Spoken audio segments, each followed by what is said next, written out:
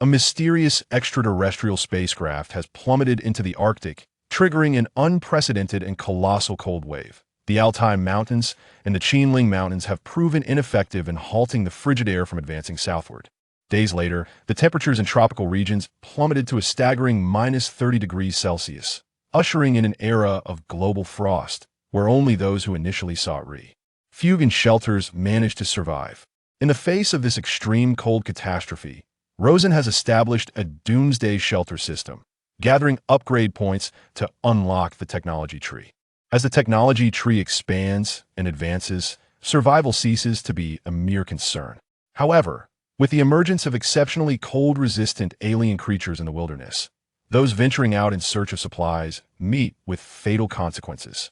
One day, Rosen, accompanied by his fortified shelter, shall make a formidable appearance. Rosen declares, "My ambition is to construct an immense sanctuary that will shelter all of humanity." Chapter 1. The Southward Cold Wave. NASA had previously detected a spherical metallic object descending from space towards the Arctic region of Blue Planet. Based on its morphology, this object bore a striking resemblance to space debris, possibly a large component that had detached from a satellite. The malfunction of the satellite due to the detached component posed a risk of severe chain reactions, prompting NASA to take immediate action. Utilizing the observational instruments aboard the satellite, they conducted remote sensing data checks on a Mary KS satellite, discovering that everything was functioning normally, with no signs of malfunction. Yet another perplexity arose theoretically. The detached component from the satellite would form space debris orbiting above the equator. Even if it was not an anticipated descent, it should not have fallen towards the Arctic region. Furthermore, should various nations initiate plans for the premature decommissioning of aging satellites upon the conclusion of their service periods, these satellites would uniformly descend upon the Nemo Point, a location situated at the heart of the Pacific Ocean, far removed from any vestige of human civilization and designated as the designated site for the controlled descent of space debris. With a sense of trepidation, NASA promptly contacted the authorities in America to report the pertinent situation. The immediate response from the authorities was to speculate that it could be an unidentified flying object UFO. Given the authorities' fascination with and focus on extraterrestrial matters, they quickly informed the members of the American expedition stationed in the Arctic, instructing them to retrieve the spherical object that had descended in the north, elevating the mission's significance to a top priority status, subsequently dubbed Operation Ice Vessel. In pursuit of intelligence concerning unidentified flying objects, America had previously established a clandestine Area 51, where information indicated that they had already mastered technology related to spacecraft anti-gravity, leading to the development of anti-gravity vehicles, known as TR-3. The American members of the expedition were acutely aware of the gravity of their mission, which loomed urgently before them. Thus, in defiance of reporting to their organization, they undertook covert operations, stealthily commandeering one of the organization's research vessels to delve into the descent of the metallic sphere. It is worth noting that the vessel was equipped with an array of the most advanced operational instruments available globally, including large-scale metal detection and radar surveying devices. The research vessel worked tirelessly, evading numerous floating icebergs, and ultimately, at a latitude of 75 degrees north, discovered the metallic sphere that NASA had observed amidst a field of glaciers. In that instant, the members aboard the vessel were taken aback in astonishment. It was a metallic sphere, visually estimated to be 1 kilometer in diameter, and its immense volume was indeed a compelling reason for the expedition team to detect it.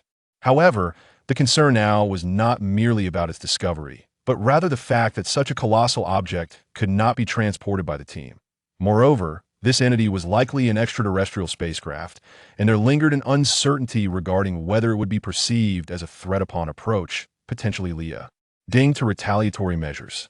Even more bizarrely, the metallic sphere emitted a peculiar green luminescence that resembled the aurora, yet it showcased a hue not found on Earth, eluding identification from any public color charts.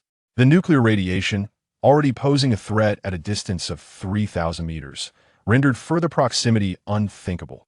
The investigation vessel only commenced deliberation after retreating to a safe distance.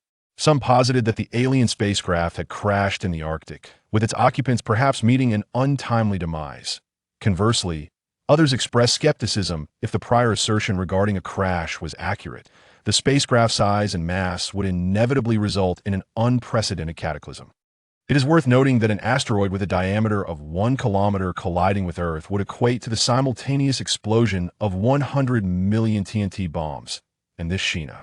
Rio considers the asteroid after atmospheric erosion. Yet, the spacecraft exhibited no significant wear from atmospheric entry, and the impact site showed no discernible crater. Theoretically, if a 1-kilometer diameter spacecraft were to descend without regard, the resulting heat could sufficiently melt a substantial portion of the Arctic ice sheets, entirely leading to a catastrophic imbalance of the Earth's magnetic fields and a subsequent magnetic pole reversal. After a series of brief discussions, the ultimate conclusion reached was that the extraterrestrial spacecraft did not crash in the Arctic, but rather landed purposefully in that region. This strongly suggests a probable alien invasion event. As the expedition team, filled with trepidation, reported their findings and speculations to the authorities in America, a far more terrifying scene unfolded. A fissure suddenly appeared on the metallic sphere, from which a substantial amount of white smoke began to billow forth. It's smoke. The aliens have released unknown fumes in the Arctic, suspected to be a form of poison targeting our planet. It was evident that the extraterrestrials had conducted some degree of surveillance on the inhabitants of Blue Planet, specifically engineering a virus tailored to human genetics, which they subsequently unleashed to eradicate humanity. The realm of biochemical research was a domain with which the Americans were all too familiar.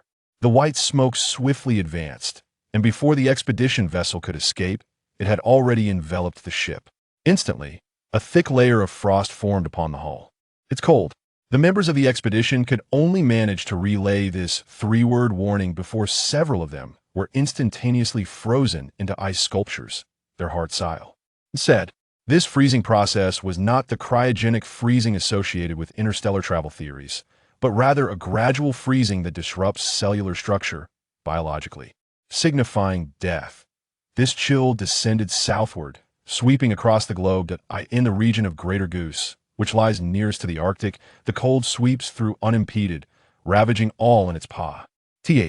The inhabitants, who proudly identify as a warrior nation, possess an innate resilience against the harsh chill, often engaging in outdoor activities while clad in naught but their own skin amidst the frigid weather. Yet, even these intrepid souls find themselves rendered helpless by the ferocious onslaught of the cold, instantaneously encased in ice. Though the formidable Altai mountains offer some respite, diminishing the severity of the icy winds, the momentum driving the chill remains as fierce as a tiger.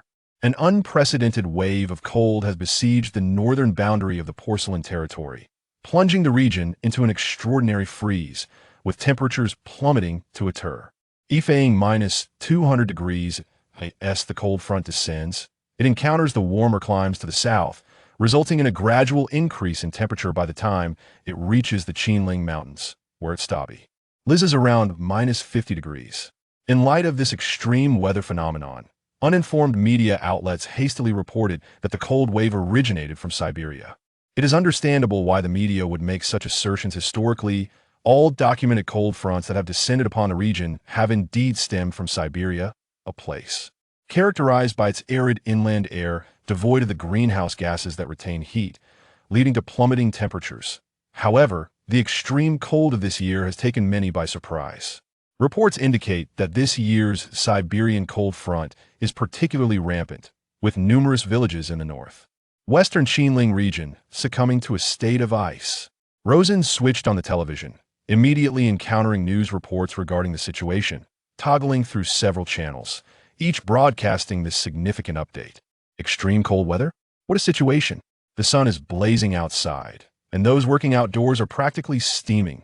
Rosen, sheltered indoors with the air conditioning, rolled his eyes in disbelief. Moreover, it is still the height of summer, and with the increasingly severe greenhouse effect in recent years, how could a cold wave arrive so swiftly? He rather wished for the cold to come sooner, alleviating his worries over the exorbitant electricity bills generated by the air conditioning. Rosen's residence is situated at the southernmost tip of the Porcelain Territory, precisely within the tropics at 18 degrees north latitude.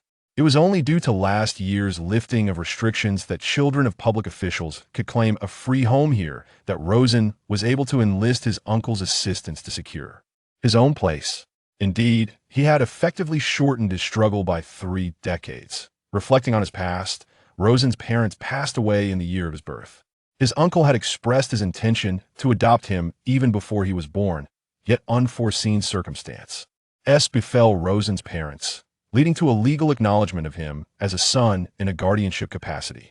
In truth, his uncle had the option to decline such a responsibility, however. He chose not to, prioritizing Rosen's need for a nurturing environment over the additional burden of childcare expenses, fearing more for Rosen's well-being and ensuring he received the care he rightfully deserved. It is precisely due to his status as a godson, coupled with comprehensive legal documentation, that Rosen is afforded the privilege of acquiring this 3-bedroom apartment. Moreover, this residence boasts a stunning sea view, with floor-to-ceiling windows revealing a sun-kissed beach adorned with swaying coconut trees and an expanse of azure ocean etching as far as the eye can see. On leisurely days, he can even observe the sunbathing beauties on the shore through a telescope, leading to a life that verges on the exhilarating. Rather than mundane, this blasted frigid weather. I actually hope it arrives sooner if I weren't concerned about the electricity bill. Keep the refrigerator running 24 hours a day. Well, now that the cold front has come, it's quite refreshing. Just as Rosen expressed his discontent, his phone, which he had carelessly tossed aside, suddenly rang. Upon glancing at the screen displaying the name Old Luo, he sprang upright in bed, his heart racing. Old Luo is none other than Rosen's uncle, who has not been shy about criticizing him for his lack of ambition. Last year, he generously provided Rosen with 3,000 yuan each month, aiding him in his job search, only to find that Rosen had chosen a path of complacency, much to his chagrin. The uncle often bombarded him with calls, chastising him for his choices. After a moment's contemplation, Rosen decided to answer the call, bringing the microphone close to his mouth while keeping the receiver away from his ear, and replied with a grin, You see, today's youth prefer to embrace a laid-back lifestyle. It's a form of awakening, avoiding decades of unnecessary detours. Detours to become a security guard, you say? Have you ever considered who will support you when I'm no longer around? Old Luo reprimanded him before his tone shifted to a more serious note. Has the cold front reached your area yet? Chapter 2. Disaster alert. Once the thunderous roars ceased emanating from the receiver, Rosen cautiously brought the earpiece closer to his ear. Upon hearing the term cold wave, his mind instantly recalled the urgent news bulletins that had interrupted various channels, which were indeed discussing the impending cold front. It has not yet arrived. The sun is still shining brightly here. I sincerely hope the cold wave comes soon, as finances are a bit tight lately. And I can barely afford the air conditioning bills, Rosen mused. Ding dong. At that moment, Rosen's phone chimed with a notification, revealing a transfer of 10,000 yuan from Old Luo to his bank account. His expression shifted dramatically. The carefree demeanor he previously exhibited vanished, replaced by a look of solemnity. Given the recent emergency news and the sudden influx of funds from Old Luo, even his usual nonchalance could not mask the growing sense of unease. Something was amiss, and a storm was brewing on the horizon. Quickly find shelter in the nearest air raid shelter and wait for further instructions. Do you understand? For now, I can only send you 10,000 yuan. Do not squander this money. Ensure you hold on until I can come to you. Do you comprehend? Old Luo's tone was grave, even tinged with urgency, a stark contrast to his usual exasperated demeanor, which heightened Rosen's alertness. As a bachelor of sturdy build, Rosen had faced challenges in finding a partner, largely due to his short stature and the sun-kissed complexion acquired from years spent working in Africa. Nevertheless, having Rosen, his blood-related godson, provided him with a sense of legacy. Could it be that this cold wave was as severe as the news suggested, with the potential to sweep across the entire nation? Absolutely not. This is the tropics. If a cold wave were to truly sweep through, the doomsday of a global ice age would likely be imminent. Rosen glanced once more at the sun-drenched scene outside the window. Not far away on the beach, several young women in pink swimsuits were sunbathing, their bronzed backs exposed to the air. Spending a prolonged period here, it must be said, alters one's aesthetic sensibilities. The area is not lacking in dark-skinned beauties, not due to genetic inheritance, but rather the result of prolonged sunbathing. Old Luo once jested that if he were still unable to find a wife at 45, he had decided he would marry a black woman in Africa, as at least the local black women were more inclined to cast flirtatious glances at an outsider like him. Rosen then quipped that rather than marrying a black woman, it would be better to find a dark-skinned partner in this vicinity, so that at least the children born would not be black devils. For some inexplicable reason, Rosen felt a sensation of cold, not a physical chill from contact with the skin, as the room was air-conditioned, and he even found it insufficiently cool. It was an inner coldness, a premonition that something ominous was about to occur. Just then, Rosen received a text message on his phone from the National Disaster Warning Department.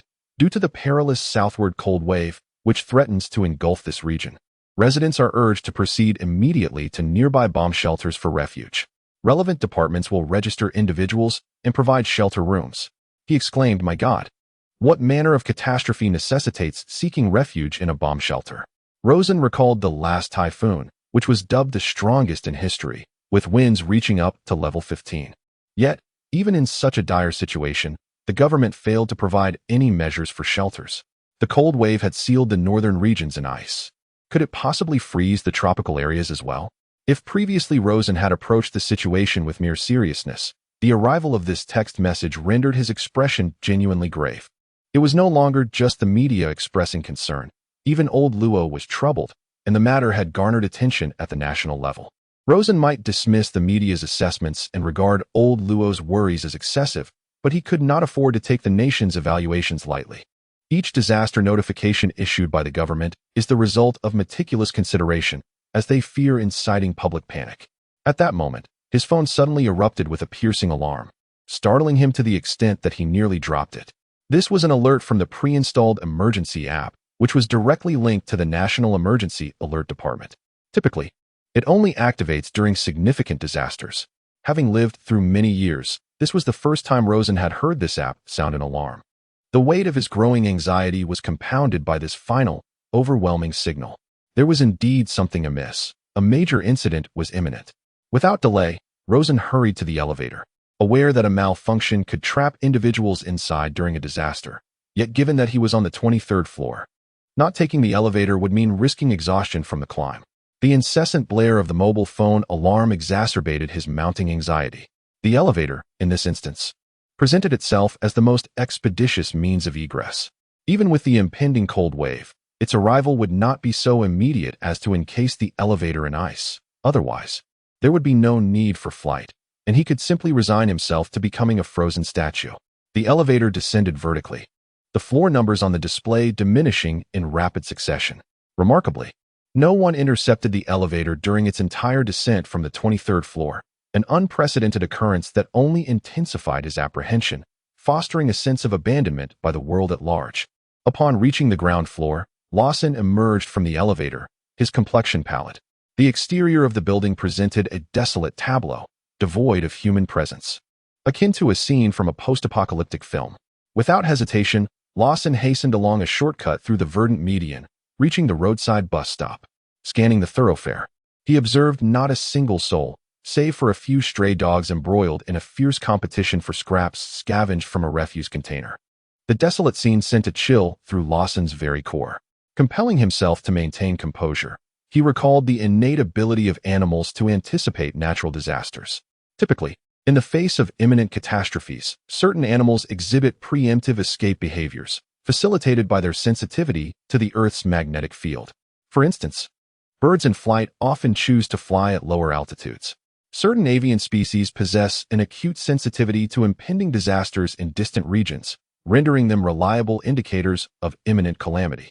At that moment, Lawson cast his gaze skyward, noticing a flock of sparrows flying low over the nearby greenbelt. Sparrows are inherently inclined to fly at lower altitudes, and with the absence of avian species engaging in higher altitude flight in this vicinity, they cannot serve as a reliable benchmark. It appears that the tenets expounded in textbooks are not invariably applicable, and even when they are, one is unlikely to encounter circumstances precisely mirroring those described. He hastily cast a glance at the stray dogs vying for sustenance by the roadside, whereupon a modicum of color returned to Rosen's pallid countenance. The stray dogs were still calmly vying for food, suggesting that the impending catastrophe had not yet drawn near, as canines are undoubtedly more perceptive than I am. Having regained his composure, Rosen also surmised that the prevailing tranquility might be attributable to the populace having received prior notification and preemptively relocated. Consequently, he initiated the ride-hailing application on his mobile device, endeavoring to summon a nearby vehicle. Soon, an unoccupied vehicle was en route. As the ride-hailing vehicle approached, Rosen's apprehension dissipated entirely, as it became evident that the situation was not as dire as he had initially apprehended. The window of the ride-hailing vehicle descended, and the driver, adorned with sunglasses, smirked, "Young man, why haven't you sought refuge in a bomb shelter at this late hour? The same could be asked of you. As you are out and about," Rosen responded with an air of nonchalance. The fact that ride-hailing drivers were still conducting business as usual implied that the true crisis had not yet materialized, capitalizing on the lull before the impending catastrophe to amass some earnings. Who knows if the world will descend into a cataclysmic state in the future, and whether opportunities to generate income will persist. What sort of pronouncements are those? Would currency retain its utility in the event of a global cataclysm? Rosen inquired as he entered the vehicle and closed the door. Who knows? It is said that an unprecedented severe cold wave is upon us. Perhaps we may find ourselves confined to bomb shelters for the foreseeable future, relying solely on the state for sustenance. Acquiring supplies would necessitate funds, after all. In the event of a true catastrophe, as long as order remains intact, the affluent will continue to wield significant influence. Rosen contemplated the driver's insinuation. In essence, as long as order holds, the wealthy shall remain the dominant force. The ride-hailing vehicle departed from the neighborhood street, navigating onto a more expansive thoroughfare. Rosen's phone continued to emit alarming notifications, intermittently interspersed with messages urging residents to seek the nearest bomb shelter. Not only was Rosen's phone ringing incessantly, but the driver's device was also buzzing, severely disrupting the alerts from the navigation software, which was rather irksome. He was at a loss as to how to silence the alarm, as the application lacked a user interface and offered no option to deactivate the service. Resigned, Rosen switched to the location app to ascertain the distance to the nearest bomb shelter. It was still 5 kilometers away. Not too close, yet not too distant either, an ordeal that would leave one breathless if walked, but could be traversed in a matter of minutes by car. At that moment, he suddenly felt a chill, uncertain whether it was due to the air conditioning in the vehicle or something else entirely. A shiver coursed through him, and goosebumps rose on his exposed arms. Was the air conditioning too cold? Indeed, it felt rather brisk. The driver, noticing the slight chill as well, and observing the goosebumps on Rosen's arms through the rearview mirror, promptly adjusted the car's air conditioning to a warmer setting. The temperature was steadily raised to 28 degrees, at which point the unmistakable chill began to dissipate, and the goosebumps on Rosen's arms gradually faded. However, just 2 minutes later, he was suddenly overwhelmed by a renewed sensation of cold, and the goosebumps resurfaced on his skin. Driver, do you not think it is still rather chilly? Chapter 3. The Doomsday Shelter System.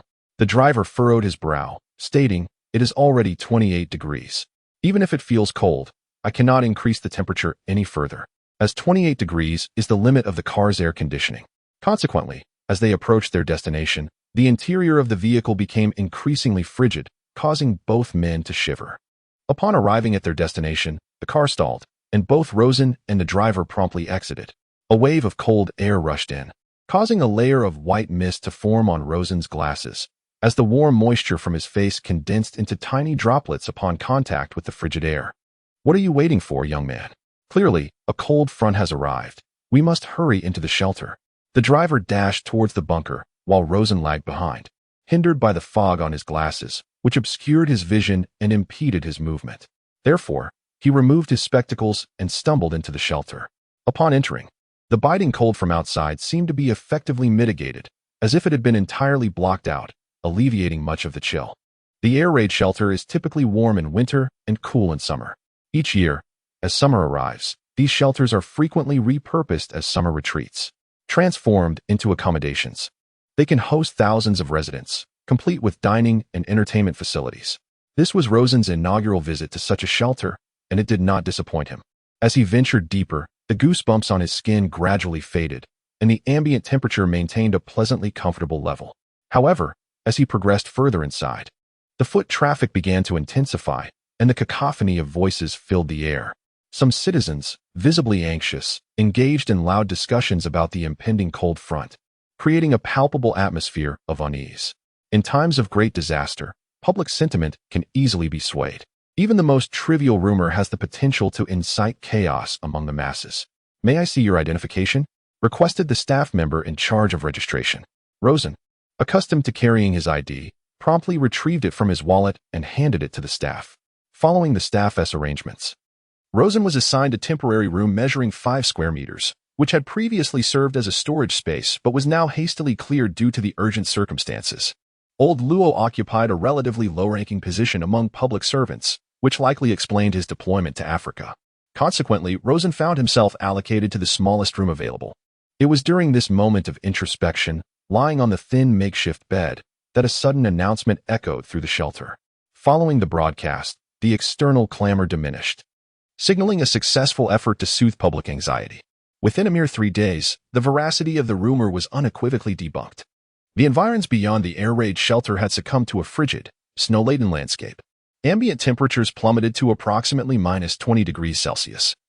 Expectorated saliva would instantaneously congeal into icy formations upon contact with the ground. Consequently, even within the confines of the shelter, the palpable chill was unmistakable. Such extreme frigidity was unprecedented in the tropical zone, defying prior imagination. As the temperature waned, the vociferous populace was compelled into a passive state of composure.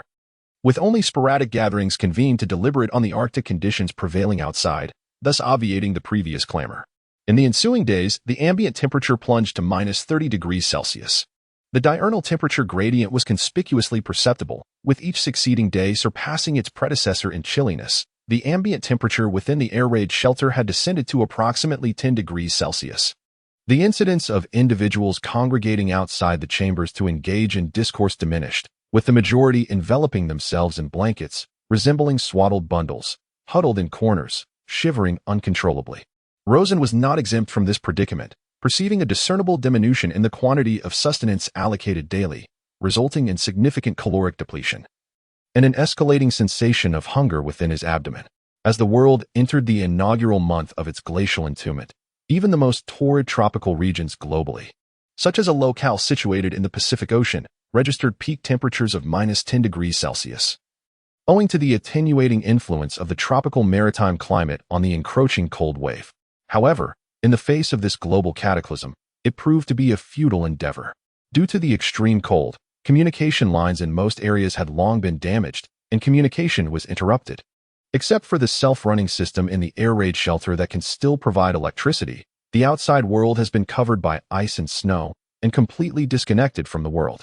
The air raid shelter resembled a vessel adrift in a vast ocean, isolated and vulnerable. The inhabitants within were unaware of the conditions outside, only knowing that it was a frozen wasteland where unprotected individuals would be turned into ice sculptures within moments. Consequently, no one dared to leave the shelter without authorization, remaining obediently wrapped in bedding within their rooms. It wasn't until the supply convoys ceased arriving and the shelter's food supplies were exhausted that the starving people, clad in heavy, insulated protective suits, ventured out to scavenge for sustenance. It was then that they witnessed the world entombed in ice and snow for the first time. The streets were covered in white snow, and unprotected pedestrians had been frozen into monuments. A family of 3. The owners of a roadside convenience store who had been unable to escape were found huddled together in bed, permanently sealed in their icy tomb. The glass windows of the cars lining the streets were cracked and shattered by the frost. These stark realities delivered a profound shock to those searching for food. However, the true horror lay not in what was easily visible, but in the terrifying predators lurking beneath the snow.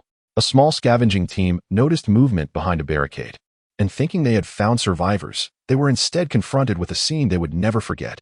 A bizarre humanoid monster covered in snow-white scales had the heads of 2 giant lizards for arms, and its dark, furry head was adorned with 18 compound eyes arranged in a row, with 2 rows of sharp teeth beneath them.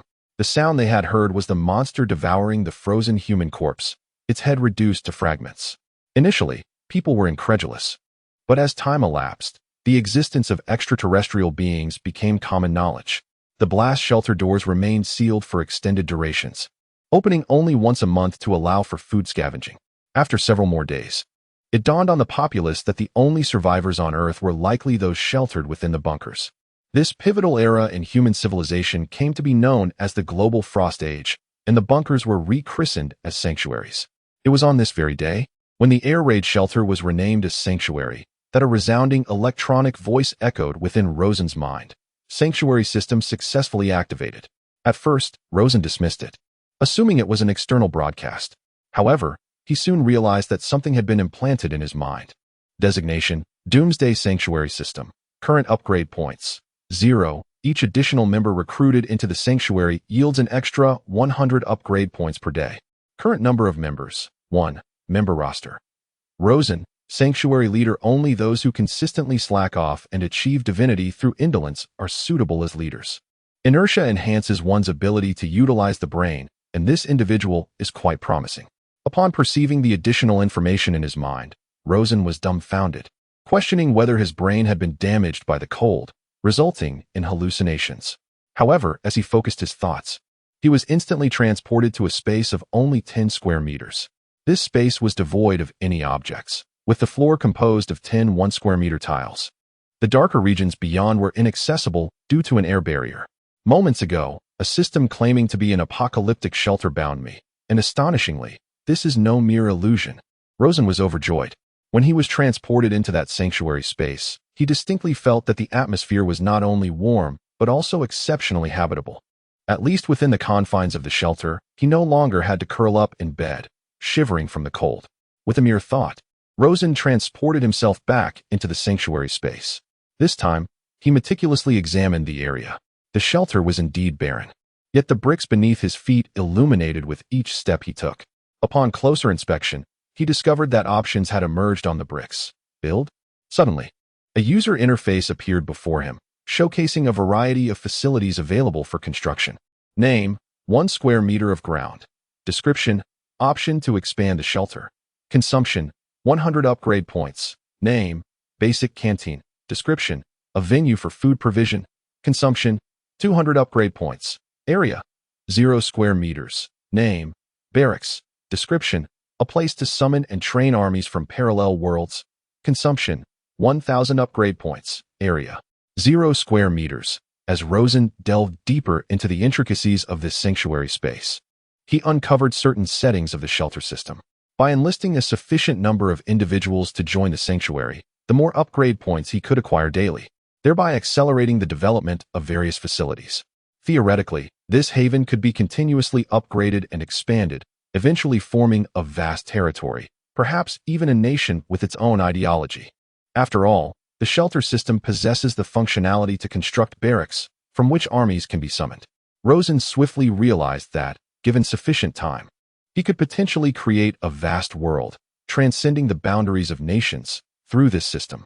And he, in essence, would be the creator of this world. However, Rosen soon discovered that his upgrade point balance was 0. According to the system's description, 100 upgrade points would be granted the following day, based on the number of individuals who had joined the shelter. Currently, with only himself as a member, he would only receive 100 upgrade points daily. Upgrading the shelter, situated in an unknown dimension, would require a considerable amount of time. I certainly cannot casually bring strangers into the shelter. Exposing the shelter in this apocalyptic world would bring me a lot of troubles. Someone might even think about killing me to seize the shelter. Regardless of the possibility of seizing the shelter, the human heart is not to be tested. In this environment of increasingly harsh survival conditions, people are capable of anything when they are extremely hungry. Rosen must be on guard. In the next moment, he thought of his uncle, Old Luo, who had told him to hide in the air raid shelter as soon as possible. He had done so, but Old Luo, who had promised to pick him up, had not been seen for a month.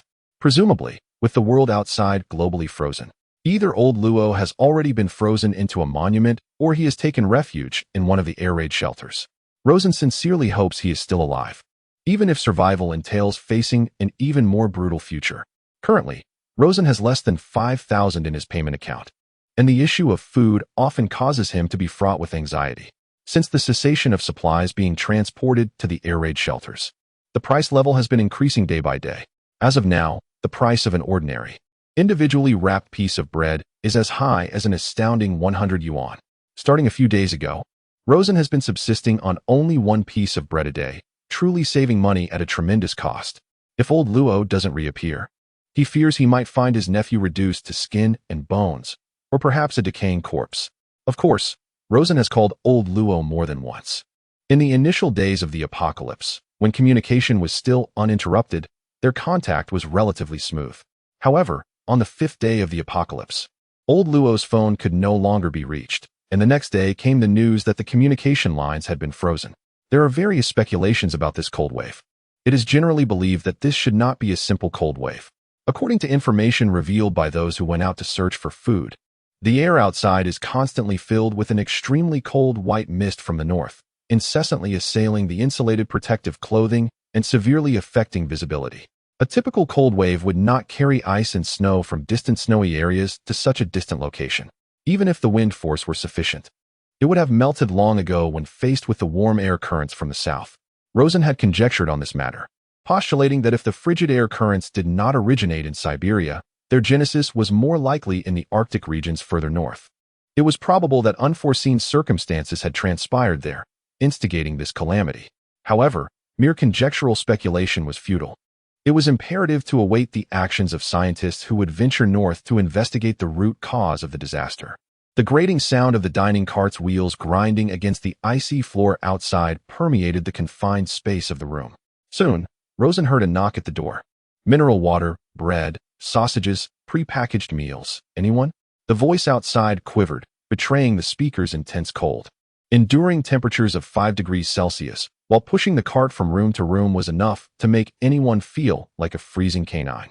Indeed, the ambient temperature outside had plummeted to 5 degrees Celsius, even with the shelter's insulation facilities functioning optimally.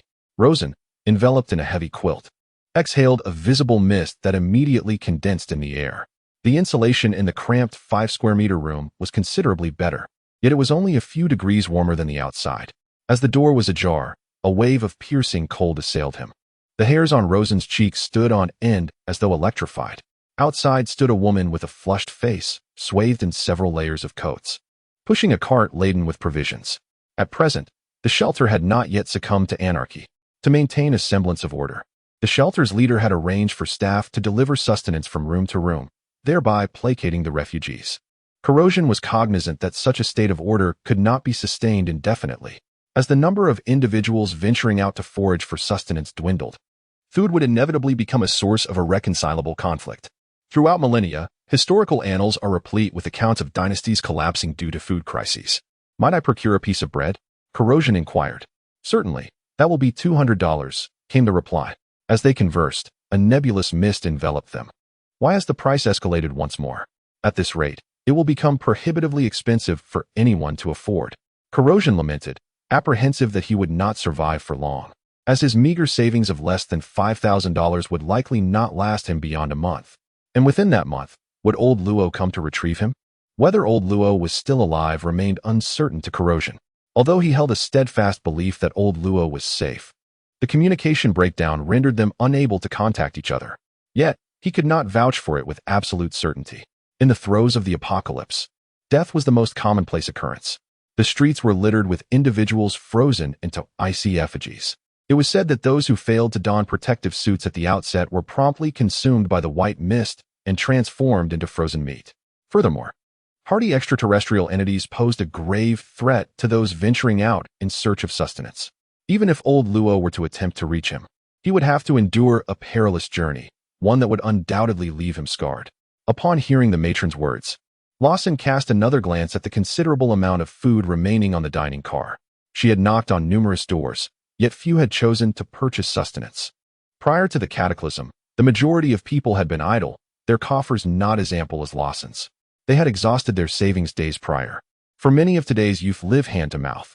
One cannot fault the young for their lack of thrift, as society necessitates the stimulation of consumption, and the impoverished are the primary drivers thereof. Lawson could not help but ponder a looming issue. As the apocalypse advanced, the scarcity of food would become increasingly pronounced. Should not the truly affluent have preemptively acquired all available victuals? With the wealthy engaging in a frenzied scramble for food, what would be left for the common folk?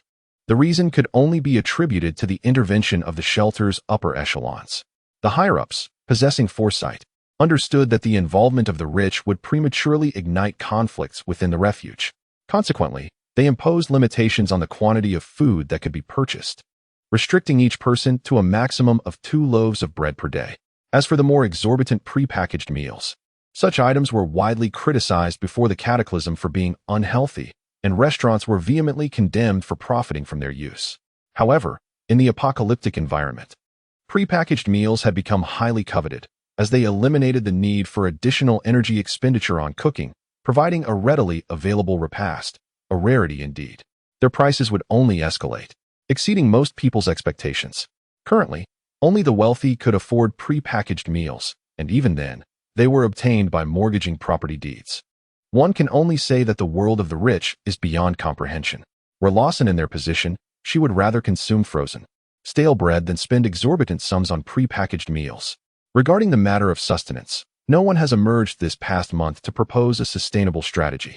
The mere sight of food on the food cart serves as a psychological solace, providing a glimmer of hope even when one cannot partake.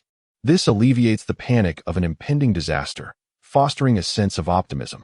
Furthermore, hunger compels those who have taken refuge indoors to join the quest for food, creating a virtuous cycle. The words of the elderly woman that followed confirmed Rosen's suspicions. Under the pressure and temptation of self-interest, the vast majority would opt to venture out in search of nourishment. No, I still have some money. 200 will suffice, but I would like 2 pieces of bread, Rosen declared, extracting 400 coins from his pocket and handing them to the woman, who then provided him with an additional piece of stale frozen bread. Where did he acquire such paper currency? It was during the initial days of the apocalypse that the higher-ups in the shelter urged everyone to exchange their account balances for cash. Clearly, the authorities possessed a greater awareness of the catastrophic events unfolding, having devised a comprehensive plan in advance. Had they not encouraged the exchange of currency at the outset? Who among them could afford food now? Based solely on a non-refreshing app, how could one prove their financial standing? The elderly woman appeared perplexed by Rosen's reaction, her expression one of surprise as she turned and pushed the cart toward the next room. I cannot afford to wait for uncertain possibilities. From this moment forth, I shall consider that old Luo will no longer seek me out. After closing the door, Rosen's visage was ashen. Yesterday, a loaf of bread was merely 100 coins. Yet after just one night, its price has doubled. There is a considerable possibility that it may quadruple by tomorrow. Rosen enjoys a laid-back existence. But when circumstances pose a grave threat to his tranquility, he cannot remain indifferent. At present, he must rely on the suddenly awakened shelter system. Upon re-entering the 10-square-meter shelter located in a different dimension, Rosen diligently explored the technological tree pertaining to food. He discovered that to procure food from this shelter, it is imperative to upgrade relevant buildings and machinery. This endeavor is divided into 2 segments, one concerning the production of raw ingredients, and the other focusing on the processing of these ingredients. Even raw food, which often requires no cooking, can typically be consumed directly. Thus, Rosen prioritized the advancements related to ingredient production. The greenhouse serves as the foundational infrastructure for vegetable cultivation and to indulge in a variety of delectable cuisines in the future. Upgrading the greenhouse is unavoidable. However, even with the greenhouse upgraded, the absence of vegetable seeds renders it ineffective. As the saying goes, a skilled cook cannot create a meal without rice. The production of seeds stems from research into plant genetics. Utilizing a device known as a seed culture dish, a truly fantastical invention. Given the current level of human scientific achievement, we have yet to attain the capability to transform genes into seeds. Given the shelter system's capacity to furnish futuristic technological prowess, Rosen was far from astonished. The very nature of such systems defies easy comprehension, leading one to surmise that they are the fruits of future human research. It is conceivable that these advancements were implemented in the early days before the cataclysm, eventually discovering him as the host. This line of reasoning suggests that the secrets of temporal navigation might very well be uncovered in the future, enabling the system's transmission across time. Of course, the precise circumstances remain opaque to Rosen. His only recourse is to persistently decipher the technology tree provided by the system, endeavoring to glean further insights into the future. The acquisition of a greenhouse necessitates 100 upgrade points, while seed culture dishes demand another 100, even eschewing the need for fertilizers. The mere installation of a drip irrigation system exacts a toll of 300 upgrade points. Upon scrutinizing the relevant information, Rosen's brow furrowed once more. At his current rate of accruing a net 100 upgrade points per day, He reckoned that he would have to wait at least 5 days to be able to plant vegetables. If he were to forego the installation of drip irrigation, he could plant vegetables in 2 days, albeit with the added inconvenience of manual irrigation using water buckets. Naturally, an adequate supply of vegetable genetic material is also indispensable, and the extraction of genes presents its own set of challenges. With the globe currently in a state of cryostasis, the vegetation outside is presumably encased in a formidable layer of ice. Excavating these specimens would be an arduous and unrewarding undertaking, and it is unlikely that anyone would willingly engage in such a folly, especially given the lurking menace of extraterrestrial entities. Vegetable genetic material is paramount, therefore, Rosen will undoubtedly seek assistance in acquiring it. For safety's sake, he cannot venture out himself, lest he meet an unfortunate demise, thus failing himself, old Luo, and indeed, all of humanity. This doomsday shelter system, once developed, holds sufficient promise to bring hope to all mankind. Rosen, possessing the system, is of utmost importance. Even more so than he realizes, the future of humanity rests upon him. Such perilous endeavors are best avoided unless absolutely necessary. Rosen tossed the second loaf of bread in his hand, originally intended as sustenance for the morrow. However, he now intends to use it as bait, hiring members of the search party to act on his behalf. Conveniently, the patriarch of the Wang family next door is a member of the search party, and, being neighbors, they occasionally exchange pleasantries. He should be amenable to persuasion. Papa, Xianxian is very hungry. Xianxian wants to eat bread. Xuanxuan's tummy hurts. Rosen had not yet knocked when he heard the little girl's cries from within. Xianxian, be good. Our family has little money left, and food must be conserved. The woman's voice said somberly. The man sighed and lamented. She is starving. I shall give Xianxian my portion for tomorrow. Then what will you eat tomorrow? Perhaps I can share my portion with you. There is no need, my dear.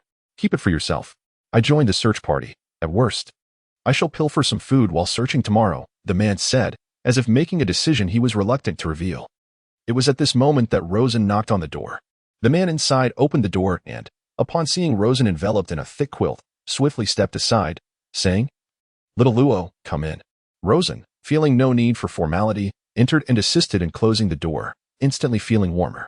He got straight to the point. Uncle Wang, I know you are part of the search team, and I would like to ask for your assistance. This piece of bread is a small offering for you. He placed the hard, cold bread on the table, and the 3 individuals in the room stared at it, swallowing their saliva. They were utterly famished. Having survived on merely a piece of bread each day, I need you to help collect vegetable stems and leaves, or even vegetable roots will suffice. Anything that can be taken from the vegetables will do, the more the better. If you could find sweet potatoes or potatoes, that would be even better. Rosen endeavored to elaborate on his intentions. Particularly, sweet potatoes and potatoes are vital sustenance during times of war for the populace. They are easy to cultivate, yield abundantly, store well, and are simple to prepare, all while providing nutrition and energy comparable to other vegetables. Chapter 5. Biotechnology, Seed Culture Dishes. What do you need to collect vegetable roots and stems for? They are hardly more palatable than bread and do not stave off hunger. You are aware of the conditions outside. The vegetation has been frozen and encased in ice, making it difficult to find. Having cast another glance at the bread on the desk, old Wang swallowed, acutely aware of his family's desire for it. However, Rosen's request presented a predicament. Procuring food was a meticulously organized endeavor, and even pilfering a morsel required considerable finesse. Venturing off on one's own to forage for vegetable roots and leaves would be immediately apparent. Furthermore, the prospect of encountering extraterrestrial entities alone was a perilous one. Father, I crave bread. I am famished.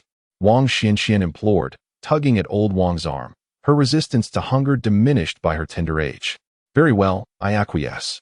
Although I cannot guarantee the acquisition of vegetables, I shall merely remain vigilant, old Wang conceded. Casting an uncertain gaze at Rosen before his countenance softened as he beheld his daughter, he emitted a sigh of resignation. Very well, but I can only grant you a week's reprieve. I cannot endure much longer. Upon receiving Rosen's consent, old Wang relinquished the bread to Xianxian, who retreated to a corner to devour it. Xuanxuan's mother, witnessing this scene, was overcome with sorrow. At midday, when the sun's rays were at their zenith, the temperature outside the shelter ascended to its daily maximum of -5 degrees Celsius, representing the optimal time for the search party to venture out in pursuit of supplies.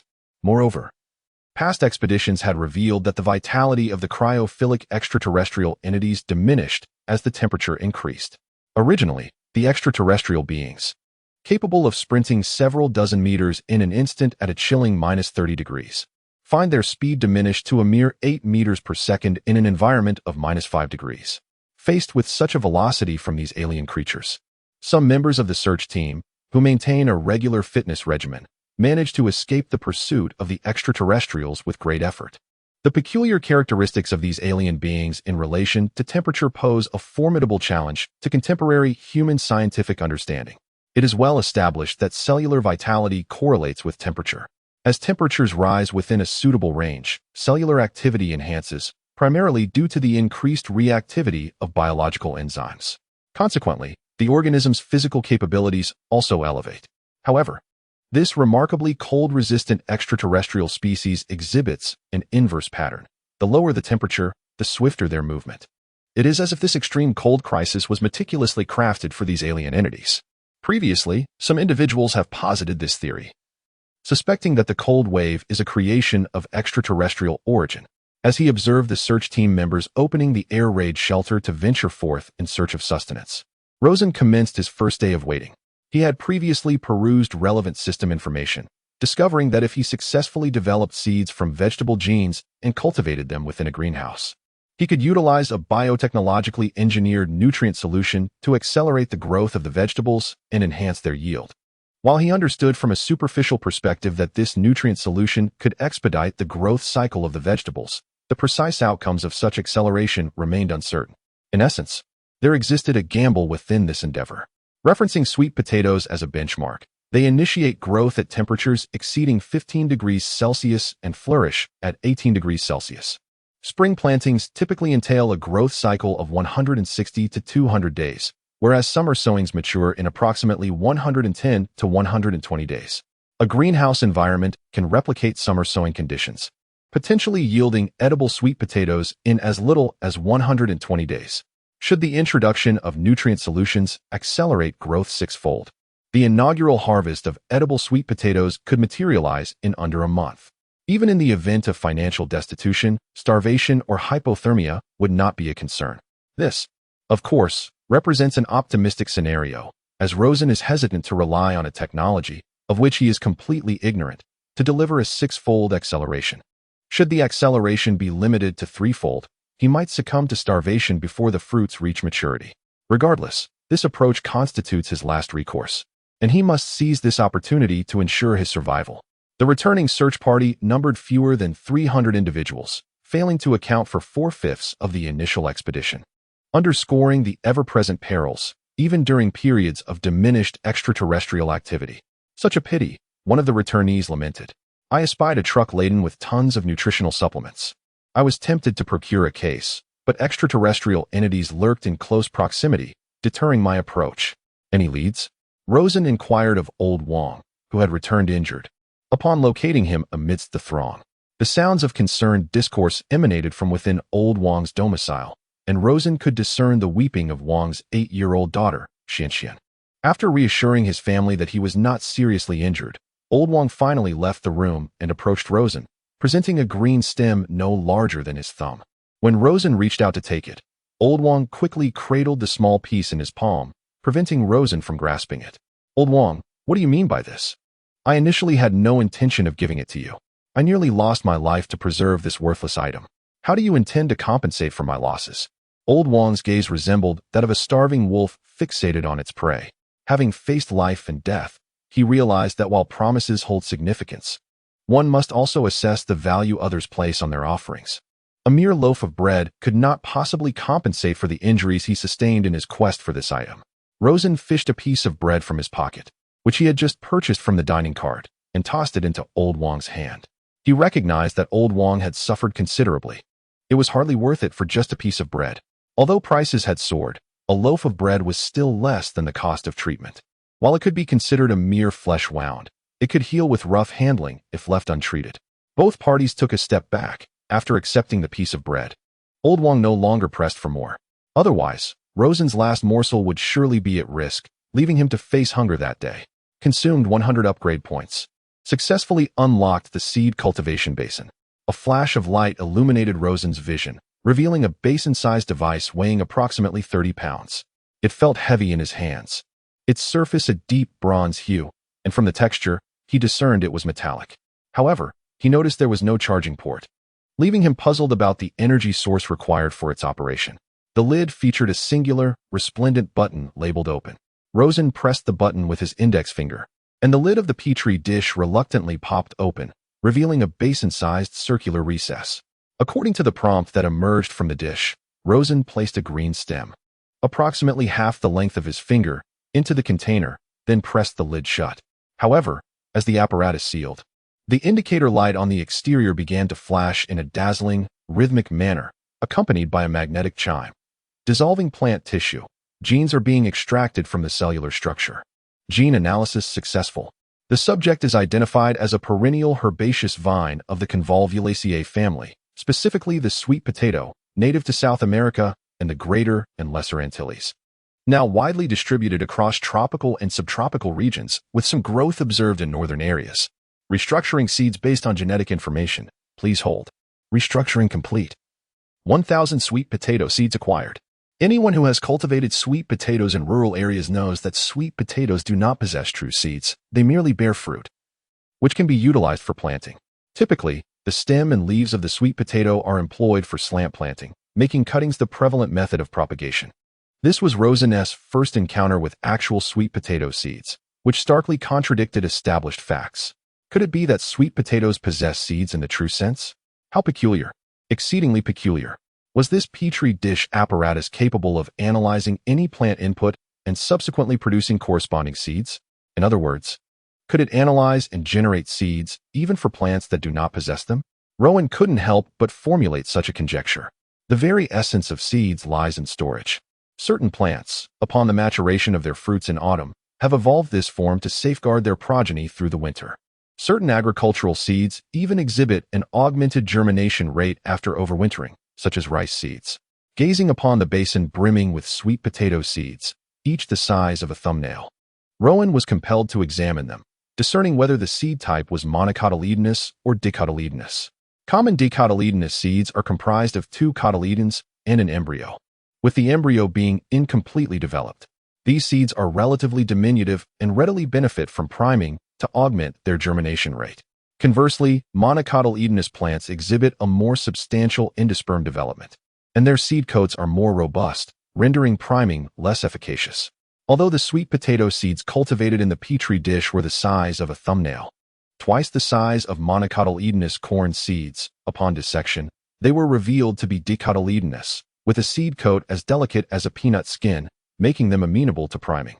The conventional method of priming involves procuring a basin, lining it with a moistened towel, spreading a layer of seeds, and then overlaying it with another moistened towel. Subsequently, the basin is placed in a dark, ventilated corner, with daily monitoring of the towel's moisture evaporation. A spray bottle is employed to hydrate the towel, ensuring a humid environment. Over the course of 6 to 8 hours, the majority of dicotyledonous seeds will have commenced germination, as the ambient temperature surrounding him was only a few degrees above freezing. Seed germination was unlikely. Priming could only be conducted within the sanctuary of the shelter. Rosen possessed 1,000 seeds, perfectly sufficient to be divided among 3 basins for germination. His room, having been converted from a storage area, conveniently housed several basins and damp towels beneath the bed, all of which he had retrieved. After moistening the towels, he nestled the sweet potato seeds between 2 layers of them, facilitating their germination process. This method significantly enhanced their survival rate compared to direct planting. Name, greenhouse. Description, an environmental maintenance apparatus for cultivating crops. Consumption, 100 upgrade points. Occupation, 0 square meters. The criteria for unlocking seem to hinge upon the expenditure of upgrade points. For instance, having accumulated a total consumption of 200 upgrade points, numerous branches on the technology tree had been unlocked. These branches, while useful in the short term, bore no direct correlation to one another, suggesting that their availability was likely contingent upon the total expenditure of upgrade points. In other words, to unlock further branches, Rosen would need to expend a sufficient quantity of upgrade points. What surprised Rosen, however, was the fact that the greenhouse occupied no space whatsoever. Was it a foldable dimension? With a mere thought, he transitioned to another realm, which spanned an acre in size, entirely separate from the shelter. The surface comprised fertile black soil, the result of millennia of decomposition and sedimentation, rich in humus and organic matter. The soil exhibited a distinctly dark hue. Astonishingly, such a vast area could be unlocked for just 100 upgrade points, whereas the cost for unlocking a single square meter within the shelter was the same amount. At first, there was a sense of bewilderment, but it soon became clear that the shelter was intended to accommodate individuals, while the greenhouse was solely designated for cultivating vegetables. Of course, in dire circumstances, it is indeed possible for people to reside within the greenhouse. However, it lacks the necessary amenities for habitation, compelling one to construct rudimentary wooden shelters, resulting in suboptimal living conditions. In the subsequent days, Rosen diligently observed the dampness of the towel resting on the basin, ever prepared to rehydrate it. A day passed, during which Rosen, using his hands, scooped water, inadvertently splashing a considerable amount, thus enhancing the humidity within the basin. Ultimately, upon inspection in the morning, he discovered that beneath the towel lay an intricate network of roots, densely entwined. To be precise, they were fine roots. The primary root of the sweet potato seedling had emerged, measuring nearly half a centimeter in thickness, intertwining with its neighbors, making separation challenging. Some had even penetrated the towel, a testament to their remarkable vitality. Nevertheless, Rosen cautiously detached the sprouting seeds from the towel, fearing the loss of these precious hopes for survival. It is crucial to understand that his future sustenance hinged upon these seeds. The sprouted seeds were gathered into one basin, and upon counting, it was revealed that 100 seeds remained dormant, failing to germinate, with even a dozen having rotted or the sprouts having decayed. Rosen set aside the non-germinated yet intact seeds in a separate basin to continue their awakening, while the successfully sprouted seeds were prepared for planting in the greenhouse. It seemed he was one step closer to reaping his first harvest of sweet potatoes. Chapter 6. Water Resource Issues Next. The successfully germinated seeds were to be planted within the greenhouse.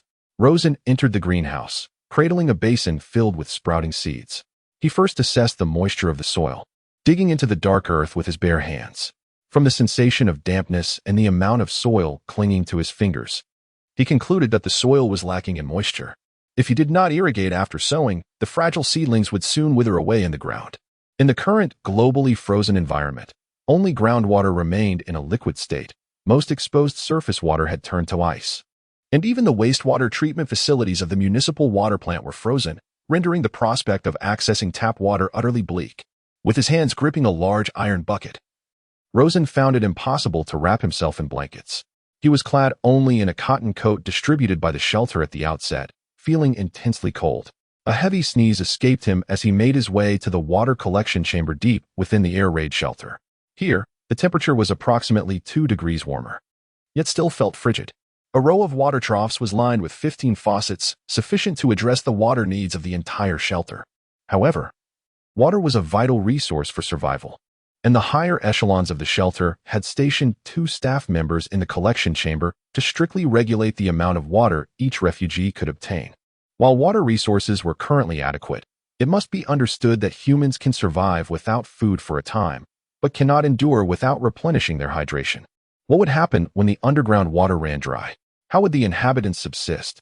At that time, the only option would be to deploy personnel outside to extract ice blocks for transportation into the shelter. This not only poses significant inconvenience, but the melting ice also dissipates heat, thereby placing an additional strain on the shelter's insulation systems and accelerating energy consumption. Furthermore, one must consider a pressing concern. Venturing out to collect ice blocks exposes individuals to the threat of extraterrestrial beings, effectively placing them in plain sight of those monstrous entities. Currently, the primary source of energy within the bomb shelter is electricity. However, the external power plants have long ceased operations. Even if they were operational, the frigid, fractured transmission lines would hinder the flow of electricity. The shelter predominantly relies on 5 antiquated diesel generators to maintain warmth and illuminate the space. In the face of an internal cooling crisis, the daily diesel consumption of these generators barely meets the demand. Any additional energy burden would only exacerbate the drop in internal temperatures, forcing individuals to expend more energy to keep warm, which in turn heightens their hunger and adversely affects their ability to forage for food and seek refuge, leading to a cascade of further complications. Each time the search team ventures out for supplies, diesel fuel is an indispensable resource. While some may endure hunger, the absence of diesel would significantly amplify the hunger crisis resulting from insufficient power generation. The diesel generators within the shelter possess a capacity of 10 kilowatts, consuming approximately 2.5 liters of diesel per hour during operation. Over a 24-hour period, this amounts to a consumption of 60 liters of diesel, resulting in a total daily consumption of 300 liters for all 5 generators. Thus, what may initially appear to be a simple issue of water scarcity could unravel into a complex web of crises, far more intricate than it seems on the surface. As Lawson entered the water collection chamber, the 2 gleaming buckets he conspicuously carried garnered the attention of the 2 staff members inside, who couldn't help but cast more than a cursory glance. Indeed, the moment Lawson simultaneously turned on 2 faucets, allowing the pristine water to gush into the 2 large iron buckets, both staff members rose from their seats in unison. One of them swiftly approached Lawson, promptly shutting off one of the faucets, his brow furrowed as he regarded Lawson. Subsequently, he gestured towards the posted notice on the wall, stating in a somewhat frigid tone, "Didn't you see the notice? Each person is only permitted to collect a maximum of 3 liters of water per day, and it must be registered." He continued, "The standard daily intake of 1.5 liters of water is sufficient to ensure bodily health, and 3 liters is adequate to address drinking needs, even allowing for a meager amount to be used for washing oneself. For a family of 3, that amounts to 9 liters of water, enough for a cold shower." In truth, it wasn't just the water collection chamber that strictly controlled water consumption. Even the restrooms were monitored, with flushing occurring only after 2 individuals had used the facilities. With thousands of people seeking refuge in the bomb shelter, the daily water consumption was staggering. In contrast, a village had a much smaller population, and a single well could barely suffice. However, the current situation involved a population several times larger than that of a village, and the duration of the refuge was uncertain. If the area's groundwater were to dry up one day, the ensuing cascade of problems could prove to be the final straw for people already burdened with survival anxieties in the face of disaster. Truthfully, it was the first time Lawson had actually seen the notice on the wall. Due to the considerable foot traffic here each day, he hardly noticed the announcement. Moreover, the amount of water he collected each time did not exceed 2 liters, primarily intended for drinking. As for bathing, in such frigid weather, not only Rosen, but most men opt to bathe once a month. The reason lies in the cold, which slows down metabolic processes, making it difficult to perceive any unpleasant odor after a week or 2 without washing. Furthermore, in harsh conditions, the desire to maintain one's appearance diminishes. Being impeccably clean holds little significance. Of course, those venturing out in search of supplies who may sustain injuries tend to be more diligent about cleansing their wounds and the grime that clings to them. Apologizing, Rosen admitted he had overlooked the announcement. The staff maintained a stern demeanor, exuding an air of meticulousness as they transferred the entire contents of 1 iron bucket into another, subsequently pouring the water into a prepared 3-liter measuring cup, achieving precisely 3 liters. Listening to the staff's admonishments, Rosen could not help but feel a twinge of resentment, as he was risking a breach of rules for the sake of a livelihood project, albeit one he could not yet disclose. This approach was certainly inadequate. Watering with such a meager amount of shallow water daily would cause the seedlings to wither from lack of hydration within a few days. The control over water sources by the higher-ups at the shelter was excessively stringent, and even attempting to siphon water could lead to dire consequences if discovered. Therefore, it was wiser not to take such risks. Given that reliance on the external shelter for water resources was futile, one must devise a strategy within the shelter's system itself. It remains locked, likely due to insufficient accumulated upgrade points. Rosen contemplated this eventuality. He had vested considerable hope in nurturing these nearly 1,000 sweet potato seedlings, as his very survival hinged on whether he could subsist after his savings were depleted. Of course, he could opt to join the search party after exhausting his funds, braving the challenges of the frigid weather and extraterrestrial threats outside. However, that was not his predestined path. From both a self-preservationist standpoint and a consideration for the future of human survival, he had to ensure his own safety as much as possible and expand the shelter. Only then could humanity glimpse a glimmer of hope for survival. Otherwise, the external resources would one day be exhausted, or the human survivors would be annihilated by monsters. A shelter capable of accommodating a large population and providing ample living resources would suffice to perpetuate human civilization. bearing a profound sense of mission and the pressure of survival. Rosen remained sleepless throughout the night. He stayed up until the wee hours of the morning. And it was not until he noticed that the system had accrued 100 upgrade points that a look of elation graced his face. Upon accessing the tech tree, he determined that he was in dire need of technologies pertaining to food and water.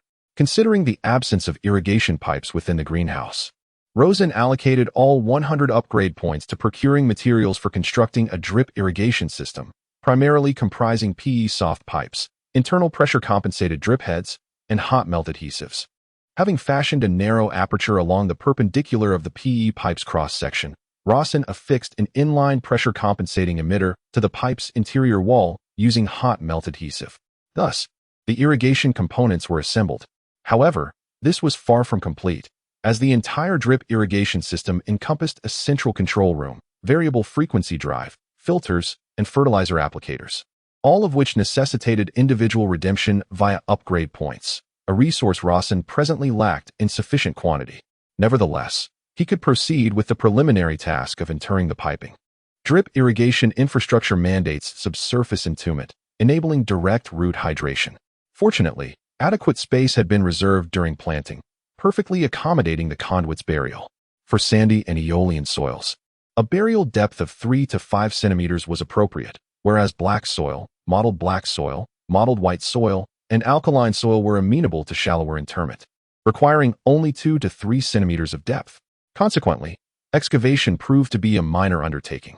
With the pipes laid, Rosen felt a surge of anticipation for the morrow's accrual of 100 upgrade points. Once the pumping station was secured, his greenhouse would truly attain hydric autonomy. As for the remaining greenhouse accoutrements, their acquisition would have to wait. He yearned to enlist an aide to domicile within his sanctuary, which would not only provide assistance, but also double his daily upgrade points. Alas, he lacked a truly trustworthy individual. He wondered about old Raw, and a pang of bitterness and concern resonated within him. Within the confines of the air raid shelter, he found himself among strangers, his acquaintance with the Wong family being merely superficial. Harboring reservations about their trustworthiness, he hesitated to confide in them.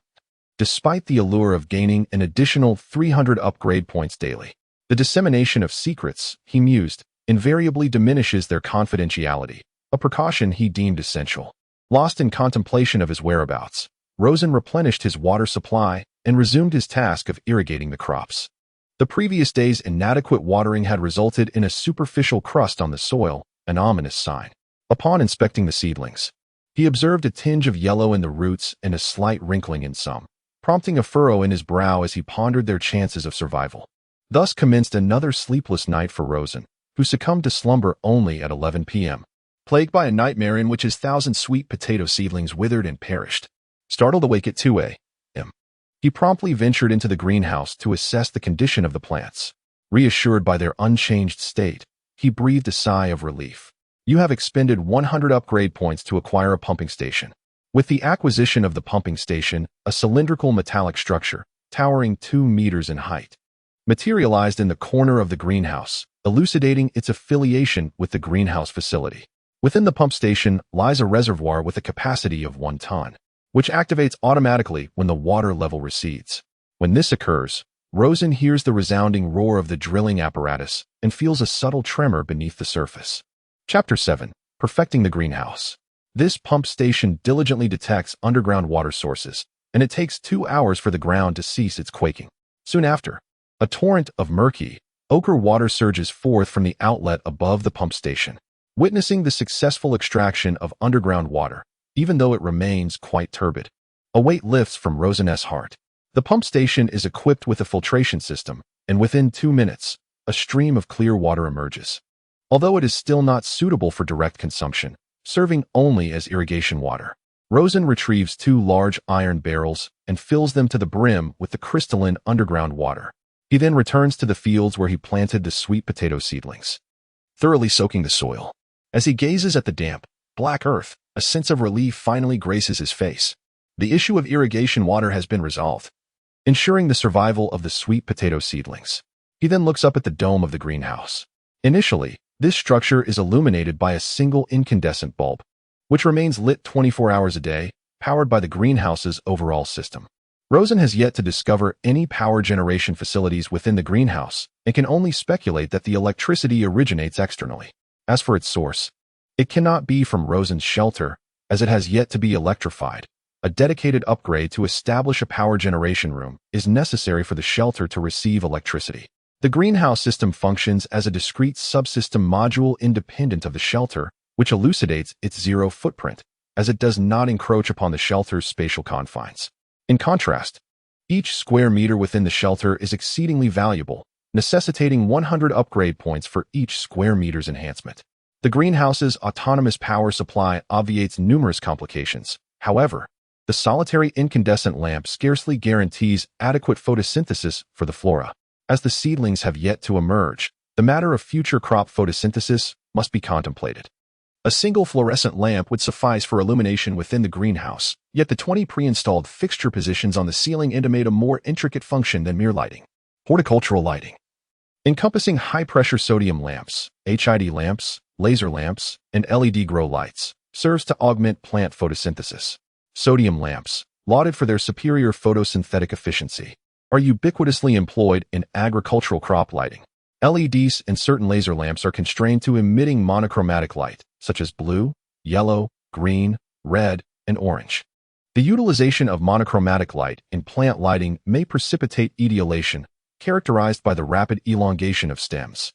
Ergo, considering the aforementioned factors, Rosen elected to employ sodium lamps as grow lights, which emit a golden white light and proffer the advantages of elevated luminous efficacy, diminished power consumption, extended lifespan, and robust fog penetration. The redemption price is precisely 5 upgrade points, enabling him to complete the installation at all 20 locations within the greenhouse by the subsequent day. Nevertheless, this decision would necessitate a further postponement of the procurement of the remaining components for his drip irrigation system. The temperature differential between the two planes engendered a swift decline in body temperature, whereupon Rosen experienced a pervasive sensation of shivering throughout his corporeal cells. If it were not for the daily inspections mandated in the air raid shelter, spending the entire day within the confines of one's sanctuary or greenhouse would be quite agreeable, as it would greatly enhance one's physical comfort. However, the upper levels of the shelter necessitate a daily round to prevent the unfortunate occurrence of individuals succumbing to hunger or the bitter cold, unnoticed in their rooms, which could lead to decay and foul odors, ultimately spawning a plethora of communicable diseases, a dreadful calamity for this enclosed refuge.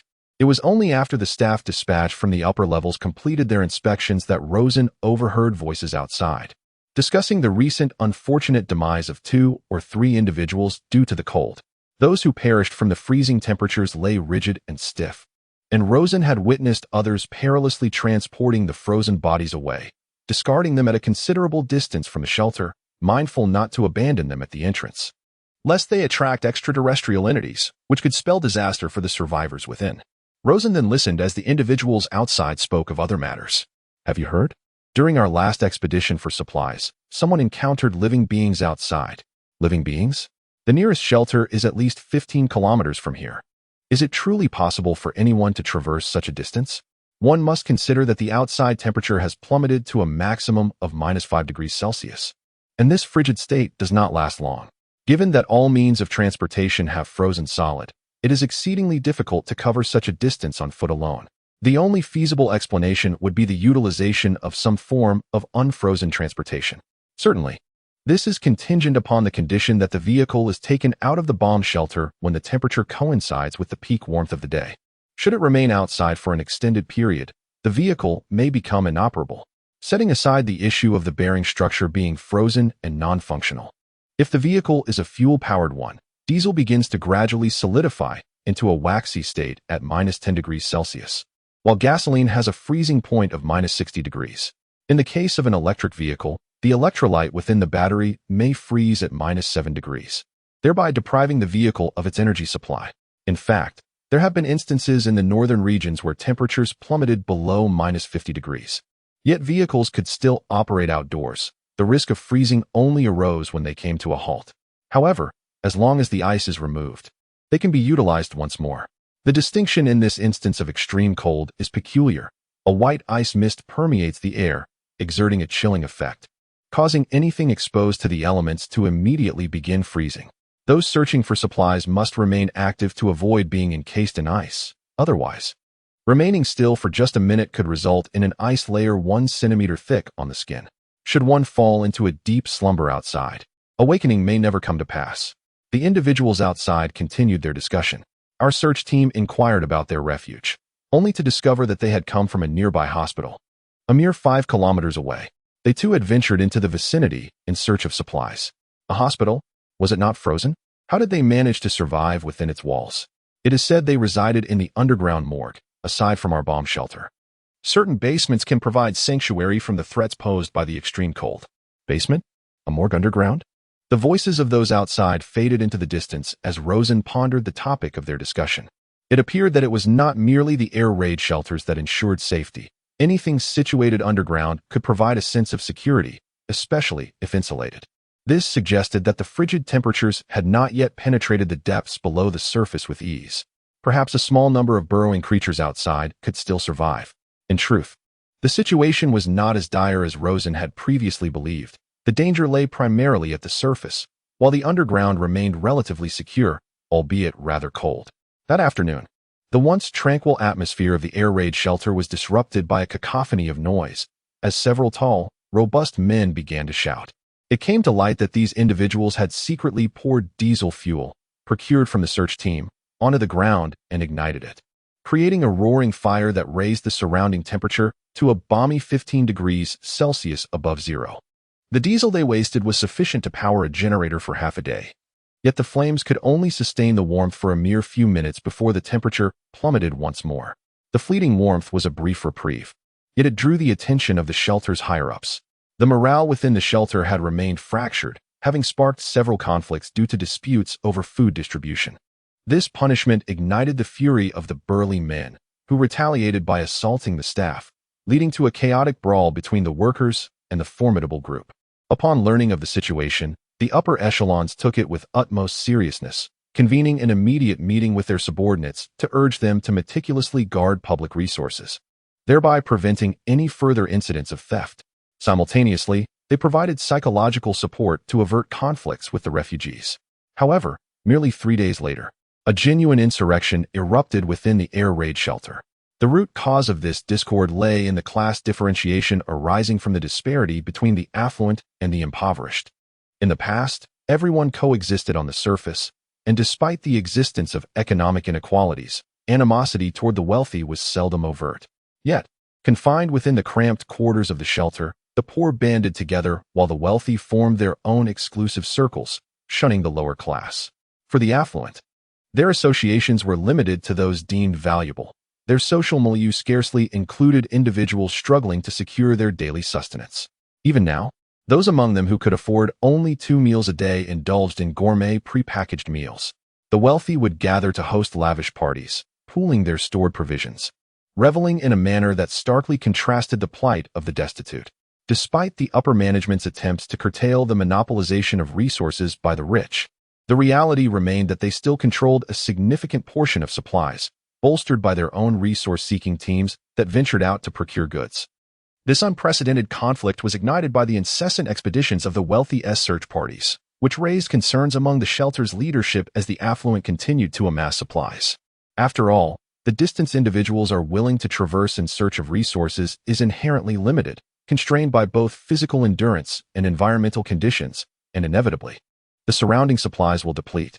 The affluent search parties are excessively frequent, not only making it easy to attract extraterrestrial beings from the outside, but also prematurely exhausting the nearby resources, leading to an impending food crisis. Furthermore, the materials amassed by these wealthy individuals are not shared. They would rather host extravagant parties with fellow elites, frivolously consuming these supplies than contribute even a fraction to the shelter. The wealthy revel in creating disparities between rich and poor, leveraging this divide to enhance their own sense of superiority and thereby enslaving a greater number of the impoverished. Those subjugated labor under conditions akin to livestock, receiving only the most meager compensation for their toil each day. The upper echelon dispatched individuals to investigate the lifestyles of these affluent groups, discovering their decadence and debauchery. Many impoverished girls resorted to becoming playthings for them in exchange for sustenance, tarnishing the original civil order within the shelter. In a moment of indignation, staff members clashed physically with the wealthy, triggered by the revelation that one of their colleagues' girlfriends had become the mistress of one of these elites. The conflict erupted swiftly and ended just as rapidly, quelled only by intervention from the higher-ups, who confiscated the affluent's resources to restore order. Reports suggest that several lives were lost, with the bodies callously discarded outside the shelter. This incident underscores that the authorities cannot remain passive in the face of disorder within the refuge, when the survival and interests of the shelter are genuinely threatened. The upper echelon will inevitably respond with decisive force. Subsequently, it was heard that the group of search teams employed by the affluent had also been disbanded.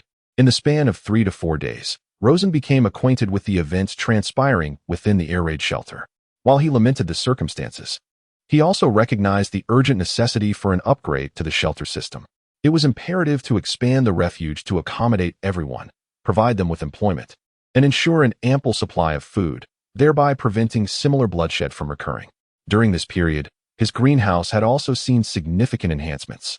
Following the installation of 20 sodium lamps to bolster photosynthesis, the drip irrigation system was completed. The central control room, frequency conversion cabinet, filters, fertilizer dispenser, and the remaining components of the drip irrigation system were successfully installed in the corners of the greenhouse, functioning in a well-organized manner. While observing at night, Rosen discovered that the sweet potato seedlings had broken through the soil, sprouting 2 green leaves, with new tender shoots emerging from the central embryo. Witnessing this scene ignited within him a renewed hope for the future. When the day of the sweet potato harvest arrived, he would no longer rely on the shelter for sustenance and could thrive independently. The process of perfecting the greenhouse and the emergence of the sweet potato seedlings took nearly a week. During this week, as prices soared, the cost of a loaf of bread escalated from an initial 200 coins to 600 coins, a shocking and appalling rate of increase. Thus far, only those families with savings could afford such expenses, leading relatively comfortable lives, while the majority had been compelled to join the search teams, risking their lives for the sake of daily sustenance. Time elapses swiftly. Rosen's 10,000 yuan in savings has now been completely depleted, at a pace even faster than he anticipated. The sweet potatoes in the greenhouse, though flourishing with verdant foliage, are merely small nodules beneath the soil, far from being ready for harvest. Rosen cannot afford to consume them at this juncture. After much deliberation, he is compelled to make a perilous decision to enlist in the search party. Chapter 8. The inaugural foray for supplies. Cultivating radishes in the greenhouse plans are often disrupted by unforeseen circumstances. Rosen's original scheme was to subsist on his savings until the first batch of sweet potatoes was ready for reaping. However, the escalating rate of inflation has caused daily food expenditures to increase exponentially. Faced with the prospect of starvation, he has no choice but to temporarily join the search party, venturing out to scavenge for resources at great personal risk. Stay close to me when we're outside, refrain from speaking unnecessarily, and avoid wandering off if you don't want to endanger everyone, Old Wang cautioned Rosen before opening the gate. The search party employed flamethrowers to thaw the steel gate, melting the ice that had imprisoned it. As the massive gate swung open, a half-meter thick layer of ice confronted them. To venture outside, it was necessary to first break through the ice. While the ice layer made each expedition exceedingly troublesome, it served to safeguard the shelter, concealing the entrance from external view. The search party first chiseled an opening large enough for one person to squeeze through.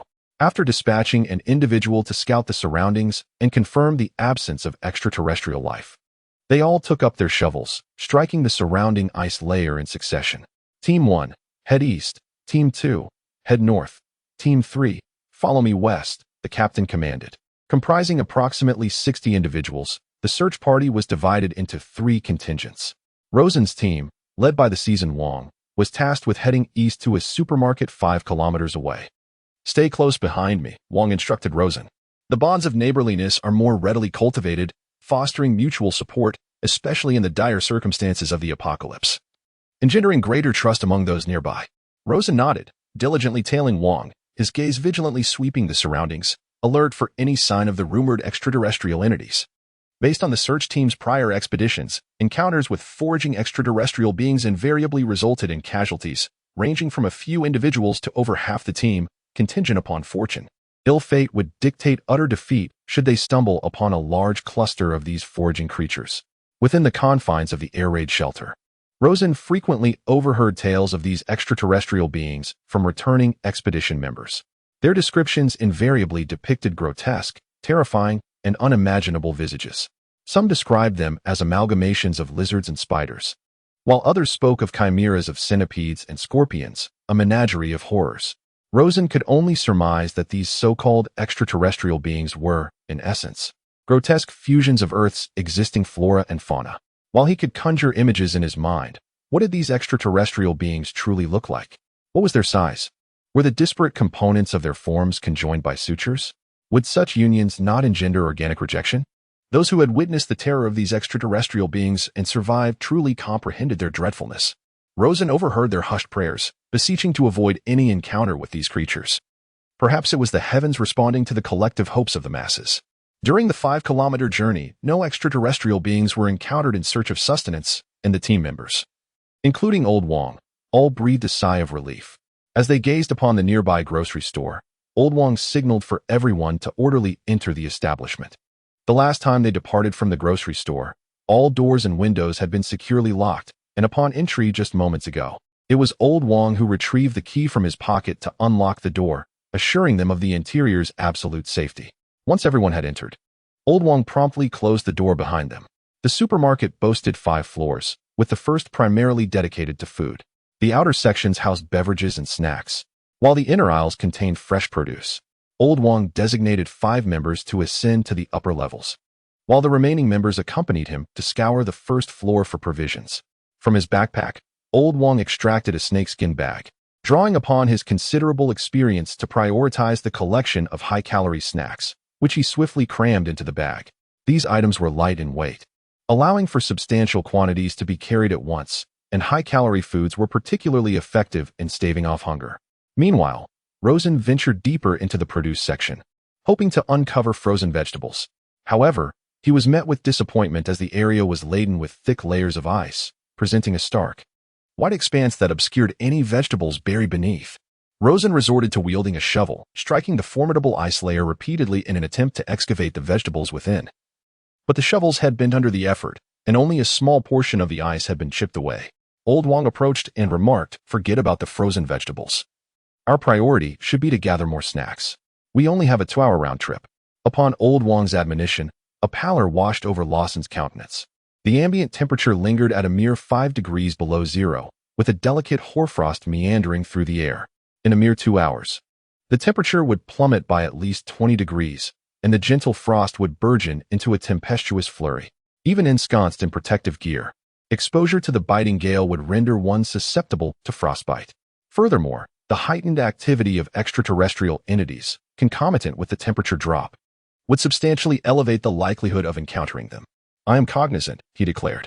"Procure a surfeit of comestibles for me, and apprise me when departure is imminent."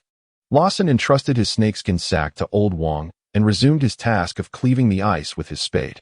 In the twilight months of the apocalypse, sustenance had been relegated to processed fare, and the verdant succulence of vegetables had faded from collective memory. The dearth of vital nutrients had gradually eroded their health, predisposing them to ailments stemming from vitamin deficiencies.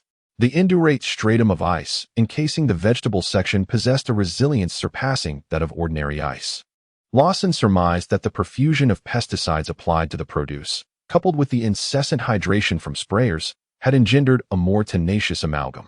Through his assiduous endeavors, he breached the icy barrier and unearthed a frozen daikon radish, approximately 1/2 meter in length and as thick as a bowl. Its dimensions suggested an overabundance of growth hormones. Lawson painstakingly extricated it from its icy entombment and, upon hefting it, discerned its considerable weight, estimating it to be around 20 pounds.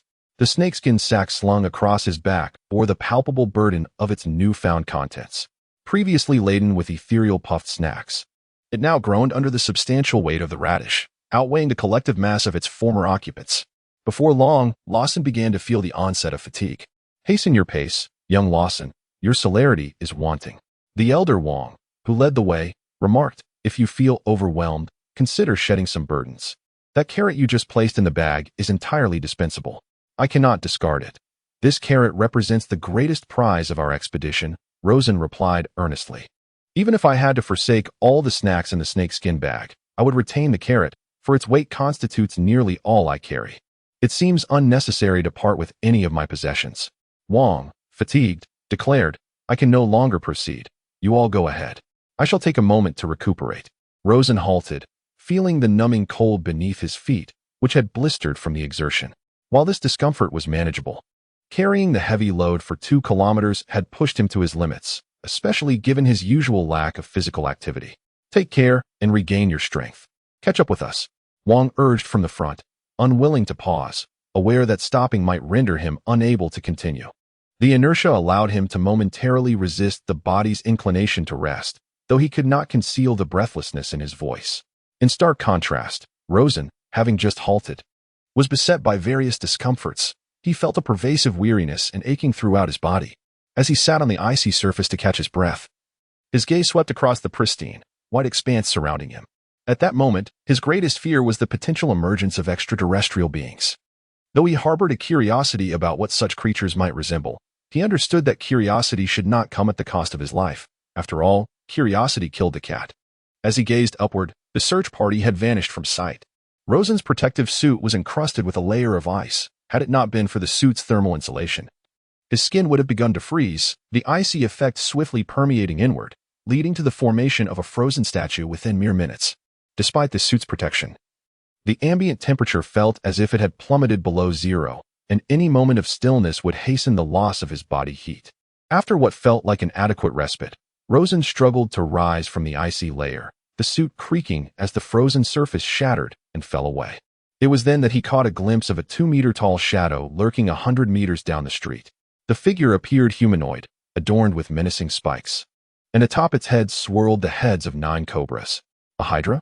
In an instant, the peculiar silhouette banished the cold from his mind, replaced by an overwhelming fear of the unknown creature before him. Vivid memories of descriptions shared among the inhabitants of the bomb shelter regarding extraterrestrial beings flooded his thoughts. Visions of alien entities devouring humans flickering through his mind like a haunting reel. Initially, curiosity lingered in his heart, but upon witnessing the alien visage, only dread remained. Instinctively, he fled from its line of sight before it could detect him. However, the temperature dropped significantly, and for the first time, Rosen felt as if he were moving in treacle, as if weighted down by leaden shackles, each step a laborious endeavor. Inside the bomb shelter, the temperature was a comfortable 5 degrees above zero, yet outside, it had plunged to around minus 20 degrees. The frost-laden air could freeze any unprotected living being into a statue in mere moments. 2 hours elapsed before the external temperature plummeted to minus 50 degrees Celsius. Hoarfrost raged wantonly through the air, threatening to encase even those clad in protective gear in icy sculptures within a mere minute. This enigmatic frost possessed the potency of a cryogen, its freezing effects alarmingly swift. Upon introducing a radish into the seed culture dish for analysis, the following sequence transpired, commencing dissolution of plant tissue, initiating the extraction of genes from cellular structures. Gene analysis underway. Analysis successful. Raphanus sativus, commonly known as the radish, a herbaceous plant belonging to the Brassicaceae family, predominantly found in the northern and northeastern regions of the Porcelain Territory. Initiating the genetic reconstruction of seeds. Please stand by. Reconstruction successful. Acquisition of 10,000 radish seeds. Upon unveiling the culture dish, a dense expanse of pristine white seeds met the eye, filling the basin to its brim. 10,000 seeds procured in a single exchange. Was this profusion attributable to the diminutive size of the seeds? Rosen recalled that the preceding sweet potato seed yield amounted to a mere 1,000, suggesting a volumetric ratio of approximately 10:1 between the two. It became apparent that the quantity of seeds generated by the culture dish bore no correlation to the size of the introduced tissue, but rather to the capacity of the dish itself. The number of seeds produced seemed to precisely fill the circular vessel, a detail that piqued Rosen's curiosity. The raw materials for seed production within the culture dish were evidently distinct from the introduced plant tissue, which served solely for genetic analysis. However, seed synthesis invariably necessitated an external influx of resources, lest the fundamental law of conservation of mass be violated. Considering the potential eventuality of the input organization's disappearance, Rosen conjectured that the culture dish might be absorbing ambient energy, thereby stimulating rapid proliferation and division of the tissue cells, resulting in the formation of seeds.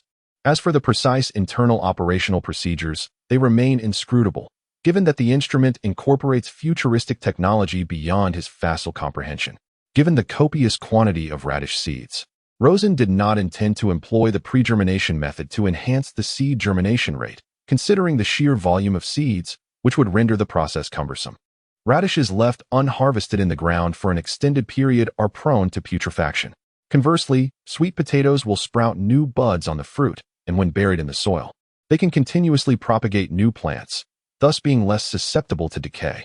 In essence, radishes are less amenable to prolonged preservation in the soil compared to sweet potatoes. Rosen adopted a planting strategy of 3 seeds per pit to judiciously allocate the 10,000 radish seeds.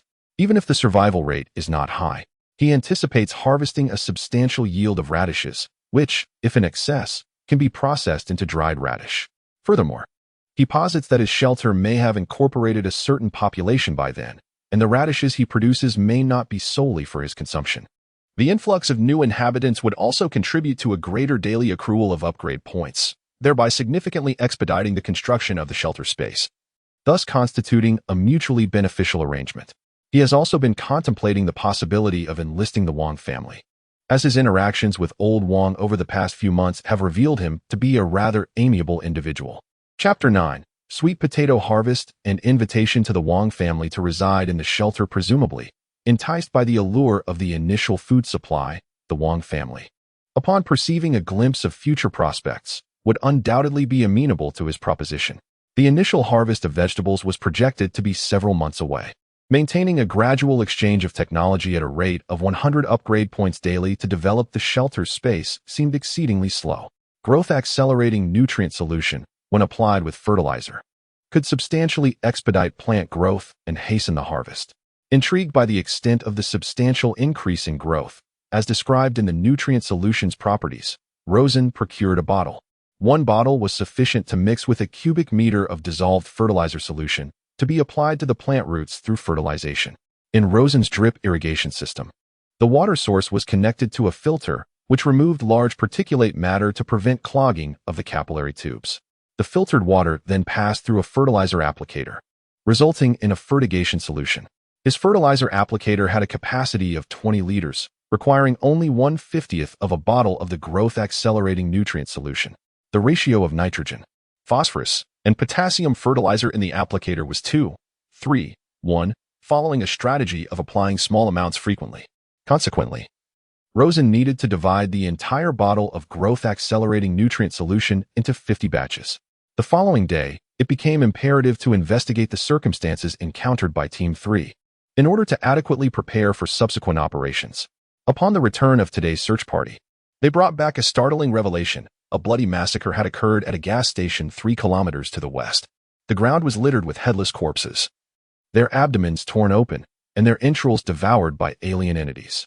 An extraterrestrial entity with a predilection for human viscera, it is surmised that it decapitates humans, potentially amassing their heads as trophies, reminiscent of alien invasion films from the pre-apocalyptic era, where colossal, sapient alien beings are wont to collect human skulls for adornment. Given that the search party discovered no heads amidst the gruesome carnage, this sensational conjecture has gained traction. The annihilation of the search party is gradually fading from public consciousness. In this precarious, post-apocalyptic world, the paramount concern is sustenance. The perils lurking outside are of little concern, as long as one remains ensconced within the safety of their abode. 3 days have now elapsed. By juxtaposing the before and after states of the sweet potato plants, the disparity is palpable to Rosen. Nourished by the accelerated nutrient solution and nitrogen-phosphorus potassium fertilizer, the plants have burgeoned, their foliage arrayed in serried ranks. The sweet potato cultivation area, once ample enough to traverse with ease, is now densely carpeted with stems and leaves, necessitating caution to avoid trampling the plants, which Rosen has cultivated with assiduous care, akin to nurturing his own progeny. Turning his gaze to the radish patch, he observes a few nascent sprouts emerging from the earth, their growth promising. Rosen then prunes the weaker specimens, leaving only the most robust to flourish, thereby affording the remaining radish unfettered growth. Rosen found himself intrigued by the chemical composition of the growth-enhancing nutrient solution. Initially, he suspected it to be indole, 3, acetic acid. Yet his conviction had shifted. Synthetic indole, 3. Acetic acid lacked such potent effects. He theorized that the nutrient solution was likely a product of biotechnological research, capable of rapidly facilitating cellular division and proliferation. Naturally, he considered that this effect might resemble the folly of hastening growth, akin to a scenario where sweet potatoes, which typically require 120 days of sunlight to accumulate sufficient nutrients, could now fully mature in merely 20 days of exposure. Such a drastic reduction in time would presumably result in a significant decrease in beneficial compounds, suggesting that moisture levels would need to be more abundant. Consequently, the texture of the sweet potatoes might parallel that of pears. Should the growth-enhancing nutrient solution also enhance the plant's photosynthetic efficiency, ensuring that organic matter accumulation remained adequate despite the shortened light exposure, the technology would indeed be remarkable. With this inquiry in mind, Rosen awaited the maturation of the sweet potatoes 20 days later. Throughout this period, he subsisted on the rations distributed within the air raid shelter, as his commitment to the search team required him to venture outside only once a month, thereby securing a stable daily food supply. Recently, he had been conducting inspections every 3 days on the subterranean growth of the sweet potato roots. On this particular day, he observed a significant number of sweet potato stems and leaves turning yellow and wilting.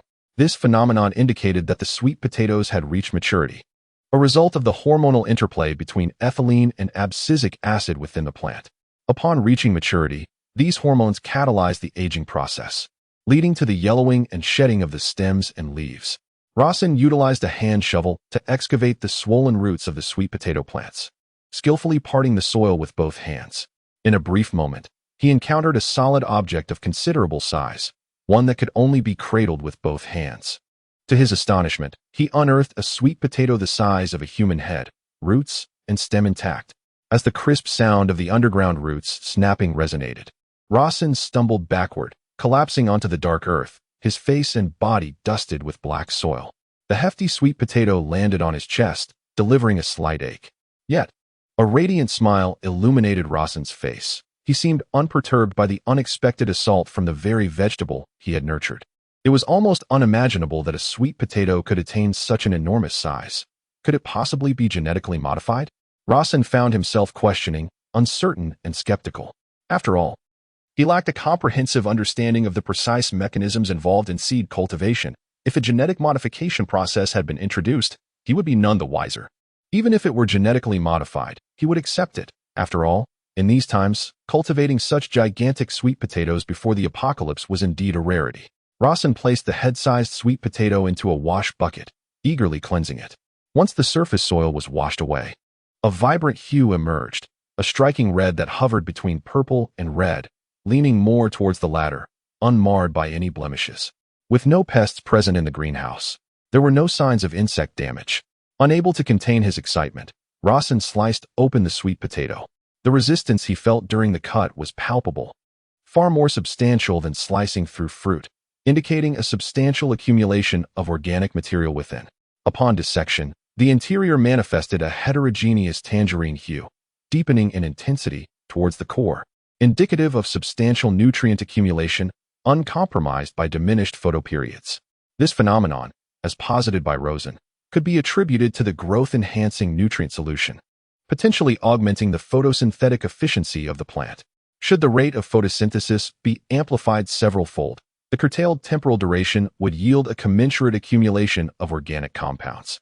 Rosen mused whether the gustatory profile would mirror that of the sweet potatoes he had previously sampled. Having once consumed raw sweet potatoes procured from emporiums that retailed select specimens as fruits, Rosen recalled a starchy, slightly crisp texture, admittedly less gratifying than that of conventional fruits. Upon ingestion, a modicum of opalescent fluid suffused his palate, imparting a subtly astringent flavor, a sensation unpalatable to Rosen's sensibilities. The flavor profile was virtually indistinguishable from that of a sweet potato, which, in essence, it was, viviparous or oviparous, the distinction being inconsequential. Roasted, it would undoubtedly prove delectable, though the sheer magnitude of the specimen might impede thorough cooking. As if on cue, his stomach emitted a sonorous rumble, betraying his famished state. While the refuge gratuitously provisioned its search teams with daily sustenance, the allocation was meticulously calculated, comprising a solitary meal of a single loaf of bread. Supplemental nourishment was the responsibility of the individual, achievable through copious hydration or dormancy to mitigate energy expenditure. Rosen occasionally pondered the significance of such austere existence. The Earth has truly reached its end, with humanity forced to subsist meagerly in shelters. The erstwhile rulers of this planet have been reduced to sustenance for extraterrestrial entities, each foray into the outside world undertaken with the timidity of a hunted creature. This sentiment is universally felt, engendering a sense of profound oppression. However, since the maturation of the sweet potatoes sown by Rosen a month prior, this sensation of helplessness in the face of the apocalypse has dissipated, at least within Rosen himself. The paramount concern in this end-of-day scenario is the resolution of the food crisis. With the successful cultivation of sustenance, this issue is readily addressed. Rosen intends to disseminate this hope to every individual within the air raid shelter, though this endeavor must be approached judiciously. Initially focusing on enlisting the support of those he trusts implicitly, Rosen has already resolved that upon the ripening of the sweet potato field, he will disclose the secret of the shelter's spatial properties in the greenhouse to the Wong family. The upgrade of his shelter necessitates the accumulation of upgrade points, with each new member contributing an additional 100 points daily. Over the past 20 days, Rosen has allocated 2,000 upgrade points to the expansion of the shelter's spatial dimensions. At a rate of 100 upgrade points per square meter, he has acquired an additional 20 square meters, effectively creating a room of considerable size. In conjunction with the 10 square meters initially provided with the shelter, his abode now encompasses 30 square meters, sufficient to construct 2 partitions, thereby fashioning a rudimentary 2-bedroom apartment capable of sustaining himself and the Wong family. Given that the temperature within the shelter's confines hovers around a balmy 25 degrees Celsius, an environment highly conducive to human survival, the Wong family would have no justifiable reason to decline. The immediate priority is the construction of these partitions. After leaving the greenhouse, Rosen contemplated venturing deep into the air raid shelter. He recalled that at the innermost part, there lay an unemptied storage room, cluttered with construction debris and discarded household items, all rendered useless and carelessly abandoned, without any oversight. With a flashlight in hand, Rosen cautiously began his search within. The ground was occasionally littered with sharp objects such as thumbtacks, presenting a risk of injury should he misstep, so he meticulously navigated around these hazards. Suddenly, a large rat darted from the corner, scurrying swiftly across the back of his foot, startling him. It seemed that not all small creatures had perished, at least the rat. That pesky vermin still thrived. The mere presence of the rat prompted Rosen to consider the possibility of it pilfering food stored within the shelter for being sealed off. The shelter had no other exits, and the rodent's survival implied it had been feasting on the provisions hoarded in the higher levels. As he felt along the wall, he indeed stumbled upon a dozen synthetic panels propped against it, coated in a thick layer of dust, exuding a musty odor that invaded his nostrils. They might still serve a purpose, though he was uncertain if they could be transported into the shelter space. Just then, a prompt appeared before him. Detected composite panel 10. Would you like to input it into the shelter? After Rosen mentally selected yes, another prompt immediately followed, requesting him to choose the quantity of boards to be transported into the shelter space. Rosen chose to transport 3 composite panels. The moment he entered the sanctuary space, he beheld the 3 panels lying flat on the ground. These panels were precisely sufficient to assemble 2 5-square-meter rooms, along with a spacious 20-square-meter living area. Mission accomplished. Although the fastening with ropes was somewhat precarious, it would suffice. Were it not for Old Wong's family's need for privacy, Rosen would have preferred to leave the space unpartitioned, as it felt more expansive that way. However, they were not yet at a stage of complete boundarylessness. It was time to contact Old Wong and his family. Arriving at Old Wong's doorstep, Rosen lightly rapped on the door. Old Wong, it's me, Rosen. With a creak, the door opened, and Old Wong peeked out. The sound of Aunt Wong narrating a fairy tale to Xin wafting from within. What is it? Old Wong inquired. I want to show you something that will surely astonish you. Rosen replied cryptically. What is it? Old Wong gazed in wonder as Rosen presented a large, red fruit the size of a head. A carrot? No, that can't be right. Carrots aren't that large. Where did you acquire this? Is it a sweet potato? Why is it so enormous? Old Wong's eyes widened in surprise at the sight of the object in Rosen's hands.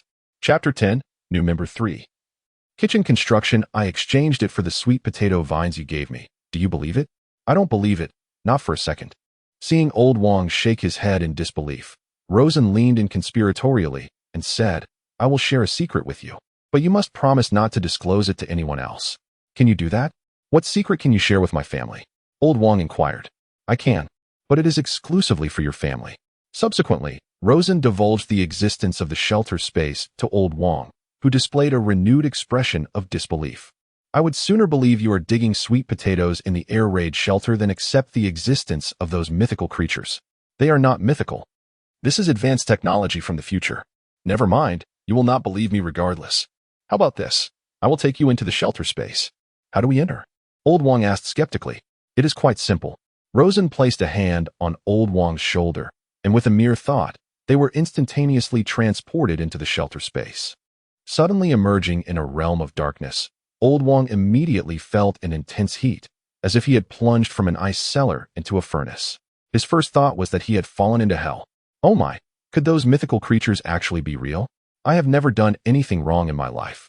How could I suddenly find myself in such a predicament? Xiaoluo, Old Wang called out in panic amidst the darkness. I am here. Do not be alarmed, Old Wang. This is indeed the shelter space I mentioned, albeit it has yet to upgrade to the power generation room, hence the surrounding darkness. Damn it, Xiaoluo. Are you certain this isn't some kind of trick? Old Wang still struggled to believe, as the notion of a system space seemed far too fantastical. Put aside your doubts. Old Wang, we live in an age where extraterrestrial beings exist, so the concept of a system is not beyond reason. Gradually, Old Wang began to reconsider Rosen's words and found himself less incredulous. You make a valid point, but it still feels exceedingly surreal. Allow me a moment to process this. Hold on, let me transport you to another realm. With these words, Rosen grasped Wang's shoulder and, with a thought, ushered him into the greenhouse. The oppressive darkness dissipated in an instant, replaced by a radiant light that illuminated the scene before them, a sight Wang had not witnessed since the onset of the apocalypse. The sudden brilliance evoked a sense of solace he had long forgotten. Rosen, Wang inquired, how do you power so many lights in this greenhouse? Where does the electricity come from? I'm not certain, Rosen replied, but I presume it's an inexhaustible supply. Inexhaustible? That's implausible. Could it perhaps provide electricity to the shelters outside? That way, people wouldn't have to risk their lives searching for energy. You're thinking of supplying power to the shelters? That's wishful thinking. Even if there were outlets here, the wiring wouldn't connect. Besides, this greenhouse is a self-contained unit, with all its facilities pre-configured. There are no outlets. Wang proceeded a few steps further, soon discovering a verdant field of crops, his face lighting up with elation. The sweet potatoes you had were from here, weren't they? He then ventured into the field, personally unearthing a sweet potato from the soil, extracting a root half a meter long, even larger than the one Rosen had. He was overcome with joy. Since the global freeze, cultivating food had been a major issue. Existing food supplies would eventually run out, but if they could produce their own food, supplemented by simple processing techniques, an endless supply of sustenance would become a possibility. Rosen cautioned him to take it easy. Once Wang had calmed down, Rosen explained the exact origins of the sweet potatoes and how to operate the greenhouse. Ah, I comprehend now. It's no wonder you entreated me to assist you in procuring vegetable stalks and leaves previously. It was for the purpose of seed production. So, your intention in inviting me to tour the greenhouse was to eventually entrust its management to me as a greenhouse supervisor? Nay, as we both have enlisted in the search party, we shall continue to venture out in search of supplies. However, your family could assist in the management of the greenhouse. And given its temperate climate, which is conducive to habitation, I was contemplating the possibility of constructing a small cabin within the greenhouse as a temporary abode. I understand. There is a need for individuals to venture out and gather more vegetables in order to produce seeds, correct? Old Wang swiftly grasped Rosen's intentions, yet still inquired. Am I free to enter and exit the refuge in this greenhouse at will? If my family and I enter, is there a means for us to venture outside? Rosen pondered for a moment, replying, At present, I have yet to conceive of a solution. I am aware that items I have touched can be transmitted in and out through mental intent, but I am uncertain of other methods. Thus, both the refuge and the greenhouse are your personal domains, requiring your consent for entry and exit? That is a valid interpretation. Moreover, there is no provision for obtaining refuge access by defeating me, so you need not dwell on such thoughts, Rosen added, noting the awkward expression on Old Wang's face. Rosen then grasped Old Wang, and the two teleported out of the greenhouse. Wife, Xian, we are relocating. Upon his return, Old Wang immediately shared the joyous news with his family, who, like him initially, were utterly incredulous. However, after Rosen teleported them inside. Their reaction mirrored old Wang's, disbelief coupled with elation. Could this be real, not a mere figment of imagination? Aunt Wang pinched her face and patted her cheeks. The sensation of pain undeniably authentic. Xian, on the other hand, was already frolicking and tumbling across the fields. The cramped confines of the bomb shelter had long stifled her, and the frigid outdoor temperatures had left her perpetually shivering. With nothing to occupy her time, she languished in bed, each day a monotonous existence, a mere survival, not a life. The verdant expanse before her instantly rekindled her playful nature. Old Wang, in pursuit, scolded her, cautioning her against trampling the crops. Rosen glanced at the member interface of the shelter system. Current member count, 1. Member list, Rosen, shelter leader. Odd, why hasn't the number increased? Considering that the member count is directly linked to the daily allocation of upgrade points. Rosen's primary motivation for bringing in Old Wang's family was to augment his upgrade point accumulation. Does it perhaps necessitate the signing of an accession agreement? Intrusion detected within the shelter. Please select an action. Direct all offensive units to eliminate the intruders? Yes, no. Rosen selected no. Subsequently, another prompt appeared. Issue a membership agreement to the intruders. Affirmative. Subsequently, Rosen exercised prudence and selected yes. Initially, there was no discernible effect. However, a refugee affiliation agreement materialized before the Wang family, accompanied by accept and decline options. Mr. and Mrs. Wang hesitated, suspecting a deceptive contract, and opted to examine it. Conversely, the naive Xian promptly assented. Consequently, Rosen received a system notification. Welcome refugee Wang Xian to the sanctuary. Our familial community has gained a new member. Sanctuary population, 2-member roster, Rosen, sanctuary leader Wang Xian, ordinary refugee LV1, 010, children are inherently vivacious and industrious, provide her with a packet of seeds, and she will reciprocate with a verdant expanse of vegetables. Rosen noticed the text within the parentheses following the member's name and paused, perplexed by the presence of an upgrade system for refugees. Could it be that refugees accrue experience and level up by contributing to the sanctuary? As the sanctuary leader, Rosen lacked level and experience metrics, possibly indicating his inherent status as the highest level entity. At that moment, a notification appeared before Rosen. Welcome refugee Wang Huan to the sanctuary. Our familial community has gained a new member. Wang Huan, an ordinary refugee at level 1, is an adept chef. Whatever ingredients are entrusted to her, she can conjure dishes worthy of a 5-star chef. It is quite astonishing that Aunt Wang possesses such culinary prowess, henceforth. The vegetables harvested from the greenhouse can undoubtedly be entrusted to her capable hands. Rosen felt a delightful surprise. After a span of 2 minutes, the diligent old Wang, having scrutinized the agreement, also opted to join the sanctuary's family. Welcome, refugee Wang Dachui, to the sanctuary. Our loving family has gained yet another new member. Wang Dachui, another ordinary refugee at level 1, is a traditional blacksmith with ancestral craftsmanship. Given sufficient materials, he can forge a variety of tools. Old Wang, it seems, is a guardian of traditional arts, an insight that took Rosen by surprise. Had it not been for the descriptions visible to Rosen upon their joining the sanctuary, he might never have realized the exceptional talents of these two individuals. Even young Wang Xian, not yet 8 years of age, has exhibited remarkable aptitude for cultivation. This family is indeed extraordinary. Little Luo, that agreement was initiated by you, wasn't he it? Old Wang inquired as he approached Rosen. Rosen nodded in affirmation. Only by agreeing to the terms of the agreement and joining the sanctuary can the population increase, thus enhancing the daily accrual of upgrade points. Currently, the sanctuary accommodates 4 individuals, theoretically allowing for the accumulation of 400 upgrade points each day. The pace of upgrading the sanctuary is now equivalent to 4 times that of the past. It would be impossible not to feel elated. Rosen activated the technology tree and examined the relevant information about the kitchen. Name, basic kitchen, description, a place for processing and cooking ingredients.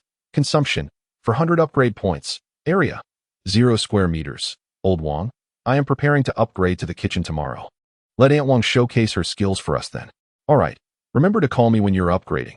I would like to see how you accomplish the kitchen upgrade. Old Wang replied with keen interest. Sure, I'll call you then, but the 2 rooms in the shelter are currently rather rudimentary. Once we have sufficient upgrade points, we can consider enhancing the rooms. For now, I appreciate your family's patience. It's no trouble at all. and we do not feel aggrieved. This place is quite comfortable, especially considering it isn't cold. Old Wang's family felt that Rosen was genuinely sincere. Were it anyone else with such a shelter, they would certainly keep it a secret and hoard it for themselves. Rosen chose to disclose the shelter space to them. This not only reflected his trust in them, but also indicated that he was not a person of extreme selfishness. The family tidied up the items in the bomb shelter, gathered the bedding from their beds, and set up a simple mattress in the shelter space. Even on the ground, the shelter was pleasantly warm, allowing them to feel cozy while lying there. In fact, Rosen had already moved his bedding into another room partitioned off, and at night, he would sleep in the adjacent compartment, listening to Aunt Wang narrate fairy tales to Xian, eventually drifting into a peaceful slumber. This was the most restful sleep he had experienced since the onset of the apocalypse. Orphaned from a tender age, he was raised by old Luo, a man of rugged disposition who never indulged in bedtime stories. Luo-san now regarded this as a way to compensate for his deprived childhood. The thought of old Luo cast a pall over Luo-san's spirits, and a wave of anxiety resurfaced. He was tormented by a nightmare in which old Luo beckoned to him from within an impenetrable white fog. Luo-san eagerly rushed forward, yearning to playfully punch old Luo and demand to know his whereabouts for the past 2 months, which had caused him so much worry. However, upon drawing closer, he beheld old Luo frozen into an ice sculpture, with a monstrous creature bearing 9 cobra heads devouring his frigid body. No, Luo-san jolted upright, realizing it was merely a nightmare. Little Luo, did you have a nightmare? Luo-san's cry had roused old Wang next door, who yawned as he inquired. Luo-san glanced at his watch and saw that it was 1 o'clock in the morning. He then checked the system interface and, as expected, found that 400 upgrade points had been added to his account. It's time to upgrade the kitchen. Old Wang, didn't you want to see me upgrade the kitchen? Luo-san and old Wang stood in the 20 square meter living room partitioned off from the shelter space. Upgrade. In old Wang's view, a golden aura enveloped Luo-senator then. Nothing happened. That's it. That's all? Old Wang waited for a while, but when nothing changed, he clicked his tongue in amazement. The kitchen has already been upgraded. But it's not in the shelter space. It's in an independent space, like a greenhouse. Rosen raised his hand and grasped old Wang's shoulder, instantly transporting them to a brightly lit 20 square meter space. This area was equipped with a sink, a stove, and a complete set of cabinets, with a designated spot for the installation of a range hood. It was safe to say that with the acquisition of sufficient appliances, it could be fully operational. Is this the kitchen you upgraded? Impressive, old Wang exclaimed, giving a thumbs up. But why is there electricity and no outlets? Is there truly no place to charge anything? Rosen shared the same sentiment, but understood the rationale. After all, the kitchen, akin to a greenhouse, functioned as an independent system with predefined functionalities, perfectly arranged, yet lacking any provisions for outlets. Rosen speculated that when the time came to upgrade to appliances like induction cookers, the charging cables would likely connect from the base. Chapter 11. Perfecting the kitchen. The first hot meal. Why does this kitchen seem so bare, and it lacks even a single outlet? Are we expected to cook over an open fire? There's no firewood stove either, old Wang remarked, his impatience evident. Hold on, old Wang. This is just a basic kitchen, a mere framework. We still need to upgrade to an induction cooker and kitchen utensils. Otherwise, cooking will be impossible. However, given that everything outside is frozen, we'll have to wait until next month to procure seasonings. That's not an issue. When the time comes, I'll secretly tuck a few packets of seasonings into my protective suit, old Wang assured Rosen. The induction cooker and basic cooking utensils will have to wait until the following day for upgrades. Our shelter currently has too few members. In the future, trustworthy individuals can be brought in, allowing us to accumulate more upgrade points daily and expedite the unlocking of a pre-apocalyptic standard of living. Finding reliable people is no easy task. Even those within the search team harbor their own agendas. There have even been instances where someone, in a desperate bid for survival, betrayed a teammate to alien predators. Upon hearing Lao Wang's words, Rosen's expression shifted. He had only participated in one external search mission and was entirely unaware of the events that transpired outside the search team. Lao Wang, as you possess a deeper understanding of the search team, I entrust you with the task of observing. We should be selective. Only those of good character and proven trustworthiness should be recruited. As for the selfish ones, we shall disregard them for now. Rosen assigned this formidable task to Lao Wang. I recall that the agreement signed upon joining the shelter explicitly prohibits sharing its secrets with outsiders. under the penalty of death, Lao Wang stated solemnly. Rosen raised an eyebrow. He had not reviewed the terms of the agreement but speculated that it was a protective mechanism of the shelter system to safeguard its inhabitants. Nevertheless, caution was warranted. If disobedient individuals were to recklessly disclose information, it would lead to mutual destruction.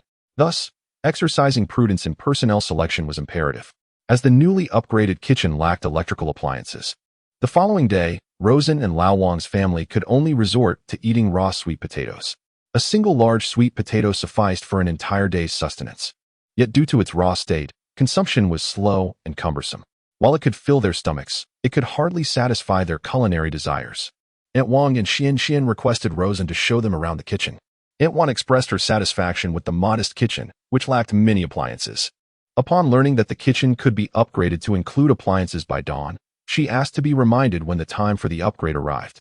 Later that evening, after old Wang and Aunt Wang had lulled Xian to sleep, neither of them could find rest. The three of them fixated on the clock, and as the hours passed, they eagerly awaited the arrival of the next day. When the clock finally struck midnight, Rosen emerged from the partition, discovering old Wang and Aunt Wang already waiting in the humble living room. "Let us proceed to the kitchen," he said, transporting both of them into the culinary space. "I am quite intrigued by how you managed to upgrade this kitchen, along with the induction cooker and utensils.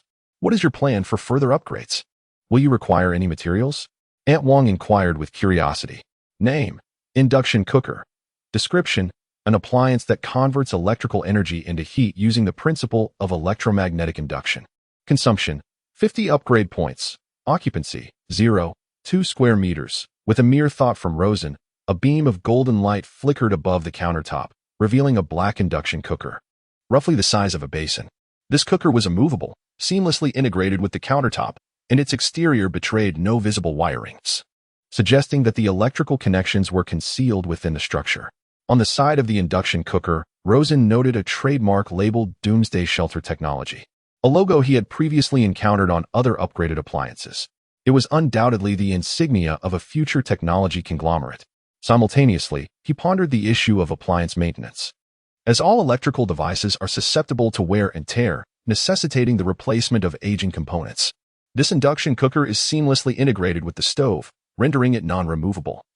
And the overall design is harmonious, devoid of any visible assembly gaps. Given its irreparability, two possibilities arise. One is that upon malfunction, it must be entirely replaced with an upgrade. The other possibility is that the upgraded appliance will be impervious to damage forever. After all, this is future technology. And Rosen leans towards the latter prospect, pondering whether the machinery might indeed possess a self-diagnostic and repair system. As the golden light dissipated to reveal the induction cooker, Aunt Wang's eyes sparkled with wonder at the spectacle, and admiration flickered in her gaze as she looked at Rosen. "Little Luo, do you possess magical powers?" "Of course not. The upgrade is merely a privilege bestowed upon me by the system," Rosen replied, scratching the back of his head. With the induction cooker in place, the next step is to upgrade the cookware. The quality of a pot significantly influences the culinary outcomes, Rosen remarked. Aunt Wang clapped for him, repeatedly affirming his words. The market offers an array of cookware, categorized by function into pressure cookers, frying pans, woks, soup pots, steamers, milk pans, rice cookers, and more. When classified by material, they include stainless steel pots, cast iron pots, aluminum pots, clay pots, copper pots, enameled pots, nonstick pans, and composite material pots. Among the commonly found items in the market are coated pans, stainless steel pots, raw iron pots, cast iron pots, and enameled pots. Notably, stainless steel pots can release chromium and manganese when subjected to prolonged high-temperature cooking, which may adversely affect health, prompting Rosen to eliminate them from consideration first. The gaze falls upon the options of iron cookware, specifically the comparison between raw iron pots and cast iron pots. Cast iron cookware is crafted either by hand or through blacksmithing, possessing a lower carbon content, whereas raw iron pots are cast from gray cast iron, which contains a higher carbon content. The elevated carbon content in raw iron pots renders them heavier than their cast iron counterparts, compromising portability and increasing their brittleness, making them prone to cracking. Thus, raw iron pots are best suited for slow cooking over extended periods, while cast iron pots excel in high-heat stir-frying. As for coated cookware, it has long been criticized by consumers prior to the apocalypse, who believed that the release of toxins from the non-food contact layers upon coating deterioration posed significant health risks. Therefore, it is advisable to use rubber or wooden spatulas to prevent scratching the coating. In fact, Rosen once utilized coated cookware, specifically a rather inferior Teflon variety, which would easily blacken with slight overheating, leading to coating degradation and health concerns. Were it not for the exorbitant costs of takeout, Rosen would have resorted to ordering in, rather than undertaking the arduous task of cooking, especially considering that his own culinary creations were far from delectable, with the esteemed chef Wang by his side. It is only fitting to select a high-quality pot to fully showcase her culinary prowess. However, even genuine enamel cookware is not without its flaws. It is susceptible to developing invisible cracks under high temperatures, resulting in the frustrating issue of food sticking over time, which contradicts the very essence of non-stick enamel cookware. In conclusion, it is evident that no cookware is truly flawless. If such an ideal pot were to exist, it ought to be tailored to individual needs. As Chef Wang is a woman, her strength is undoubtedly limited, making a lighter cast iron pot a more suitable choice. Additionally, the iron pot naturally releases iron elements, thus enhancing the effectiveness of iron supplementation. The iron wok, a staple in rural kitchens, has been used since the Song dynasty, attesting to its safety through generations of healthy use. The wok produced during high-temperature cooking in an iron wok is considered a unique flavor, a caramelized fragrance that arises when ingredients like soy sauce meet the hot surface. Coated cookware, prone to flaking at high temperatures, typically cannot achieve this effect, making them unsuitable for stir-frying. Item: cast iron wok. Description: forged from black iron, low in carbon. Lightweight, and ideal for high-temperature stir-frying. Cost: 10 upgrade points. Footprint: 0. 2 square meters. Is explosion-proof meant to prevent literal explosions? Or does it refer to protection against oil splatters? The latter seems more plausible, as even iron woks have microscopic fissures that can trap water droplets, leading to oil splattering. Aunt Wong, I chose this wok for you. How does the weight feel in your hand? All right, let me try. Aunt Wong grasped the handle, weighed it in her hands, and smiled. Not bad. It's much lighter than my usual wok. It's just been a while since I've used cookware, so it feels a bit unfamiliar. Since the cast iron wok was chosen, any spatula would suffice. Following Aunt Wong's request, Luo Xin spent 5 upgrade points on an iron spatula. Oh dear, without oil, salt, soy sauce, and vinegar, I can't make any delicious dishes, Aunt Wong exclaimed, as if just realizing something. Let's not dwell on the oil, salt, soy sauce, and vinegar. Our current culinary resources are limited to sweet potatoes. It seems we must gather more vegetables in the future, Old Wong remarked, his voice steady. Aunt Wong concurred, saying, the rest is inconsequential, but oil is essential. If we can procure some lard, that would be splendid. Oils are rich in vital nutrients necessary for human growth, including unsaturated fatty acids and various vitamins. Without oil, the aroma would be greatly diminished. Old Wong shrugged. Acquiring cooking oil may prove challenging given the scrutiny at the air raid shelter. We cannot deceive them under their very noses. At best, we can hide some packaged condiments. Aunt Wong, though momentarily disheartened by this, chose to accept the reality. However, upon hearing Rosen's words, she found herself uplifted once more. This morning, due to the limited space in the kitchen, they could only prepare boiled sweet potatoes using a frying pan. They simply diced the sweet potatoes into irregular chunks and immersed them in cold water, allowing it to gradually heat up. This method rendered them tender and soft. Conversely, placing them directly into boiling water would harden the outer layer, compromising both texture and flavor. As Rosen savored the soft, boiled sweet potatoes in his bowl, tears streamed from the corners of his mouth. It was the first time in months he had tasted warm food, and it was simply exquisite. It is crucial to remember that outside, the refugees in the air raid shelter, scrambling for a mere piece of dry bread each day, were expressions heavy with despair, haggling over prices that seemed to rise incessantly, much like a bustling market scene. In stark contrast, the ability to gather around a warm pot and enjoy a cooked meal amidst this apocalyptic reality was a remarkable blessing. It would have been preferable to utilize a pressure cooker for this batch of sweet potatoes. The flavor isn't quite as rich when prepared in a wok, lamented Aunt Wong, feeling a sense of regret. To her, failing to fully utilize ingredients was tantamount to squandering them. It's quite all right, Aunt Wong. It's turned out wonderfully as is. I'll endeavor to unlock the pressure cooker another day, interjected Rosen, steering the conversation away from the matter. Alas, another fatality. It's surmised that this one perished from starvation in the middle of the night, their abdomen completely emaciated. They hadn't the funds to procure sustenance for several days and declined to join the search party. A family of 3 starved to death in their beds. Pitiful, yet also lamentable. Despite the chance to survive by joining the search party, even with its inherent perils, it's surely preferable to succumbing to starvation. Rosen had already entered the late Wang's family's dwelling. As he discussed the matter of gathering vegetable matter with the organization at midday, he listened to the discourse outside. The 3 adults harbored their own distinct thoughts. With the rising number of deaths from starvation and exposure, shouldn't we prioritize admitting those in dire straits into the shelter? Aunt Wang voiced, her compassion stirred. I propose we observe the situation further. Let us first enlist those of superior quality. Those who would rather starve than join the search party are unlikely to contribute anything upon joining the shelter. I fear they would not only fail to contribute, but also burden the rest of us. Old Wang expressed his viewpoint. Rosen pondered briefly, leaning towards Old Wang's perspective. However, something else came to mind. Those destitute elderly individuals at the onset of the apocalypse, were they not provided for gratis in the air raid shelters? Does the upper echelon still provide for them without charge? The hierarchy has consistently prioritized the maintenance of order within the subterranean refuge, evidenced by their unwavering support for the monetary value of currency. It appears they aspire to perpetuate the pre-apocalyptic societal norms, with the intention of carrying them forward into the reconstruction of civilization post-cataclysm, Old Wang remarked. This is quite comprehensible. From another perspective, while maintaining order necessitates additional sacrifices, the primary beneficiaries are, in fact, the upper echelons. Only through the continued upholding of regulations can the existing harmony within the shelter be preserved, thereby averting the potential for severe unrest. Speaking of which, it is time for the search party to assemble. Old Wang, shall we depart?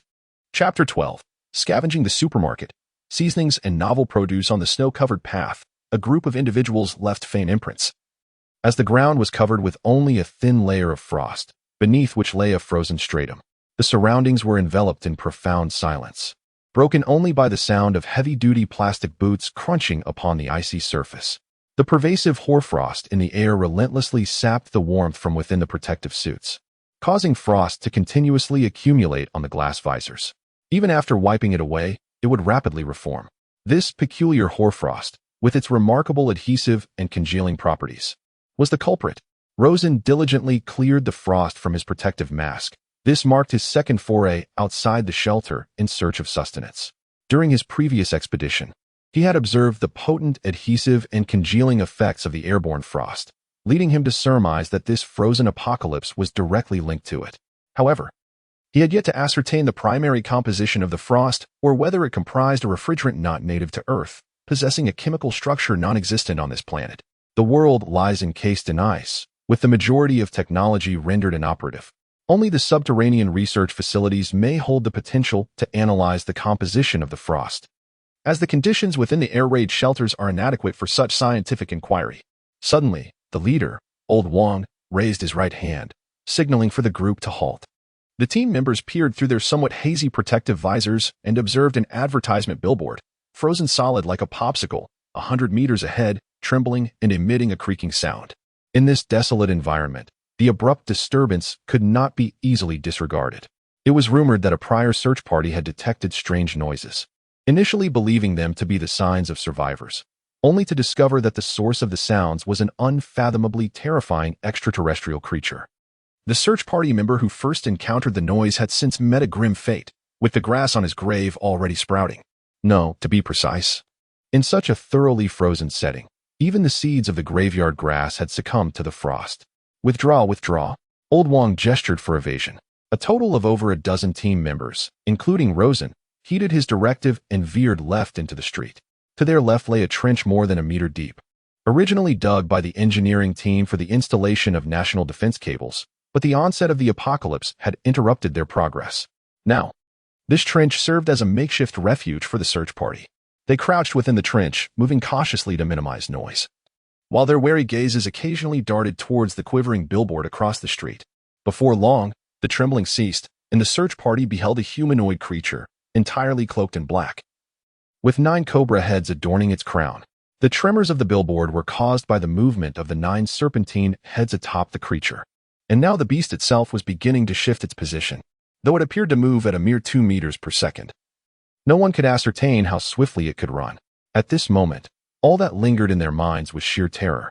None cared to ponder the true nature of this entity, for it was undoubtedly a terrifying monster capable of effortlessly annihilating an entire search team. They dared not look any longer, bowing their heads low and crouching as they advanced, until the sound of the creature's footsteps faded into silence. After the harrowing encounter with the alien being, the search team members heightened their vigilance, their pace quickening significantly compared to before. Ultimately arriving 10 minutes early at the entrance of the supermarket, the doors had been frozen shut once more. And Old Wong instructed Rosen and a few others to keep watch from a distance while he and the remaining members used shovels to break through the ice layer sealing the entrance. Xiao Luo, did you know Old Wong before? One of the team members stationed alongside Rosen inquired. It's complicated, Rosen replied. It seems you two have quite the rapport. Every time you venture out, Old Wong has you closely following him. It's probably because I live nearby, Rosen remarked cautiously, and as he spoke, saliva dripped from the corner of his mouth. He instinctively raised his hand to wipe it away, but the protective shield prevented him from doing so. This is quite simple. Just slip a bucket of cooking oil into your protective suit. It shouldn't be a challenge, he suggested. That may be doable, but you'll need to have a word with Old Wong and see if he agrees. Rosen nodded in acknowledgement before asking, what should I call you? My name is Huang Feng, but you may call me Fengzi, Huang Feng said. All right, the supermarket's doors have opened. I will go and inquire with Old Wong. Very well. Rosen conveyed the situation to Old Wong. Many are concerned about my wife's culinary skills, yet under the circumstances of emptiness, savoring a warm meal is a daunting task. Old Wong remarked, what is your impression of Huang Feng? If he proves to be decent, might we consider inviting him to join us? Rosen inquired. So, he is trustworthy? One could say so. Let us proceed. We must gather supplies without delay, for time waits for no one. Old Wong grasped Rosen's arm, leading him towards the supermarket's food section, where the team had already ventured in ahead of them. In the produce area, Rosen spotted the ice hole he had previously chiseled, now reformed with a new layer of frost. The outdoor frost could indeed infiltrate the supermarket through the ventilation ducts, perpetually condensing upon the surfaces of objects. Not only was there a layer of frost on the packaging of snacks on the shelves, but even the moisture-laden items had formed a thick coating of ice. I will break through the ice layer. You check the spice shelves, Old Wong instructed Rosen, taking it upon himself to chisel away at the ice in the produce section. His strength far surpassed that of Rosen, and thus his efficiency in breaking the ice was markedly greater, as Old Wong had once been a traditional blacksmith. A fact that rendered Rosen's strength insignificant in comparison. Gazing at the dazzling array of snacks on the shelves, even encased in ice, Rosen felt a tantalizing hunger. With merely a gloved hand to brush away the frost clinging to the surface of the packaging, one can ascertain the nature of the snack within. While somewhat cumbersome, this remains the sole method, especially since the floors and walls of the supermarket are similarly encrusted in ice. As Rosen made his way through the aisles, he repeatedly wiped the frost off the bags on the shelves, his hands growing numb in the process. When exposed to extreme cold, one often experiences a paradoxical sensation of warmth. This occurs as the smooth muscles in the blood vessels constrict in response to the cold, slowing circulation. And upon withdrawing from the freezing source, the warming of the hands causes these muscles to relax, enhancing blood flow and generating warmth. This, coupled with the contrasting environment, culminates in a palpable sensation of heat. On the fifth shelf, Rosen discovered a bag of frozen condiments, solidified tomato ketchup, which he promptly stowed away in his protective suit. Causing a shiver to ripple through him, his gaze quickly shifted to an adjacent package of frozen seasoning. With trembling hands, he cleared away the frost to reveal the label, pepper powder, which he unhesitatingly tucked into his suit. Another chill coursed through him, although it was less intense than the first. Attempting to stow away more items became increasingly difficult. The thickness of his protective suit left little room for additional contents. At that moment, a fellow team member clad in a protective suit approached. Upon closer inspection of the face beneath the visor, he recognized Huang Feng. Xiao Luo, I still have some space here. If you can't fit anything else, just shove it into my suit, Huang Feng cheerfully suggested. That won't do. Your suit seems rather heavy already, Rosen remarked, noting the two bulges in Huang Feng's protective suit, one likely containing cooking oil and the other soy sauce. Certainly, within the dim confines of the bomb shelter, one would scarcely observe the concealed items within the protective suits unless meticulously scrutinized. Furthermore, the upper echelons have historically refrained from mandating inspections of the search team's attire, effectively turning a blind eye.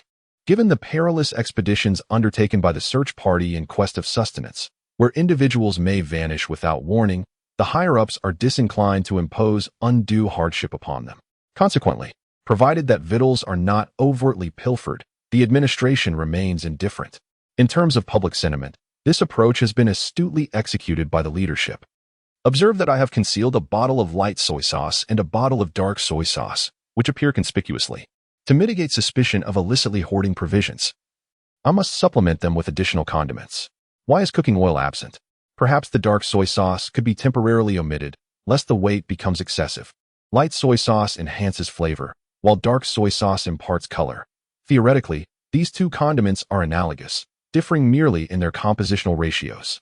Lawson surmises that retaining one suffices, obviating the need for both. Do not concern yourself on my behalf. I routinely engage in physical exercise, such as weightlifting, rendering this modest burden inconsequential. Moreover, would a culinary artisan not concurrently employ both light and dark soy sauce in their culinary creations, lest the flavor be compromised? Very well. Yet I have already stowed 10 packets of assorted seasonings. The addition of a bottle of cooking oil from your end would likely suffice. Lawson remarked, I have come to inquire whether you have cited cooking oil on any of the shelves. Are there none within the bottled goods section? Indeed. I have traversed the bottled goods section, yet I have not encountered any. Do you not frequent this emporium? Our search team has visited this place 3 times. And this marks our 3rd visit. We are still not entirely familiar with it. This implies that prior to Rosen joining the team, they had only come here once. It stands to reason that the team's targets before this were likely supermarkets in closer proximity. As the items within the supermarket have been depleted, they will inevitably confront the challenge of seeking food from more distant locations on their next outing. Consequently, the 2 individuals began to navigate the aisles in search of supplies, eventually discovering a discounted section where they found barrels of cooking oil, specifically a 2-liter barrel bundled with smaller 500-milliliter containers.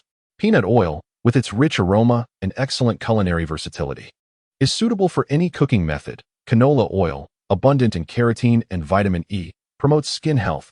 Corn oil is ideal for quick cooking. Rosen detached a 500-milliliter container of peanut oil and assisted Huang Feng in stowing it within his protective suit.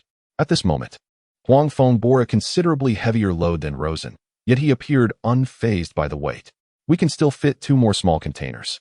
Let's also include the corn oil and canola oil, Rosen suggested. That should suffice. We shouldn't take too much at once. We can gather more next time. Rosen expressed concern over potential mishaps during their journey. The snack section had nearly been completely cleared out, and it was possible they might not return to this supermarket again. Huang Feng remarked as he stuffed the 500-milliliter containers of canola and corn oil into the seams of his protective suit. Rosen lent a hand, and together they managed to cram the 2 plastic bottles inside. It's all right. You need not worry about me, Huang Feng replied with a cheerful smile, exuding a sense of reliability. At that moment, old Wang rushed over from the produce section. His protective suit weighed down heavily, resembling a caregiver. The sight of old Wang stumbling towards them elicited a suppressed chuckle from Rosen and his companion. Xiao Luo, guess what marvelous item I have discovered? Old Wang exclaimed with evident delight. What is it?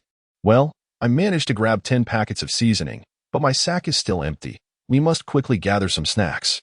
Time is of the essence. Hurry, Fengzi, come over quickly. Without hesitation, old Wang led the way to the snack aisle. Upon their arrival, they found that nearly all the snacks had been cleared away by the team members, leaving only a few spicy strips. Let us not waste. We shall take the spicy strips. Old Wang poured 2 large boxes of spicy strips into his woven bag, while Rosen and his companion emptied the candy section.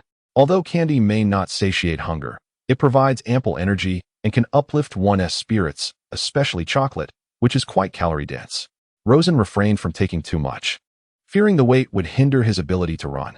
As the search team regrouped for departure, the frosty winds outside picked up speed, creating an unbearable contrast in temperature. Panting heavily, Rosen once again felt the consequences of his sedentary lifestyle. Old Wang and Huang Feng carried heavier loads, yet managed to keep pace with the search team, while Rosen, as before, lagged behind. Everyone enjoys a moment of repose, but prolonged idleness can lead to a loss of adaptability to harsh conditions. Rosen began to regret his laid-back existence prior to the apocalypse. If given another chance, he would undoubtedly commit to regular exercise. Chapter 13. New member Huang Feng. Greenhouse unlocks pumpkins and cabbage. Rosen reflected that prior to the apocalypse, he had lacked the discipline to push himself, often content within his comfort zone, which was why his father frequently called to chide him. The thought of his father spurred Rosen to quicken his pace, lest he be left behind by the group and fall prey to mutated creatures, a truly laughable end. He imagined the embarrassment his father would feel upon discovering Rosen's demise at the hands of alien beings due to his poor physical condition. His father had always proclaimed Rosen as the sole heir of their lineage, his life more precious than his own, and had repeatedly vowed to train him, only to be thwarted by Rosen's persistent indolence. While his father had been unable to instill discipline in Rosen, the apocalypse was proving to be a harsh instructor. Observing that the two others, burdened with even heavier loads in their protective suits, were outpacing him, Rosen couldn't help but feel a sense of injustice. Am I truly the least physically fit among us? He wondered, since the other members of his shelter were proving to be stronger than himself. How could he command respect when they began to recruit more members in the future if he didn't demonstrate some sort of advantage? Striving to keep up with the group, Rosen found himself panting heavily, his lungs feeling as if they would burst. He was acutely aware of the 10 packets of seasoning crammed into his suit, severely constricting his chest and hindering his breathing. Old Wang and Huang Feng must be experiencing similar discomfort, if not more, considering they had filled their suits with hard objects. Rosen suddenly recalled breathing techniques he had learned from short videos while idly scrolling in bed before the apocalypse. Indeed, there exist two primary modes of respiration, thoracic and abdominal. The prevalent thoracic respiration predominantly engages the rib cage and diaphragm, primarily utilizing the upper and middle lung regions. This method results in shallower breaths, yielding a comparatively meager oxygen intake with each inhalation. Conversely, abdominal respiration amplifies the expansion of the diaphragm and abdominal cavity, capitalizing on the lower lung regions while mitigating the expansion of the chest cavity. This engenders deeper breaths, facilitating a more substantial assimilation of oxygen. Abdominal respiration is widely regarded as a more salutary respiratory technique, albeit the majority of individuals habitually employ thoracic respiration. Instantly, Rosen recalibrated his breathing patterns, adopting abdominal respiration. Subsequently, he endeavored to gradually assuage his panting. Following a minute or two of acclimatization, his respiration decelerated, becoming profound. He perceived a subtle warmth within his abdominal cavity, yet without the prior inclination to cease activity due to breathlessness. Although his physical stamina remained somewhat deficient, Rosen managed to persist at the rear of the group, avoiding being left behind. As the frost in the surrounding atmosphere intensified, ceasing locomotion posed a potential hazard of bodily congelation, thereby jeopardizing one's life. Furthermore, the extraterrestrial entities concealed within the frozen terrain would progressively commence heightened activity in tandem with the temperature decline. Each instance of temperature reduction heralded a period of extensive foraging for these extraterrestrial beings. From afar, Rosen discerned an immense, dark silhouette materializing adjacent to a frozen tree within the residential area's verdant belt, its height merely marginally less than the 3-meter arboreal specimen. The entity resembled an erect centipede, yet possessed the formidable pincers of a crab. As the monstrous creature rose, it sensed the commotion in the snow-laden ground and swiftly pursued its prey. An extraterrestrial entity had emerged. Flee. Upon perceiving the imminent danger approaching, Rosen urgently cried out to alert the others. Yet his voice was drowned by the howling frost that whipped through the air, rendering it inaudible to those ahead. Just as the centipede-like alien drew nearer, a mere 100 meters from the group, fear propelled Rosen to quicken his pace, reaching Huang Feng's side. He nudged Huang's arm, signaling that something was trailing behind them. In that moment, Huang Feng too discerned the pursuing alien, his body visibly shuddering as he stumbled, nearly losing his footing on the roadside. Should he fall, the chance of rising again would likely vanish. At that instant, a harrowing scream erupted from behind the team. A man's anguished wail echoed through the air. The alien had seized the last member of their party, its tooth-filled maw opening wide to commence its gruesome feast. The man's cries intertwined with the sickening sounds of bones and flesh being crushed, reaching the ears of the search team, who then comprehended the grim reality unfolding behind them. Xiao Luo, you must run ahead. Do not linger at the back, for trailing will cost you your life. Huang Feng urged, pushing Rosen forward while he himself remained behind. A wave of dread washed over Rosen. Had he not suddenly unleashed his latent potential moments ago, it would have been him, the unfortunate soul who fell victim to the alien's hunger. This experience led Rosen to resolve that he would refrain from such perilous excursions in the future, choosing instead to focus on developing the sanctuary space. Such reckless endeavors ought to be avoided unless absolutely necessary. Certainly, the matter of physical exercise must be adhered to with unwavering commitment, for one can never ascertain when circumstances may necessitate venturing outdoors. As for the recent loss of a team member, such occurrences during expeditions are regrettably commonplace. There is no need for excessive sorrow over the loss of one or two individuals. Who can predict whether the next casualty will be oneself? From the moment one joins the search team, one must cultivate a mindset prepared for the eventuality of peril. When it came time to collectively surrender the provisions stored within the burlap sack, the staff seemed to detect something amiss with the protective suits worn by the three individuals. Yet they chose to remain silent, allowing them passage. In total, there were 10 packets of various seasonings. A pumpkin the size of a palm that had yet to fully thaw, a cabbage whose outer layer had melted, a plastic bottle containing 500 milliliters of cooking oil, and 2 glass bottles, each holding 350 milliliters of light and dark soy sauce. Among these, the frozen vegetables and liquid seasonings were notably thawed, thanks to the body heat generated by Lao Wang and Huang Feng during their journey. At that moment, Lao Wang and Huang Feng lifted the inner layer of their protective suits, revealing that their chests felt intensely warm from the cold. In contrast, Rosen exhibited no signs of freezing, as the items he had placed within his suit were all dehydrated, containing little to no moisture, thus negating the need for warming. Lao Wang, our big sister, and the others not here? Huang Feng inquired, noticing the absence of anyone in the room, and the bedclothes mysteriously vanished. Lao Wang cast a glance at Rosen, silently questioning whether the existence of their refuge had been compromised. Rosen nodded, his gaze shifting from Lao Wang's face to Huang Feng as he spoke. In fact, Lao Wang and I share a secret that I can disclose to you, but it must remain confidential. Given the confidential nature of the matter, perhaps it's best you refrain from divulging it to me. I fear my capacity for discretion may be insufficient, Huang Feng demurred, shaking his head. Your words alone instill confidence within me. I perceive you as an individual of unwavering trustworthiness. Rosen, recalling Huang Feng's supportive push and old Wang's explicit endorsement, extended his trust. Subsequently, he elucidated the intricacies of the shelter space to Huang Feng, thereby enlisting him as an ally. Initially, Huang Feng's countenance mirrored old Wang's initial skepticism, marked by utter disbelief.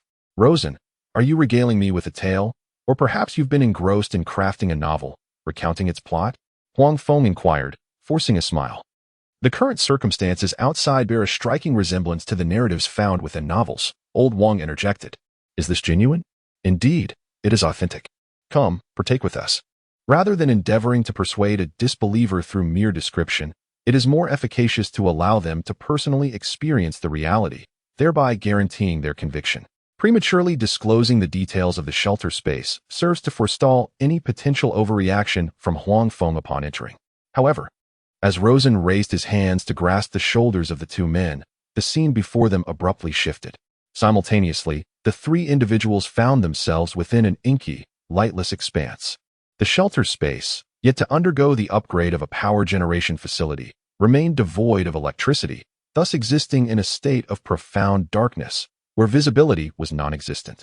Initially, it was assumed that Huang Feng would not exhibit extreme reactions upon receiving prior notification. However, the moment the message was transmitted, he indeed displayed signs of agitation, collapsing onto the ground and frantically reaching for anything around him, as if he had suddenly found himself in the vastness of outer space or an abyss. Fearing he might plummet into the void, Rosen and old Wang hastily grasped his arms, urging him to remain calm. Do not be alarmed. This is precisely the sanctuary space I mentioned. The electricity is not yet activated, hence the darkness, Rosen reassured him. In the obscurity that enveloped them, a look of shock swiftly crossed Huang Feng's face as he struggled to accept this new reality, which was proving difficult to digest. Just imagine, amidst the refugees around him, someone awakening the sanctuary system. Was the narrative from novels becoming reality? However, considering the frigid weather and extraterrestrial beings appearing outside, it could indeed be perceived as a storyline from a novel. With that thought, the emergence of such a system became somewhat comprehensible. Suddenly, with a squeak, a door from one of the compartments swung open, and Xian bounced out, colliding directly with Rosen. Fortunately, the impact was against a person. Had she struck the wall, her head would surely have swelled. Xian, You must refrain from recklessly running in the dark in the future. Do you understand? Rosen cautioned as he crouched down, advising her to prioritize safety. Neither Xiao Luo nor I are injured, so there is no need for concern, Old Wang added, placing his hands on Xian's shoulders reassuringly. Before turning towards his wife, Aunt Wang, Xian, let us venture into the greenhouse to meet the new members, Rosen announced, clearing his throat.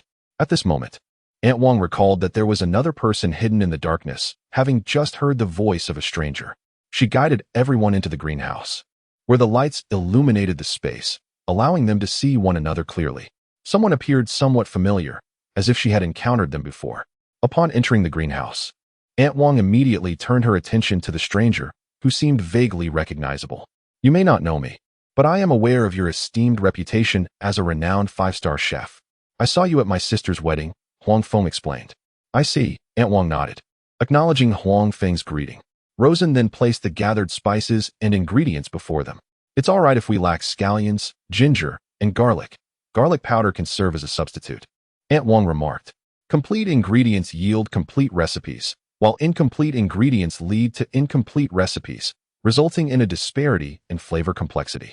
Nevertheless, it does not diminish the deliciousness of the dishes produced. However, prior to that, I need to extract some tissue from the pumpkin and cabbage. With his fingernail, Rosen carefully pried off a small piece from the pumpkin. The frozen surface of the pumpkin had suffered structural damage, resulting in a slight decrease in hardness upon thawing. As for the cabbage, extracting tissue was simpler. Rosen effortlessly tore off a leaf. He then handed the remaining ingredients to Aunt Wang, saying, "Thank you for your assistance." Subsequently, Rosen placed the portions he had removed from the pumpkin and cabbage into a petri dish, awaiting analysis from the instruments to produce the corresponding seeds. The plant tissue is currently undergoing dissolution, initiating the separation of genes from the cellular structures. Successful gene analysis has been conducted on the Cucurbitaceae family, specifically on the creeping herbaceous species known as pumpkin, also referred to as wheat melon, sweet melon, northern melon, bamboo melon, Japanese melon, golden winter melon, and golden gourd. This species is native to Mexico and Central America, yet it is now cultivated worldwide, with significant distributions across Asia, Europe, and South America. Currently restructuring seeds based on genetic analysis. Please hold on.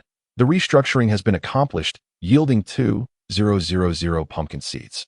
The maximum width of these pumpkin seeds is comparable to that of the previously examined sweet potato seeds, albeit in a flattened form. Consequently, the quantity produced is double that of the sweet potato seeds. As this thought crossed his mind, Aunt Wang approached with the processed seeds, handing them over to Rosen. Fengzi was tasked with spreading the pumpkin seeds out on nearby stones to facilitate drying. Rosen assigned Huang Feng a minor task. The purpose of drying the seeds beforehand is to ensure uniform moisture content, thereby promoting synchronized germination and enhancing germination rates, which also aids in comparative analysis. After collecting the pumpkin seeds from the petri dish, Rosen proceeded to discard the cabbage tissue into the dish for further examination. The plant tissue is currently dissolving, beginning the gene separation from cellular structures. Successful gene analysis has been conducted on the Brassicaceae family, specifically on the Brassica oleracea species, commonly known as cabbage, which is also referred to as round cabbage, heart cabbage, curly cabbage, knobby white, liver cabbage, and bighead vegetable.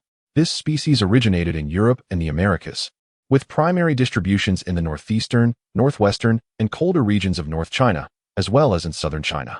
Chapter 14. The Refugees Upgrade System. It is evident that the petri dish took considerably more time to produce seeds. Upon closer examination, Rosen deduced that this was likely related to the quantity of the input tissue. For instance, when comparing the seeds of white radish, which are of a similar size to cabbage seeds, both yielded precisely 10,000 seeds. However, the production time for cabbage seeds was several times longer than that of the white radish seeds.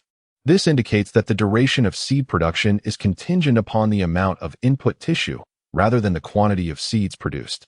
Initially, Rosen's hypothesis appears to have merit. The operational principle within the petri dish likely involves the decomposition and proliferation of tissue cells to form seeds, supplemented by energy absorption from the surrounding environment for transformation. According to the mass energy equivalence principle, EMC, the conversion process from energy to matter demands an unimaginable amount of energy. The energy released from a single seed could potentially obliterate an entire city. Even consolidating all the electrical energy within that city may not suffice to meet the requirements. This suggests that the internal mechanism does not merely convert energy directly into matter, but rather integrates inorganic substances, resembling a process akin to photosynthesis. This raises a further question. Where do these inorganic materials originate? After all, no inorganic substances were introduced. After much contemplation, the only plausible explanation seems to lie within the realm of science fiction. Such advanced technology of the future is something that Rosen currently cannot fathom. After collecting the cabbage seeds, his gaze turned towards Huang Feng, and a thought crossed his mind. At that moment, Huang Feng noticed a partnership agreement materializing before him. The image appeared so suddenly that it startled him. He then focused his thoughts to open it. Before long, Rosen received a system notification. Huang Feng, ordinary refugee LV1 Neuro 10, appears shy, yet harbors a passionate heart, enjoys considering problems from others' perspectives, and is fiercely loyal to friends. Upon seeing Huang Feng's description, Rosen felt completely at ease regarding this new member. Although he lacked the specialized skills of old Wang's family, his genuine kindness could make him a cherished companion in this sanctuary. Does this mean I have truly joined you? Huang Feng inquired as he approached Rosen after agreeing to the contract. Have you reviewed the specific contents of the agreement? I have. That's good. It mentions one crucial point. The information regarding this sanctuary must not be disclosed. This is imperative. Huang Feng nodded in acknowledgement. At that moment, Rosen summoned the sanctuary system interface, noting that the member count had reached 5, which equated to a daily provision of 500 upgrade points. With renewed hope for the expansion of the sanctuary, Rosen felt quite pleased. Meanwhile, Aunt Wang had finished preparing the ingredients and called out to Rosen, Xiao Luo. I can start making dinner now. Take me to the kitchen. Certainly, Rosen responded. A challenge faced by this sanctuary lies in spatial teleportation. Each instance necessitates his physical contact with an object to facilitate the transfer through mental focus, which proves to be quite cumbersome. In the absence of Rosen, urgent matters may arise that require immediate departure, leading to rather troublesome circumstances. Name, teleportation portal. Cost, 100 upgrade points. Occupancy, 0. 1 square meters. The purpose of the teleportation portal is evident from its name. Rosen contemplates the upgrade points required for its exchange, which currently appears rather steep. The spaces necessitating mutual teleportation are primarily 3: the sanctuary, the kitchen, and the greenhouse. Theoretically, 4 portals are required, implying that by midnight tonight, there will still be 100 upgrade points available to enhance the kitchen's facilities, specifically for the seeds of pumpkins and cabbages.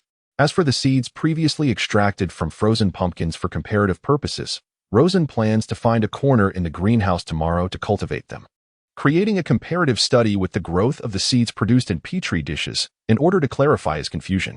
Moreover, Rosen entrusted the planting task to Xianxian.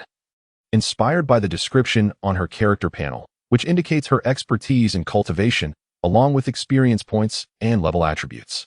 Thus, he surmises that Xuanxuan's skills in planting may also improve, though he remains uncertain whether this enhancement is a forceful imposition by the system or merely a representation of her proficiency in cultivation techniques.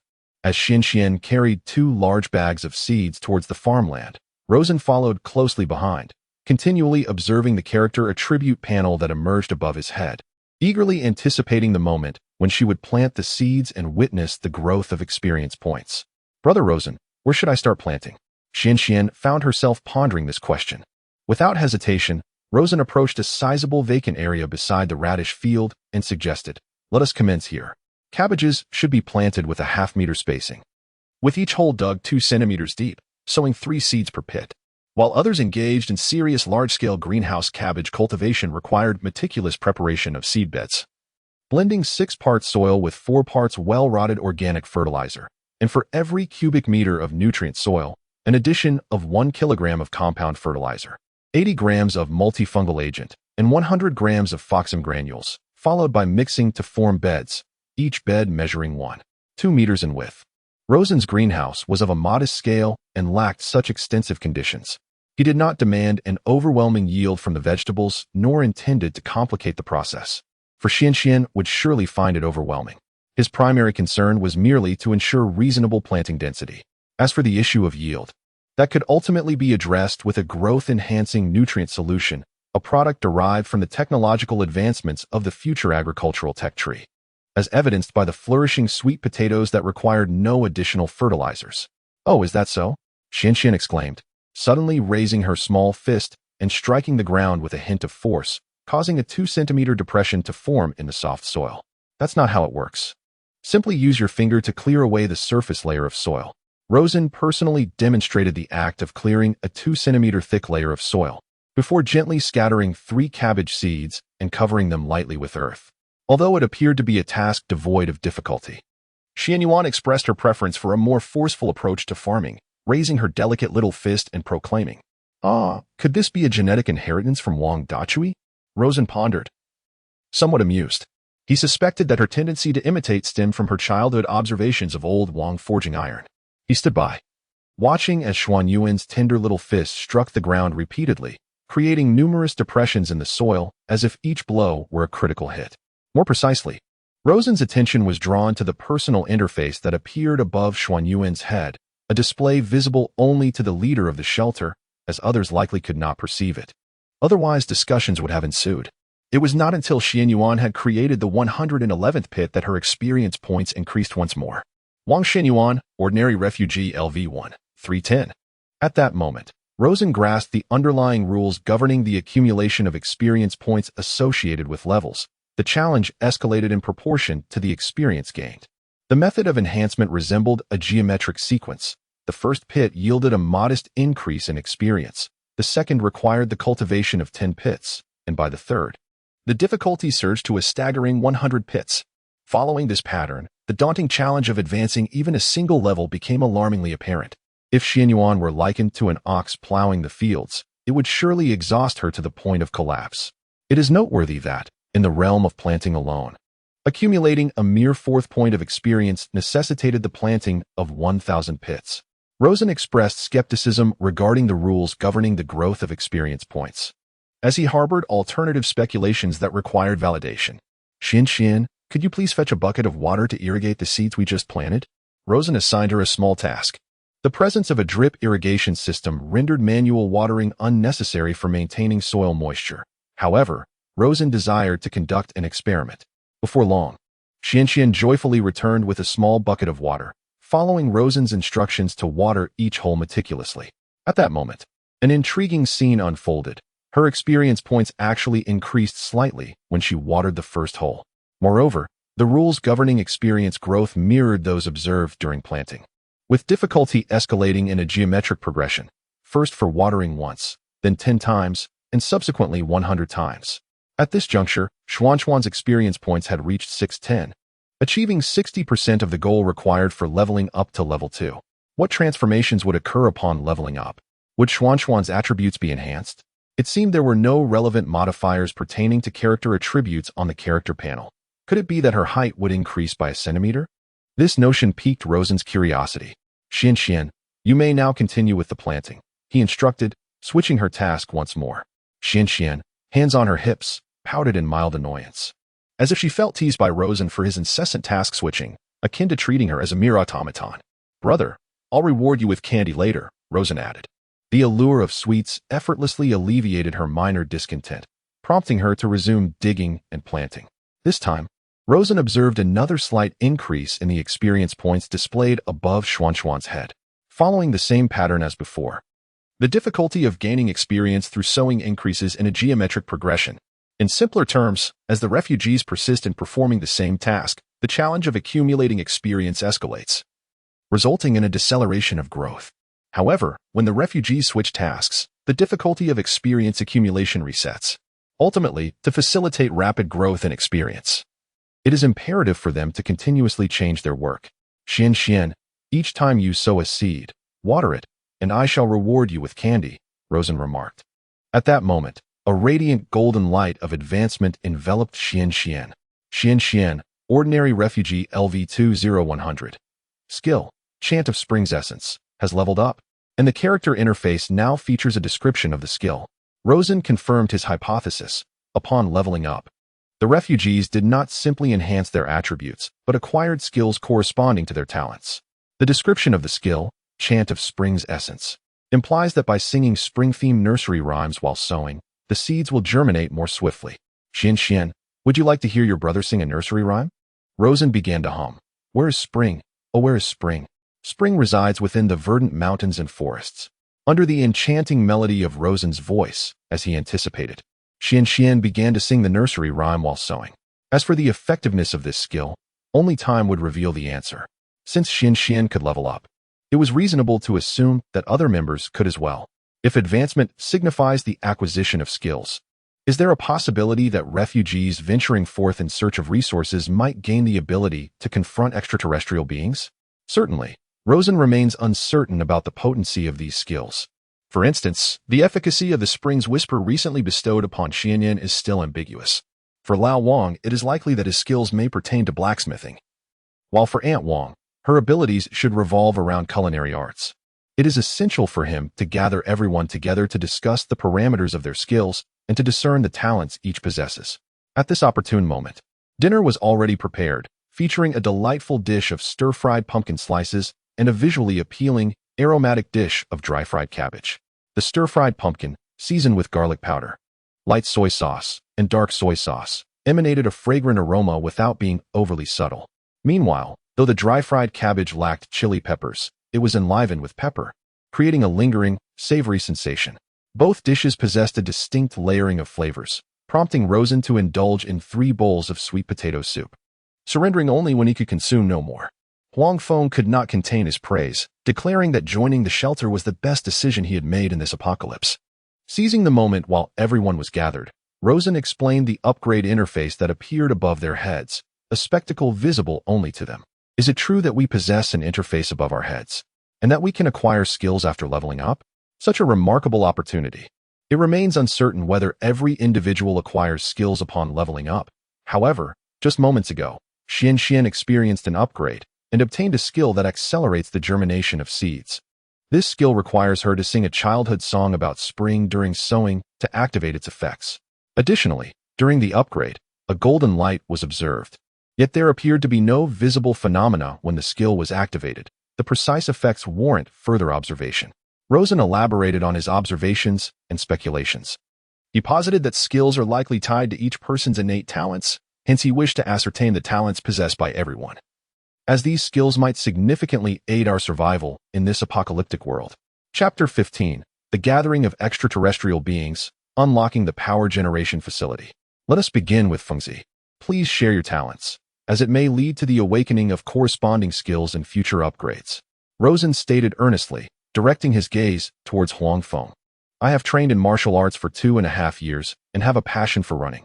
Do these count? Huang Feng inquired. Is there nothing else? Nothing more.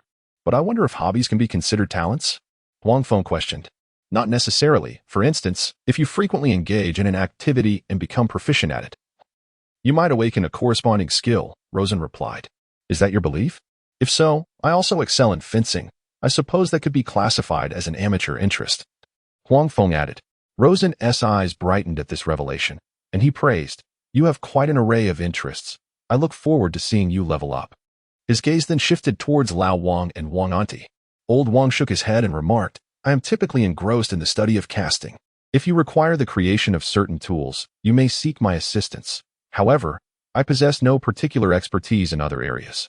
Aunt Wang, meeting Rosen's gaze, added, I am unsure if playing chess counts as a skill, though I often find myself on the losing side. Aunt Wang, perhaps you should focus solely on your culinary arts, unlocking even greater culinary mastery to delight our palates. Rosen chuckled. The others around them joined in laughter. As dawn broke the following day, Rosen, as was his custom, entered the greenhouse to observe the growth of the vegetables. To his astonishment, he discovered that the cabbage seeds sown by Xian the previous day had remarkably sprouted extensively. Furthermore, some of the pumpkin seeds had also begun to germinate, sending forth tender green shoots. It is noteworthy that cabbage seeds typically take between 8 to 10 days to sprout, while pumpkin seeds require 7 to 15 days. Yet, from the time of sowing yesterday until now, not even a full day had passed, and the germination period had been reduced by approximately tenfold. Is this the effect of the Skill Spring's serenade? With the germination speed accelerated by such a magnitude, coupled with the enhanced yield from the nutrient solution, it would not be long before a bountiful harvest of various vegetables could be enjoyed. Within less than a month, indeed. Rosen was exceedingly pleased with the skill's efficacy. It was time to upgrade the portal, ensuring that everyone would no longer be cramped in a single space, thus alleviating the constraints of their movement. Previously, while in the air raid shelter, the cold had forced them to huddle beneath their blankets, shivering as their bodies expended excessive energy to fend off the chill.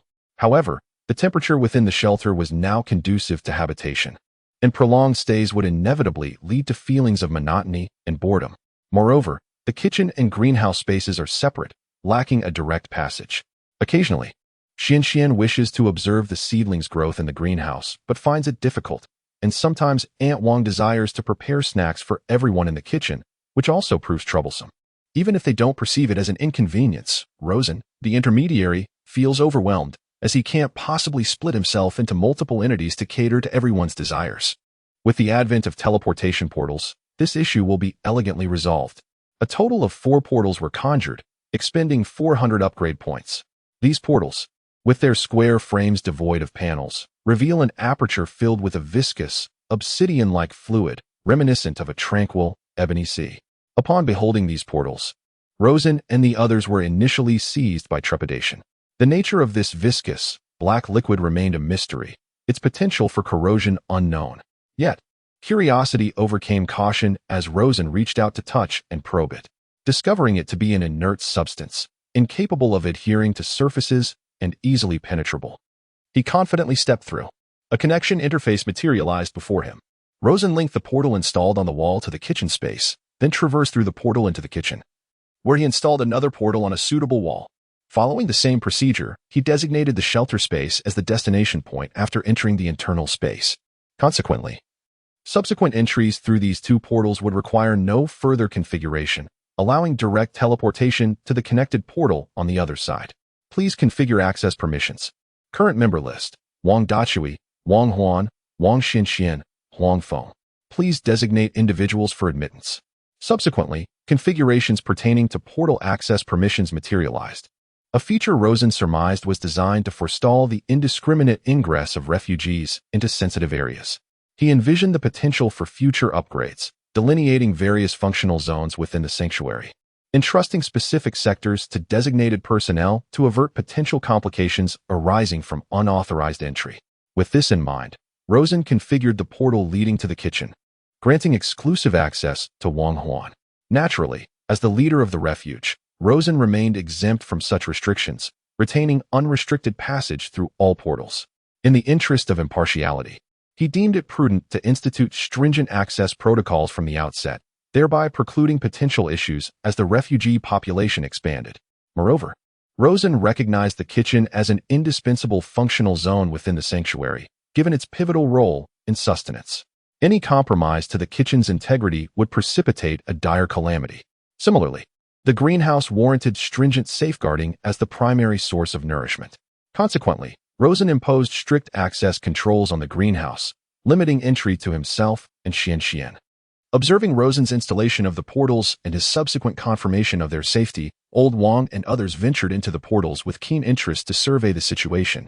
Rosen elucidated that access was restricted to specific individuals. So, you're dispensing justice without favoritism? We're all family, yet we can't enter the same domain? Old Wang lamented. All right, Old Wang, don't misconstrue my intentions as partiality. In the future, when we upgrade to include a foundry, access will be restricted to you alone. That's more like it. Upon hearing Rosen's reassurance, the aggrieved expression on Old Wang's face dissipated. What about me? Huang Feng inquired. The living room will be under your management from now on. You may sleep there. Huang Feng pondered, feeling as though the living room belonged to communal space, leaving him devoid of a personal sanctuary. Well then, Aunt Wang, please showcase your culinary skills. There are plenty of sweet potatoes in the field, enough for a bountiful harvest, and even more ingredients will be introduced in due course. After speaking, Rosen upgraded the stove to a pressure cooker, expending his final 100 upgrade points. Henceforth, Aunt Wang can utilize the pressure cooker for making sweet potato soup, as it is more suitable. Soon after, Rosen noticed that the frying pan was emitting a slight haze of smoke from the generous oil layer. The inevitable issue of smoke during frying could only be resolved with an exhaust hood. After all, this kitchen is enclosed.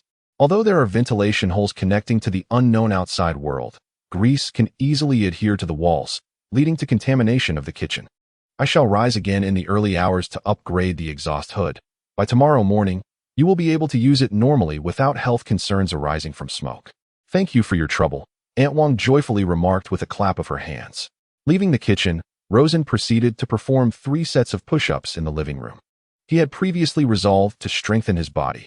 Even if he decided against venturing outside in the future, a healthy physique is of utmost importance, especially in this apocalyptic world where unforeseen dangers may strike at any moment.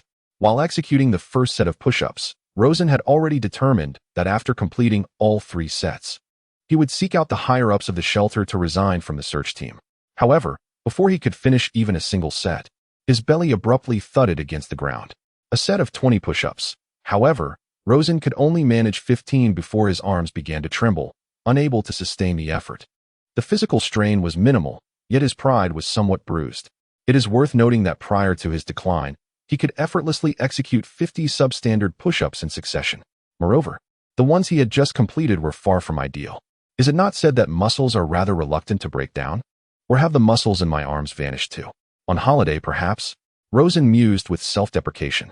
I understand what you're saying, but the crux of the matter is that I can't even complete a set of imperfect push-ups? Oh, that has nothing to fret over. Adhere to the proper form. And once you acclimate, you'll soon find it effortless to perform 3 consecutive sets of push-ups, Huang Feng replied, demonstrating 3 sets of perfect push-ups before Rosen, totaling 60. Completed in a single breath without a hint of fatigue. Impressive, Feng. You mentioned you had trained in combat for 2.5 years. I believe it. Even if you claim to have spent 2.5 years mastering singing, dancing, and rapping, I would accept that too, Rosen remarked, managing a thumbs up. Trust me, if you commit to the proper technique, over time, your physique will undergo a remarkable transformation. Very well, I shall begin with 5 standard push-ups, Rosen declared. Proceeding to execute 5 push-ups with impeccable form, finding it quite manageable and completing them in one breath. Progress gradually. Do not overexert your body. I recommend starting with 5 and adding 1 every 2 days for a steady increase. Under the twilight sky, a hazy full moon hung suspended, as if encased in a shroud of frost. The gathering light and its slow dispersion rendered the moon both blurred and colossal. Beneath the night sky, frost and snow ravaged the landscape, with rows of footprints left by unidentified creatures swiftly becoming enveloped in ice. New footprints were formed, and a group of extraterrestrial beings migrated near the air raid shelter, emerging from the direction of the gas station to the west.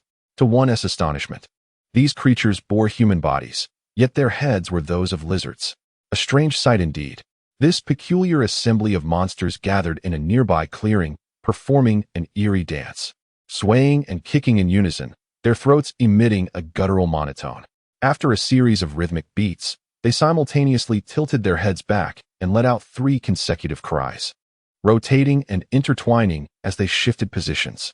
It resembled an ancient tribal sacrificial ritual, and indeed, they were in the act of offering a frozen corpse clad in protective gear. As the dance came to an end, a more robust creature brandished a pitch-black cleaver and with a swift motion, severed the head from the frozen body.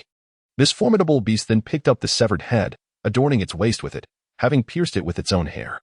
What followed was a gruesome feast.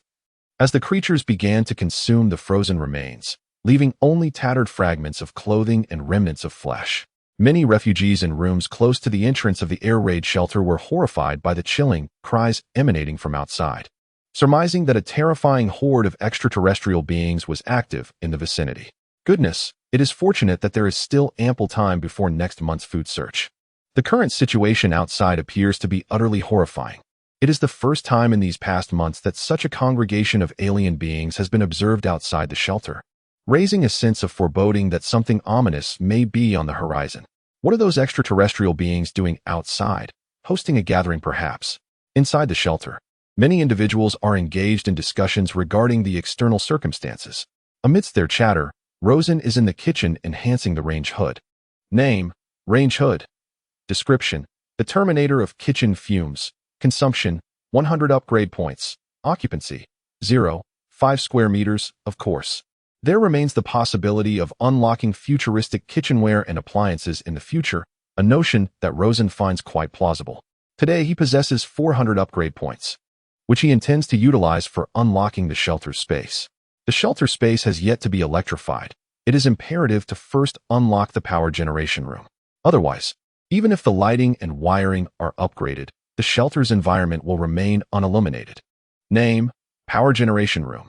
Description: the headquarters for electrical facilities in the shelter space. Consumption: 400 upgrade points. Occupancy: 0 square meters. The Power Generation Room is an independent subspace, not occupying any part of the shelter.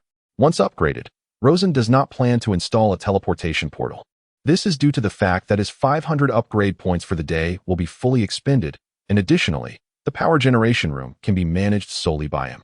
However, should a professional electrician join the shelter in the future, he may delegate control to that individual. Rosen enters the Power Generation Room to inspect the situation. The entire room can be divided into 2 areas. Area 1 is equipped with 12 diesel generators, surrounded by an extensive network of wiring and various indicator lights. The conduit extended to the secondary distribution center, tasked with amassing surplus energy and allocating power throughout the shelter. Subsequent to the power plant's upgrade, Lawson observed the proliferation of electrical outlets within the shelter's confines. Upon inspection, he noted that the power plant's accumulators comprised a dozen 12V, 250-ampere lithium batteries. These lithium accumulators were a precursor to the rumored photovoltaic accumulators, boasting capacities ranging from 1,000 to 2,000 amperes. Coincidentally, the subsequent upgrade level for the power plant featured complementary photovoltaic electromagnetics and generators. These generators harnessed the direct conversion of light energy into electrical energy via semiconductor properties, contingent upon the acquisition of solar panels, the prerequisite light-collecting apparatus. Lawson remained uncertain whether the solar panels were integrated within the generators themselves. If so, the issue of a light source would arise, given the absence of sunlight in their location. Lawson refrained from delving into these considerations, as the existing 12 diesel generators sufficed to meet the shelter's round-the-clock energy demands, obviating the immediate need for photovoltaic power generation strategies. Chapter 16. The bunker's electrical quandary. In the dimly lit environment, devoid of recreational amenities, the occupants engaged in conversation. While Xian tended to the verdant growth within the greenhouse, the adults discussed the intelligence gleaned during their rounds. Huang Feng mentioned that a group of extraterrestrial entities had emerged near the air raid shelter last night, causing considerable commotion and widespread apprehension. Some individuals expressed concerns that the upcoming search mission next month might be perilous, fearing an encounter with the lingering extraterrestrial beings upon opening the shelter doors. Old Wang responded, suggesting that these extraterrestrial entities likely engage in communal living, akin to humans, migrating territories when food resources dwindle. He speculated that once the frozen corpses in the vicinity are depleted, the likelihood of encountering extraterrestrial beings outside the air raid shelter would diminish. Wang's wife inquired about the duration of this process, noting that their next expedition was in 28 days and expressing concern about the safety of the area outside the shelter. Old Wang reassured her, asserting that the scarcity of frozen corpses in the area, coupled with its remote location, suggested the extraterrestrial beings were merely passing through and would not linger. Rosen furrowed his brow, contemplating the matter.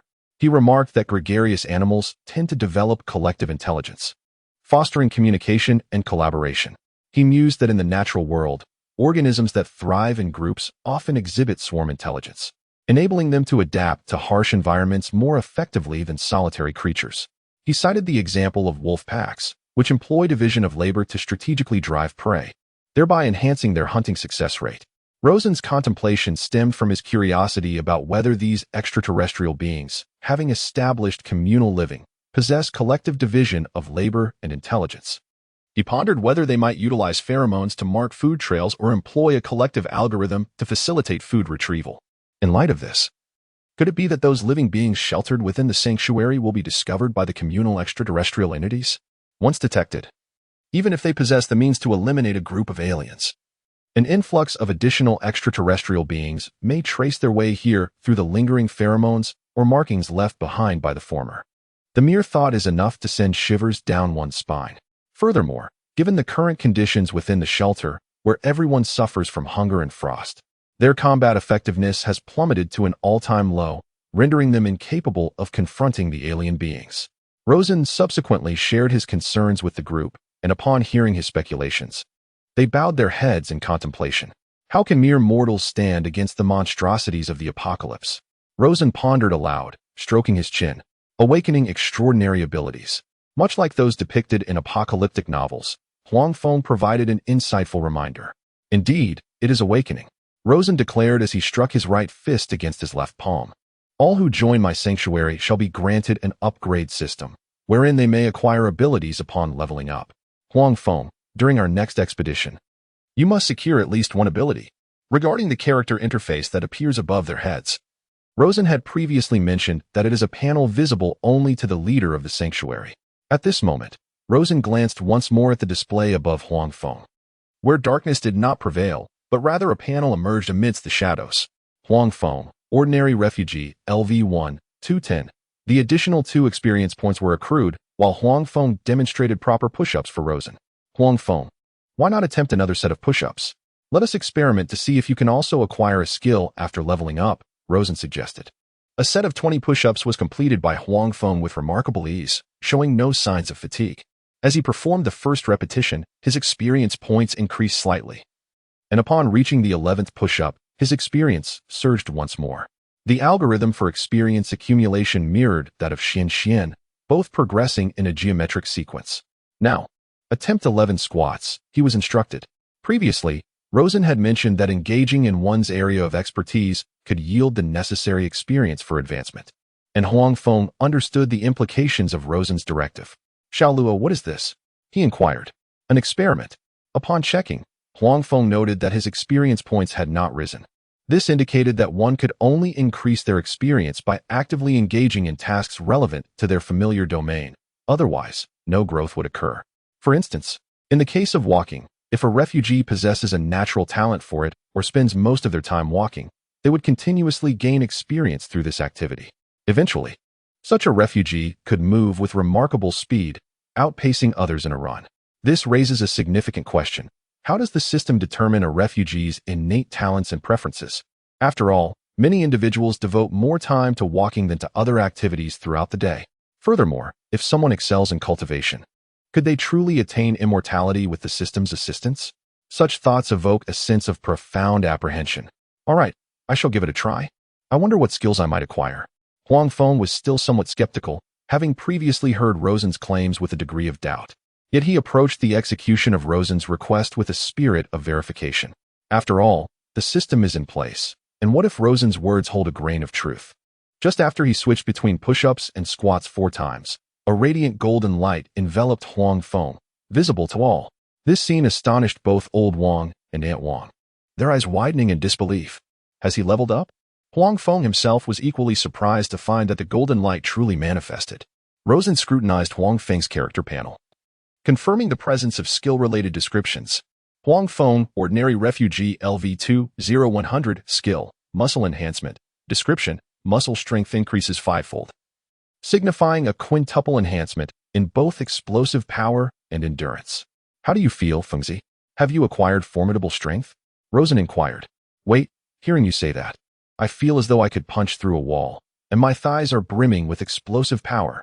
Suddenly, Huang Feng leapt into the air, his feet leaving the ground, and his head collided with the ceiling. It was a sight that elicited sympathy. One must remember that the height of the shelter's ceiling is approximately 5 meters. With a 5-fold muscle enhancement, this includes a corresponding increase in strength. An ordinary person's vertical jump speed is around 3 meters per second. According to the formula V0GT, the time to reach the apex of the jump is determined to be 0.3 seconds. Further applying the formula SV0T, 1.2 GT, one can ascertain that the maximum height achieved, the distance from the soles of the feet to the ground, is roughly 0.45 meters. A 5-fold increase in strength equates to a quintuple acceleration, thereby shortening the duration of the feet leaving the ground. In the context of an equal distance covered, the relationship a 1-ton 1-2, a 2T 2-2 holds, where it is known that a 2-5A1. This leads to the conclusion that T2 frac SQRT 5.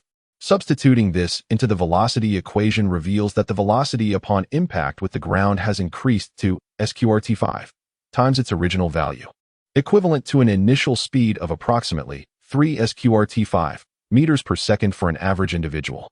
Consequently, when applying the height formula, the resulting height is estimated to be around 6 meters. This collision effectively corresponds to a premature deceleration over a distance exceeding 2 meters. Furthermore, One could calculate the velocity at which Huang Feng's head struck the ceiling, even deriving the impact force. However, Rosen deemed such calculations unnecessary, as his concern for Huang Feng left him little inclination for numerical analysis. Henceforth, upon acquiring new skills, it would be prudent to exercise caution. Are you all right, Fengzi? Should I call an ambulance? Old Wang, are you joking? In the apocalypse, who calls for an ambulance?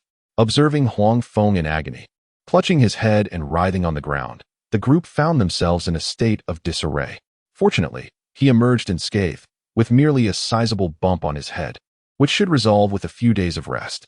Nevertheless, Rosen could not anticipate witnessing Huang Feng advance to level 2 in the ensuing days. Whether further upgrades would yield new skills remained a question for experimentation on others. Old Wang. In fact, I upgraded to the power generation room earlier this morning.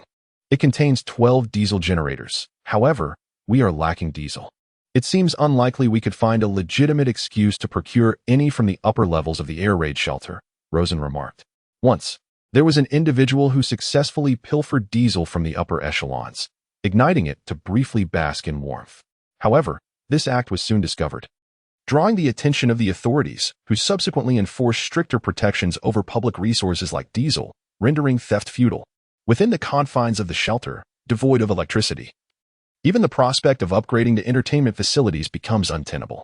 Those forms of recreation that do not require power, such as mahjong or playing cards, become impractical in the absence of lighting. Without illumination, it is impossible to engage in such activities, as none possess the ability to see in the dark.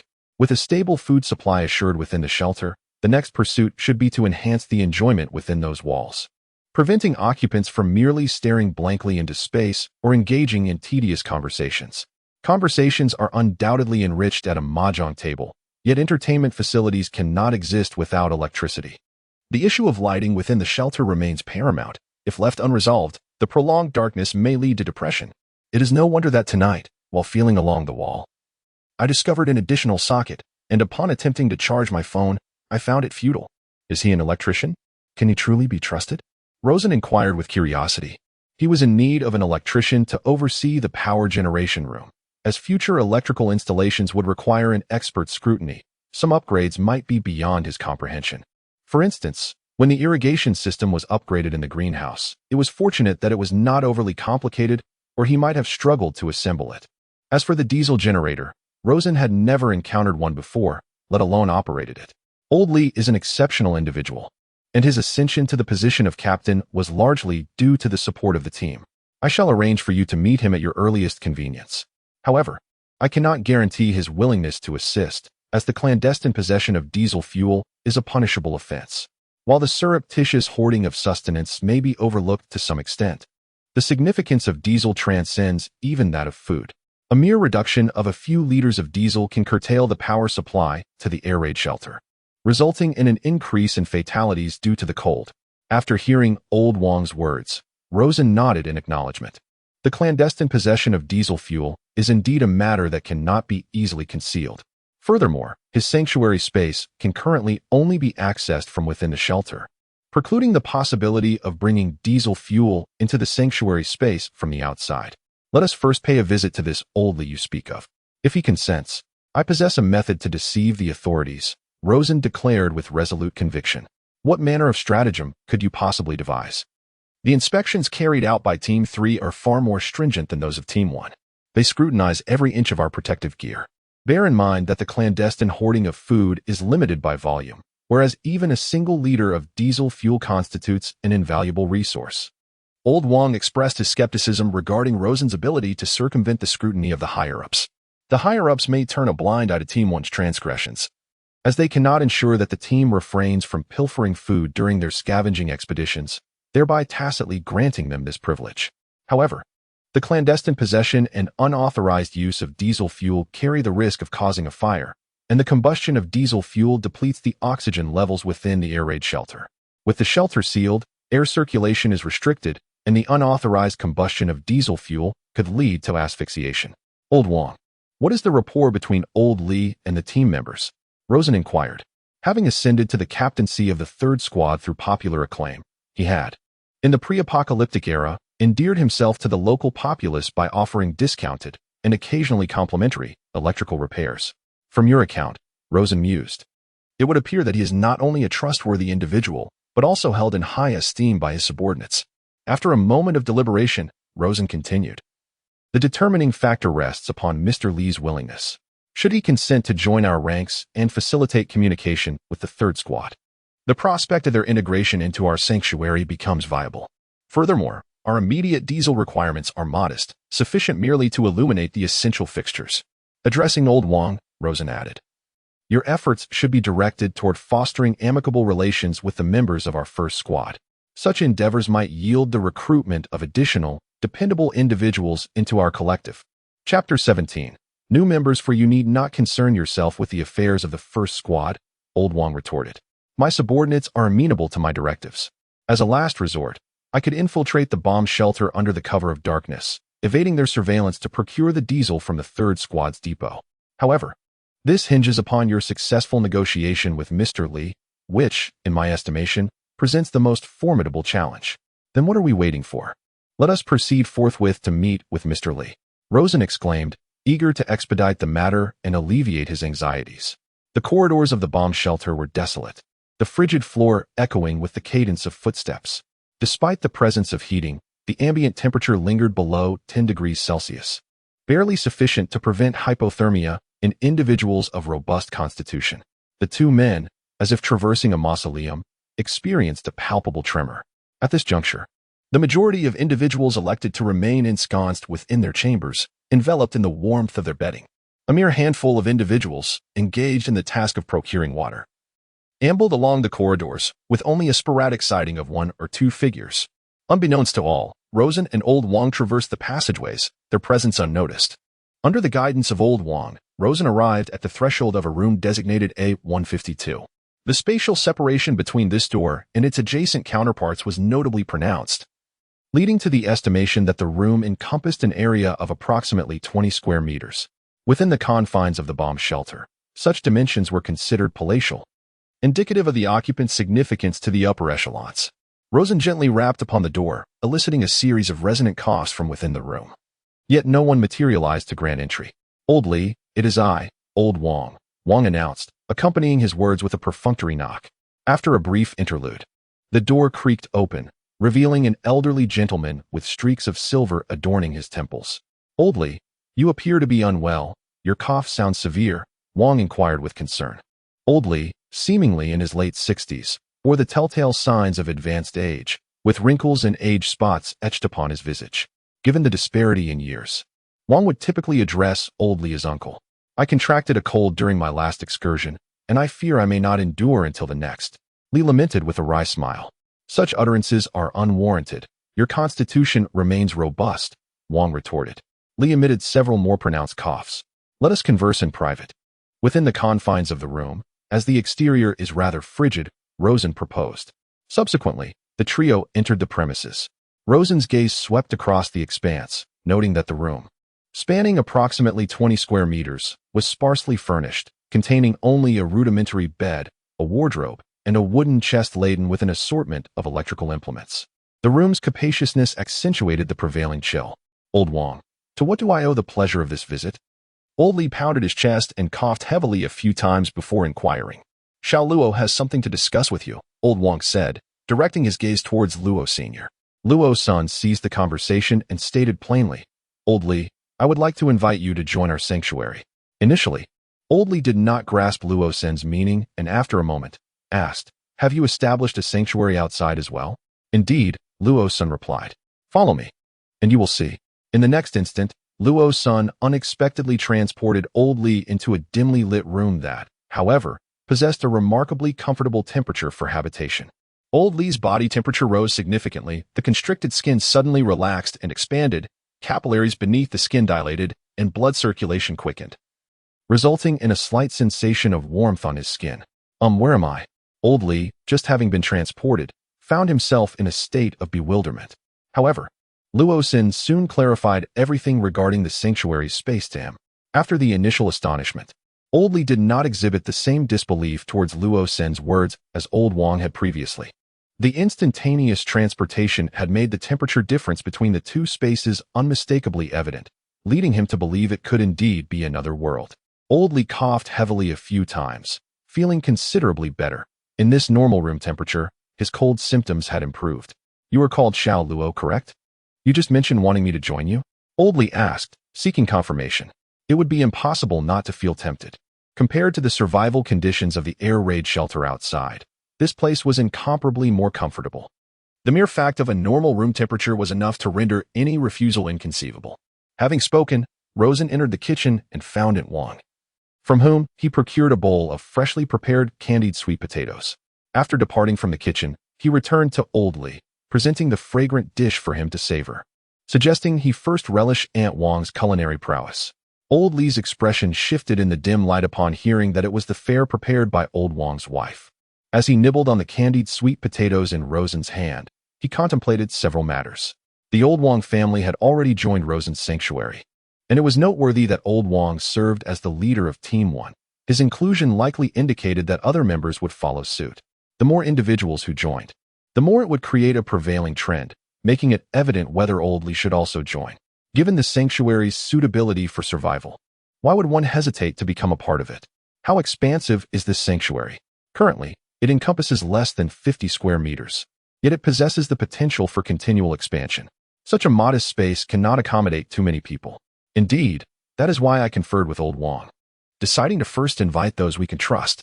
Old Lee politely remarked, "Since you trust me, I have no reason to decline." He continued to savor the candied sweet potatoes. Wang Huan is renowned as a 5-star chef, and to indulge in her cuisine in such circumstances feels like a life well lived.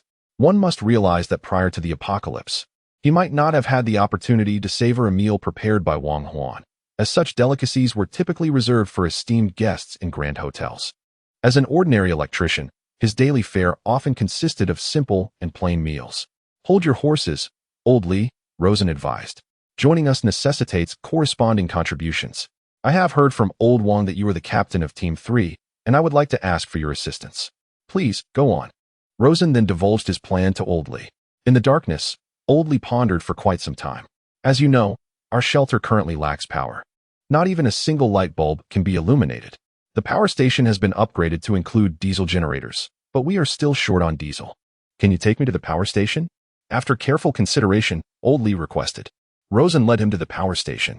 Upon witnessing the neatly arranged 12 diesel generators and the meticulously connected wiring on the surrounding walls, a glimmer of hope appeared on Old Lee's face. Indeed, these are diesel generators, 12 of them, no less, and the wiring is all in place. You mentioned we had no power. How is it that there are lights on in the power station?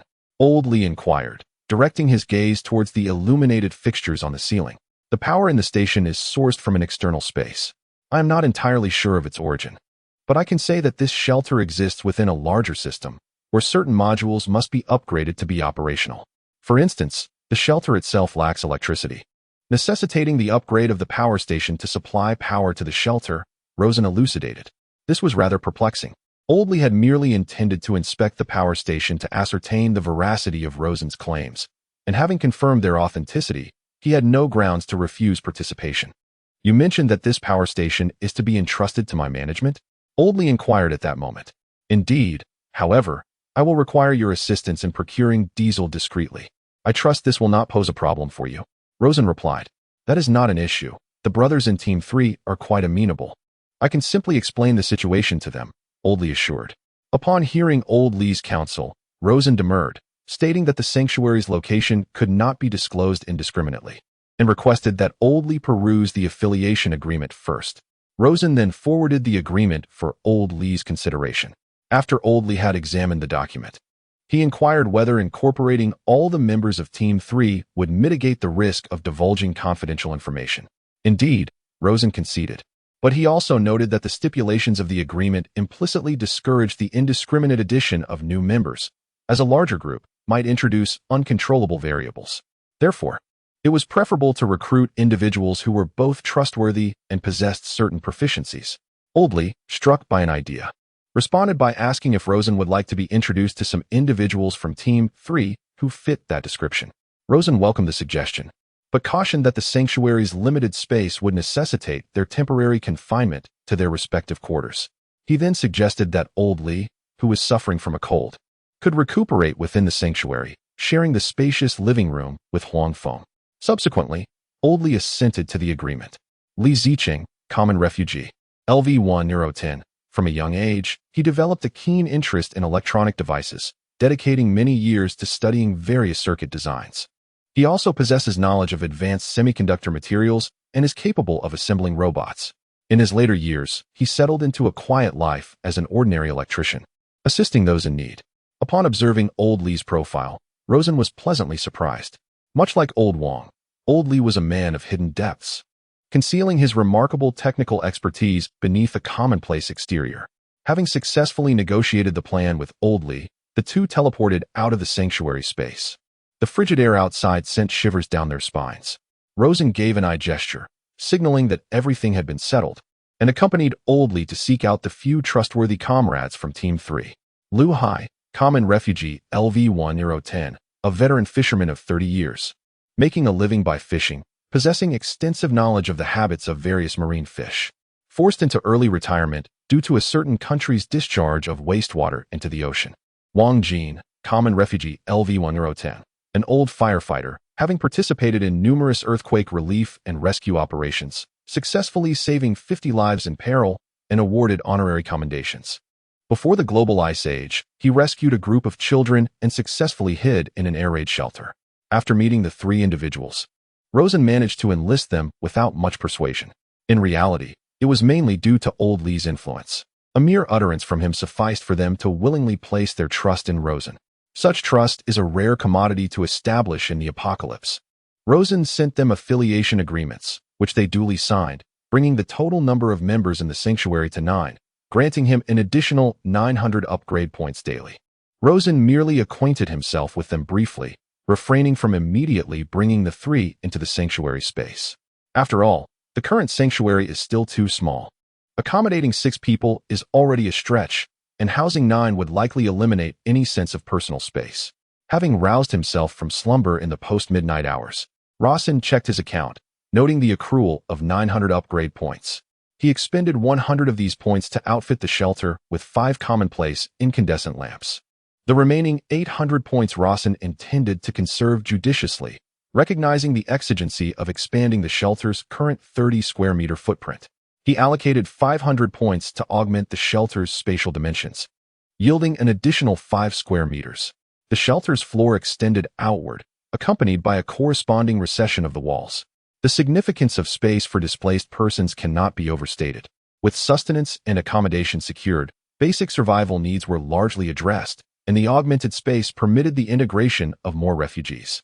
This additional 5 square meters, tantamount to an extra room, could house another individual, with the newly arrived Old Li taking residence in the expanded space. As for the remaining 300 upgrade points, he had yet to formulate a plan for their utilization, opting to reserve them for future contingencies. This modest sum was insufficient to effect substantial improvements in living conditions, but by accumulating them, he would be better positioned to address future needs without financial constraints. He had accumulated over 9,000 upgrade points in total. Should he commence utilizing these points, he could procure a considerable array of enhancements. Particularly, the upgrade points required for thermal weaponry were invariably in the 4-figure range. While this may not appear substantial, at the current rate, he could acquire a weapon in a matter of 2 to 3 days. Given the protracted nature of such endeavors, the subsequent expenditure on ammunition necessitates replenishment. Even the most commonplace 7.62 caliber bullets command a price of 50 upgrade points per round, should the number of personnel increase, necessitating the formation of a military force, with each member equipped with at least 1 firearm and hundreds of bullets. The magnitude of this consumption is readily apparent. It is no wonder that war is likened to a financial conflagration. Should hostilities with extraterrestrial entities truly erupt, Rosen's paltry accumulation of upgrade points would prove woefully inadequate. Accumulation, invariably, presents the most straightforward means of procuring sufficient leverage. It was after 2 weeks of delving into the intricacies of the technology tree that he had amassed over 12,000 upgrade points. Over these past 2 weeks, Old Li had made a full recovery from his ailment. Benefiting from the sanctuary's conducive temperature, not only did his malady abate, but his complexion also improved markedly. He engaged in amiable conversations with Old Wang and others, finding contentment in their companionship. This scene was precisely what Rosen had hoped to witness. Amidst the desolation of the apocalyptic environment, the sounds of laughter and the familiar banter of neighborhood life represented the most precious form of harmony. Within the greenhouse, the pumpkin seeds sown by Rosen germinated 3 days prior. These seeds were extracted from within a frozen pumpkin, rather than being derived from the Petri dish analysis. It is evident that the seeds produced via Petri dish possess inherent advantages. He surmises that the Petri dish seeds have undergone a degree of genetic modification, a notion that has become increasingly compelling. At present, acquiring firearms would undoubtedly arouse suspicion and scrutiny from the upper echelons of the shelter. Rosen has no intention of expending upgrade points on weaponry. However, with the date of the next resource-gathering expedition drawing near, Rosen must prioritize the safety and well-being of his charges. Chapter 18. The Secret Diesel Plan. Name: Stab-Resistant Suit. Description: This protective garment, crafted from ultra-high molecular polyethylene fibers, aluminum alloy, and nylon materials, features specially customized aluminum alloy patches at critical points for enhanced protection against punctures and cuts. The weight is 1 kilogram. Consumption: 500 upgrade points. Name: Lightweight Modular Protective Vest. Description: Composed of high-strength aluminum alloy and polymer materials, this vest boasts a lightweight design, excellent protective capabilities, and detachable components for ease of transport. It safeguards vital areas of the body against bullets, explosive impacts, stabbings, and cuts. Consumption: 350 upgrade points. Name: Pangolin Tactical Pants. Description: These combat trousers are constructed from high-strength, abrasion-resistant, cut-proof, and fire-retardant materials. Additionally, they incorporate ballistic materials to withstand a certain degree of impact and puncture. The design also considers ergonomics and comfort. Consumption: 400 upgrade points. Rosen remained uncertain about the dimensions and forms of military-grade protective clothing, thus he could only exchange them one by one. He then summoned Huang Feng to try them on, first donning the stab-resistant suit, followed by the vest, and finally the tactical pants. The stab-resistant suit was not lightweight. Within its 1 kilogram weight lay aluminum alloy layers, and with the added heft of the vest, mobility was noticeably restricted. Even though Huang Feng had enhanced his strength 5-fold, the weight was negligible to him. However, donning a vest made it challenging to wear an additional thermal protective suit, even if he managed to squeeze into it. There was little room left for any extra gear. After careful consideration, he decided to forego the protective vest, opting instead for only the stab-resistant suit and tactical pants. Yet, some evident deficiencies remained. Both the stab-resistant suit and the protective vest shielded merely the torso, leaving the head and limbs exposed to peril. While the lower body could be safeguarded with the tactical pants, equipped with a layer of alloy for added protection, he struggled to find contemporary protective gear for the head and limbs.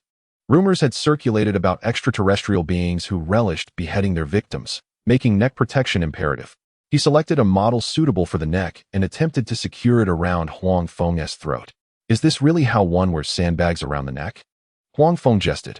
Although the sandbag weighed 2.5 kilograms and contained a row of iron plates measuring 10 centimeters in length and 2 centimeters in width, it was still inconsequential to Huang Feng, who had become superhuman relative to ordinary individuals due to his enhanced strength.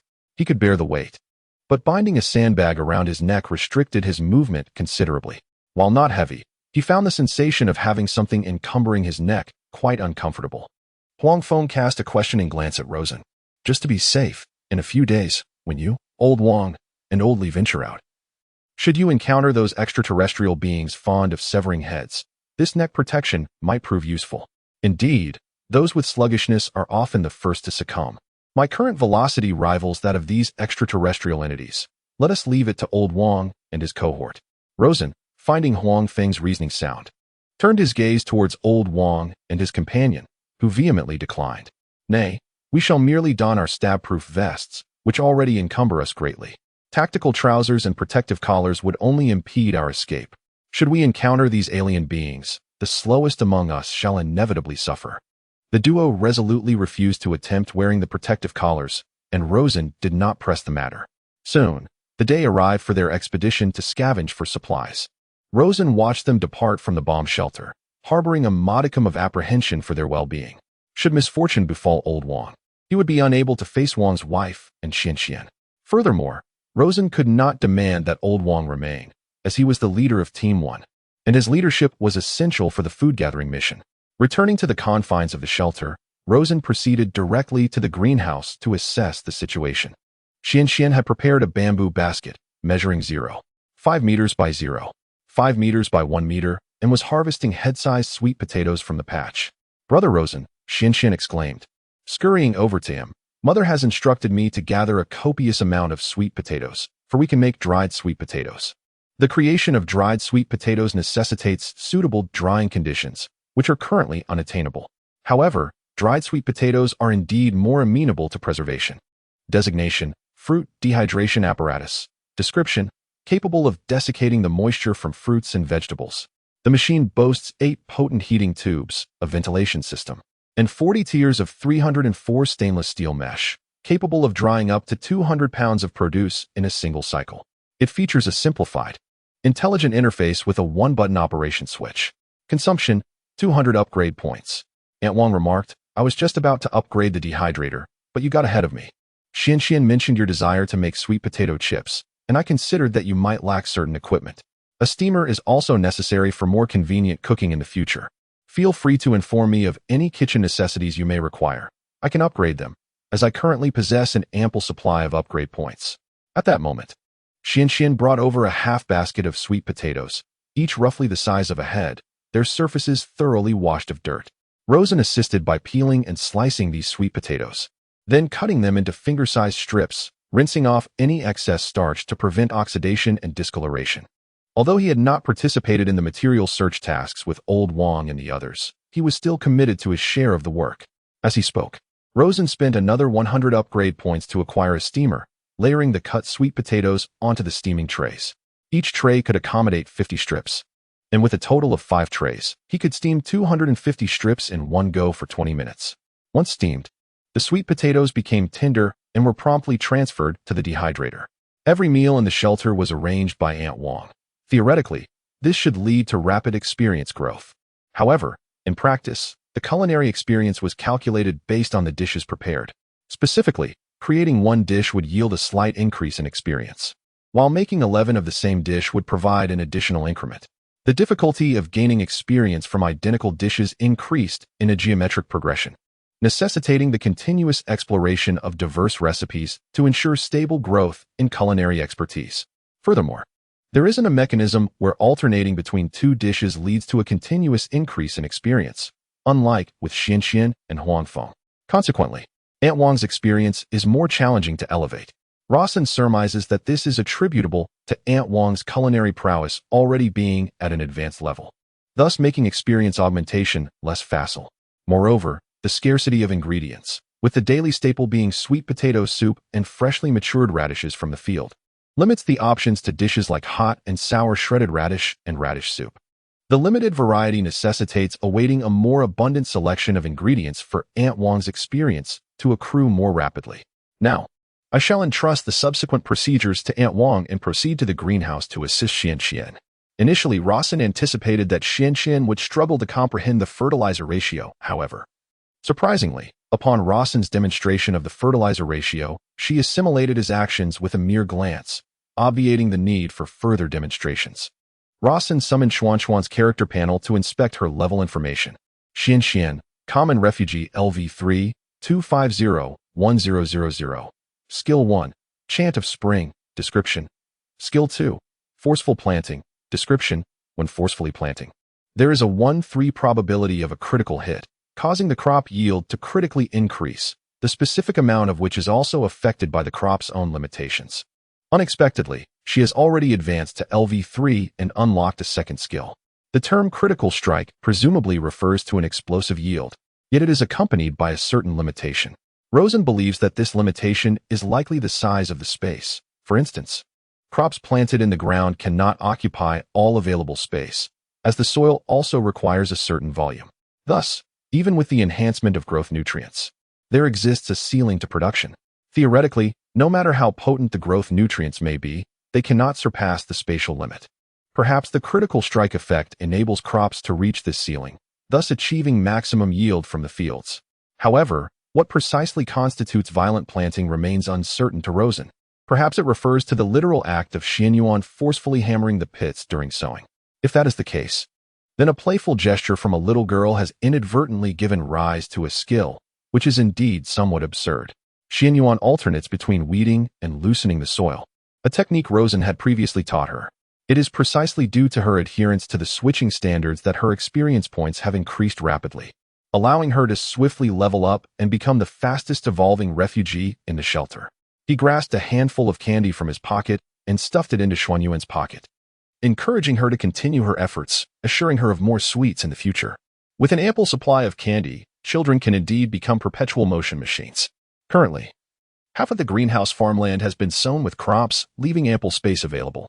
Following Huangfeng's guidance, they increase their efforts every 2 days. Over the course of this month, Rosen's physical stamina has noticeably improved, essentially restoring his pre-lay flat energy levels. Prior to embracing a life of indolence, Rosen possessed a certain athletic aptitude, which, had the shelter's leader been privy to character stats and a refugee tier system, might have enabled him to cultivate specialized proficiencies. Alas, he was the overseer, not a displaced person. Rosen departed the sanctuary prematurely, venturing into the bomb shelter where the temperature hovered just above freezing. The Lizard Man is a legend from the late 1980s, originating in the United States, specifically in the swamps outside Bishopville, South Carolina. It is said that a bipedal reptilian humanoid, standing 2 meters tall, covered in spots, possessing 3 digits on each hand, and wielding a needle-like tail, was sighted. Endowed with immense strength, it was speculated to be a denizen of the ocean depths. In the mythos of the Porcelain Empire, similar reptilian figures appear, such as Fushi and Enwa, who are depicted with serpentine bodies and human heads, leading some to believe they are incarnations of lizard people. However, Rosen noted that this interpretation diverges significantly from the descriptions, bearing a closer resemblance to the Western portrayal of lizard people. The veracity of these lizard man accounts remains unconfirmed, and Rosen could not ascertain whether the creature cited by Team 3 was the same reptilian humanoid reported in the 1980s. His immediate priority was to locate Team 3's leader, Old Lee, and inquire whether the diesel fuel had been concealed as stipulated. He arrived at Old Lee's quarters and rapped on the door. "It's me, Rosen." Old Lee opened the door, swathed in a thick quilt, and grinned, revealing a set of time-worn, yellowed teeth upon recognizing Rosen. "I'll take you to the shelter now. It is of no consequence. The aliens are too distant, merely discernible in their characteristics, and my companions quickly distanced themselves. I shall step outside to await their arrival." As Rosen re-entered the shelter, he found the din outside had intensified, as though some predicament had arisen. "Quickly, transport the injured to the medical room." Several hurried footsteps echoed through the corridor as a group of individuals carried an injured person past Rosen, who noticed numerous splotches of blood staining the ground. Chapter 19. A call from the shelter's space. What has transpired? Rosen hastened forward, inquiring with the staff tending to the wounded. The medical facilities within the shelter were rudimentary, offering only basic sterilization and bandaging services, capable at most of performing simple, minor surgeries to stitch wounds and prevent infection.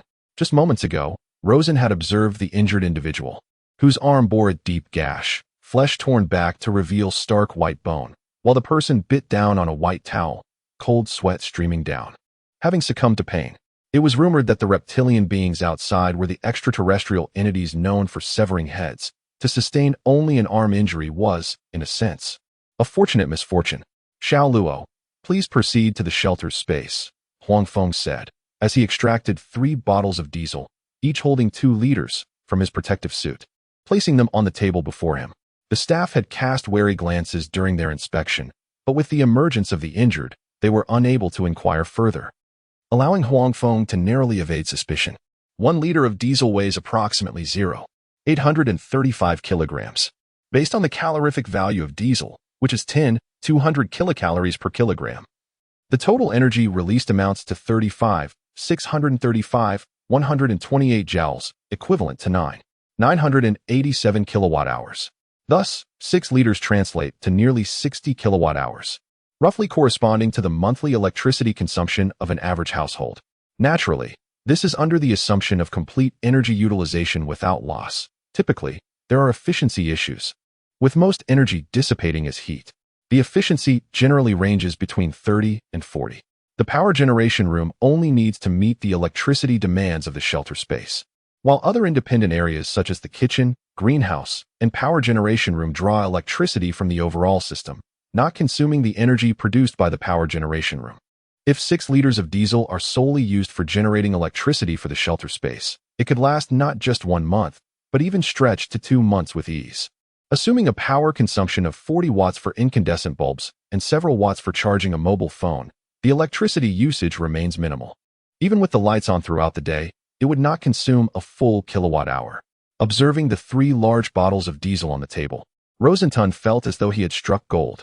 "You're injured. Is it serious?" he inquired. Huang Feng had just removed the outer thermal protective suit, revealing the stab-proof vest beneath. The protective suit had been damaged and could no longer provide thermal insulation, while the vest exhibited 2 distinct gashes, with the aluminum alloy material having shattered upon impact. Once the stab-proof vest was removed, clear scars could be seen on his chest and right shoulder. "Not deep, but already scabbed over. Thanks to the stab-proof vest you provided. Otherwise I would have needed to visit the medical room for stitches," Huang Feng remarked, a hint of trepidation in his voice. "What precisely transpired?" "I am intrigued," Rosen inquired with considerable interest. "And subsequently, of course." Feng disregarded his own safety and intervened to shield his teammates from harm. Leveraging his augmented physical fortitude, which had been amplified 5-fold, he withstood 2 blows. Had he not done so, the 2 injured individuals would likely have perished. Upon hearing Lao Wang's account, Rosen's gaze shifted toward Huang Feng, his expression betraying a hint of astonishment. In the face of such monstrous adversaries, the immediate instinct for most ordinary individuals would be to seek refuge. Amidst the globally frigid conditions, the inhabitants of the air raid shelter have yet to devise an efficacious strategy for confronting these extraterrestrial entities. Seldom would one willingly jeopardize their own existence by confronting them head-on. Rosen perceived such an act of selfless sacrifice as somewhat imprudent. In his own stead, he would, at most, alert others to the impending danger, refraining from any perilous undertakings. Nonetheless, it is precisely this intrepid spirit of pioneering that engenders a sense of security. "I acted instinctively, without deliberation. I merely felt empowered and sought to ascertain whether I could rescue them. Fortunately, I succeeded. However, in all candor, those 2 blows from the lizard men nearly caused me to succumb to the excruciating pain," Huang Feng confessed, scratching the back of his head. "Henceforth, prioritize your own well-being. It is difficult to ascertain whether any future incident will transpire without incident, or whether you will be as fortunate as you were on this occasion," Rosen cautioned. At that juncture, Lao Li, groping through the darkness, located the 3 bottles of diesel fuel resting upon the tabletop. Beaming with delight, he exclaimed, "Xiao Luo, should we not endeavor to commence electricity generation?" "Assuredly. Let us proceed to the power generation room." With his arm draped across Lao Li's shoulder, the 2 men traversed the portal into the power generation room. Subsequent to the establishment of the portal leading to the power generation room, Lao Li was designated as the authorized personnel, entrusting him with the management of the power generation room henceforth. Prior to initiating a diesel generator, several preliminary inspections are imperative to ensure its proper functionality and preclude any potential mishaps. Firstly, ascertain the correct connection of the positive and negative terminals between the generator and the battery. Secondly, verify that the generator's calipers are positioned at the midpoint to avert any cylinder scoring or explosion incidents during power generation. Thirdly, confirm that the water level in the reservoir is within the acceptable range. Fourthly, ensure the stability of the control panel's starting voltage at 25 volts. Old Lee encountered an impasse at the conventionally accepted first step of the inspection, as he was unable to locate the generator's battery. "Is the generator battery integrated within the distribution room?" Old Lee inquired. "Presumably," replied Luo-san, observing the wiring extending from the generator towards the adjacent distribution room. The 2 proceeded to inspect the distribution room to assess the situation. He possessed a modicum of familiarity with the advancements incorporated into the shelter system. Trivial operations predicated on the remnants of present-day human technology could be internalized within the machinery by future technologies. Returning to the diesel generator, Old Lee contemplated inspecting the calipers, but remained unable to locate them. He then directed his attention to the water reservoir, indeed identifying a component resembling a water tank. However, this component featured 2 metallic conduits extending towards the ground, suggesting that the water level was autonomously managed by the machine. The inlet and outlet pipes were seamlessly integrated into a compact fuel tank with a capacity of approximately 10 liters. implying that the only requirement was to pour diesel into the tank, obviating the need for any further intervention. This design undoubtedly enhanced convenience. Following a thorough inspection, Old Lee carefully poured 3 2-liter containers of diesel fuel, totaling 6 liters, into the 10-liter capacity fuel tank. Securing the threaded cap, the two men eventually arrived at the main control panel adjacent to the distribution room. This console comprised an electronic display and several selection buttons. Upon activating the terminal's power, a logo for Doomsday Shelter Technologies appeared on the startup screen, followed by the control interface. All 12 generators were displayed on the screen, arranged by their location numbers. Old Lee selected the control interface for Generator 06, and 3 options materialized: 1 key start, 1 key stop, and settings. Driven by curiosity, Old Lee accessed the settings interface, discovering that it primarily contained configurations related to power generation strategies. There were several modes available: leisure mode, office mode, tycoon mode, and custom mode. Upon examining the parameters, it was revealed that leisure mode only generated power for 1 hour per day, specifically at 6 o'clock in the morning. The other modes differed primarily in the duration of power generation, with 3 hours, 6 hours, and a custom duration, respectively. Simultaneously, an indicator light illuminated on Generator 06 within the generator array, accompanied by a melodious electronic voice, verifying generator settings, scanning related component integrity. Concurrently, a chasing light pattern illuminated on Generator 06.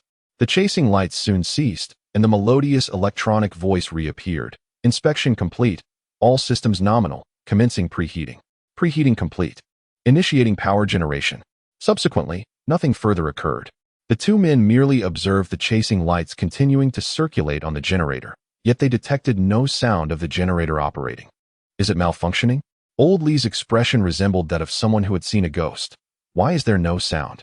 It should not be a breakdown, but rather a silent operation.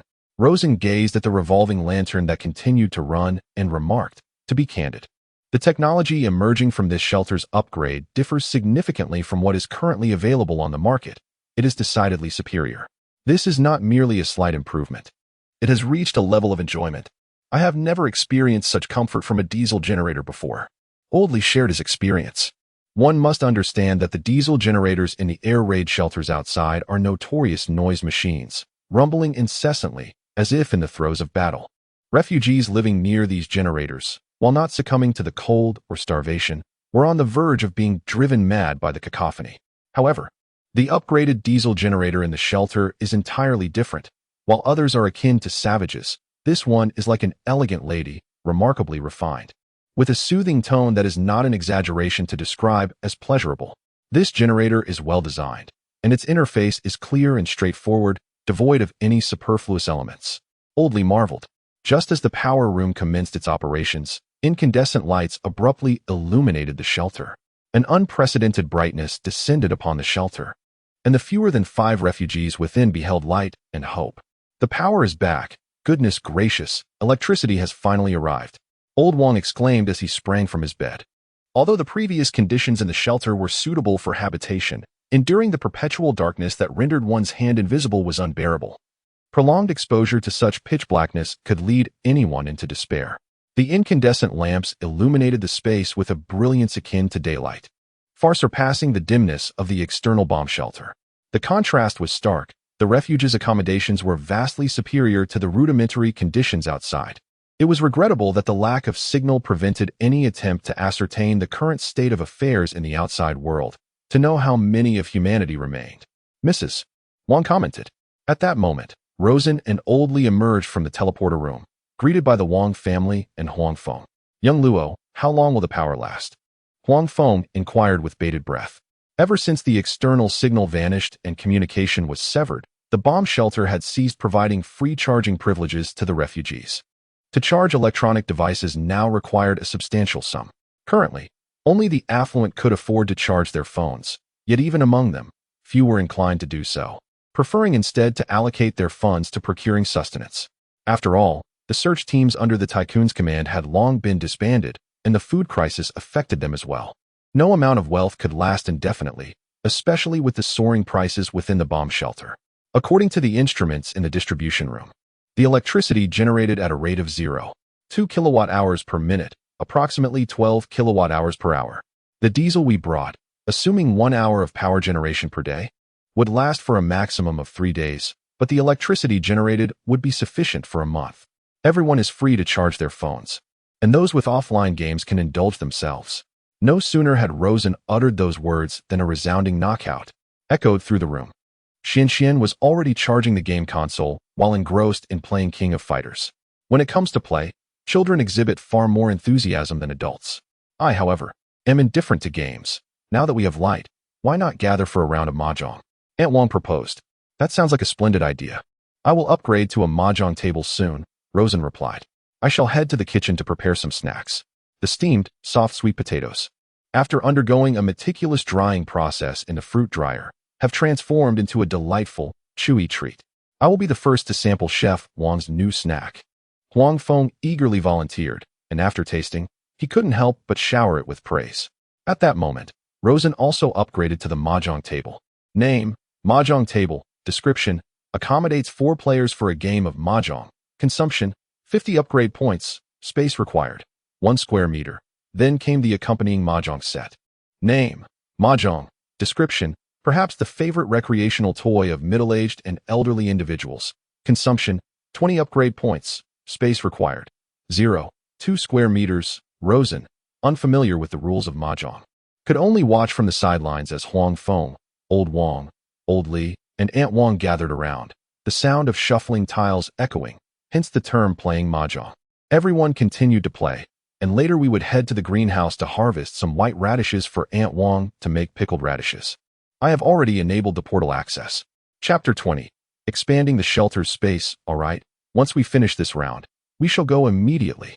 Before long, Old Wang and the others gradually entered the greenhouse, beginning to gather the white radishes from the field. The radishes should be harvested as soon as possible, as they are prone to spoilage if left in the ground for an extended period. Given the difficulty of preserving radishes, I propose we invest in a root cellar to store perishable foods in the future. I suggest we have Aunt Wang process the surplus radishes into dried or pickled varieties. With everyone's assistance, we managed to clear most of the radish field in under an hour.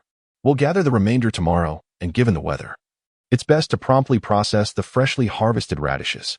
It's necessary to remove the green shoots from the tops of the radishes to prevent transpiration, which can lead to moisture loss and eventual decay. Once prepared, they can be transported directly to the root cellar. The advantage of storing food in a root cellar lies in the relatively stable temperature and humidity of the enclosed environment. Furthermore, the elevated carbon dioxide concentration effectively isolates oxygen and inhibits the respiration of the radishes. It's unnecessary to wash the soil off the radishes before placing them in the cellar, as this can increase surface moisture and the likelihood of rot. The soil also provides a degree of insulation against oxygen, making the radishes less susceptible to spoilage. Designation: root cellar space. Description: an underground space designed for the storage of food and ingredients, delaying spoilage. It can also be used to store valuable items. Cost: 300 upgrade points. Footprint: 0 square meters. A root cellar subspace, independent of the shelter's space, has been created. However, as there is currently no portal to the root cellar, only Rosen can access it. Rosen immediately teleported to the root cellar space to assess the situation. Upon closer inspection, the cellar encompassed an expansive area of over 100 square meters, a dimension that took Rosen by surprise. Such a vast space could comfortably accommodate several dozen individuals, were it not for the elevated concentration of carbon dioxide, which renders it unsuitable for prolonged habitation due to potential health complications. To Rosen's further astonishment, the cellar was distinctly partitioned into 2 zones, a general area and a cryozone. The latter was equipped with electrical conduits and condensation pipes to lower the ambient temperature, thus optimizing preservation and storage. A thermometer affixed to the wall indicated a temperature of 20 degrees Celsius in the general area, while the cryozone registered a temperature of 5 degrees Celsius, akin to that of the external bomb shelter. The cryozone occupied approximately 1/3 of the cellar's total area and was separated from the general area by a substantial glass door, incorporating a PVB film as a thermal barrier, replete with nitrogen to impede heat transfer. Upon opening the glass door, a wave of frigid air assailed Rosen, the temperature differential between the 2 zones being a palpable 15 degrees Celsius. The fine hairs on Rosen's skin stood on end, and goose flesh manifested across the surface of his arms. The refugees transported the bulk of their harvested white radishes into the cellar, initially storing them within the cryozone. Given the cellar's capacious dimensions, the relocation of the radishes could be contemplated once food stores were more abundant. It even occurred to Rosen that the cellar could serve as a repository for his homemade spirits. He retrieved several white radishes, cleansed them of surface soil, and diced them into thumb-sized pieces to serve as the base for pickled radishes. Mrs. Wong furnished two distinct methods for pickling the radishes. Method 1. Dice white radishes. Add an appropriate amount of salt to draw out moisture, rinse twice, drain, and place in a jar with an appropriate amount of bird's eye chili. Boil water with sugar and white vinegar, let it cool, pour into the jar, ensuring the water level covers the radishes, and seal in a cool place for 1 day. Method 2. Cut the radish into alternating slices, marinate with an appropriate amount of salt to draw out moisture. In a separate container, mix an appropriate amount of white vinegar, soy sauce, and sugar until dissolved. Drain the marinated radish, add ginger slices and bird's eye chili into the jar, pour in the dissolved sauce, and refrigerate for 3 hours. The absence of ingredients such as white vinegar, ginger, and bird's eye chili poses a significant challenge, especially the lack of white vinegar, which is crucial for softening the radish and ensuring a crisp and refreshing texture. Without acidic ingredients, relying solely on salt for softening is insufficient, resulting in a radish with a harder texture. Substitutes like lemon juice or orange juice are currently unavailable. This inherent limitation presents an insurmountable obstacle. Even with the technological advancements, there is no option to directly exchange for food items, including seasonings. If such an option existed, one could simply relax and avoid the need to gather ingredients externally. Regrettably, the only recourse is to prepare pickled radishes with a less crisp and slightly harder texture. A portion of the salt-cured radish cubes was taken by Aunt Wong and placed in a fruit and vegetable dehydrator to make dried radish, maintaining a temperature between 80 and 90 degrees Celsius and drying for 5 to 6 hours. At this moment, the character panel above Aunt Wong's head underwent a transformation.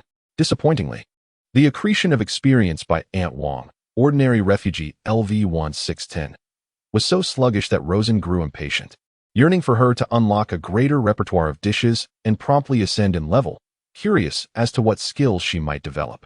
As for Old Wong and Old Lee, one exhibited no experiential growth whatsoever, while the other, having just operated the diesel engine, had only marginally increased his experience.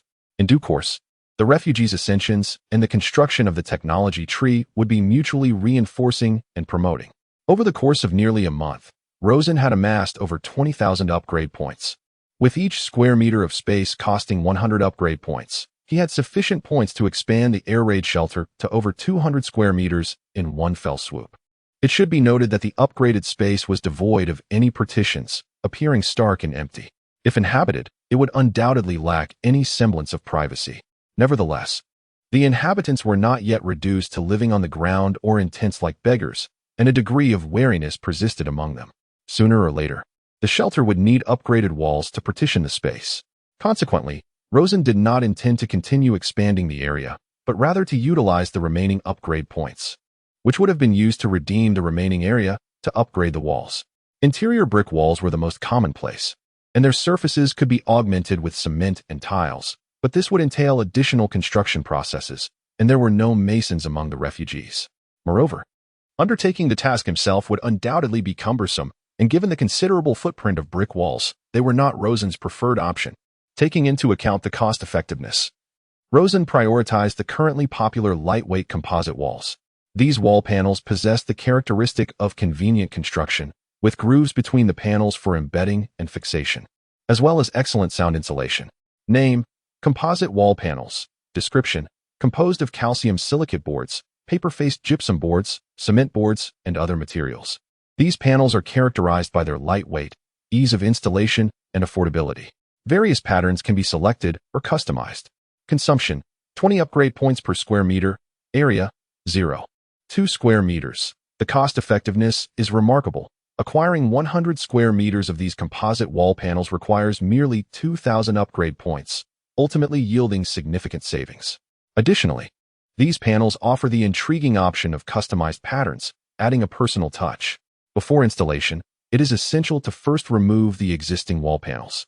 Previously, Rosen had made do with wooden boards salvaged from the air raid shelter storage room, which provided little to no sound insulation and were riddled with holes, severely compromising privacy. Each night, Rosen could hear Mr. Wang's family whispering next door, which greatly disrupted his sleep.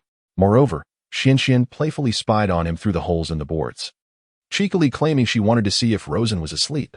With the constant presence of a pair of little girls' eyes monitoring his slumber, how could he possibly rest? Thus, he conferred with Mr. Wang's family and sought their assistance in dismantling the dilapidated wooden boards.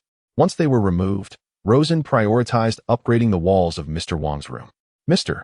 Wang, the wall panels I have chosen can be customized with patterns, but they need to be arranged in advance. May I inquire what designs you would prefer? I am indifferent. It depends on what my wife says. I have no specific requests. Xianxian, what do you think? I want Peppa Pig. Upon accessing the custom pattern options, a search interface materialized, igniting a spark of intrigue in Lawson's eyes. He promptly searched for Peppa Pig, and a plethora of images sourced from the internet materialized. Could this system possess the capability to connect to the network, despite the global network's purported collapse? He selected the most captivating image and activated the application button. A semi-ethereal wall panel, perceptible only to Lawson, manifested before him, adorned with the Peppa Pig motif. Guided by his gaze, the wall panel shifted and seamlessly adhered to the designated location. Soon, the inaugural wall panel was installed, guided by Lawson's will. It's truly Peppa Pig, Xianxian exclaimed, her delight palpable. Lawson proceeded to install the remaining wall panels, leaving apertures for doors and windows, which he intended to install later. Upon returning to his own room's designated area, Lawson hesitated when contemplating his own custom pattern, given the shared wall with Old Wang's residence and the double-sided nature of the composite board patterns. The design on one of Lawson's walls would inevitably feature the flamboyant pink pig. After a moment of deliberation, Lawson opted for George Pig as the pattern for his wall panels, prioritizing a harmonious aesthetic. Juxtaposing Peppa Pig with a Transformers image would undoubtedly create a jarring visual discord. The living room is essentially our room, so it's preferable to have it larger, Huang Feng remarked. Hold on a moment, I'll conjure up rooms for you, so you can reside in proper chambers from now on. After all, the living room is shared space. Rosen then allowed the two to select their preferred designs. Huang Feng chose a Bruce Lee motif, while Old Lee opted for a cyberpunk-style robot design. The two rooms were upgraded in one corner of the wall. Old Lee, I can now summon your three companions to reside in the sanctuary space as well. I'll upgrade rooms for the three of them. What kind of brick wall designs do they desire? Are you referring to Lu Hai, Wang Jin, and Zhang Buhui? Rosen nodded. Let's go find them, together with Old Lee. They went to explain the situation and bring them into the sanctuary space. Rosen allowed them to choose their desired patterns. The old fisherman, Lu Hai, wanted a design of the Sea King conquering the ocean. The firefighter, Wang Jin, chose an earthquake relief pattern, and the head nurse, Zhang Buhui, selected a white-winged angel in white attire. Their choices were in perfect alignment with their professional inclinations. Throughout the sanctuary, one could observe various patterned walls. Without careful observation, one might mistake it for graffiti, exuding a sense of individuality, a manifestation of personality in the face of the apocalypse, as if it were a unique rebellion against this cruel end of days. From now on, you shall all reside within the sanctuary. Although the space is temporarily limited, the temperature is more suitable than in the bomb shelter, and the sanctuary provides complementary sustenance. All that is required of you is to lend your abilities when necessary. The three refugees had previously signed an affiliation agreement, yet they had merely been residing in the air raid shelter. It was not feasible for them to remain there indefinitely, for fear that they might inadvertently disclose the existence of the sanctuary to others. Once the rooms were partitioned, Rosen proceeded to exchange for doors and windows, thereby completing the establishment of a basic room. Subsequently, furnishings such as wardrobes and table lamps could be added as per the individual needs of the refugees. The fish pond would provide fish meat, a critical resource considering that no meat supplies had emerged within the shelter thus far. Prolonged deprivation of meat would lead to nutritional deficiencies, diminishing immune responses and increasing susceptibility to illness. As for the medical room, it was an indispensable facility for addressing health issues and injuries. The medical room would not necessarily need to be equipped with sophisticated medical conditions. It could even evolve to include various instruments and tools, ensuring that those venturing outside would have medical support in case of injury. Chapter 21.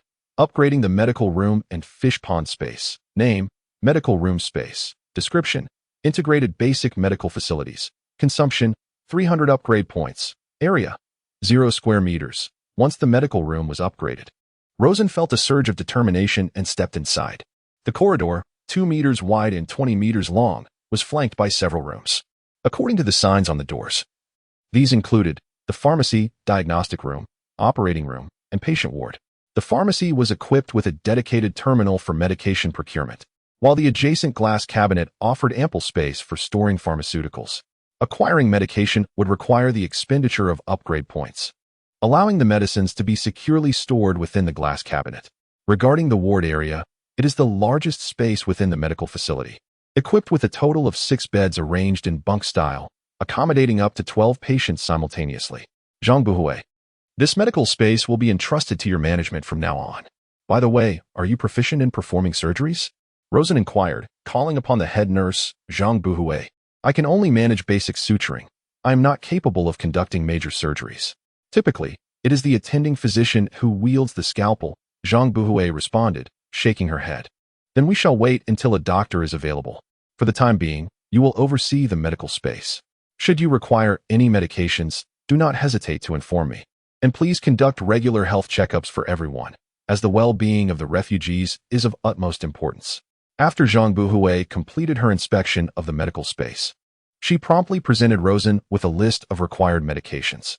The common medications for the small clinic encompassed the following categories: anti-inflammatory drugs, including cephalexin, azithromycin, amoxicillin, and erythromycin, utilized for treating infectious diseases; antipyretic and analgesic medications such as paracetamol and ibuprofen, employed for fever reduction and pain relief; anti-allergic drugs like loratadine and rifaximin, used in the treatment of allergic conditions; antacids such as omeprazole and rabeprazole, prescribed for ailments like gastric ulcers and gastroesophageal reflux; cold medications including acetaminophen with pseudoephedrine, dextromethorphan with pseudoephedrine, and various compounded formulations like compound acetaminophen and amine, among others. Rosen found himself somewhat dazzled by the array of options, yet the prices were quite reasonable, with the most expensive item costing merely 50 upgrade points. Following his entry into the pharmacy room, he promptly entered his purchase requests at the medication terminal and swiftly exchanged for 10 of each item to prepare for future needs. It is noteworthy that the items he had just upgraded were largely unavailable in the medical room of the nearby air raid shelter, and he could not risk taking them outside for trade, as the current space of the refuge could not be exposed. After parting ways with Zhang Buhui, Rosen sought out the seasoned fisherman Lu Hai to engage in a discussion about aquaculture. Lu Hai was quite knowledgeable, guiding him through topics from species selection to water quality maintenance. Entrusting the management of the fish pond to him should pose no issues. Name: Fish Pond Space. Description: simulates both freshwater and seawater environments, capable of supporting the majority of aquatic species currently available. Consumption: 500 upgrade points. Area: 0 square meters. Upon upgrading to the fish pond space, Rosen refrained from immediate exploration. Instead, he exchanged for a portal and, after establishing the entry and exit points, entered the fish pond space along with Lu Hai. Old Lu, this fish pond is now under your stewardship, he declared. Typically, fish ponds range from 200 to 2,000 square meters. How is it that your upgraded pond is so expansive? It seems several times larger than any I have encountered, Lu Hai remarked in astonishment. It is divided into both freshwater and seawater zones, which naturally accounts for the increased size, Rosen explained. At a glance, one can discern 2 distinct zones, separated by a barrier reminiscent of a dam. On one side lies a freshwater area, while the other is an expanse of seawater that incessantly laps against the sandy shore, which has been artfully simulated, presumably to accommodate sea turtles. Rosen and his companion strolled along the adjacent circular walkway, encircling the 2 divisions of the fish pond. From the bridge, one could readily set up fishing gear. Surrounded by a meticulously crafted environment of weeds and reeds that seemed far more sophisticated than a mere upgrade, it felt as though it had been excavated from another location. Lu Hai marveled at the scene. He snapped a 3-meter-long reed from the side and inserted it into the freshwater pond, where the water level reached halfway up the reed, just enough for the bottom to touch the substrate. This area had a depth of only 1.5 meters, suitable for cultivating seedlings. In the future, a perimeter of netting could be established to nurture the young plants. Holding the reed in one hand, he circled back to the other side of the pond, this time using the reed to probe the depths. The water level completely submerged the reed, and he had yet to reach the bottom. This side was precisely the deep water zone, with depths exceeding 3 meters, ideal for raising larger fish. The dissolved substances and particulates in the pond's water altered its coloration and depth, which could be observed through black and white transparent panels. One could clearly see 5 fingers in lean water, while in fertile water, all 5 fingers were distinctly visible. A blurred view of the fingers indicated waters suitable for fish growth. Experienced fishermen could also assess the water quality by observing its transparency, which is directly influenced by the density of plankton present. Both overly lean and overly fertile conditions are unsuitable for fish cultivation. When aquatic plankton proliferate excessively, it results in a discolored, mottled bloom on the water's surface, known as an algal bloom. An overabundance of algal blooms indicates low dissolved oxygen levels, predisposing fish populations to asphyxiation. Luhai proposed the installation of aerators in freshwater zones to ensure adequate oxygen saturation. For densely populated fish ponds, it is advisable to equip each acre with 1.5 to 3 kilowatts of water wheel aerators. For eutrophic ponds, aerators with slightly lower power outputs may suffice, while oligotrophic ponds may benefit from more powerful aerators. Following this brief elucidation from Luhai, Rosen consulted the technology tree and located aerators. Both impeller and water wheel aerators function by elevating water above the surface, utilizing gravity to generate water droplets, thereby maximizing the surface area of contact between water and air to augment dissolved oxygen levels.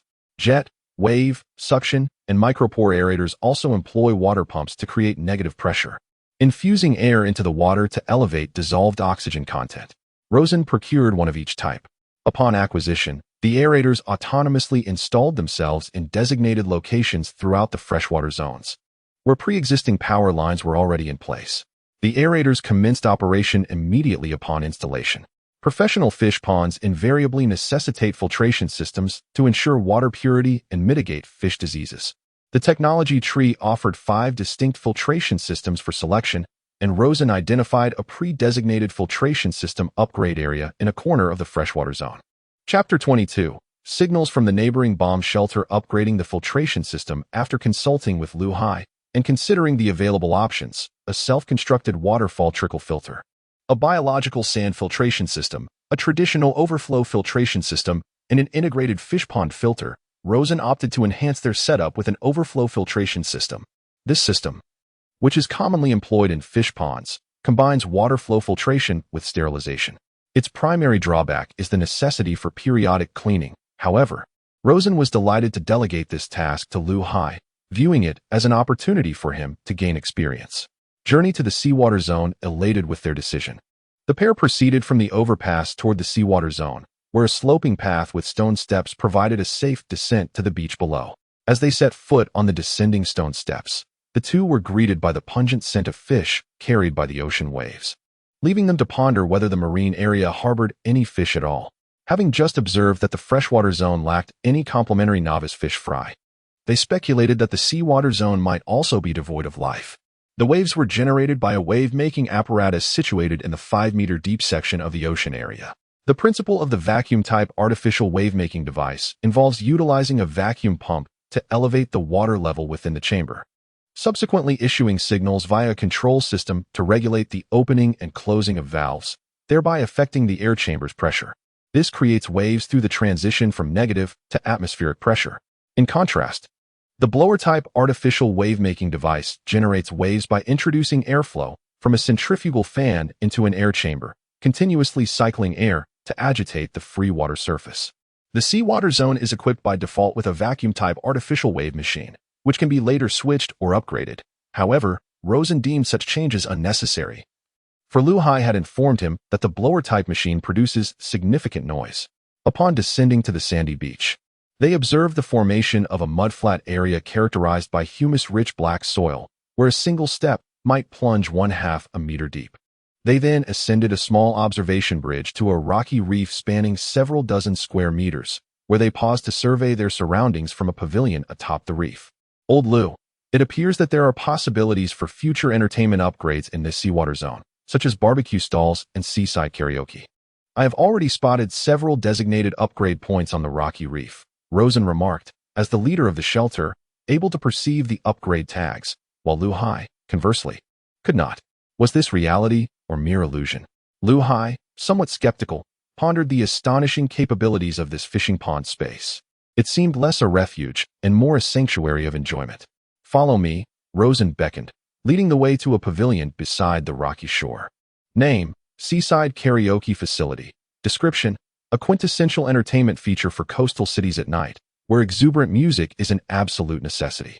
Cost: 150 upgrade points. Area: 1 square meter. In a flash of golden light, a karaoke terminal materialized before them, accompanied by an impressive 80-inch screen.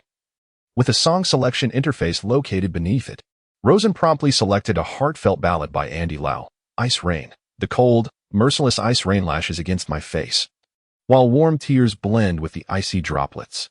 As they listened to the poignant melody, their spirits soared with joy. It was truly remarkable that such amenities were available in this fishing pond. Should it continue to upgrade, they might find themselves utterly captivated, forgetting the outside world entirely. In comparison, the conditions of the external air raid shelter paled in significance, rendering the invitation for Rosen to assume leadership of the shelter utterly unappealing.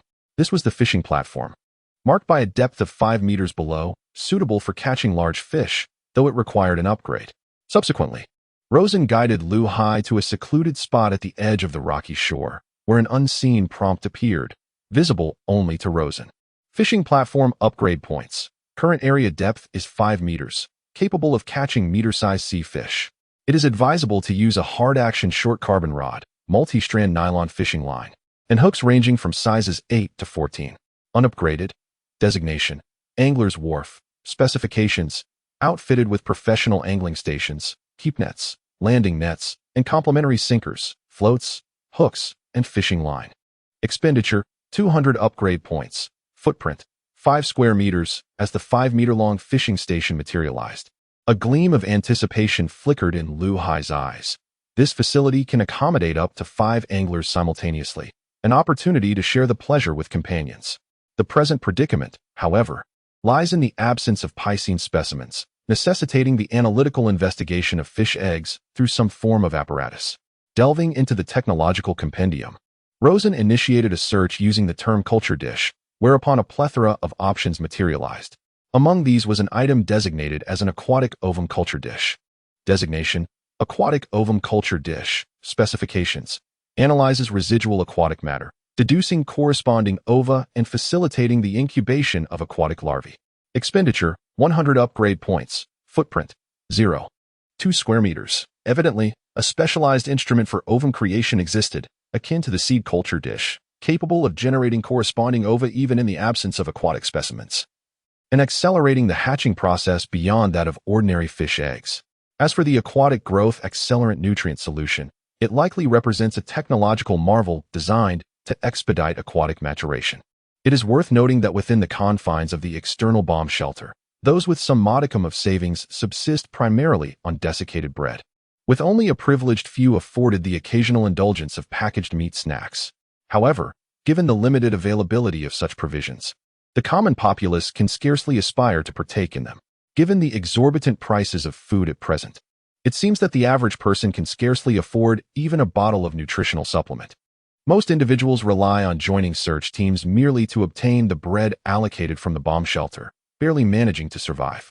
Upon departing the fishing pond space, Lu Hai excitedly relayed the news about the fishing pond to Lao Wang and the others. Initially skeptical upon learning of this fishing pond space, akin to an entertainment venue where one could barbecue and sing, Lao Wang's disbelief was soon dispelled when they entered the pond through a portal. They were astonished to find the recreational facilities that Rosen had upgraded on the coral rocks. If this information were to reach the outside world, it would likely incite madness. This place was nothing short of a sanctuary. Should it flourish in the future, once fish populate the waters, would it not become a nightly revelry? All right. I will take charge of this matter, Lao Wang declared, turning to Huang Feng. You, with your great strength, be sure to bring more next time. The ingredients for the fishing pond will henceforth be entrusted to you. I am eagerly anticipating Aunt Wang's fish dishes. Do inform me of any fish you plan to bring next time, Huang Feng responded, patting his chest. On the morning 3 days later, following the routine inspection of the bomb shelter, the long-dormant radio within suddenly crackled to life with static, and shortly thereafter, an exuberant male voice broke through, Attention, refugees. The radio receiver in our bomb shelter picked up a signal from the neighboring shelter last night. The number of refugees there is no less than ours, and they are currently making active connections with other regional shelters. Regrettably, the signal transmitter in our air raid shelter has malfunctioned, rendering us unable to respond. For the time being, we must await inquiries from the neighboring shelter to the National Rescue Station. We hope the authorities have devised a comprehensive plan for apocalyptic rescue. I urge everyone to muster their spirits and endure until the day assistance arrives. This broadcast has instilled a glimmer of hope among the refugees. Yet some believe it may merely be a fleeting consolation, as the reality outside is well known to all. If the world were merely encased in ice, it might be tolerable. However, the emergence of extraterrestrial entities poses a grave challenge for humanity. How shall we defend ourselves? Shall we resort to our frozen arsenal of weapons? In this frozen cataclysm, perhaps only the subterranean missile silos established by the government can evade the grips of ice. Yet, can we effectively counter the rapidly moving and dispersed alien beings? These remain unanswered questions. Chapter 23. News from Old Luo. Rosen contemplated the scenario. If humanity could indeed navigate through this cataclysm with current capabilities, then the advanced apocalyptic refuge systems of the future would not have been designated for him. This system appears to be a benevolent initiative from future technology intended to salvage humanity. Upon reflecting on the high command of the air raid shelter receiving a wireless signal from the adjacent shelter, Rosen thought of his uncle, Old Luo. Should we establish communication with other shelters, it might lead us to inquire about Old Luo's whereabouts. With this in mind, Rosen examined the technology tree. Name: radio communication device. Description: a device enabling long-distance communication through radio waves, consuming 500 upgrade points and occupying an area of 1 square meter. Rosen gazed at the device he had exchanged for. It resembled a metallic box, adorned with an integrated antenna and circuitry, from which a headset with a microphone extended. The device also featured a simple screen and buttons, suggesting it was designed to receive signals. However, the origin of the signals, emanating from various transmission stations, remained uncertain, particularly which one belonged to the adjacent air raid shelter. During transmission, high-frequency carriers were employed due to their extensive penetration range, capable of transmitting signals over great distances. Consequently, the machine performed a carrier filtering operation upon receiving the signals, as the information-bearing signals were typically low-frequency. It was not until a stern male voice echoed in Rosen's ear that he ceased adjusting the knob. He heard that the B District air raid shelter was unable to contact the rescue station, while the higher-ups in their shelter insisted that the neighboring shelter was attempting to reach the rescue station. Rosen contemplated whether to respond to this signal, pondering if his reply might instill a glimmer of hope in the B District shelter, reassuring them that nearly 500 souls still survived in the A District shelter, a potential solace in the face of desolation. After careful consideration, he resolved to respond, recognizing the necessity of establishing communication with other shelters to gather intelligence and inquire about Old Luo's whereabouts. "This is the A District air raid shelter, responding," he declared. "This is the A District air raid shelter, responding." He repeated, "This is the A District air raid shelter, responding." Rosen responded repeatedly, his voice echoing in the receiver. Yet the same monotonous sound persisted, suggesting that a recording device was likely stationed next to the signal transmitter on the other end, endlessly replaying the audio. Perhaps the personnel responsible for receiving the signals were merely dozing off. A fleeting thought crossed his mind. Could it be a mistake on his part? This was the B District air raid shelter. He inquired, "What is the current situation in the A District air raid shelter? How many survivors remain? What is the status of supplies?" The response indicated that approximately 500 individuals were left in a district, and the supply situation was dire, although efforts were made to gather resources monthly. After addressing the inquiry, Rosen swiftly pressed for a personnel list from a district, requesting B District to provide it. As he listened intently, he hoped that Old Luo's name would appear among the listings. However, disappointment washed over him as over 600 names were recited, and Old Luo's was not among them. In fact, not a single name bearing the Luo surname was mentioned. A sense of desolation enveloped Rosen. Was it possible that Old Luo was not in the B District air raid shelter? He feared that Old Luo might be hiding in a more distant shelter. The thought of suddenly learning that Old Luo had met his demise was unbearable. He would rather remain ignorant of Old Luo's fate. After all, following the passing of his parents, Old Luo was his only remaining connection to family. Taking a deep breath, Rosen spoke into the microphone with a somber tone. "I wish to inquire about an individual." "Please proceed," came the response. "Luo Leo, has this individual ever been present in your air raid shelter?" Rosen asked. Though posing the query might elicit an undesirable response, such as the revelation that such an individual existed but perished while foraging for supplies, the name Luo Laohe immediately conjured an image of a swarthy, diminutive uncle in Rosen's mind. Could this be the very image of Lao Luo? "Yes, it is he. Could you please connect me?" Rosen's tone was imbued with fervor, akin to the joyous rediscovery of a lost relative. "I regret to inform you that Luo Laohe sustained grave injuries during his last expedition for supplies and remains in a comatose state, precluding any communication." The voice from the receiver delivered a chilling pronouncement. "What?" Rosen's voice escalated in pitch.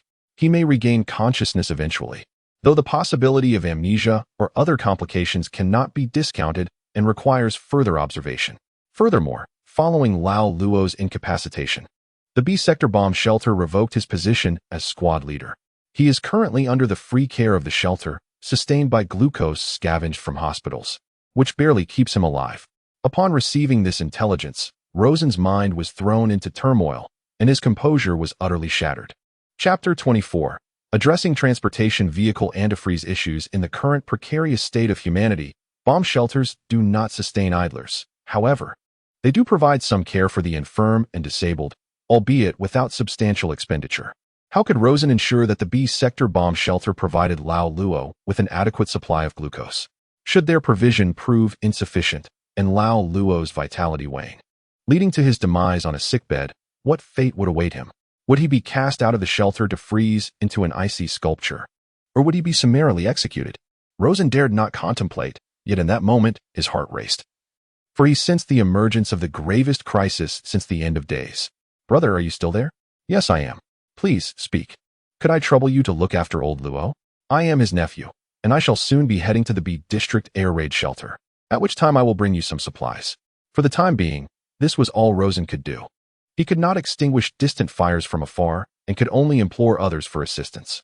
"I am unable to offer much help. All resources expended for old Luo's intravenous therapy are provided by the air raid shelter, and I have no authority to intervene. However, I will keep a close watch during critical moments and will reach out to you should any issues arise." Fortunately, the other party was amenable. Perhaps the shared solitude of the apocalypse fostered a sense of sincerity in their exchanges.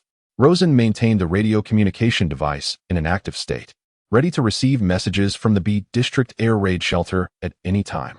Apart from the signals emanating from the B District Shelter, no other broadcasts from human organizations could be detected in the vicinity. Rosen recalled that previous search teams had reported the presence of living individuals in some nearby basements. There had been contact with them, and they too donned thermal protective suits, presumably provided by the aid station. In the month following the onset of global freezing, the aid station had regularly supplied relief materials to the surrounding refugee concentration areas. However, as the concentration of frost in the air increased and temperatures plummeted to an extreme, the vehicles delivering supplies from the aid station ceased to appear. Most plausibly, the convoy from the relief station is immobilized outside, unable to proceed, a predicament that is, in fact, more readily comprehensible. Navigating extended distances in a frozen environment is a formidable challenge for the refugees. Resolving the issue of transportation would address 50% of their concerns. The cold itself is not the paramount issue.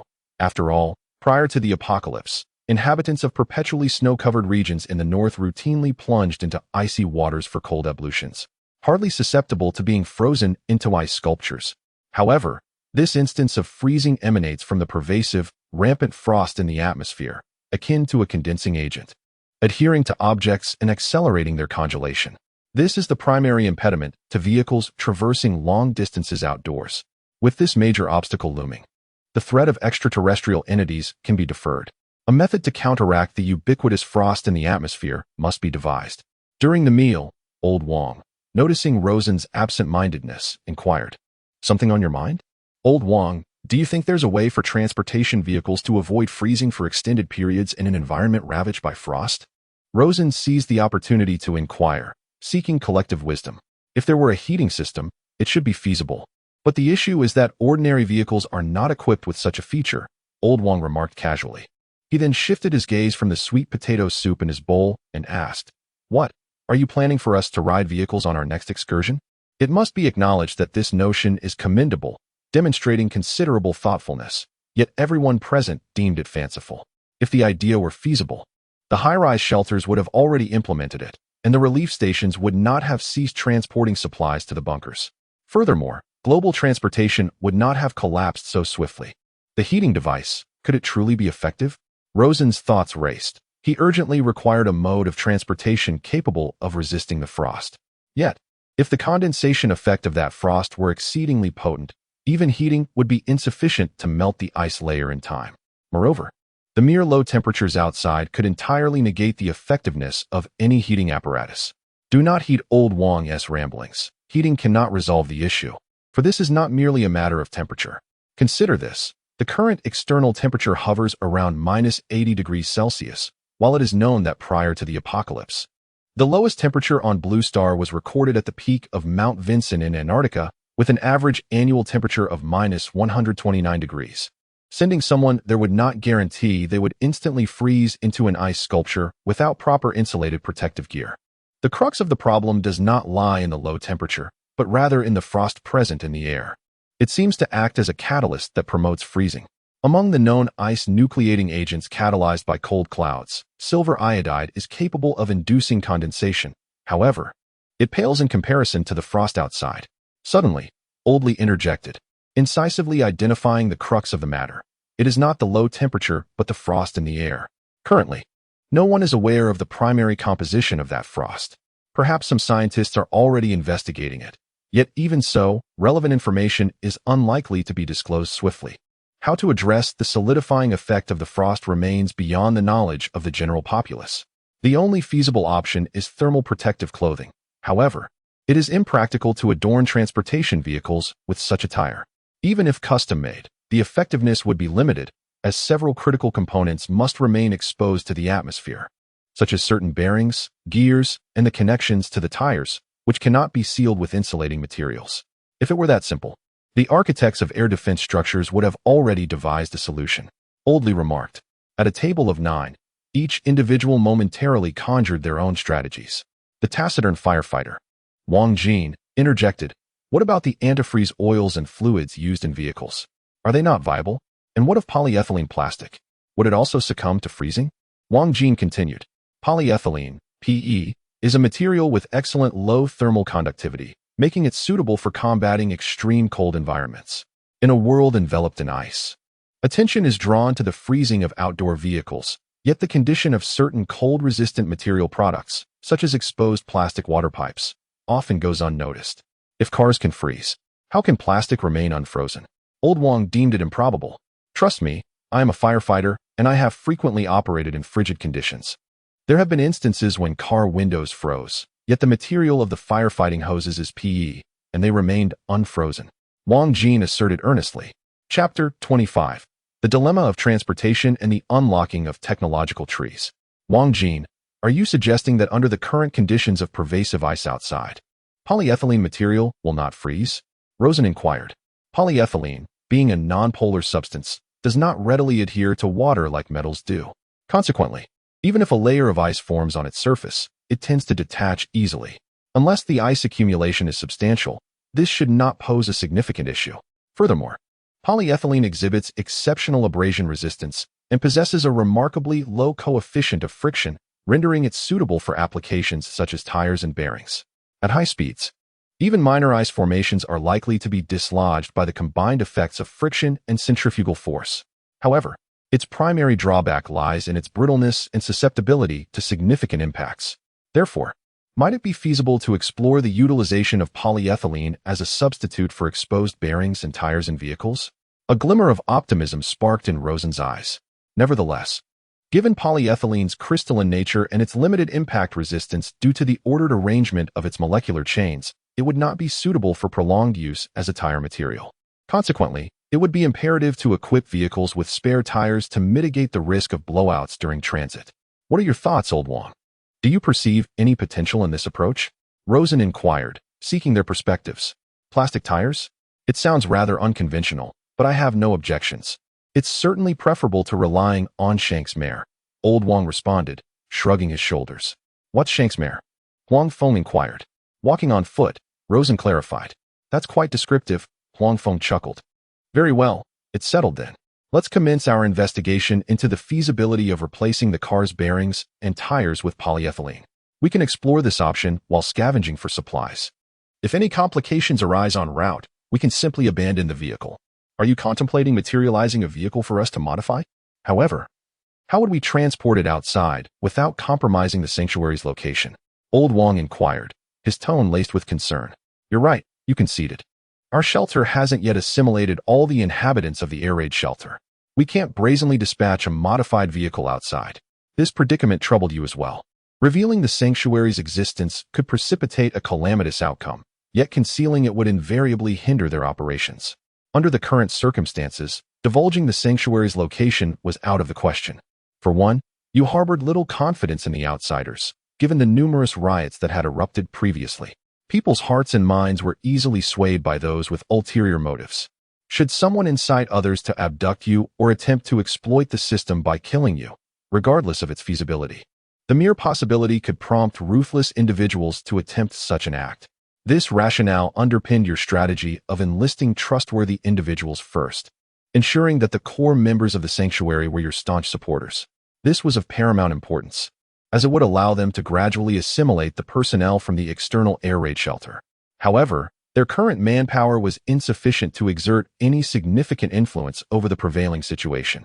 We can commence by modifying the vehicle and testing the endurance of its tires and bearings within the confines of the sanctuary. Once the opportune moment arises, we can then drive it outside, you suggested. Designation: Wuling Hongguang Light Truck. Description: an affordable, dependable, and highly practical compact commercial vehicle. Having perused the options, Rosen opted to procure a prevalent civilian automobile, incurring an expenditure of 600 upgrade points and occupying 7.2 square meters.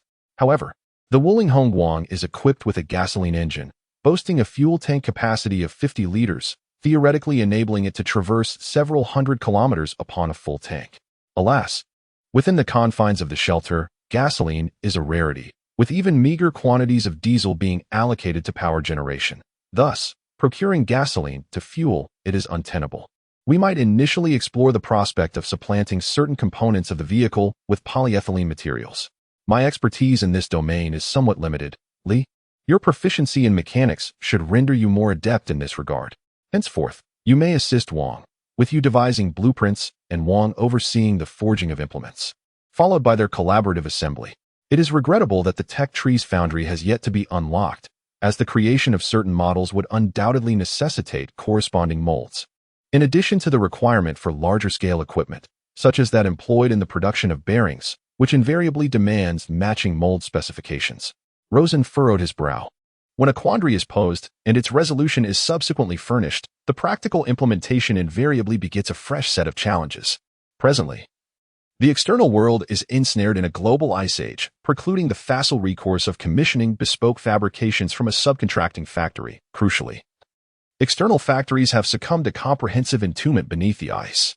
Fortunately, Rosen has provisionally entrusted Wang and Li with the mandate, with the understanding that further elaboration will ensue upon the unlocking of the requisite technology.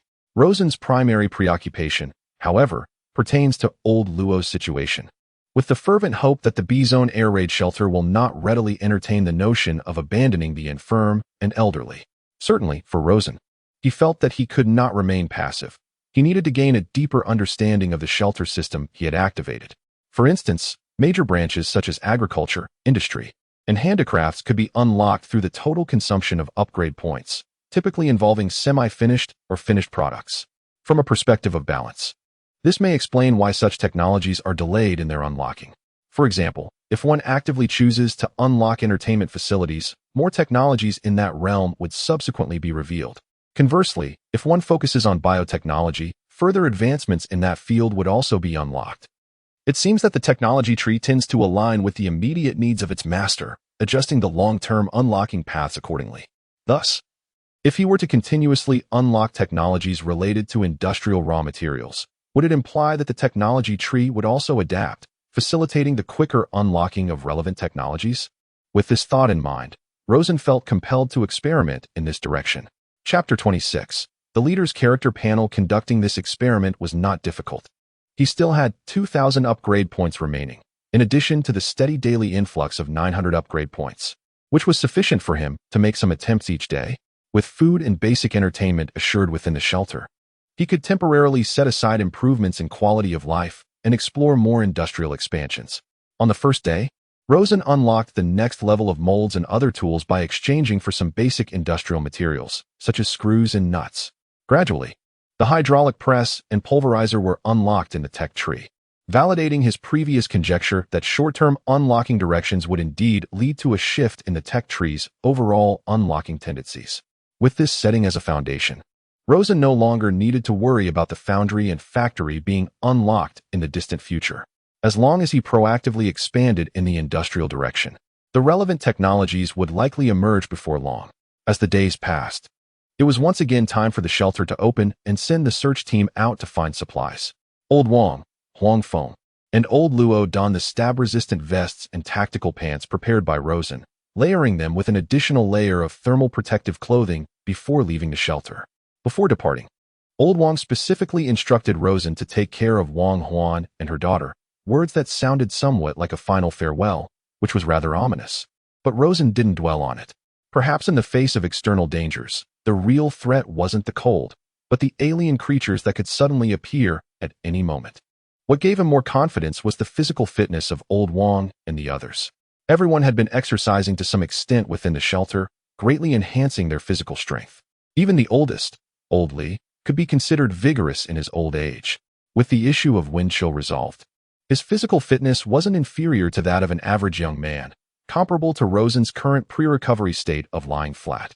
Rosen could do 2 consecutive sets of standard push-ups, and Old Li could do the same, albeit at a slower pace than Rosen. Therefore, as long as they didn't fall behind at the back of the team, Rosen was relatively reassured, and even if they were unfortunately injured, the medical room could provide support. Setting aside his unwarranted worries, Rosen busied himself during the wait for their triumphant return by attempting a 3rd set of push-ups. Naturally, he performed them consecutively, although Huang Feng had advised him to increase his standard push-ups by 1 every 2 days. The restless Rosen could not adhere to this regimen. The waiting was torturous and easily provoked irritation, especially as others ventured out to scavenge for supplies, risking their lives while he felt powerless to contribute more.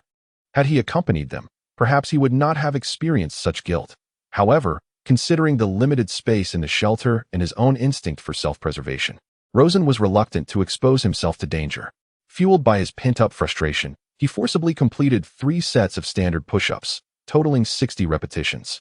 Yet, upon finishing, he collapsed onto the ground, breathless. Before the apocalypse, he could have chosen to lie down at any moment, fully embracing his ordinariness, free from the burdens of daily survival, occasionally finding life dull and monotonous. However, after the cataclysm, having witnessed the casualties among the search party, he harbored both a deep loathing for this brutal new reality and regret for his pre-apocalyptic lethargy. As the leader of the shelter, he felt an acute sense of responsibility and purpose. Yet, it was undeniable that Rosen remained quite ordinary, with little change from his pre-apocalyptic self. When he learned of old Luo's unconscious state, a profound sense of frustration emerged, stemming from the knowledge that he was powerless to assist a loved one from afar. His lack of strength prevented him from mastering the chaos surrounding him. Primarily, this weakness manifested in his physical limitations, particularly as the refugees in the shelter had access to an upgrade system while he did not. Furthermore, in the realm of relationships online, his acquaintances are currently too few, with only a handful known through Lao Wang and his associates. As he lay on the ground, panting, Rosen felt the irritable emotions gradually dissipate, transforming into a sense of calm. The truly terrifying aspect is not the discovery of a problem, but rather the existence of a problem that remains undetected. Now that he had identified the issue, could he simply disregard it? Why is it that only refugees possess an upgrade system? Is it because I am the leader of the shelter, thus exempting me from such a system? Upon reconsidering this matter, Rosen found the logic to be flawed. Within the same framework, the distinction between leaders and refugees lies in their social status, a difference that cannot justify the absence of an upgrade system. Could it be possible that he possesses an upgrade system, yet has simply failed to realize it? This thought barely surfaced before he slapped his own forehead. Such a simple question had been overlooked from the very beginning. How foolish of me. I cannot perceive the character panel above my own head, and thus cannot determine whether I have an upgrade system. This is indeed a straightforward matter, yet Rosen had prematurely assumed that leaders lacked this capability. It is almost amusing in its absurdity. Perhaps I need a mirror. That might be a solution. He requires a mirror to see himself reflected. However, this does not imply that the character panel would manifest within the reflection. Theoretically, a mirror reflects the image of a physical entity, while the character panel is not a physical form, but rather a virtual interface visible solely to the leader. Thus, the mirror cannot utilize the principle of reflection to allow Rosen to view the character panel. There exists only one possibility. By observing his own projection in the mirror, he might experiment to ascertain whether this projection would be recognized by the system as himself, subsequently triggering the appearance of a character panel. After acquiring a cosmetic mirror and propping it against the wall at an angle, Rosen's gaze fell upon his own somewhat handsome visage reflected in the glass. At that moment, astonishingly, a character panel emerged above the mirror. This panel did not stem from an image within the mirror, as it manifested above the surface instead. Moreover, the information displayed on the panel was more complex than that of a refugee's. Rosen, ordinary leader LV1, 510. Skills, none. Description, each time a subspace of the shelter is activated, 1 experience point is gained. Leveling up unlocks a leader skill. Activate shelter. S001 shelter space. Description, you have currently activated only the most basic model of the shelter series. Further effort is required. Upon glimpsing this personal panel, a look of astonishment washed over Rosen's face. Chapter 27. Exchange subspace, increase leader experience. The 5 experience points obtained signify the unlocking of 5 independent spaces, indicating that the air raid shelter system possesses a vast array of subspaces independent of the shelter space, necessitating his relentless unlocking endeavors. However, what piqued his interest further was the designation of his current sanctuary space as S001, described as the most rudimentary of shelters. He wondered if it would be possible to unlock further sanctuary spaces in the future, such as S002, S003, and so on. This notion intrigued Rosen, especially given his prior knowledge that this sanctuary space was merely a small offshoot within a vast shelter system. The entire system possessed complete electrical infrastructure, with this sanctuary space acting as an embedded module. In essence, the sanctuary space was not just a singular location, as he had initially conceived. It was akin to the online game Clash of Clans that Rosen had played before the apocalypse, where unlocking the next territory became possible upon reaching a certain level of development in one's domain. The continuous unlocking of territories allowed one to witness the entire architecture of the spatial system. Of course, his current development of the S001 space could only be considered a mere dabbling, likely far from reaching the point of unlocking a second sanctuary space. S001 sanctuary space has already come with many independent subspaces. Hopefully it can give me another 5 experience points and successfully upgrade to LV2. Rosen felt a sense of anticipation, primarily because he was uncertain about the skills he would acquire upon leveling up. If he were to gain a skill that could resolve the current predicament, wouldn't that be exceptionally gratifying? Upon accessing the technology tree and searching with space as the keyword, 10 options were promptly listed. On one hand, the exchange of firearms and ammunition is exceedingly taxing on upgrade points. Warfare, at the national level, is an immensely costly endeavor, and this rings particularly true for Rosen's modest sanctuary. The upgrade points are utterly insufficient to sustain a victorious confrontation with extraterrestrial beings. On the other hand, one must also consider the clusters of alien creatures. Should they discover the location of the shelter, even if these refugees are not directly attacked, the markings left by the extraterrestrials suggest that the shelter will be perpetually at risk of being targeted in the future. Consequently, the shelter would be unable to dispatch search teams outside. Thus, from both perspectives, engaging in combat with the aliens is evidently premature.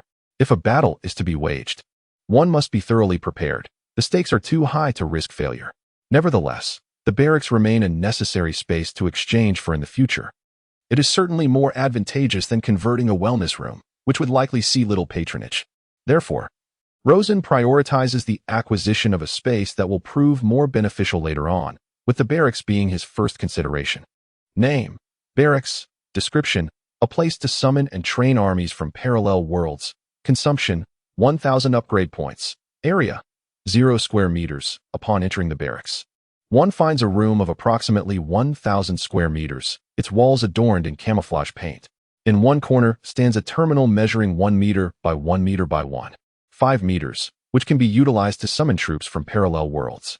The area is subsequently divided into several zones: a combat training area, a shooting range, a physical training zone, a combat simulation area, and a weapons rack. In addition, there exists a military canteen specifically dedicated to providing hot water and food. However, these offerings are merely presented in the form of labels at their respective locations.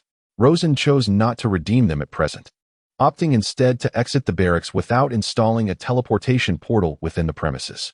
His current account holds fewer than 5,000 upgrade points, a consequence of daily attempts to redeem items related to industrial development, which have not allowed for substantial accumulation of points, rendering him unable to withstand significant expenditures.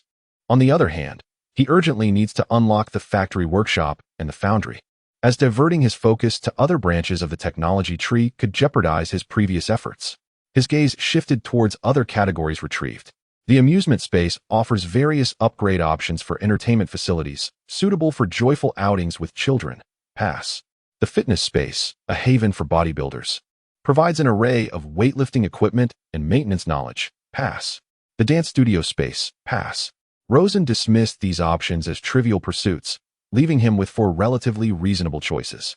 Name: library space. Description: encompasses books from around the world. Here, one cannot fail to find relevant knowledge, provided there are sufficient upgrade points to unlock the books. Cost: 500 upgrade points. Area: 0 square meters. Considering that Rosen's reservoir of knowledge may not encompass answers to a myriad of questions, upgrading to a library, a repository of knowledge, becomes an imperative necessity. Designation: livestock enclosure. Description: a facility dedicated to animal husbandry, equipped with various instruments and equipment for livestock maintenance. Expenditure: 600 upgrade points. Area: 0 square meters. While the subsequent fish pond can furnish refugees with fish, ensuring an ample supply of aquatic protein. The meat provided by livestock offers a more opulent nutritional profile. After all, there is a discernible distinction in nutritional value between red and white meats. Therefore, the acquisition of this livestock enclosure is indeed a worthwhile endeavor. Designation: traditional Chinese medicine therapy space. Description: offers traditional cupping, foot massages, health-promoting dietary supplements, and other services to promote blood circulation and physical well-being. Expenditure: 300 upgrade points. Area: 0 square meters. Massage and similar treatments can furnish veterans like Old Wong with ample relaxation and holistic health benefits upon their triumphant return. The necessity is evident, particularly in Rosen's estimation, rendering its acquisition a worthwhile investment. Designation: gravity training space. Expenditure: 1,000 upgrade points. Area: 0 square meters. This is rather remarkable, akin to the gravity chambers often depicted in science fiction. In such narratives, martial artists entering gravity chambers typically experience substantial enhancements in their abilities. In some instances, gravity chambers are even portrayed as pivotal resources contested by various factions. Chapter 28. The Chieftain's Inaugural Skill. Technology Tree Advisor. In the wake of Rosen's acquisition of these 5 subspaces, before he could inspect each one individually, a golden aura ascended from his body, akin to a celestial force dispelling darkness. He has advanced. He has truly ascended. Elated, Lawson turned towards the mirror, beholding his reflection. The upgrade had not marred his appearance. However, the character panel that materialized upon the glass had undergone alterations. Lawson, Ordinary Chief LV-20100. Skill: Technology Tree Development Advisor. Description: furnishes pertinent reference directions for technology tree development, capable of aiding the Haven's chief in making strategic decisions. To employ the skill, one need only input the password consult, provide assistance to summon the advisor robot interface. Each consultation with the advisor expends 100 upgrade points. Upon observing his newly acquired chief skill and its corresponding description, Lawson's eyes gleamed with anticipation. With this advisory skill at his disposal, he could pose inquiries whenever confronted with intractable predicaments. Nevertheless, the advisor's capabilities are confined solely to the technology tree domain. In accordance with the principle that the skill's activation direction stems from the target's familiar domain, Lawson had consistently cultivated the technology tree. Thus, the inaugural activated skill being intertwined with the technology tree is comprehensible. Lawson attempted to murmur, consult, provide assistance. Instantly, a rectangular interface materialized before him. At the very center of the interface stood an endearing robotic maiden with slanted bangs, twin ponytails, and an adorably delicate face. Her voice melodious. Please, master. Input the details of your query. Advisor Kyo is at your service. The area below the box then revealed a textual rendition of Advisor Kyo's speech. Kyo? Yes. I am your exclusive advisor, Kyo. The automaton executed an endearing maneuver, pirouetting gracefully, its twin, lengthy ponytails twirling with finesse. Rosen deliberated momentarily. Given the strategist's counsel, neglecting to pose a challenging query would be to squander its capabilities. Presently confronting a vexing predicament, Rosen furnished ample details, inquiring of the automaton. In accordance with your articulated dilemma, I proffer 2 technological trajectories. Trajectory 1. Procure 100 discrete subspaces, thereby achieving an upgrade to level 2, which unlocks the skill personal sanctuary, enabling the portable conveyance of a refuge. Recommended prioritization, 85. Trajectory 2. Replace the vulnerable components of transportation vehicles, such as bearings, with materials less susceptible to freezing, such as polyethylene, and apply antifreeze lubricant. The frictional heat generated during operation will further impede the freezing effect. This unlocks access to a foundry chamber for crafting corresponding components and a factory space for assembling said components. Recommended prioritization, 90. Upon the provision of these suggested options, Rosen's account was debited 100 upgrade points. The inclusion of prioritization metrics alongside each option indicates the more judicious course of action. Option 2 aligns with the conclusions reached in discussions with Wang Jin and others, underscoring the firefighter's competence in contributing pertinent insights based on his profession. By what means may one unlock access to the foundry chamber and the factory space? Rosen inquired, expending an additional 100 upgrade points. The advisor Xiaoke once again spun in place, raising his right index finger as he spoke with deliberation, according to the implicit rules of the technology tree. The master's deliberate choices can alter the unlocking trends of the technology tree's overarching direction. There are 2 options available for consideration. The second option boasts a staggering priority of 96. Rosen surmised that this high priority is likely due to its relevance to the production equipment for cold weapons and protective gear, which he currently requires most. It is evident that the advisor's decisions are evaluated from Rosen's perspective, genuinely considering his needs. Clearly, he had no reason to reject the second option. Unlike before, where unlocking was done haphazardly, even moving towards industrial advancements without a clear strategy would likely lead to a futile endeavor, leaving him unable to unlock the factory and foundry spaces within weeks.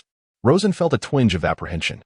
Fortunately, his foresight in elevating his leader level and activating the chief advisor skills spared him from unnecessary detours. Based on his current accumulation of 900 upgrade points daily, he estimated it would take 3 to 5 days to secure the foundry and factory spaces. Thus, Rosen teleported to the S-001 shelter. Arriving in the empty room of the air raid shelter, he unlocked the door and stepped out, trembling from the sudden chill. Having spent an extended period in a normal temperature environment, he struggled to acclimate to the abrupt drop in temperature. Each teleportation tested his physical endurance. Quickly transport the wounded. Everyone, step aside and clear a path for the injured. The familiar shouts echoed, reminiscent of the last time, as the search team returned with casualties once more. As Rosen leaned forward to inspect the injured man's face, a hand unexpectedly grasped his arm. It was old Wang, staggering and concealing his wounds, who whispered urgently, "Quick, take me to the shelter. I'm injured." Chapter 29. The fish pond breeding fish eggs. Old Wang's complexion was rather grim. Rosen glanced up and spotted Huang Feng and the others, who were also transported into the shelter space upon entering the room. Once within the sanctuary, the temperature around them rose, and old Wang's pain intensified, causing him to grimace. It was then that Rosen noticed a 1 centimeter deep gash on his abdomen, precisely located where the alloy layers were densely packed. A row of these layers had been severed cleanly, indicating that a high-strength weapon had inflicted the injury. When the protective suit and the inner stab-proof garment were peeled back, the gruesome wound was revealed to all. Aunt Wang and Xian Xian, mother and daughter, were visibly distressed. This was not the first time Xian had witnessed Old Wang's injuries. She wiped away her tears, but did not cry. Old Wang nonchalantly attributed his injury to a mere scratch from an alien creature's claw, which gave Rosen a renewed understanding of the sharpness of such extraterrestrial appendages. Without delay, Rosen instructed Zhang Buhui to take Old Wang to the medical room for treatment, with Aunt Wang and Xian closely following. Although the stab-proof suit could mitigate a significant portion of harm, it could not guarantee protection against injuries inflicted by alien assaults. If there were any substitute high-strength materials available, they must be exchanged to replace the alloy layers within the stab-proof suit next time. Huang Feng carefully extracted the bulging contents from his protective suit and laid them upon the table. The most conspicuous items were 4 frozen fish, 2 freshwater and 2 saltwater varieties, along with 3 2-liter bottles of fuel, comprising 2 of diesel and 1 of gasoline. Rosen's gaze was drawn to the 4 frozen fish on the table. The mandarin fish, rich in protein and possessing few bones, is known to nourish the internal organs, enhance the spleen and stomach, alleviate gastrointestinal discomfort, and remedy deficiencies. It is abundant in vitamins, calcium, potassium, magnesium, selenium, and other essential nutrients, making it a delectable dish for those with compromised digestive functions. Rosen took a small sample from the frozen mandarin fish and placed it into a fish spawn cultivation dish for analysis. The aquatic tissue began to dissolve, allowing for the extraction of genes from the cellular structure. The analysis confirmed that it belonged to the family of true perches within the order Perciformes, primarily distributed across the territories of Porcelain, Chow Country, and various island nations in Eastern Asia. Currently reshaping the eggs based on genetic data. Please hold on. Reshaping successful. Acquired 3,000 mandarin fish eggs. This marked Rosen's inaugural endeavor in utilizing the aquatic cultivation dish to produce fish eggs. With his newfound experience in generating seeds for practical use, he was confident that the eggs obtained from the dish would possess superior qualities, ensuring faster hatching and enhanced growth. He gingerly removed a plastic bag to collect the abundant mandarin fish eggs from the cultivation dish and set it aside. His attention then shifted to another frozen freshwater fish. This species was known as the black fish, characterized by a cylindrical front section that tapers to a flattened rear. Its coloration is predominantly gray-black, with a darker dorsal and crown, a pale whitish belly, and irregular black patches along its sides, complemented by black markings on its head and alternating black and white spots on its fins. The blackfish, renowned for its exquisite and resilient flesh, stands as the quintessential choice for preparing sauerkraut fish. When meticulously filleted, its translucent quality evokes the image of polished jade, a diminutive tissue sample. When subjected to analysis within a petri dish, undergoes dissolution, initiating the extraction of genetic material from its cellular components. The aquatic tissue is dissolving, initiating the separation of genes from the tissue cells. Genetic analysis is underway. Analysis successful. Channa argus, a benthic fish belonging to the Channidae family within the order Perciformes, predominantly found in the Yangtze River basin. Reconstruction of the ova based on genetic data is in progress. Please wait. Reconstruction successful. 3,000 blackfish eggs obtained. The remaining 2 marine fish specimens comprise the pomfret and the salmon. The pomfret, scientifically classified under the Stromatiidae family, exhibits a laterally compressed, ovate form, with its dorsal and ventral margins gracefully arched. Its ventral region boasts a milky white hue, imbued with a silvery sheen. Pomfret, a denizen of tropical and subtropical waters, enjoys widespread distribution across Southeast China. Possessing a neutral energetic quality, a subtle flavor profile, and a sweet taste, it abounds in proteins and diverse nutritional elements, conferring benefits such as fortifying qi and nourishing blood, emolliating sinews and fortifying bones, nurturing the stomach, and replenishing essence. It offers therapeutic relief for conditions including indigestion, spleen deficiency with diarrhea, anemia, musculoskeletal pain, limb numbness, deficiency of qi and essence, dizziness, blurred vision, osteoarticular discomfort, lower limb weakness, palpitations, and insomnia. Salmon, a cold water, highly migratory species belonging to the Salmonidae family, exhibits a fusiform body shape, characterized by a silvery blue dorsal surface, adorned with black speckles above the lateral line.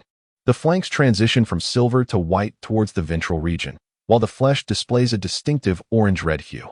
Predominantly found in the North Pacific and the northern reaches of Europe, Asia, and America, salmon serves as a premium ingredient for sashimi preparation, boasting a luxuriously smooth and delicate texture that melts upon the palate. Beyond its raw consumption, salmon may also be prepared through smoking, yielding a unique and savory flavor profile. Furthermore, salmon possesses the beneficial properties of replenishing blood and nourishing deficiencies, reducing blood pressure and clearing lipids, smoothing the skin, dredging meridians, and activating collaterals, strengthening the spleen and benefiting the liver, enhancing brain function, and preventing Alzheimer's disease, cerebral apoplexy, and vision loss. When tissue samples were introduced into a petri dish for research, a yield of 3,000 fish eggs was similarly obtained. Could this be abalone? Subsequently, Lawson noticed a solitary piece of shell with flesh adhering to it, abandoned on the corner of the table. Perhaps coincidentally, the volume of eggs analyzed from aquatic products was of similar magnitude, precisely 3,000 eggs, filling the entire petri dish.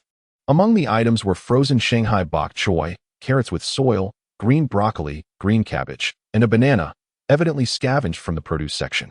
Sequentially analyzing the vegetables and fruits through seed petri dishes, corresponding seeds were generated for each. The delight of cultivating vegetables in a greenhouse has diminished somewhat. He is more eager to release the fish eggs into the fish pond domain. This time, Huangfeng's excursion was indeed worthwhile. Lawson entered the fish pond domain with the fish eggs, entrusting them to the veteran fisherman Wang Hai, and informing him of the species represented by each bag. Little Luo, I suggest we first raise the fish eggs in fish incubation boxes, which will facilitate observation of the fries hatching, Wang Hai proposed. Thereupon, Lawson exchanged for 150 fish incubation boxes, each housing 100 fish eggs. Rows of incubation boxes were secured on the surfaces of the lake and sea, with the temperature within the boxes maintained in equilibrium with the external environment, obviating the need for temperature acclimation of the hatched fry. Once the fry have hatched, a growth-accelerating nutrient solution for aquatic products will be injected in a specific proportion to expedite the fish's growth rate. It is anticipated that fresh fish meat will soon be available for consumption. Elucidating visions of the future began to coalesce within the minds of both Lawson and Wang Hai. Chapter 30. The genesis of non-Newtonian fluid and fortification of defenses. Upon their departure from the fish pond, Lawson noted the absence of Aunt Wang and Xian Xian, deducing their continued presence within the medical bay. Promptly, Lawson proceeded to ascertain the situation within the medical bay. I have already administered antibiotics and addressed the laceration. His recovery now hinges upon his own constitution, Zhang Buhui stated upon Lawson's entrance. I am grateful for your assistance, Lawson acknowledged with a nod, directing his gaze toward the treatment administered to old Wang's abdominal wound. A layer of absorbent cotton had been applied, beneath which lay a dark unguent of unknown composition, secured externally by a winding of bandages. Subsequently, Zhang Buhui imparted a series of directives to Aunt Wang, primarily concerning the bidiurnal application of a tissue-regenerative balm and the imperative to maintain the wound's aridity. As old Wang lay in a state of repose, precluding any form of discourse, Lawson elected to withdraw temporarily. The realization that even protective attire afforded limited defense against the onslaught of extraterrestrial organisms underscored the urgency of refining the stab-resistant vest. Possessing a lacuna in his understanding of high-tenacity materials, Lawson contemplated seeking counsel from Wang Jin, who might possess some familiarity. However, a more expeditious approach lay in consulting the counselor. Counselor, I beseech your assistance. A panel materialized before Lawson, upon which a diminutive, lifelike paper figure, no more than half a meter in stature, animatedly swayed its twin ponytails, awaiting Lawson's inquiry. Expending 100 upgrade points, Lawson commenced. The stab-resistant vest acquired through the technology tree is susceptible to penetration by the talons of extraterrestrial life forms. Are there any means to augment its resilience, rendering it more impervious to the impact of these talons? The advisor, Xiao Ku, smiled faintly and raised her right index finger, stating, based on the inquiries you have presented, there are two potential solutions to consider. Option 1. Replace the internal alloy of the stab-resistant vest with a denser alloy, under the same material conditions. An increase in thickness can provide enhanced protection, although it will inevitably sacrifice a degree of portability. Customization of thickness and material composition will be possible once the factory space is unlocked. Priority rating, 74. Option 2. Substitute the internal alloy of the stab-resistant vest with a non-fluid material. Non-fluid materials possess remarkable impact resistance. The greater the impact, the harder the non-fluid material becomes. Priority rating, 90. Non-fluid. As Xiao Ke's voice faded, a spark of recognition flickered in Rosen's mind. He seemed to recall having heard of such a material.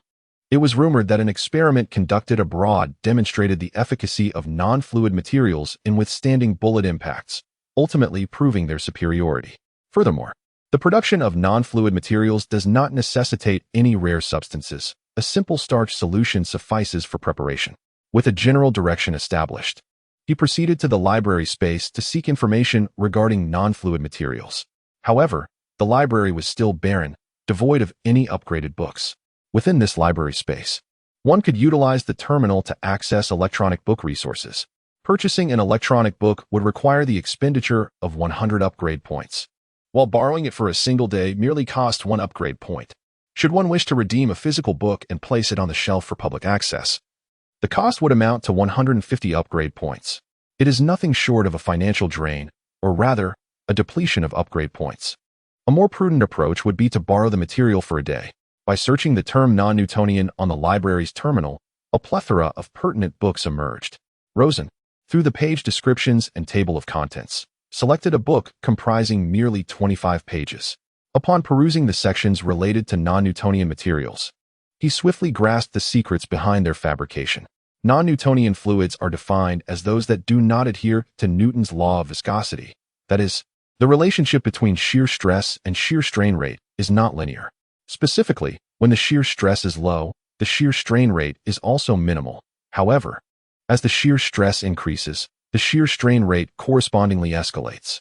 Yet, when the shear stress continues to rise beyond a certain threshold, the shear strain rate suddenly surges, causing the fluid to lose its viscous properties and exhibit characteristics akin to that of a liquid. This phenomenon is rooted in alterations within the fluid's internal structure. When the shear stress is low, the intermolecular forces are weak, resulting in a lower shear strain rate. Conversely, as the shear stress intensifies, these intermolecular forces strengthen, prompting a structural transformation within the fluid that increases the shear strain rate. Ultimately, as the shear stress escalates further, the fluid structure is further compromised, leading to a loss of viscosity and the manifestation of liquid-like properties. In essence, it is a solution of polymeric compounds.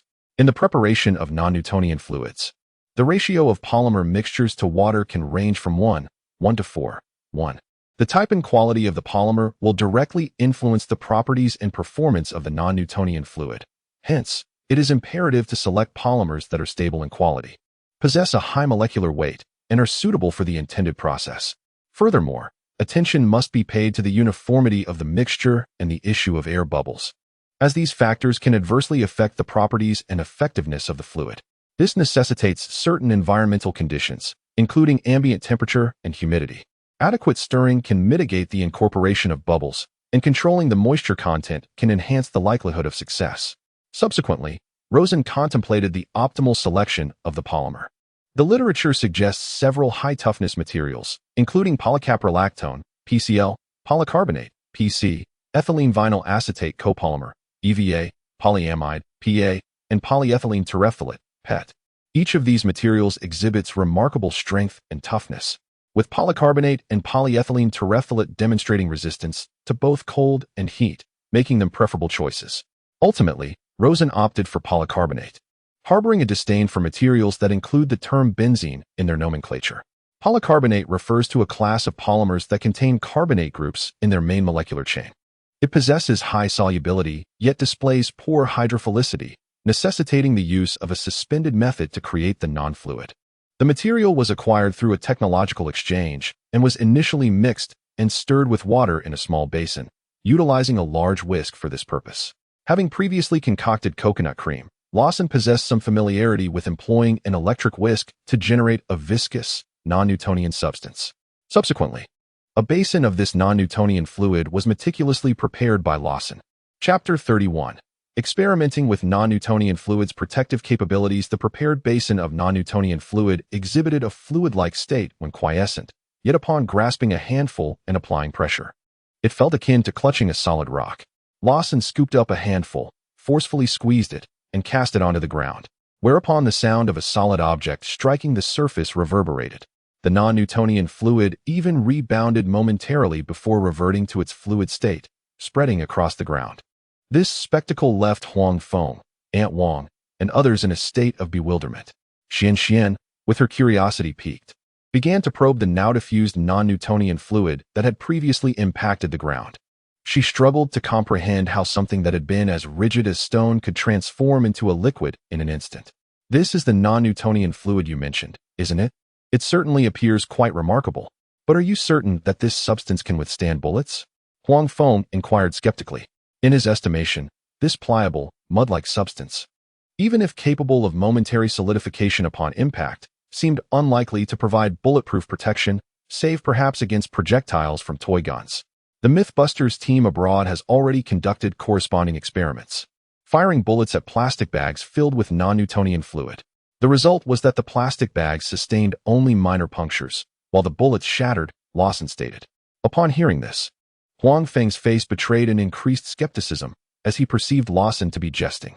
However, regarding Rosen's assertion, neither Wang Jin nor Old Li expressed any skepticism. The two were somewhat familiar with certain materials, having previously acquired knowledge about non-fluid substances. Rosen possessed a QSG-92 pistol, measuring 199 millimeters in length, capable of holding 15 rounds, with an effective range of 50 meters. Acquiring it required a substantial expenditure of 500 upgrade points, reflecting the high costs associated with weaponry, particularly firearms, within the technological tree. Prior to the apocalypse, he had garnered some understanding of firearms, having viewed basic assembly and usage videos. After exchanging for compatible ammunition, he followed the memories in his mind. Ejected the magazine, loaded the bullets, reattached the magazine, disengaged the safety, chambered a round, and aimed the muzzle at the basin containing the non-fluid, then promptly fired. Rosen retrieved the pistol and discharged it towards the basin in less than a minute, leaving Old Li and the others momentarily stunned, initially mistaking it for a toy gun, only to discover it was a genuine firearm. The thunderous gunfire echoed throughout the confines of the shelter, leaving everyone with ringing ears, startled by Rosen's unexpected action. "What a real gun!" he exclaimed. "Earlier, you expressed doubt about the non-fluid's defenses, so I thought I would conduct an experiment with firearms to demonstrate the actual effects." To their astonishment, the plastic basin remained unharmed. Moreover, the non-fluid within had merely formed a slight indentation. The bullet was embedded within, as if obstructed by a thick steel plate, its tip having distorted and shattered upon impact. As the force of impact dissipated, the visibly flattened bullet began to slowly submerge beneath the non-Newtonian fluid surface. Having personally witnessed the astonishing defensive capabilities of the non-Newtonian fluid, Old Li and the others inhaled sharply, taken aback by its effectiveness. "This level of defense is comparable to a 1 centimeter thick steel plate," Huang Feng mused. "Clearly, it's impractical for us to carry around steel plates of that thickness. I wonder how much of this non-Newtonian fluid we'd need to ensure substantial bodily protection?" The production costs for the non-Newtonian fluid are modest. The challenge lies solely in the formulation, Rosen stated. However, once the initial success is achieved, subsequent attempts become less arduous. The next consideration is the thickness of the non-Newtonian fluid layer. An optimal thickness will provide resistance against impacts without rendering the protective suit excessively cumbersome. The prior experiment involved a basin of non-Newtonian fluid 1 faceplate thick, effectively stopping a bullet, with the fluid emerging triumphant. However, the quantity they can transport is limited, necessitating the identification of a thickness range to determine the volume of non-Newtonian fluid to be contained. Having procured a silicone mold resembling a human torso from the technology tree to serve as a test subject, Rosen began by affixing a plastic bag filled with a 3 centimeter thick layer of non-Newtonian fluid to the silicone form. Upon firing at close range, the entire silicone structure shuddered upon bullet impact, recoiling backward a distance of 1 decimeter. The bullet breached the plastic bag, causing the non-Newtonian fluid within to splatter and spill onto the ground. After untying the securing ropes, an inspection of the silicone surface revealed no damage. Evidently, a 3 centimeter thick layer of non-Newtonian fluid suffices to withstand the impact of a bullet. Rosen subsequently conducted several experiments, ultimately limiting the thickness of the non-Newtonian fluid to 1 centimeter. If this thickness were to be reduced further, the impact of a bullet would leave a relatively small crack on the silicone surface.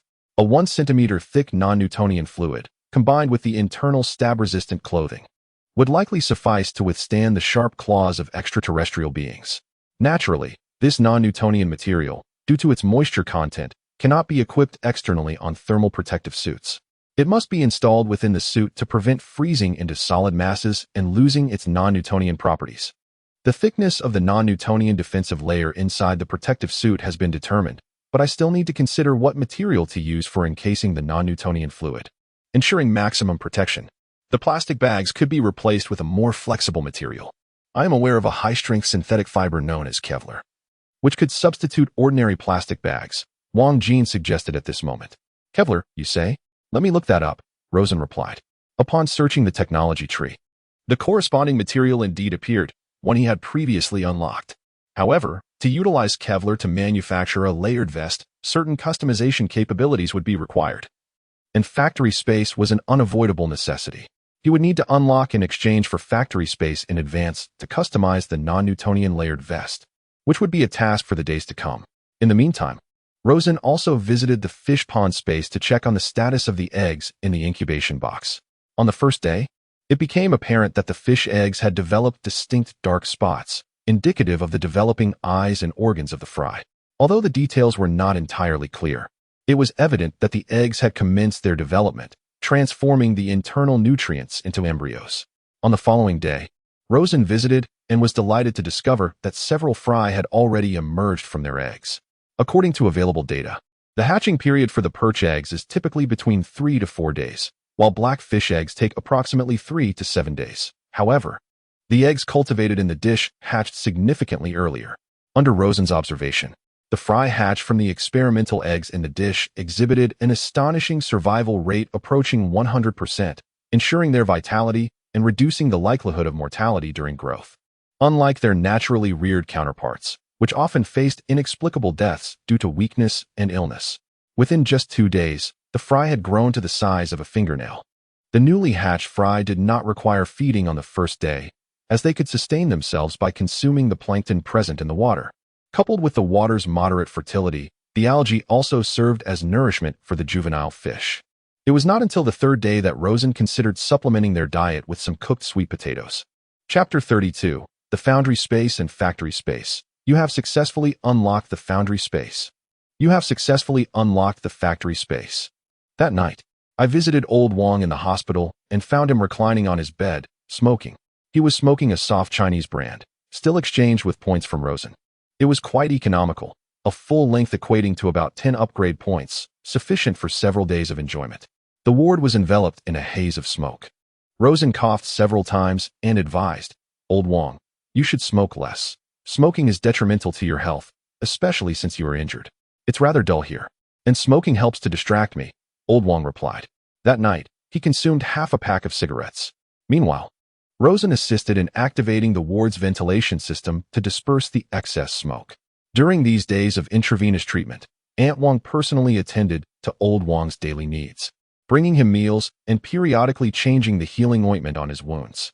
The itching was unbearable, yet scratching was forbidden, and bathing was out of the question to prevent further infection. The only solace came from the cigarettes, which provided a modicum of relief from his discomfort. By the way, Xiao Luo, you didn't come here in the middle of the night just to admonish me against smoking, did you? Old Wang inquired, looking at Rosen. The forge space I promised you has been upgraded. Rosen replied with a smile. What? Is that true? Old Wang exclaimed, his excitement palpable. Before the apocalypse, he had been a master of traditional casting, and since the onset of the cataclysm, he had lacked any opportunity to engage in his craft, leaving him itching to create. Upon hearing Rosen's announcement regarding the upgraded forge, Old Wang envisioned himself meticulously shaping iron pieces. Quickly, take me to see it. The forge space doesn't need to be large, but it must be well equipped. Observing Old Wang's enthusiasm, Rosen cautioned, let us first pause your intravenous treatment. Extracting the intravenous line from his arm, Old Wang had been told by Zhang Buhui that the infusion was to replenish his energy and facilitate better muscle recovery. However, he didn't feel it was entirely necessary. Coming from a lineage of blacksmiths, Old Wang possessed robust health, setting him apart from those of weaker constitution. Upon Rosen leading him into the forging chamber, Old Wang observed that the space encompassed nearly 50 square meters. The most prominent feature was a furnace, occupying 2 square meters. designed to heat and soften metal pieces. Adjacent to the furnace, the workbench displayed tools such as forging hammers, crucibles, and large iron tongs. To the right of the workbench stood an item rack for exhibiting creations, currently bare, but destined to showcase his masterpieces in due course. A terminal abruptly appeared in the corner of the forging chamber, giving Old Wong a sense of technological intrusion. The entire chamber exuded a Sino-Western fusion, a blend of tradition and technology, though he hadn't yet discerned how technology was integrated into the forging equipment. Overall, he was reasonably content. Old Wong nodded, considering the forging chamber merely adequate, even inferior to his pre-apocalyptic workplace. Nevertheless, given the widespread icy conditions, possessing a suitably equipped forging chamber was a rare privilege. Merely reasonably content, Rosen countered, unconvinced. He understood that Old Wong, a seasoned and somewhat renowned forging master, had likely worked in larger studios with more extensive facilities than this forging chamber. The furnace incorporates a control system that allows for voice-activated temperature regulation. Even the blower's intensity can be modulated via speech, epitomizing precision. The workbench is similarly equipped with an integrated smart system. Despite the conventional appearance of the tools, they are connected to robotic arms and can be manipulated with exacting precision through a brain-computer interface, enabling remote operation via encephalic waves. Fantastic and impractical, Old Wong remarked, adding, I still prefer traditional tools and equipment. This casting chamber also features a mode-switching capability, Rawson explained. If you find smart products unappealing, you can revert to traditional mode, which transforms the chamber into a space devoid of any modern technological elements. Upon switching to traditional mode on the terminal interface, all traces of technology vanished, leaving behind the essence of a classic casting chamber. That's more like it, Old Wong commented, appreciating the customizable feature. He hefted a blacksmith's hammer from the table, testing its feel, but soon winced as a sharp pain shot through his abdomen, the sudden movement aggravating his wound. Take it easy, Old Wong. Wait until you've fully recovered before using the casting chamber. It's yours to manage from now on. No one will contest you, Rawson advised. I'll show you another area. Follow me. With that, Rawson transported Old Wong to a more expansive space. The area spanned approximately 100 square meters, more than twice the size of the foundry. This is the factory space, Rawson articulated, primarily responsible for bespoke product customization and assembly line production, largely involving bulky items. Some of the smaller components can be entrusted to you for fabrication later on. Rawson elucidated that while the factory could technically replicate the functions of the foundry, the traditional casting techniques differed markedly from the assembly line processes within the factory. Traditional casting, through the incessant hammering of iron components, augmented their carbon content and diminished impurities, thereby yielding implements of superior fortitude. This venerable craft, passed down through generations, was particularly suited for forging weaponry and other implements demanding resilience. Consequently, the creation of swords renowned for their elasticity and toughness almost invariably hinged on traditional craftsmanship. Thus, Rawson's vision entailed utilizing the foundry for the production of implements characterized by limited demand and superior performance, while the factory would be dedicated to the mass production of commonly used utensils. The factory space was partitioned into several zones based on materials. The area for fabricating textile materials is over here, he gestured. This time, we'll be employing Kevlar to construct non-Newtonian fluid-filled containers. The material fabric will be fed into this apparatus. However, the product blueprints necessitate meticulous drafting and dimensional annotation. Old Wong, can you undertake this task? Rawson inquired. I've forged full suits of armor. Wong replied. This task presents no significant challenge to me. Chapter 33. The leakage crisis. Upon receiving Wong's affirmative response, Rawson felt reassured. The creation of blueprints would not demand excessive physical exertion, allowing Wong to draft them from his hospital room. Subsequently, the relevant parameters could be inputted based on the blueprints. The following noon, Old Wong submitted the design drawings of the non-fluid protective layer to Rosen. Armed with the blueprints, Rosen proceeded to the factory space, where he input the styles and dimensional data into the terminal for analysis. The terminal successfully processed the comprehensive data for the layered garment, resulting in a virtual model. Subsequently, he entered the materials required to create this form, and upon sufficient input, the machine determined the production quantity based on the volume of materials provided. As the workshop commenced operations, Rosen swiftly received the first batch of layered garments. Next came the task of filling the non-fluid into the layered garment. which featured a reserved locking mechanism. Upon twisting it open, he revealed an internal hollow conduit, through which the non-fluid was poured using a funnel, ensuring it filled the entire layered space before securely locking the mechanism. A test was conducted to evaluate its effectiveness.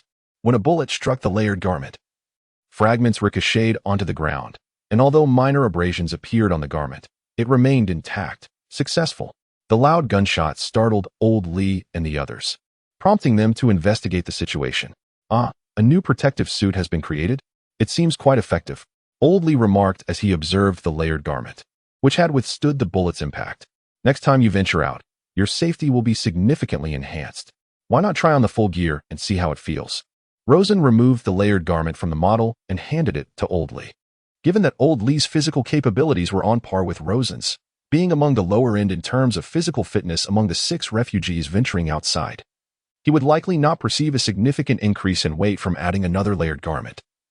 Thus, it should not substantially hinder his mobility. Given that foraging expeditions entail bearing loads of several dozen pounds, the non-Newtonian fluid-dampened vest weighs a mere 2 pounds. Old Lee donned the stab-proof vest, then slipped on the fluid-dampened garment, which fit him perfectly. Observing that it did not appear cumbersome, Rosen instructed him to jog a short distance to gauge its impact on his stamina. "If all is satisfactory, I shall produce several more for distribution," Rosen stated, shaking his head. "I am loath to witness a recurrence of grievous injuries such as those sustained by Old Wong." Old Lee divested himself of the fluid-dampened vest and stab-proof armor, replacing them with a thick parka, and departed the sanctuary after a brief salutation to Rosen. Despite the comfort afforded within the confines of the refuge, they could not remain sequestered indefinitely. Appearances were necessitated during inspections and routine water collection. While an individual might feign seclusion due to the inclement weather, abstaining from hydration altogether would arouse suspicion. The bunker's administration meticulously recorded the daily water consumption of each resident. A prolonged absence of water intake would undoubtedly attract scrutiny, as dehydration poses a more immediate threat than starvation. Rosen himself was compelled to venture out for water at least once daily to avert undue attention from the bunker's overseers. Anxious to eschew complications, Rosen upgraded the external teleporter, facilitating egress from the sanctuary to the outside world. The portal's terminus was ensconced within Rosen's chamber, concealed beneath a cloth and tucked away under the bed, rendering it inconspicuous to casual observers. He sought out Rosen, proclaiming, "Young Luo, our clandestine existence may have been compromised. What course of action shall we pursue?" "Compromised?" Rosen queried, perplexed. "What do you mean?" Old Lee would never divulge the location of the shelter to outsiders. To do so would violate the agreement and incur a death sentence. Rosen did not believe Lee would commit such a folly. The shelter, in its current state, cannot accommodate a large number of individuals, and its provisions are barely sufficient to sustain those already within. Revealing its existence would only incite conflict, to the detriment of all. He is the captain of the 2nd Squad, and I am acquainted with him. He holds a high position. He approached me unexpectedly, inquiring as to why I and others, including myself, were frequently visiting your quarters, Lee said, his countenance betraying his anxiety. I simply stated that I was on amicable terms with little Luo, and that I frequented his room for companionship and conversation, Lee elucidated. Did the 2nd Squad captain exhibit any unusual reaction? Rosen queried, his wariness piqued. He had long been aware of the 2nd Squad captain's affiliation with the upper echelons of the air raid shelter, which dissuaded him from attempting to court the 2nd Squad. Otherwise, he would have already engaged in discourse with the captain. Lee responded promptly. Captain Shinwei's countenance immediately darkened. He accused me of dishonesty, alleging that Captain Wong of the 1st Squad and his subordinates had been hoarding provisions and frequenting your quarters, suspecting us of clandestine gatherings and exclusive feasting. If that is his presumption, then there should be no cause for alarm, Rosen said with relief, fearing that the shelter would be exposed. I have not yet finished.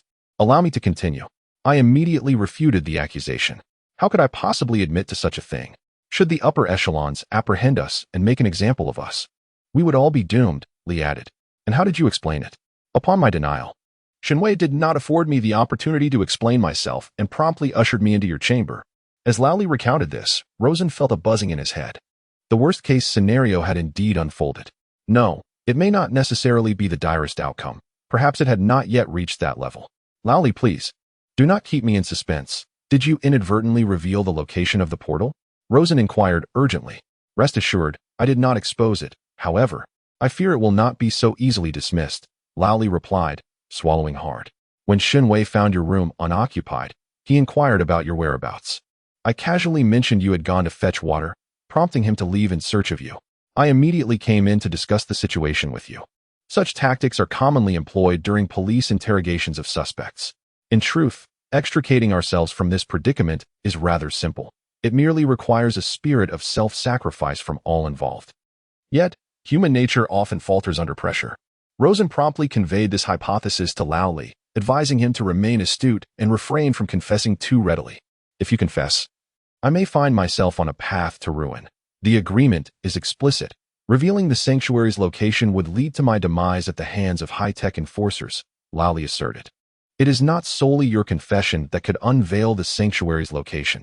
Even the slightest disclosure of critical information might enable the higher-ups to deduce the truth, Rosen elucidated.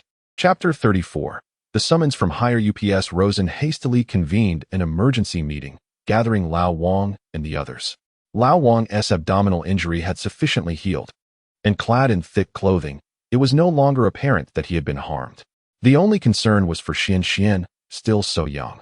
The higher-ups might extract all the information they desired from her with mere enticements. At that time, the situation would not merely involve exposing the shelter. Xian would also face the peril of being eliminated by the contractual regulations, a scenario that Rosen wished to avoid. The optimal solution would be to conceal Xian. Yet explaining her absence to the higher-ups would prove challenging. Would they assert that Xian succumbed to the cold and her body was disposed of?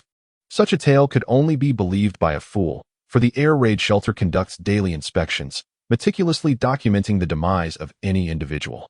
Moreover, access to the shelter's entrance currently necessitates approval from the authorities, and abandoning a body far from the shelter poses significant risks, requiring a seasoned search team to execute such a task. Even the death of an ant within the shelter cannot be covertly removed beneath the watchful eyes of the higher-ups.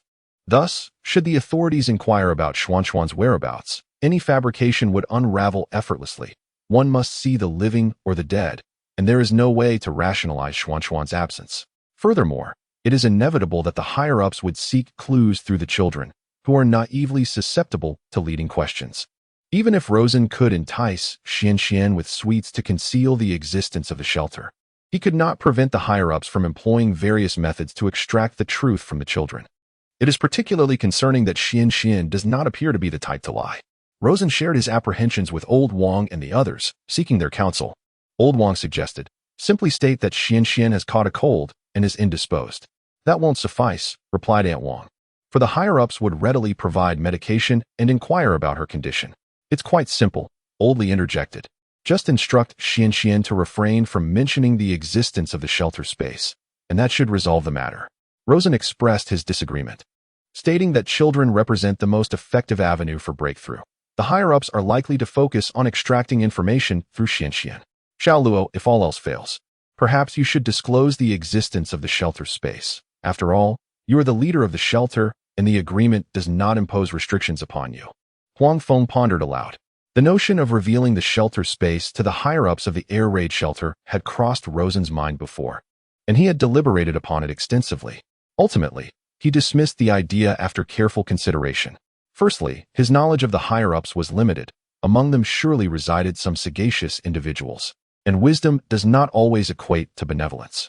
What if a malicious actor among them contemplated eliminating Rosen to expose the shelter's existence? Would he not risk vanishing without a trace within the confines of the air raid shelter?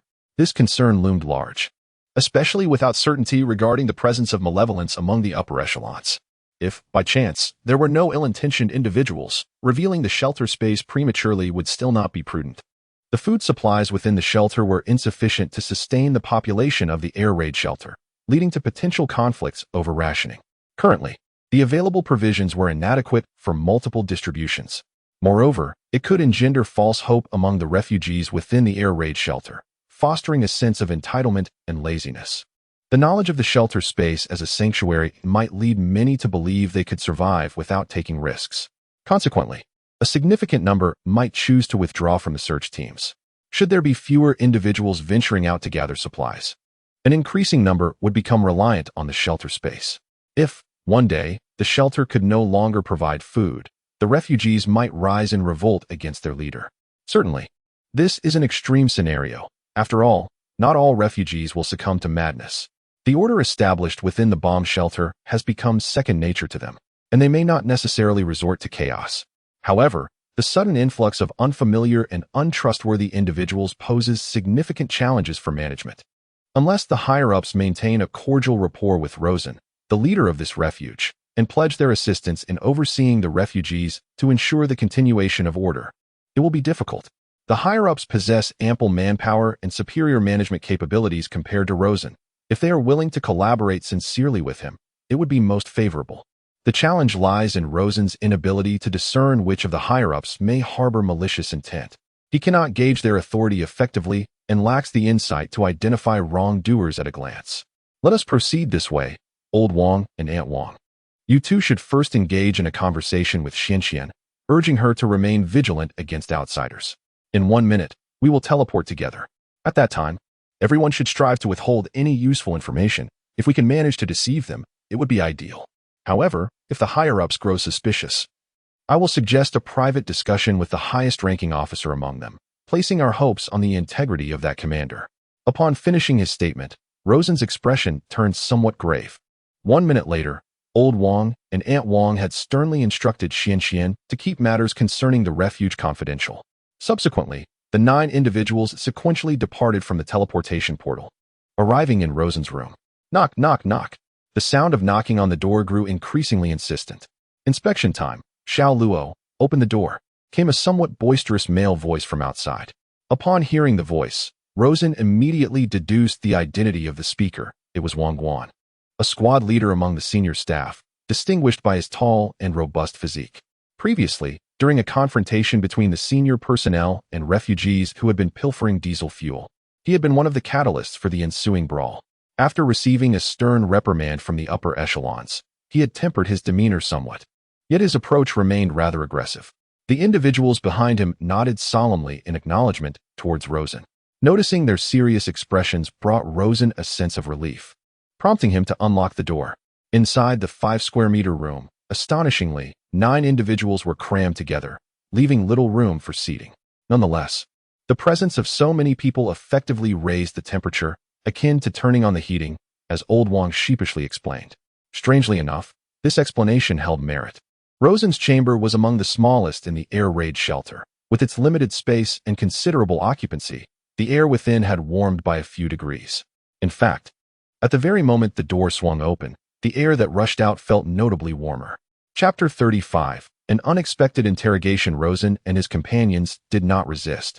They dutifully followed Wang Guan, and there was no one around to monitor their potential escape, as such caution seemed unnecessary. After all, hoarding food was primarily a matter that warranted a reprimand at most. Rosen's concern lay in the possibility that the higher-ups might suspect them of clandestinely forming an organization, which could pose a threat to the authority of the air raid shelter's leadership and might prompt measures for suppression. Should a deeper investigation uncover the existence of their sanctuary, Rosen would find himself in quite a predicament. The crowd was ushered into a rather spacious office, which was surprisingly modest compared to their expectations, measuring merely 20 square meters. The room contained only simple furnishings, a wooden table, wooden chairs, and a cabinet. It was evident that the conditions within the bomb shelter were not conducive to housing any valuable decor. Seated on one of the wooden chairs was a short-haired man in his late 40s, adorned with gold-rimmed glasses. His demeanor appeared somewhat stern, yet his voice, when he spoke, was as soothing as a gentle spring breeze. Please, take a seat and make yourselves comfortable. He gestured for them to sit on the lone wooden bed available. Mr. Qin, I shall take my leave now, said Wang Guan, the individual responsible for bringing them, as he made his way toward the door. Rosen observed Wang Guan escorting Xianxian out and closing the door behind them, a flicker of suspicion igniting within him. He wondered if the higher-ups intended to question Xianxian privately. Allow me to introduce myself. My surname is Qin. You may call me Old Qin. I am the head of this bomb shelter. With the harsh winter raging outside, everyone has come to regard me as their leader. In truth, I remain a functionary within the system, a servant of the people. Old Qin stated in a calm and measured tone. Rosen and the others nodded in acknowledgement. Do not be overly anxious. Relax your muscles. Let us simply engage in conversation. Old Qin reassured them, noticing their palpable tension. The issue of hoarding food, in these trying times, was undoubtedly serious, and the repercussions would be significant. It was impossible for them not to feel apprehensive. However, to Rosen's surprise, Old Sheen did not broach the subject of their food hoarding. Instead, he inquired about each person's past, transforming what they had anticipated to be an interrogation into a casual chat.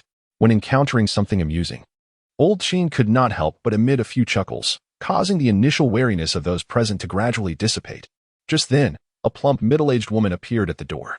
Addressing Wang Guan, "Please leave the little girl to me. It is President Qin's instruction." Without a hint of suspicion, Wang Guan relinquished his hold on Xian Xian and departed alone. The middle-aged woman took Xuan's small hand and smiled, saying, "Little sister, come with Andy. I have some candy for you." Confused, Xian Xian glanced at the departing Wang Guan and then at the kindly-faced woman who held her hand. She hesitated and replied, "My parents said I shouldn't agree to strangers. I am not a stranger. We are all colleagues in the air raid shelter. I am a good friend of your parents," the woman coaxed, leading Xian Xian into another room.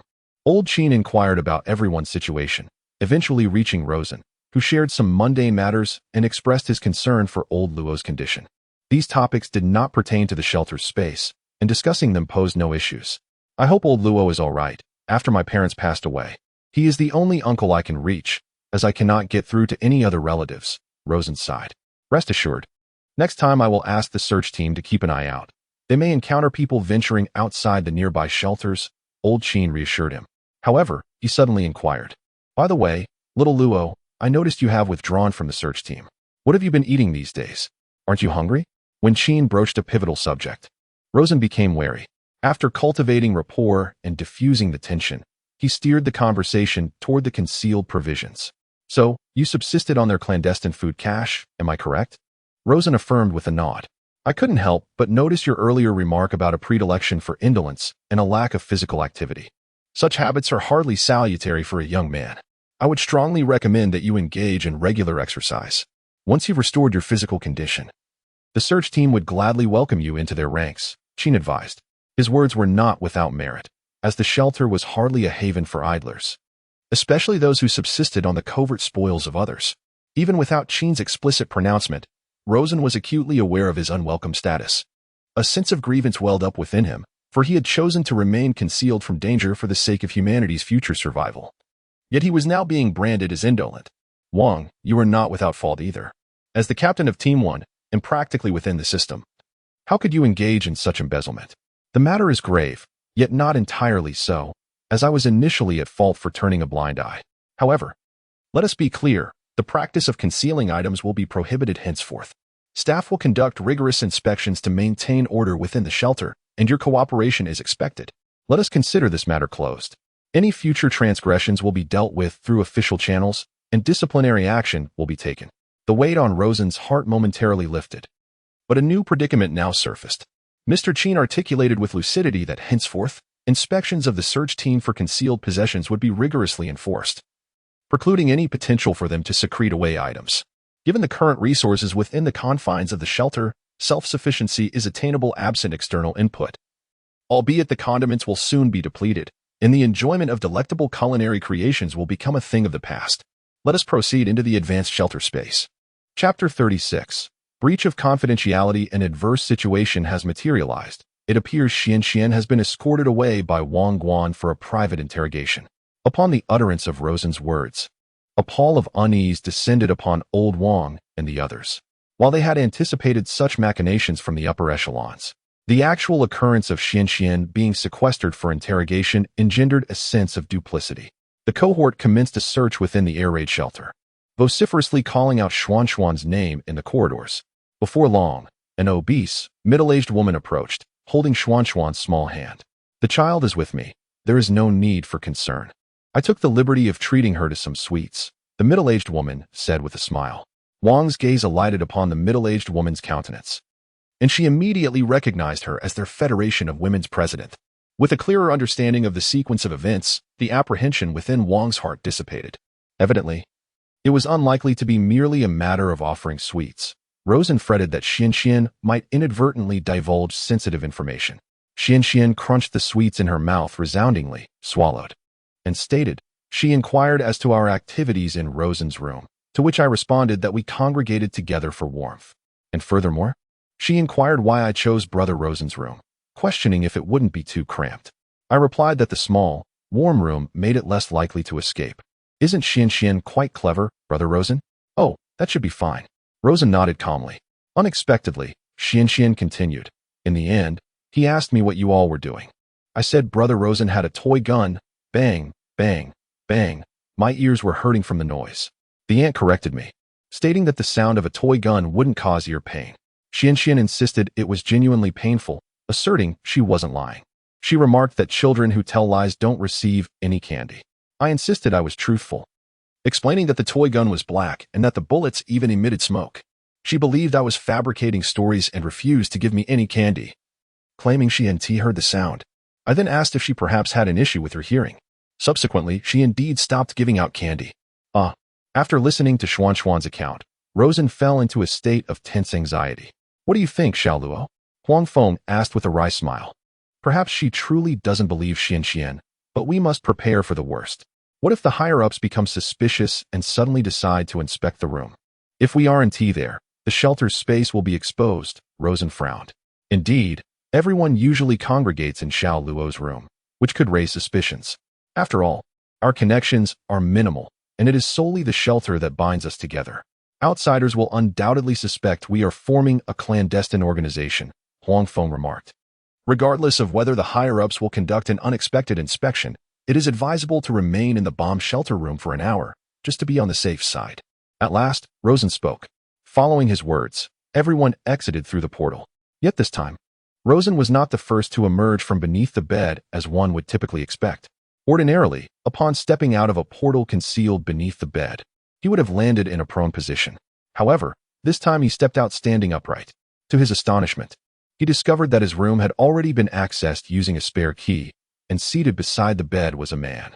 This man was none other than the leader of the air raid shelter, Old Qin. A chill ran through Rosen's heart. The worst-case scenario had indeed materialized. Of course, this might not necessarily be a dire situation. If Old Qin could be trusted, it could even prove beneficial for Rosen. He urged himself to remain composed. Old Qin, fixated on his hands and absent-mindedly picking at his nails, did not meet Rosen's gaze. He remained seated by the bed but acknowledged Rosen's emergence from the portal, speaking with a grave tone. Can you tell me about this thing? Clearly, the thing Old Qin referred to was the portal discovered beneath Rosen's bed. The president of the Women's League just shared some matters with me, and I came to inquire about the situation. When you did not answer the door, I had no choice but to enter with the spare key, Old Qin explained. Just as the Women's League president had indicated, Rosen was armed and had convened a gathering for discussion. Who could say whether he would rally more individuals to seize control of the air raid shelter? Even if misunderstandings might exist, the gravity of the situation could not be disregarded. What did she say? Did she mention that I was armed? Rosen admitted without hesitation. Rosen gestured towards the portal by the wall, just as Lao Wang and the others emerged one by one from within. Upon seeing Rosen and Lao Qin seated by the bed, their expressions shifted, realizing that something was amiss. It must be that portal. Lao Qin glanced at the gateway. He had previously speculated that Rosen and his companions had entered through it, yet he remained uncertain and cautious, unwilling to step inside. Now that people had exited, it was evident that the portal connected to an alternate realm. However, the concept of such science fiction was somewhat hard for him to digest. Even with extraterrestrial beings and a global freeze, he could not fathom that refugees possessed such advanced technology. Do you wish to enter? Once you do, you will become one of us, bound by high-tech protocols that will render any attempt to escape this treacherous vessel impossible, Rosen inquired of Lao Qin. What lies beyond? An expanse of fertile fields? A stream abundant with resources?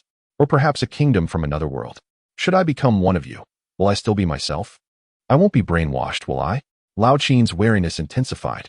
If there existed a technology capable of brainwashing individuals the moment they crossed the threshold, would he not end up as a mere puppet, controlled by others? Of course, there will be no brainwashing, Rosen assured him. However, once you enter, you must relinquish any malicious thoughts. Particularly, if you entertain notions of harming me or revealing the system, you will meet a dire fate. This is technology from the future. You must trust that it is entirely capable of such things. Rosen sought to instill fear. So, do you still wish to proceed? Are you serious? Lao Qin suddenly found himself unable to suppress a chuckle. You have a gun. If I refuse to join, can I still survive? Hearing Lao Qin's words, it became evident that he was fearful of the gun in Rosen's possession. Consequently, Rosen lowered his firearm and reassured him, saying, I have not disengaged the safety. You need not worry. Now let us discuss the matter at hand. Will you join us? A simple answer will suffice. Should you choose not to join, we shall not impose any consequences upon you. We merely hope that you will forget this incident and refrain from speaking of it, to prevent unrest among the air raid shelter refugees.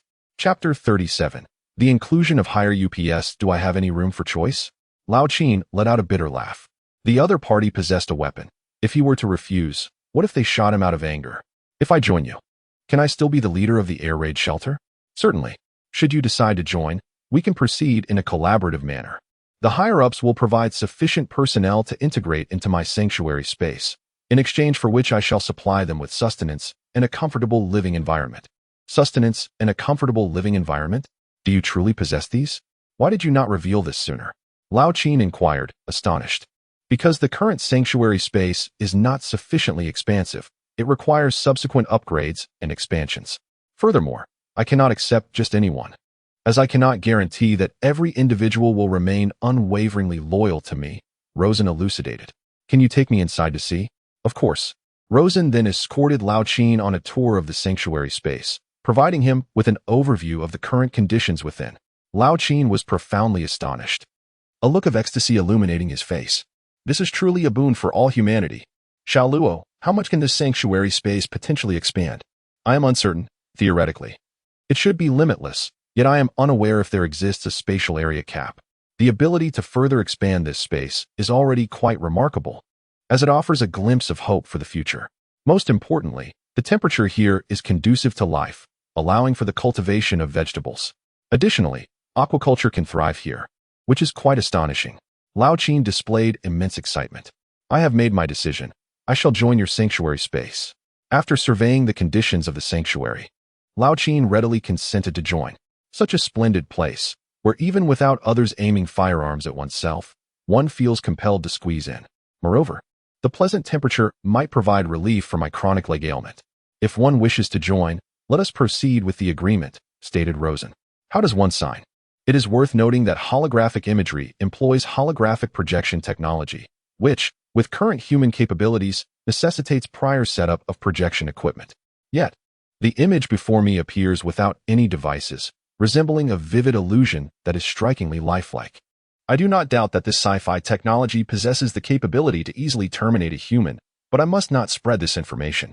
How can I persuade those under my command to join? Upon signing the agreement, Lao Qin remained oblivious to any brainwashing, retaining his own thoughts, which diverged somewhat from what Rosen had described. Thus, it appears Rosen was testing him earlier. The final clause of the agreement stipulates that the sanctuary space must not be disclosed to others. Did you add that? It's not that I have the ability to alter the agreement. It is intrinsic to the sanctuary's spatial dimensions. Given that Rosen wasn't the architect of this accord, it implies that the creator of the sanctuary space wishes to maintain its concealment. Presumably, there are inherent apprehensions, which might also explain why Rosen refrained from disclosing the existence of this space to everyone beforehand. We can place our trust in the upper echelons of our air raid shelter. Now that I'm involved, let's bring in those leaders as well. There aren't many of them, only 5 in total, comprising myself, the Women's Federation President, the Minister of Health, the Minister of Search, and the Minister of Resource Allocation. If we prefer not to involve too many individuals prematurely, we can temporarily exclude those under their command. While a larger group yields more upgrade points, it also raises the potential for factionalism. Rosen lacks the authority to manage such a large number of people, and internal strife could lead to chaos. However, there is an exception. If someone could supplant Rosen as the ostensible leader, and that person possesses authority, the situation would be different. Old Qin is the ideal candidate. We can have him serve as the visible commander, while I remain behind the scenes, subtly guiding the sanctuary's development. Old Qin can leverage his authority to accomplish many things I cannot, such as overseeing the search team's exploration direction and the types of items they collect. These are all matters that the upper echelons can directly control. But Rosen lacks the capacity to do so. Subsequently, the 2 men bumped fists, sealing their cooperation. That very day, Old Qin summoned the remaining 4 members of the upper echelons to Rosen's quarters. The quartet remained somewhat perplexed until they entered Rosen's chamber and beheld the portal, whereupon their countenances betrayed profound consternation. Never in their lives had they witnessed such a phenomenon. President Sheen, have you brought us here merely to observe this contraption? This is ostensibly Rosen's abode. How does such a thing come to be here? Pray, what is this object? It appears rather ominous. Might some entity emerge from within? As they spoke, Rosen abruptly materialized from beyond the portal, startling them. While Sheen was unable to divulge information regarding the sanctuary space, Rosen was not so constrained. Upon Sheen's affirmative nod, they lent credence to Rosen's words. Pray, enter, Rosen entreated. Rosen ushered them through the portal, into the sanctuary space. Subsequently, the terms of the accord materialized before them, and with Sheen's acquiescence, they affixed their signatures. They then comprehended why Sheen had remained taciturn, offering only assenting gestures. The final clause of the accord prescribed him from doing so. Having executed the accord, the four were now considered allies, and Sheen was at liberty to expound upon the sanctuary space in detail. Upon hearing Sheen's discourse, their visages manifested astonishment. This sanctuary could be continuously upgraded and expanded, and within its confines, the cultivation of produce could be accelerated, and even aquaculture could be practiced, thereby recreating pre-apocalyptic living standards. For the four, who were presently subsisting on packaged comestibles, this was akin to manna from heaven. However, they discerned that Sheen, like themselves, was bound by the accord, and thus unable to freely divulge information pertaining to the sanctuary, whereas Rosen could speak without constraint. Consequently, they surmised that the sanctuary space was somehow inextricably linked to Rosen. Let me introduce you to the four individuals. Li Mei, the chairwoman of the Women's Federation, previously worked as a nurse and possesses the skills to bandage wounds. Zhang Da, the head of the search team, is surely familiar to you, so there is no need for further introduction. Li Kai, the Minister of Health, oversees hygiene and safety protocols within the air raid shelter. Zheng Dong, the Minister of Resource Management, is responsible for the allocation of resources. Once old Sheen completed his introductions, Rosen called them aside to discuss the delegation of tasks. Old Sheen, you will now serve as the visible leader of this shelter. You may manage straightforward matters independently, while more complex issues can be discussed with me. As for the development direction of the shelter, that too requires our consultation. Chapter 38, The Mass Recruitment of Refugees. The space is currently limited, but as more individuals join, it will soon expand. Rosen began drafting notices, which he personally authored and posted, ensuring that the information regarding the shelter's space was not disseminated by higher-ups, thus adhering to the terms of the agreement. The room Rosen occupied in the air raid shelter was originally a storage area, relatively secluded, providing a degree of concealment. Few recognized him, making it an ideal location for the installation of a portal. A notice was affixed to the wall of the corridor. Initially, those who came to fetch water were skeptical upon seeing the announcement. However, as individuals gradually located the room, the bolder among them ventured through the portal into the sanctuary space. There, they encountered the terms of the agreement presented before them and, adhering to the notice's stipulations, successfully signed the contract to join the sanctuary space. Witnessing others enter and emerge successfully, an increasing number of people followed suit. Within 2 days, the population of the sanctuary swelled by over 100. In the ensuing days, even more individuals joined the sanctuary. Despite their scant knowledge of this refuge, the apparent comfort of the sanctuary space, marked by its favorable temperature compared to the air raid shelter, ignited hope among the refugees for upgrades to their rooms.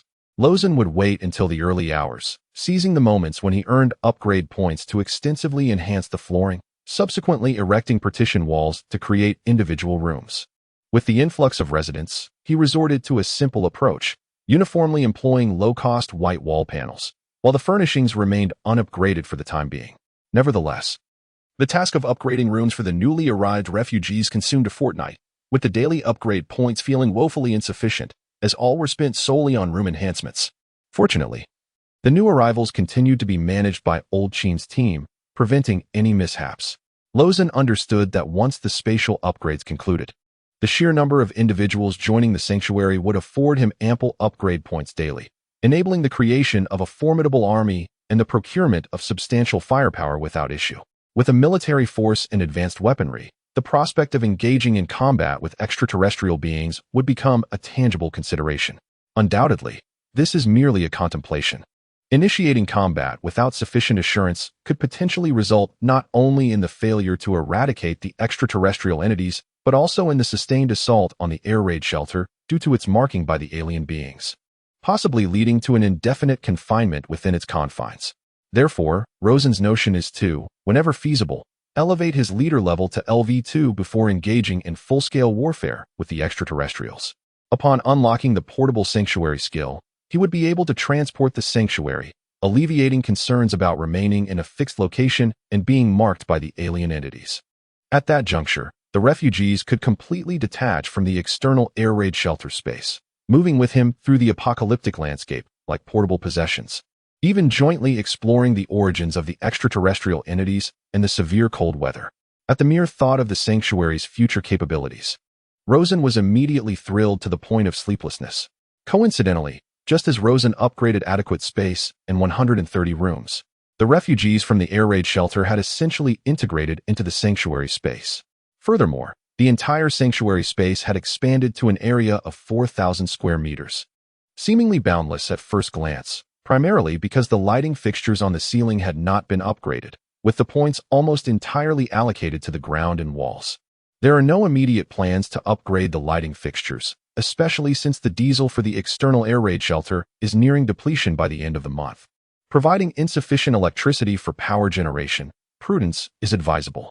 The refugees can only rely on flashlights to locate their rooms in the darkness. Otherwise, groping in the dark could easily lead to collisions. The inhabitants were still limited to consuming the bagged rations distributed by the upper echelons, with the occasional provision of vegetables, albeit at a considerable expense. The significance of currency lay in its capacity to procure sustenance, were it not for the hierarchy's maintenance of the monetary system.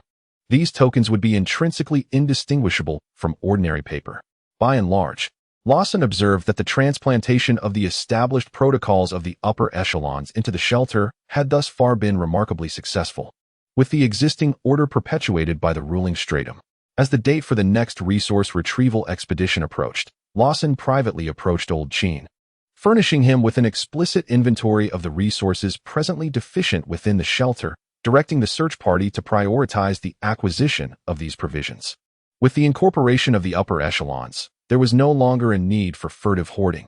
Resources could be openly transported into the internal confines of the shelter. It must be acknowledged that the co-option of the air raid shelter's leadership had alleviated the previous hesitancy in decision-making. The upper echelons could issue directives, and there was no shortage of individuals eager to execute the tasks. Lawson also affixed the non-Newtonian fluid interlayers, which he had previously manufactured in bulk, onto the stab-resistant vests, subsequently distributing the modified vests to the search team. The upper echelons had previously elucidated that the shelter was of extraterrestrial origin, which mitigated any suspicion regarding the provenance of this equipment among the search party. Search Team 2 returned with a uniform supply of bagged rations, ensuring that hunger would be kept at bay, at least until vegetables and fish could be procured. Diesel fuel was utilized for electricity generation, and light bulbs materialized on the shelter ceiling, banishing the darkness and illuminating the entire shelter as brightly as day. The tissues of vegetables and aquatic life were also sent by Rosen for analysis in petri dishes. The seeds were entrusted to Xian for planting, while the fish eggs were left in the care of Wang Hai in the breeding tank. Among those who returned from the search team, injuries were once again reported. According to the account of a team member who was caught at the rear by an alien creature, it was a colossal beast with the lower half resembling a centipede and the upper half resembling a mantis. The unfortunate member was struck on the back by the mantis's scythe, and believing he was doomed, he was instead met with a shock that turned out to be a block. He merely experienced a tingling sensation in his back and suffered no significant harm. Later, it was the remaining members who, by diverting the creature's attention, allowed him to escape its grasp. Upon examining the puncture-resistant suit he wore, Rosen discovered a tear in its non-fluid layer, from which liquid was seeping. However, due to the protection offered by the non-fluid layer, the inner puncture-resistant suit only sustained a slight indentation. The area on the team member's back that had absorbed the impact showed merely a bruise. Indeed, the protective measures had proven significantly effective. Chapter 39. Concerns for the harsh winter Shaoluo. You mentioned to me that this shelter space can be upgraded to provide everything we desire. Is it possible to develop a radio transmission device to communicate information with the outside world? Old Sheen inquired once again when he approached Rosen. Certainly, in fact, I have already upgraded the radio device previously and have established communication with the adjacent B District Air Raid Shelter, relaying the general situation from our side. I wish to proactively contact the B District Air Raid Shelter to ascertain the general circumstances outside. Very well, follow me.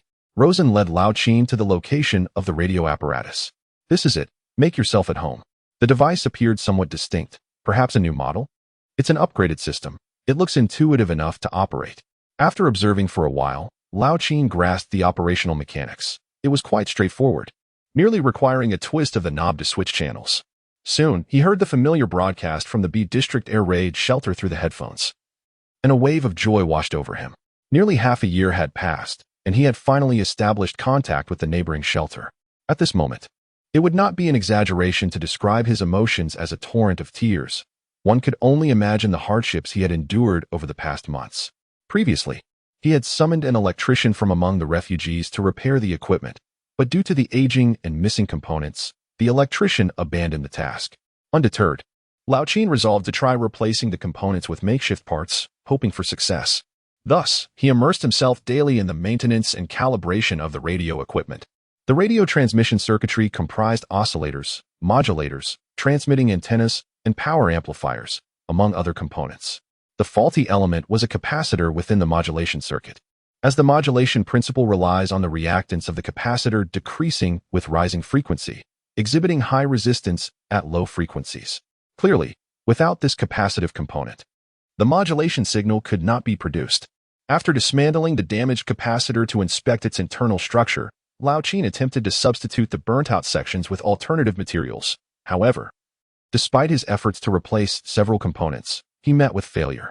The electrician had informed him that the internal dielectric materials of capacitors must possess high insulation strength, low loss, and stability. Common materials include metal foil, polyester film, and ceramics. The materials used for the capacitors within the modulation circuits are polyester films. And to ensure the normal operation of the circuit, replacements should likewise utilize polyester films. Moreover, the performance of the capacitor is contingent upon the precision of the dielectric thickness, which is especially critical in the case of small capacitors, as any deviation can severely impact performance. Should the emitted signals, once parsed, turn into mere noise, all efforts would be in vain. Old Sheen contemplated whether to adopt a method of robbing Peter to pay Paul. He found capacitors of the same model in other circuits that could be substituted. However, this might lead to paralysis in those circuits, prompting him to proceed with caution during the replacement process. Lacking knowledge of components and with the electrician he consulted also unfamiliar with the principles of radio transmission, his efforts ultimately ended in failure. Nevertheless, the sunk cost loomed large, and Old Sheen remained committed to researching the issue whenever he could. This spirit of inquiry is indeed commendable, yet it has also led to a tumultuous emotional journey for him over the past few months, filled with heart-wrenching highs and lows. I am Chinda, the leader of the air raid shelter in Area A. I urge Area B to share any information currently at hand. What is the situation at the aid station? How is the nation faring? Why has the supply assistance ceased? At this moment, Old Sheen finally voiced the long-suppressed questions that had burdened his heart for so long. Mr. Sheen, we are currently unable to establish contact with the nearby rescue station.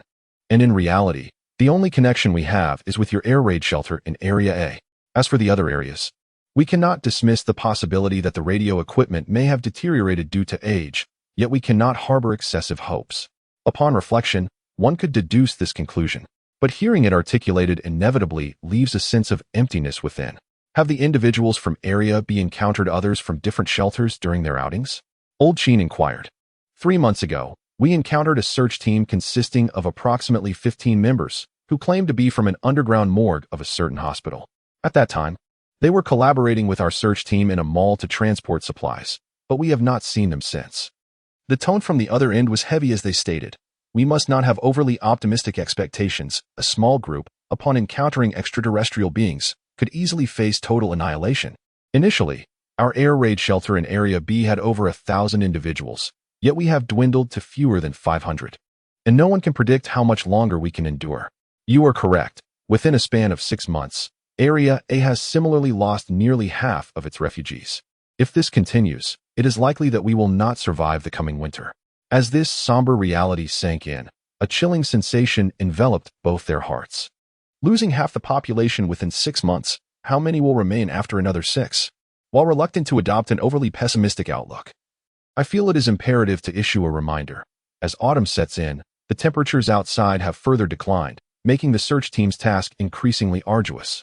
I advise that one stockpile ample provisions for the winter, for none can predict the severity of this year's cold season or whether the search team will be able to depart from the bomb shelter. Old Chin inhaled deeply, a tremor coursing through him. This issue had also crossed his mind. He surmised that winter's chill would likely descend no more than 30 degrees from summer.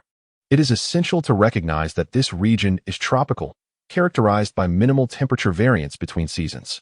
However, upon reflection, he realized he had overlooked a critical factor. The current temperatures are not yet frigid, thanks to the tropical monsoon climate mitigating the effects of the frost-laden cold currents. Yet, once winter arrives and the climatic conditions weaken, devoid of warm air to counteract the chill, the temperature drop must account for the differential brought on by the tropical climate. Thus, in true calculations, the temperature should decrease in 2 phases. First, accounting for the climatic consumption of the cold current, and second, factoring in the cumulative chilling effects of the unimpeded cold current. With this consideration in mind, Old Chin conveyed his apprehensions to Rosen.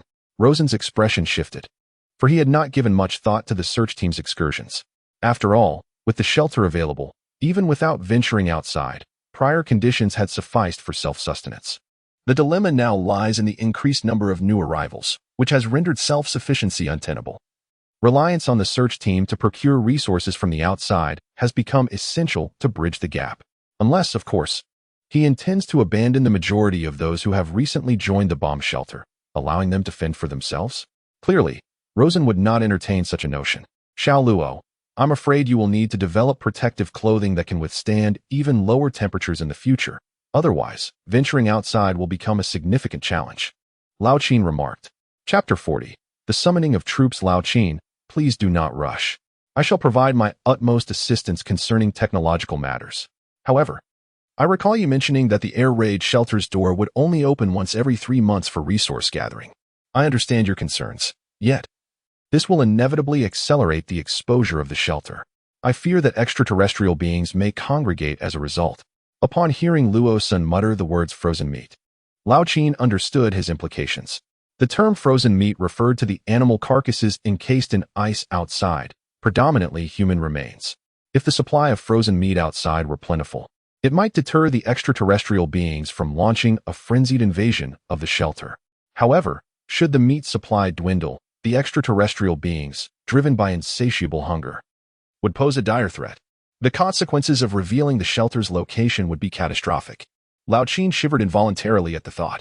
The research into new thermal insulation protective clothing could indeed be postponed or even disregarded for now. As you are aware, the lower the external temperature, the more active the extraterrestrial beings become. I surmise that once winter arrives, the outside world will transform into a paradise for these beings, and we may witness their presence on every street corner. Given that the extraterrestrial beings are not yet at their peak activity, stockpiling resources has become an urgent necessity. Our search team is insufficiently staffed. We currently have 500 individuals, yet only 300 have joined the search party. The remainder consists primarily of the affluent and those who curry favor with them, individuals who are not to be relied upon for resource gathering. The supply of protective suits is insufficient, capable of accommodating no more than 200 individuals simultaneously. Not only is the lack of protective suits a concern, but it is also quite challenging to mobilize such a large number of people at once. Old Chin posed various inquiries to Rosen. As for personnel, I do have a solution, but I am unable to provide you with a response just yet. After pondering for a moment, Rosen replied, however, the issue of protective suits is not insurmountable. I have previously mentioned that matters pertaining to technology can be entrusted to me. Upon hearing Rosen's assurance regarding the personnel issue, Old Chin was momentarily perplexed but chose to place his trust in him. For Rosen was the leader of the refuge's domain and was undoubtedly well-versed in the technological resources available there. Consultation. I seek assistance. After Old Chin's departure, Rosen inquired with his advisor, Xiaoku. Xiaoku, I have a question. Can the troops summoned from the barracks follow my orders and gather supplies like the search team? Given the simplicity of your question, allow me to elucidate the situation regarding the barracks, Xiaoku responded. The barracks serve as an institution for summoning troops from parallel worlds, specifically comprised of bioengineered individuals reformed from death row inmates from those worlds.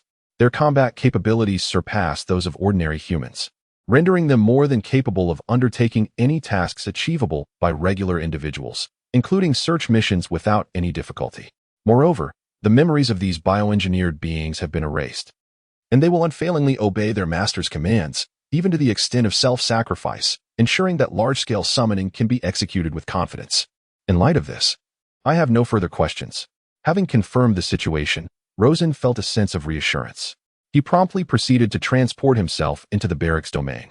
Approaching the terminal in the barracks, one can summon 3 types of troops: ordinary soldiers, bodyguards, and special forces. Ordinary soldiers are typically deployed for collective missions, including combat, disaster relief, and search operations. Bodyguards, on the other hand, are meticulously trained for personal protection, possessing heightened awareness and counter-surveillance skills. As for the special forces, they are specifically designated for executing unique tasks, exhibiting superior individual combat capabilities that surpass those of ordinary soldiers, making them well-suited for assault missions. The costs for individual exchanges are set at 300, 400, and 500 upgrade points respectively. Thus far, the number of individuals who have joined the shelter has reached 230, generating a daily yield of 23,000 upgrade points, which equates to the ability to summon 76 ordinary soldiers, 57 bodyguards, or 46 special forces. All his upgrade points have been allocated towards enhancing the ground and walls, resulting in a shelter of considerable scale, comparable to the external air raid shelters. It may be prudent to temporarily halt the upgrades on the air raid shelter and redirect the points towards bolstering the military. The capability to summon 76 ordinary soldiers daily, whose physical attributes are superior to those of the average person, makes them ideal for resource retrieval. Over 10 days, this would amount to 760 soldiers, who could accompany the search teams to provide additional support. Given that the shelter has garnered the favor of the higher-ups in the air raid shelter, there is no need for secrecy regarding the military exchange. It can commence immediately. By the way, Xiaoku, do the summoned troops count towards the shelter's population? And can they contribute to my upgrade points? Considering this possibility, Rosen inquired. The troops exchanged at the shelter are not classified as refugees and do not contribute to the refugee count. Furthermore, there will never be a situation in which refugees can be exchanged. Hence, it is imperative for the leaders of the shelter to gather as many survivors as possible amidst the apocalypse to expedite the development of the shelter and unlock additional space. Indeed, it is unfortunate that they are not counted. Rosen shook his head in dismay. As the clock struck midnight, Rosen, invigorated as if by an unseen force, abruptly sat up in bed. This had become his nightly ritual, as one operating behind the scenes. He could not afford to upgrade the shelter under the watchful eyes of others. Therefore, he meticulously carried out his upgrades while everyone else slumbered. His previous enhancements to the floors and walls had followed this very principle. Were it not for the mandatory lights out enforced at the shelter, he would surely have been discovered by other night owls. Of course, during these discrete upgrade sessions, he occasionally stumbled upon groups engaged in clandestine activities. On several occasions, he awkwardly encountered couples indulging in midnight rendezvous, oblivious to the risk of being caught. Rosen could only internally scoff at their reckless abandon, thinking, youngsters truly know how to have fun. He would then quietly distance himself. However, such unexpected discoveries were rare. Most refugees adhered to the rules, retreating to their rooms as soon as the lights were extinguished. Tonight, Rosen's mission was not to enhance the floors, and he had no cause for concern over similar awkward situations. His objective was to utilize the 23,000 upgrade points he had just acquired at dawn to recruit soldiers. The barracks should be sufficiently spacious to accommodate over 1,000 soldiers, with 76 soldiers being a mere triviality. Rosen approached the terminal with determination, ready to summon his first loyal soldier. Consumed 300 upgrade points to exchange for a regular soldier. A flash of golden light enveloped the space, revealing a striking blonde woman clad in a form-fitting black vest and camouflage pants, standing beside the terminal. Is this truly a representation of humanity from a parallel world? She bears an uncanny resemblance to the inhabitants of Blue Star, seemingly of Western descent. Rosen raised his hand and waved in front of the soldier, yet she appeared unresponsive. Her demeanor seemed somewhat vacant. Could she genuinely follow my commands? He decided to test her.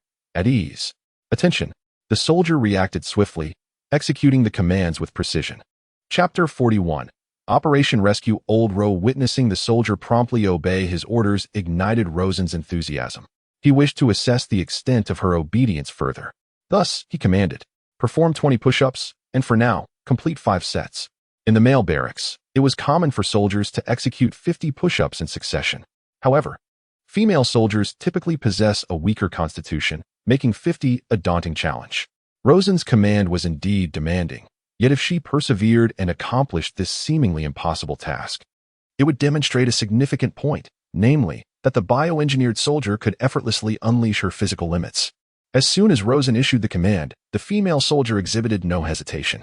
She swiftly leaned forward, and as she neared the ground, her hands sprang out like a frog's legs, performing push-ups at a steady pace of 1 per second. Observing the standards and fluidity of her movements, it becomes evident that she has far surpassed Rosen's level. Even in terms of professionalism, Huang Feng may not be her equal. The 5 sets of push-ups, totaling 100, were completed with remarkable ease, without a hint of fatigue. Is this the essence of a bioengineered individual, where the inherent flaws of biology are eradicated, allowing the body to effortlessly reach its limits? Rosen felt he had gained a slight understanding of bioengineered beings. Aren't you tired after doing 100 push-ups? He inquired tentatively. Not tired, came an electronic voice in Mandarin from the female soldier's head, though she did not physically speak. The extent of her modifications appeared to be even more profound than he had anticipated, with her vocal apparatus seemingly mechanized. Follow me, Rosen commanded. Preparing for the next phase of testing, he led the female soldier to the greenhouse, where he instructed, help me pull 3 sweet potatoes from the ground. Yes, sir. After the electronic response, the soldier approached the sweet potato patch, effortlessly extracting a tuber the size of a head with a single hand. Upon receiving the command, she went to the water station to wash the sweet potatoes and, once cleaned, began to eat them with the skin on. She retained the intelligence of her human past, possessing at least the ability to comprehend numbers, along with a touch of wildness. Although it was impossible to determine whether the bioengineered individual was a FAAD of artificial intelligence, her capacity to execute commands like a living being sufficed for his requirements. Returning to the barracks, Rosen began to summon the remaining 75 soldiers. The summoned troops comprised both men and women, adorned in various attires that did not resemble those of conventional soldiers. As recounted by Staff Officer Xiao Ku, these bioengineered humanoid soldiers, originating from a parallel universe, are repurposed from condemned criminals, presumably taken from incarceration for transformation. Rosen surmised that the parallel world must be frequently beset by conflict, a condition conducive to criminality. Hence the abundance of capital offenders. These criminals, once transformed into bioengineered soldiers, could then expiate their crimes through battlefield service. However, the system's capacity to deploy such bioengineered units from a parallel world implies that individuals there would inexplicably vanish. Assuming 760 bioengineered soldiers disappeared over the last 10 days, it would undoubtedly attract attention in the parallel world. How does the system ensure that the parallel world's authorities do not investigate, or that any investigation does not implicate the system? Furthermore, by what means does the system transport these bioengineered beings, and why do they obey his commands upon arrival?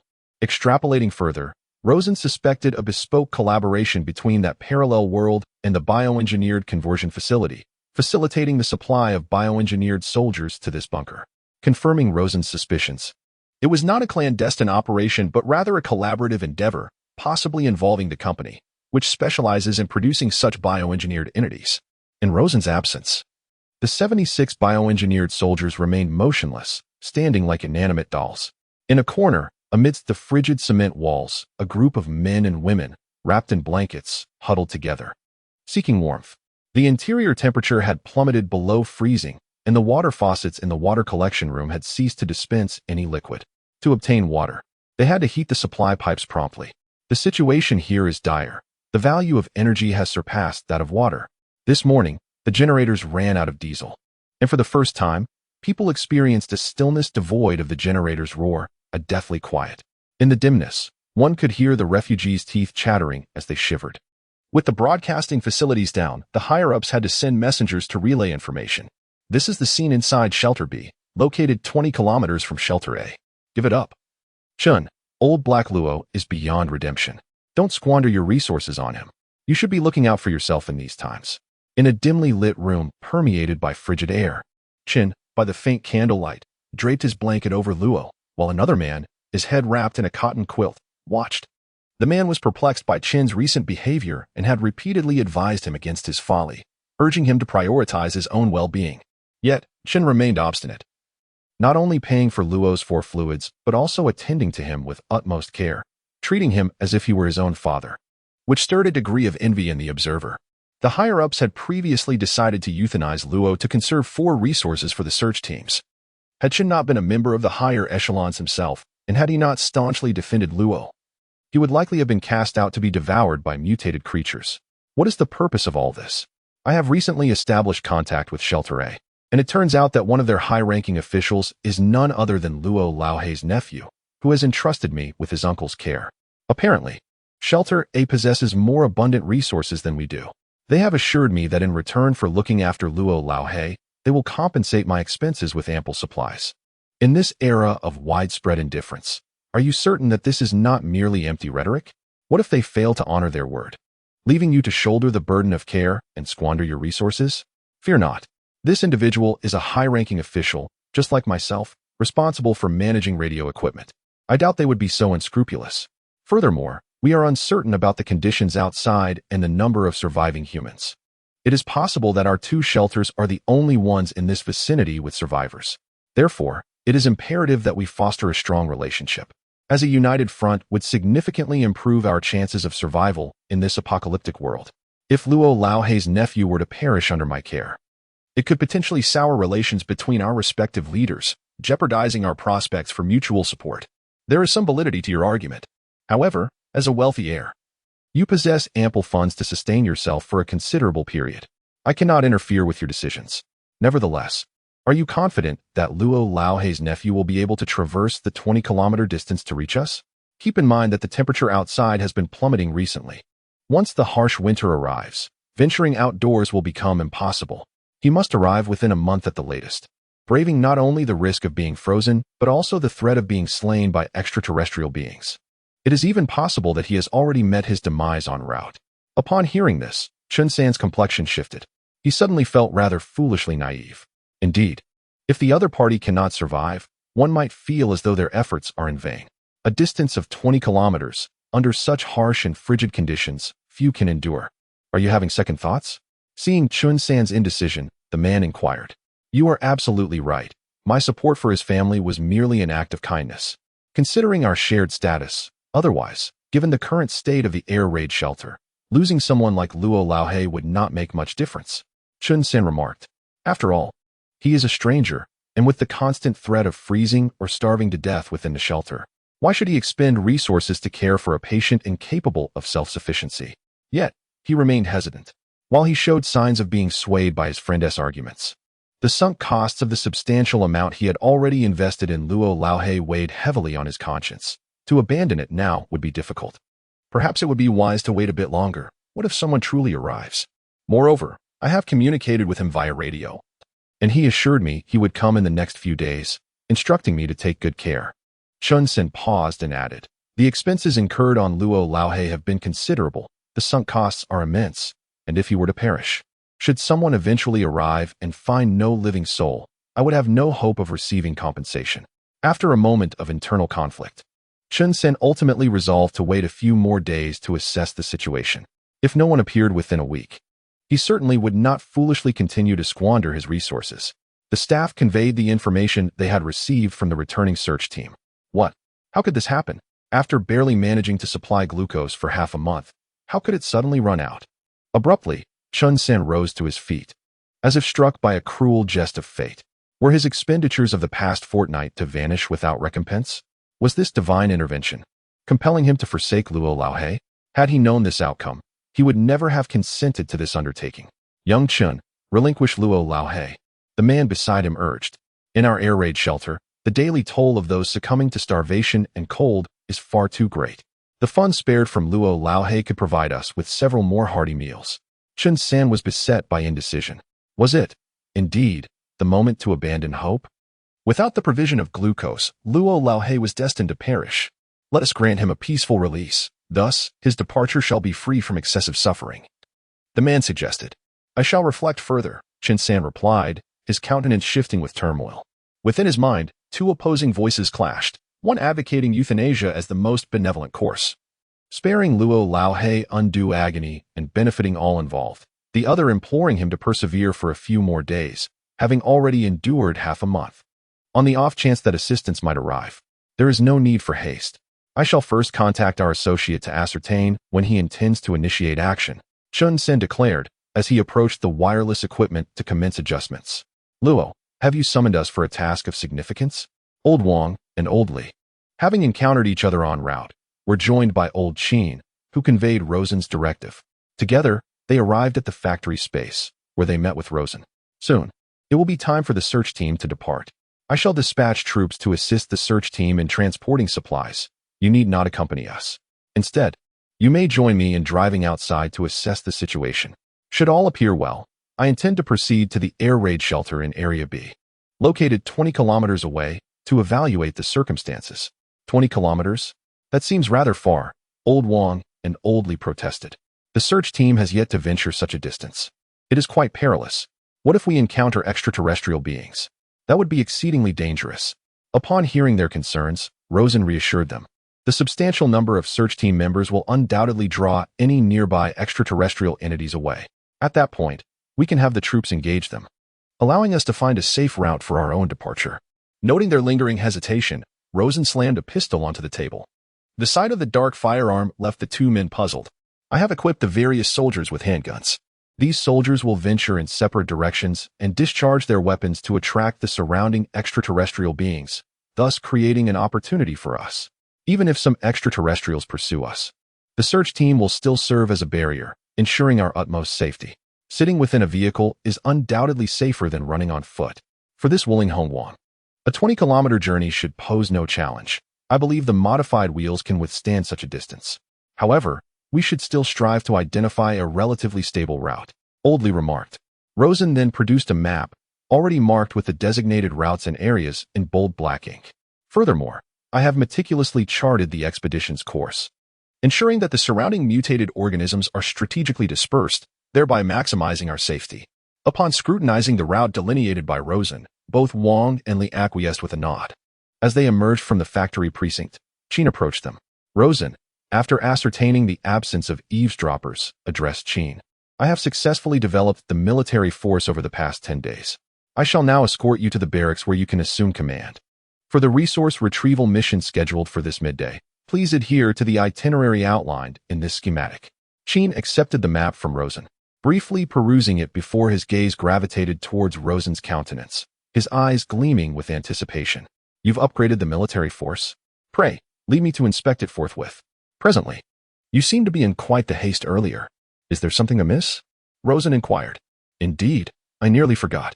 The B sector fallout shelter has dispatched a communique, specifically seeking you. Chapter 42. Arise, Populace's Army. What was conveyed? Does it pertain to information regarding Lao Luo? Rosen queried, as he proceeded towards the area housing the wireless communication apparatus. Upon arrival, Rosen donned the headset. The previously repetitive broadcast had been superseded by a message urging him to make contact. Have you not yet arrived? Chin-san's voice resonated. I was engaged in preparations earlier, with the intention of visiting today. Has Lao Luo encountered any complications? Nay, since you are scheduled to arrive today, I shall await you at the B sector fallout shelter. Endeavor to arrive today if feasible, as our glucose supply has been depleted. If you possess any in your inventory, kindly bring some along. Moreover, if feasible, could you please bring some food as you promised last time? I have not had a proper meal in several days. Chun-san hesitated before speaking.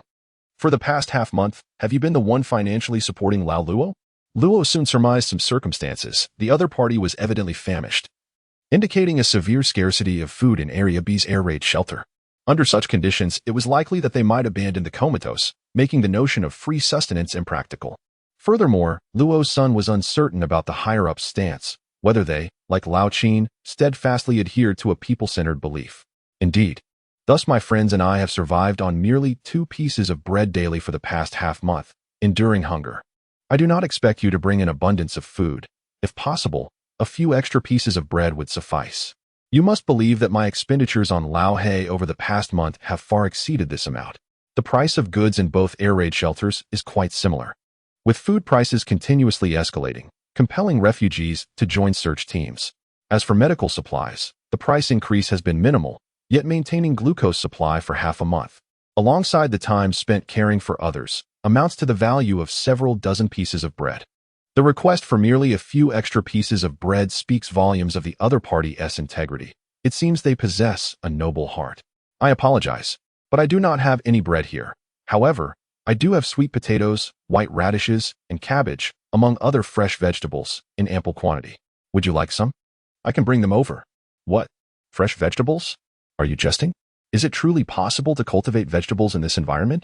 They are cold-resistant varieties. Please do not inquire further. If you wish, I can bring over a larger quantity. Within the confines of the air raid shelter, the temperature can be maintained above freezing. Given a fortnight of careful nurturing, frost-resistant crops could indeed yield a bountiful harvest. Chen-san harbored little doubt regarding this notion, merely remarking, "I cannot stomach raw vegetables. Is there truly no bread available on your end?" "Unfortunately not," came the reply, "but I can arrange for someone to cook the vegetables before bringing them over." "If they are cooked, that would be splendid." I am beginning to feel a sense of anticipation. Upon hearing Chen-san's audible gulp, Rosen realized that very few within the shelter had access to hot meals. With 3 hours remaining before the search party would depart, there was ample time for Aunt Wong to prepare the vegetables as a hot dish. After informing Aunt Wong of his request for 5 servings to be placed in the meal boxes that Rosen had exchanged, he sought out Old Sheen to inquire if there was any glucose remaining in the stock. "Please give me a bottle," he requested. "Certainly, here are the keys. You may help yourself. Take what you need," Old Sheen responded, entrusting Rosen with the keys to the medical supply room. Since aligning himself with Rosen, Old Sheen had placed his complete trust in him, believing that even if Rosen were to deplete the medical supplies, he would not utter a word of complaint. For the medical room within the shelter was far more comprehensive. However, the glucose had yet to be unlocked for access. Otherwise, while it may not stave off hunger, it could, in extreme circumstances, prolong life. With the keys in hand, Rosen opened the door to the medical supply room, where he located a bottle of glucose solution on the shelves and discreetly took one. Upon emerging from the refuge, one observed the refugees being summoned from their chambers by Old Sheen. He commenced delineating the precautions for the impending foraging expedition and designated 5 reliable individuals to scrutinize the 5 outward routes delineated on the small map, ensuring their thorough memorization. The mobilization was underway. The aggregate number of the foraging party approximated 200 individuals. However, each instance witnessed some taking leave. Not all were inclined to venture out with unwavering regularity. The upper echelons granted a grace period, stipulating that each individual undertake at least one excursion every 2 months. Manifestly, owing to the alteration of routes, a plethora of unforeseen contingencies loomed, inducing a considerable number of foraging members to abstain from participation. The rationale behind our redirection of objectives stems from 2 primary factors. Firstly, the frequently visited supermarkets have become increasingly barren in terms of procurable sustenance. Secondly, with an eye toward the approaching winter, we endeavor to amass provisions now, so as to minimize the necessity of venturing out during the frigid months, thereby ensuring the collective safety throughout the winter season. Old Sheen's discourse effectively swayed a segment of the populace. However, a faction of ostensibly perspicacious individuals remained taciturn, contemplating allowing others to reconnoiter the path ahead, with the intention of embarking on their own expedition in the subsequent month, thereby augmenting their personal safety. Such a notion was, of course, unproblematic and justifiable, given that they were not formally trained military personnel, and their rapport with the upper echelons was one of mutual dependence. Unless dire circumstances dictated otherwise, there was no exigency to court peril. Director Sheen, our foraging contingent comprises merely 130 participants for this expedition, yet we have bifurcated them into 2 additional teams. Moreover, these 5 supermarkets have not been previously explored, potentially harboring elevated levels of peril. Might we consider further galvanizing additional personnel? An employee proposed. Let's proceed as is. Further persuasion would be a futile endeavor. Old Sheen glanced at his watch and stated, "The numbers are insufficient. We shall supplement them with the military. In any case, I have amassed a formidable army this time. If we can manage to carry a 3-month supply of provisions, we can safely endure the winter upon our return." Having uttered these words, Old Sheen experienced a profound sense of self-importance. Rosen, wiping his brow, felt a surge of excitement. The unveiling of the military to the refugees would undoubtedly incite some trepidation. However, Rosen eagerly anticipated the integration of his upgraded forces, fostering acceptance among the refugees and ensuring the continued orderly functioning of the shelter through collaborative efforts between the military and the civilians.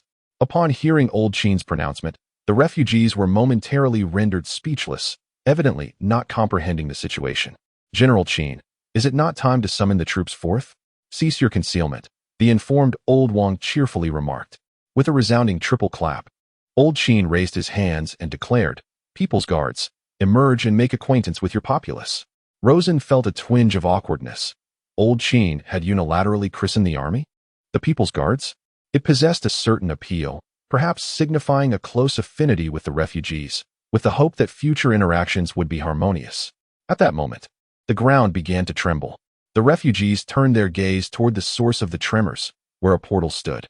The refugees were unaware of its purpose, only that they could not traverse it. From within the portal, ranks of soldiers clad in protective gear marched out in orderly formation. Initially, the number of individuals was sparse, but before long, it morphed into a formidable phalanx, causing the ground to tremble beneath its weight. Chapter 43: The Arrival of Old Luo's Forces. Suddenly, a multitude of soldiers emerged incessantly from the portal, leaving the refugees in a state of disbelief. They were aware that only around 300 individuals were present. The sudden appearance of an army far exceeding their numbers was utterly astonishing. What sustenance do these soldiers consume? Where does such an abundance of provisions come from to sustain them? Do they feed on electricity? Many speculations arose, some of which proved to be accurate. Indeed, these bioengineered beings were powered by electrical energy, capable of converting it into kinetic and chemical energy to sustain their vitality. However, at that moment, the soldiers were clad in protective gear, obscuring their true forms and making it difficult to discern how they differed from ordinary humans. "Mr. Chin, from where did you conjure this army? It is truly terrifying." Many refugees displayed expressions of profound shock, which swiftly transformed into delight.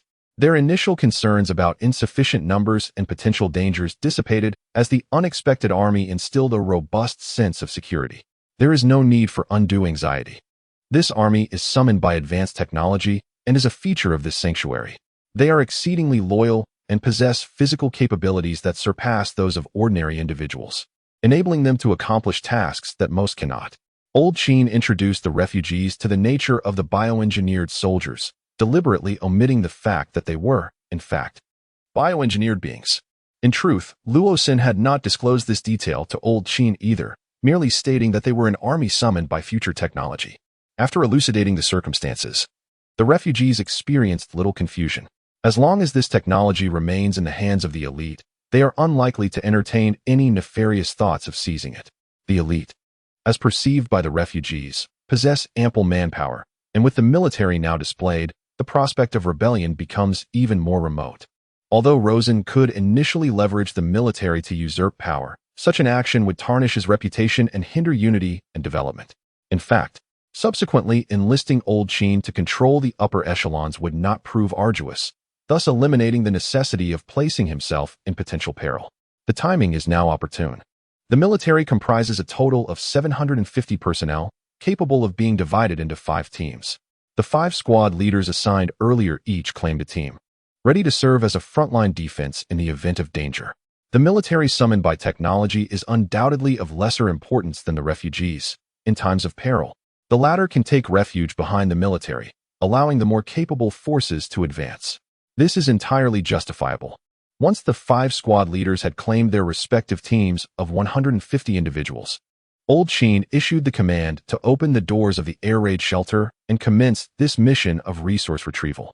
A modified Wuling Hongguang, equipped with altered tires and bearings, emerged. The vehicle was lined with insulation material, and the windows had been removed, as they were susceptible to freezing when exposed to the air, obstructing visibility. Consequently, they had to be dismantled. The 3 individuals donned protective suits. The absence of windows was not a fatal concern. Following the pre-planned route, the Wuling Hongguang navigated the back roads towards a highway. Before the vehicle ascended onto the expressway, it jostled incessantly, and the 3 occupants could distinctly hear a sharp cracking sound, which they surmised was the result of the friction between the bearings and the ice layer. The bearings, composed of high-density polyethylene, were not entirely made of polyethylene. Rather, they housed metal bearings within, encased in a layer of polyethylene. Thanks to the cold-resistant properties of polyethylene, this design prevented the bearings from freezing solid before they shattered. Moreover, the heat generated from the friction provided a degree of lubrication. Contrary to their apprehensions of a reduction in speed, no such scenario unfolded, and the three passengers collectively exhaled in relief. Once the vehicle traversed onto the expressway, the surface became smooth, and the sharp cracking sound diminished significantly. Throughout the journey, no extraterrestrial beings emerged to impede their progress. Faintly, the sound of gunfire receded from a certain direction. Rosen had strategically deployed 10 soldiers as decoys, utilizing the gunfire to divert the mutated creatures. Theoretically, as long as they could safely navigate the expressway and access the narrow path leading to the air raid shelter in Zone B, the likelihood of encountering danger thereafter would be considerably reduced. Within 30 minutes, the Wuling Hongguang completed its stretch on the expressway, and as the vehicle entered the path to the air raid shelter in Zone B, a palpable sense of relief washed over the three passengers. Their gazes meeting in mutual reassurance. A mere 3 kilometers remained to the air raid shelter, a location distant from the bustling city, where they hoped extraterrestrial beings would not be present. But the heavens are unpredictable, Old Wang remarked. No sooner had he spoken than Old Li, the driver, abruptly slammed on the brakes. Old Li seemed to release a breath of relief, patting his chest, his complexion turning an ashen white. Both Rosen and Old Wang were caught off guard, their bodies lurching forward. Fortunately, they were buckled in, or they might have struck their foreheads. Old Li, what on earth are you doing? Old Wang immediately retorted with displeasure. Silence, Old Li murmured, lowering his voice. Rosen could detect a slight tremor in Old Li's tone. As he focused ahead, he noticed that the windshield of the car had been removed. Visibility was unobstructed, though the white frost in the air slightly blurred their sight. Upon closer inspection, everything appeared quite normal. The trees lining the narrow path were draped in a silvery shroud, completely encased in ice, seemingly fragile enough to shatter with a mere touch. This scene was entirely typical, representing the most common sight of a suburban area after being encased in ice. As for any immediate danger, Rosen saw none. The only thing that could have unnerved Old Li to the point of trembling was an extraterrestrial entity. Yet Rosen had not glimpsed even a single claw of such a being. Old Li, are you certain you aren't seeing things? Rosen whispered cautiously. Old Li began to doubt himself. He turned to the spot where he had previously sensed something amiss. Yet he found no trace of the enormous shadow he had just seen. It was akin to knowing a cockroach had scurried into the room, only to have it vanish from sight. No matter how hard one searched, it eluded capture. The most terrifying aspect is not the sight of the cockroach itself, but the awareness of its presence while being unable to locate it. Who knows if it might crawl onto your bed in the dead of night? Similarly, Old Li feared that the shadow might suddenly emerge from the darkness and consume them. Old Li, for heaven's sake, please don't frighten us, Old Wang admonished, albeit in a hushed tone. It was perplexing. He had clearly seen something just a moment ago, yet now it had vanished. Old Li's confidence began to wane. It would be one thing if he had simply misjudged, but what if he had indeed seen something? Who would bear the consequences if something dreadful were to occur? Could anyone truly account for the loss of life? I am certain that I did not misread. I assure you. With a sense of responsibility, Old Li insisted. Witnessing his unwavering resolve, Rosen dismissed Old Wang and chose to believe in Old Li. Caution is the mother of safety. Let us scrutinize our surroundings carefully to avoid any oversight. No need to search further. Lo and behold, that creature is lurking behind the tree. Old Wang pointed in shock. Chapter 44. The friendly Chun stand behind the tree? Following Old Wang's direction, Rosen finally discerned that it was a monstrous black serpent coiled around an advertisement board by the tree-lined path, its massive form largely obscured by the icy branches of the trees, rendering it difficult to detect. To be precise, it was a creature whose body resembled that of a black snake, yet its head bore the features of a canine alien, a grotesque amalgamation that evoked not curiosity, but rather an innate sense of dread among those who had encountered such bizarre entities. Shaluo, hand me your gun, Old Li suddenly declared, his voice steady now. Perhaps the alien creature's dog-like had appeared less menacing, offering a semblance of reassurance. Nonetheless, it remained a fearsome extraterrestrial being, and one could never be too cautious. Old Li, do you intend to fire at it? Absolutely not. If you fail to kill it, we will be the ones to perish, and should we disturb the surrounding extraterrestrial entities, Escape will be impossible. Rosen objected vehemently. That is not my intention. I propose to draw it away by firing from a distance while you take the opportunity to drive the vehicle away, Oldley explained. That is out of the question. It is far too perilous. Oldley, please reconsider. There are alternative solutions, Old Wong countered. Rosen similarly shook his head in disagreement. Enough with the dilly-dallying. We are pressed for time. Once the vehicle comes to a halt, even with the modifications to the moving parts, there's no assurance that ice will not congeal. So we cannot afford further delay. Oldley's words served as a reminder to the two. Rosen rapidly assessed the various issues at hand. Firstly, they couldn't brazenly drive the vehicle forward as mutated creatures lurked by the roadside. Alerting them would spell certain doom. Secondly, detouring was not a viable option, as the vicinity was barren land overgrown with shrubs, making passage difficult. Even if they could navigate through, the sound of crushing the undergrowth would more easily alert the mutated creatures. Furthermore, Oldley was right. They had no time to contemplate more solutions. Who knew if the vehicle could be restarted once it stopped? What if a thick layer of ice formed, directly seizing the engine? The engine would be cooling down once the vehicle was stationary. Old Wong, this task cannot be entrusted to you, as you have a family of 3 dependent on you. Nor can we have Xiao Luo go, given his undeniable importance. Of course, it falls to me. I am a lone individual, advanced in years, and of relatively lesser utility. Rosen cast a profound glance at Oldley, a black handgun already materializing in his hand, coated with antifreeze oil. Though prolonged exposure to the air would cause the moving components to freeze and become inoperable, rest assured, I will immediately seek cover after firing, ensuring I remain undetected. Oldley received the gun from Rosen's hand, forcing a wry smile as he stealthily disembarked, silently making his way in the opposite direction. TSK, you're not wrong, but I can't help but worry. Do not overthink it. When you hear the gunshot, after that thing departs, attempt to start the car. If it becomes immobilized, we will have no choice but to abandon it.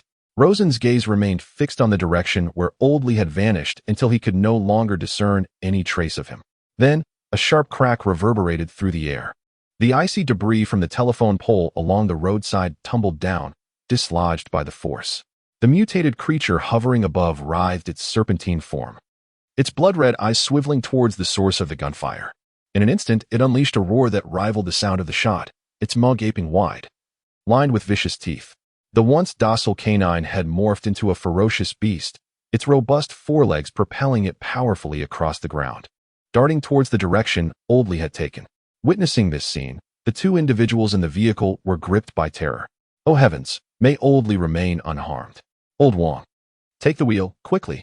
Without hesitation, Old Wong leapt into the driver's seat, attempting to ignite the engine. After 2 attempts, he successfully sparked it to life. Pressing down on the accelerator, the Wuling Hongguang roared back to life, defying their fears of it failing to start. A wave of relief washed over them. Yet, after savoring the joy of safety, their concerns for Oldley resurfaced. Old Wong spoke somberly. In a moment, Oldley will have to walk 3 kilometers.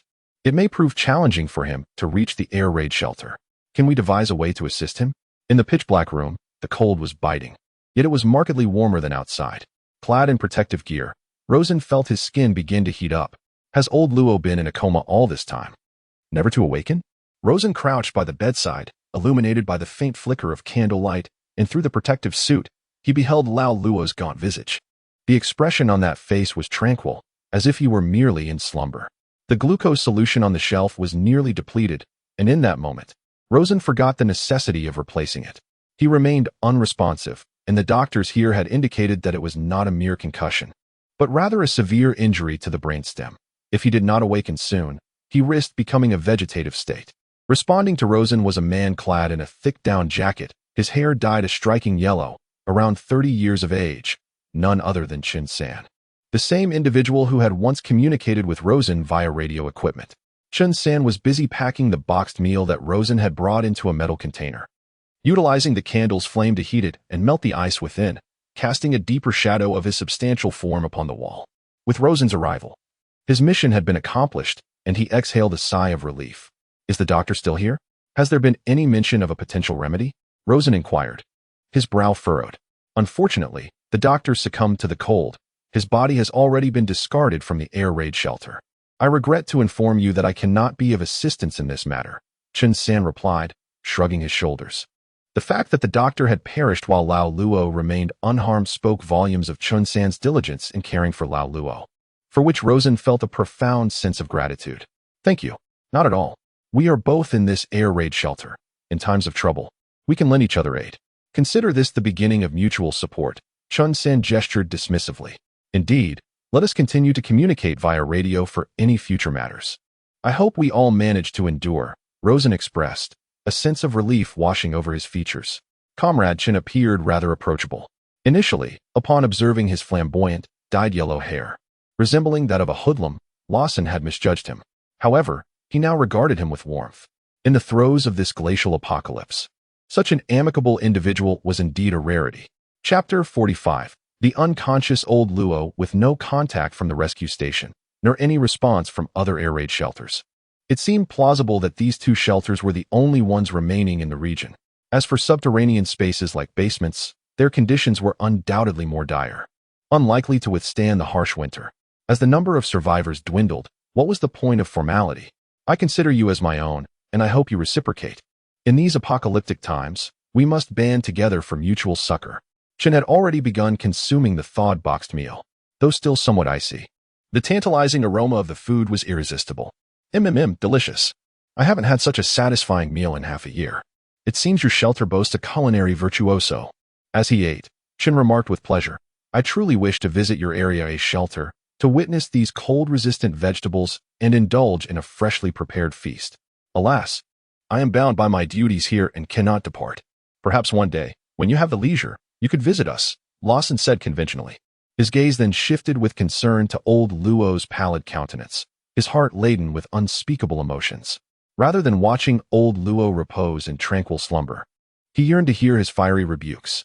He had always resented old Luo's scoldings, instinctively distancing the receiver from his ear during calls. Now, only in loss did he recognize their value. Xiao Luo, let us step outside for a moment and wait for Lao Li, Lao Wang said, tugging at Rosen's sleeve. All right. Together, they exited the room and approached the entrance of the air raid shelter. The temperature had plummeted below freezing, yet there stood a temperature-regulated security booth, where the attendant was smoking, the smoke curling in the frigid air. The two men, clad in protective suits, settled into a corner by the wall, awaiting the sound of a knock on the door from the outside. Did you come from Area A? The elderly man in the security booth called out, opening the window to greet Rosen and Lao Wang. Yes, we did. Come inside. There's ample space, and it's not as cold as out here. All right. With the acrid scent of smoke lingering in the air, Rosen and Lao Wang took their seats on the remaining two stools in the booth, which measured approximately 5 square meters and could accommodate 5 individuals without feeling cramped. You two didn't traverse the nearby woods on your way here, did you? The old man inquired. No, we didn't. Why do you ask? It's fortunate you didn't, for I fear you might have attracted monsters. A month ago, a horde of snake-like creatures appeared in those woods, and many of our people perished within. We had hoped to gather some frozen wild fruits, but that plan is now thwarted. It is known that the vitamin C content in most fruits increases after freezing, and consumption of such fruits could mitigate the nutritional deficiencies arising from a prolonged diet of packaged foods. The higher-ups here must have considered this issue. How many lives were lost? Was it a significant number? Rosen asked, his composure faltering, having learned that Li had ventured into the woods, now rumored to be teeming with serpentine monstrosities. A sense of apprehension washed over them. Wang, his countenance betraying his unease, inquired, has it not been a month? Surely the Ophidian abominations have mostly dispersed by now? At this juncture, Rosen and Wang exchanged a look, their eyes brimming with concern for Li's well-being. Rosen, Wang began. Do you think, Li? The relentless march of time saw an hour elapse. The anticipated summons at the shelter's entrance remained conspicuously absent, exacerbating their anxieties. Even the most innocuous sound would have sent shivers down their spines, yet such relief was not forthcoming. Li was nowhere to be found. The clock struck 1:30 in the afternoon. In a mere couple of hours, the temperature threatened to plummet another 30 degrees, rendering any movement arduous, even by vehicle. You forget, Rosen reminded Wang. I am not adept at driving, which is why I enlisted your assistance. Then learn on the spot. Wang retorted. Learn what? Are we here on some leisurely jaunt, Wang? Finding Li takes precedence. The serpentine creatures were conspicuously absent from the utility poles, and the detached layers of ice had resolidified. The imprints left by Li's departure were distinctly visible. The automobile was rendered immobile at this location. Rosen alighted from the vehicle, declaring, "Watch over Wong. I shall seek out Li. Should danger arise, abscond in the vehicle." Wong was taken aback. Upon further reflection, it was the most sensible course of action, given that he alone possessed the ability to operate the vehicle. By then, Rosen had already embarked on his quest, following the trail of footprints. The frigid ground, covered in icy fragments akin to jagged gravel, proved treacherous underfoot, with some pieces shattering underfoot while others remained stubbornly intact, causing discomfort to the soles. Before Rosen lay a collapsed thicket, its surface littered with ice fragments that had evidently been dislodged by previous trampling. The ground bore the imprints of old Li's shoes, now obscured by the frost's solidifying touch. After discerning the tracks, Rosen followed them, ultimately discovering a copious amount of a blue, foul-smelling liquid at the base of a grand tree. Blood. Alien blood. The serpent creature he had encountered earlier was grotesquely impaled through its mouth by a branch, suspended from the tree in a remarkably foolish demise. An image flashed in Rosen's mind. He envisioned the serpent creature fiercely pursuing Old Li until they reached this tree with its sharp branches. In a moment of quick thinking, Old Li had evaded the lethal branches, while the serpent, caught off guard, leapt and impaled itself, hanging lifelessly from the tree. This suggested that Old Li had escaped unscathed. Rosen's gaze shifted to the ground, where a series of crooked footprints extended into the distance. Beneath a nearby trunk sat a motionless figure, shrouded in frost, resembling a person caught in an eternal slumber. Chapter 46. A frightening return. Upon seeing the frost-covered figure beneath the tree, Rosen's countenance paled in shock, and he hurriedly stumbled through the deep ice fragments to reach it. Raising his right hand, he brushed away the frost, revealing the frozen, pallid visage of Old Li beneath the protective shield. Confirming the identity of the figure, Rosen hastily shook off the frost covering him, lifted Old Li's arms over his shoulders, and, with determination, hoisted him up. Old Wong, anxiously awaiting in the Wuling Hong Wong, cast his gaze around, wary of the extraterrestrial beings that might appear at any moment. The true terror lay not in the act of disembarking to search for someone, but rather in the agonizing wait, where the former allows for some mental preparation, while the latter leaves one utterly unprepared for whatever may transpire. Ideally, this would be the moment to alleviate his anxiety with a cigarette, simultaneously suppressing the fear that gnawed at him. Yet alas, the environment did not permit such solace. Even a living person, standing motionless in protective gear, would be cloaked in white frost, though typically, the living would constantly shed the frost accumulating upon them. It was only the deceased or the unconscious who allowed the frost to settle naturally upon their bodies, freezing them in place. Hastily, he emerged from the vehicle, rushing to assist Rosen in supporting Old Li, inquiring, "How is Old Li? Is he gravely injured?" "I'm not sure. His muscle tissue remains pliable. It seems he has succumbed to unconsciousness due to severe heat loss." "Wong, you must get him into the car quickly. We need to leave. Something is trailing behind us." "Is it an extraterrestrial?" As if to answer, a multitude of serpentine shadows began to slither forth from the icy blue woods, advancing slowly in their direction. Clearly, they had yet to notice the humans on the road. Otherwise, they would have charged in immediately. "Hurry, hurry," Old Wong urged in a hushed tone, darting ahead of Rosen to awkwardly shove Old Li into the back seat. Rosen, with his legs aching, climbed into the passenger seat, exclaiming, "Drive." The Wuling Hong Wong roared to life and sped away, leaving long, deep scratches in the icy debris. At that moment, the serpentine creatures in the woods were stirred, following the tire tracks in pursuit of the vehicle, their speed comparable to that of the Wuling Hong Wong. Rosen was still unaware of the situation behind him, as he massaged his calf in the passenger seat after experiencing a cramp. Indeed, just moments ago, he had been trudging through the soft, deep snow with Old Li on his back when the cramp struck, necessitating Old Wong's assistance. The frost on the road had solidified, while the top 2 decimeters of frost on the barren land was soft, with a hard and uneven surface beneath, making it particularly slippery. With their combined weight, they unexpectedly lost their footing, resulting in the cramp. After a brief massage, the unbearable sensation subsided, allowing Rosen to wipe the ice shards from the rearview mirror and check the situation behind them. To his dismay, 3 serpentine creatures were hot on their heels, leaping across the road like mud skippers, slowly closing in on their Wuling Hong Wong. "Curse it! Old Wong, step on it. They're gaining on us. Damn it, they just won't relent." Old Wong, having seen the predicament through the rearview mirror, slammed on the accelerator, creating a considerable distance between them and the serpentine beasts. Both men breathed a sigh of relief, watching as the creatures vanished from the mirror's view, allowing the weight in their hearts to lift. "How's Oldly doing? Make sure he doesn't freeze to death," Old Wong urged Rosen after the crisis had subsided. Rosen leaned against the passenger seat's backrest, peering into the rear to assess Old Lee's condition. "I'm already driving at the fastest speed possible. Once we hit the expressway, we'll move even quicker." Soon, the vehicle left the narrow path and joined the highway. However, the scene that unfolded before them plunged both men into despair. On both flanks of the expressway, a congregation of humanoid extraterrestrial entities materialized, brandishing formidable cleavers. These monstrous beings, towering at a height of 3 meters, possessed hair cascading to their waists, with the terminal ends of their tresses adorned with human skulls as macabre embellishments. They were an extraterrestrial species that subsisted in a gregarious manner. Manifestly, these were the self-same extraterrestrial entities that had previously manifested in the vicinity of the A-Zone air raid shelter. The malefactors responsible for the annihilation of the squad dispatched to procure fuel from the petrol station. Circumventing them was not an option. The only recourse was to surge past them. The humanoid monstrosities were, ostensibly, in the midst of traversing the thoroughfare. The Wuling Hongguang, upon entering the expressway, immediately fell within their purview. Upon observing one of them sprinting in their direction, Old Wong was left with no alternative but to gamble on fortune.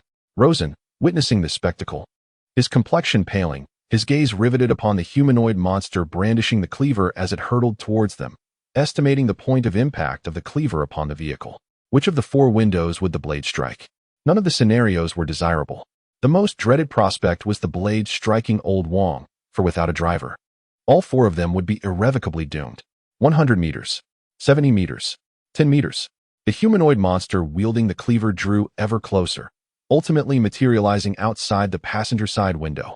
The cleaver, held horizontally, sliced through the air, its trajectory aligning precisely with Rosen's jugular. This strike was clearly intended for decapitation. The windows and windshield of the Wuling Hongguang had been preemptively removed. The cleaver cleaved through the vehicle's frame, the keen edge penetrating into the vehicle's interior.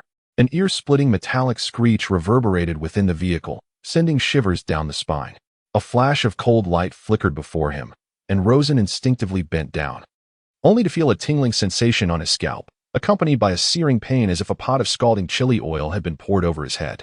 At the moment the blade sliced in, Old Wong had already swerved the steering wheel, causing the Wuling Hongguang to veer left, thus avoiding the full brunt of the attack. Fortunately, the rear passenger seat remained unscathed. As Rosen raised his hand to touch his head, he discovered that his hair was neatly cropped, as if forcibly sheared into a buzz cut. Ah, what? After a fleeting moment of dismay, a wave of relief washed over him, realizing he had narrowly escaped death. "That was close. I nearly met Yama," Old Wong remarked, still shaken. The Wuling Hongguang was now hurtling towards a speed of 160 kilometers per hour.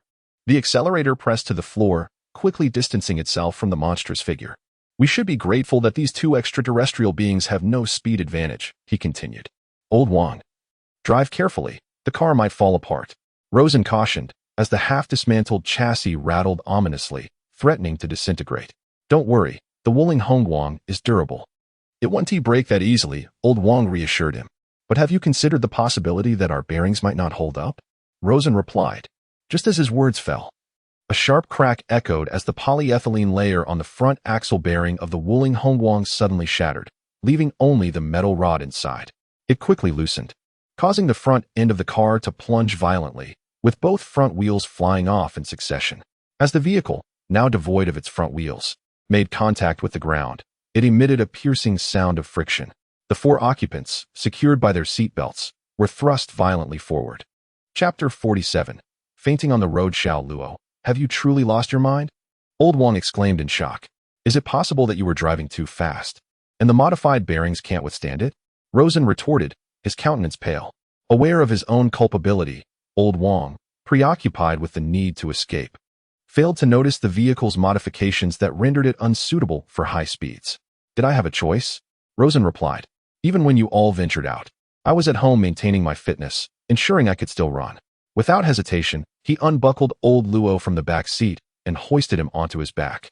Old Wong, in turn, carried Oldly, trailing behind Rosen. He could have easily outpaced Rosen, but he chose to remain behind, wary of leaving him alone if he faltered. Initially, after carrying old Luo for a kilometer, Rosen felt he could manage. However, as they completed 2 kilometers, his legs began to tremble uncontrollably. For Rosen, 10 kilometers felt akin to a marathon, especially while bearing another person. Having run only 2 kilometers, he was already staring into the abyss of despair. His legs shook increasingly, yet Rosen gritted his teeth and compelled himself to forge ahead. Stopping would mean forfeiting any chance of moving forward, and it would be old Wang who would then face despair. Thus, if Rosen were to falter, it would signify his voluntary abandonment of both old Luo and old Li. Despite gasping for breath and feeling on the verge of collapse, Rosen persisted, pushing himself to advance. The velocity has decelerated from an initial 4 meters per second to a mere 2 meters per second. Hold on, Luo, Wang implored, unable to bear the sight. Do not falter, or I shall be rendered helpless. Who among those dwelling in the environment of reinforced concrete would have conceived that, amidst a natural calamity, the physical exertions they had once forsaken could determine their very survival? Luo's son is now capable of executing 3 sets of push-ups consecutively, albeit barely meeting the standard. He had believed that his recovery of his pre-recumbent physical condition was a cause for celebration. Yet it proves to be but a drop in the ocean when confronted with a 10-kilometer journey. An average individual expends approximately 180 to 360 calories performing 3 sets of push-ups, whereas a 10-kilometer marathon run with no additional weight consumes roughly 700 calories. Bearing the weight of a fully grown adult would undoubtedly double the expenditure. Furthermore, push-ups do not endure for an extended duration. One can execute 100 within a minute, relying entirely on muscular bursts. As for a marathon, it hinges primarily on endurance and bodily functions. It is arduous for an ordinary person to even walk with an adult on their back, let alone run 10 kilometers, an utterly exhausting endeavor. Within the protective suit, perspiration streamed profusely. This marked the first instance during Luo Sen's excursion when he did not feel chilled, as his body's emitted heat completely counteracted the internal cooling of the suit. The sensation of being drenched in sweat and experiencing stinging eyes that one cannot wipe is exceedingly unpleasant. Various physical ailments began to manifest. Initially, there was panting and trembling in the legs, which subsequently progressed to a palpable sensation of enervation in the arms. This stemmed from the gradual depletion of physical energy, resulting in a significant reduction in the energy allocated to other bodily functions. Subsequently, internal organs began to ache, a throbbing, pulsating pain. His internal lactic acid and various deleterious substances were not replenished promptly, exacerbating physical exhaustion and resulting in insufficient energy supply to his internal organs. Harmful substances accumulated, and his organs began to fail. In particular, Rosen's kidneys were noticeably painful, possibly due to fluid loss causing problems with bodily fluid circulation. In short, Rosen was unable to persevere. He lunged forward abruptly, shut his eyes, and disregarded everything. He ultimately only covered 5 kilometers of the 10-kilometer journey. Damn it, little Luo. What am I supposed to do now that you've collapsed? Old Wang was dumbfounded. He was utterly helpless. Moreover, Old Wang's condition was not much better than Rosen's, as his legs were also trembling severely. He was enduring solely due to the physical strength he had accumulated from his blacksmithing work. If he had to run another 2 kilometers, he estimated he would also collapse.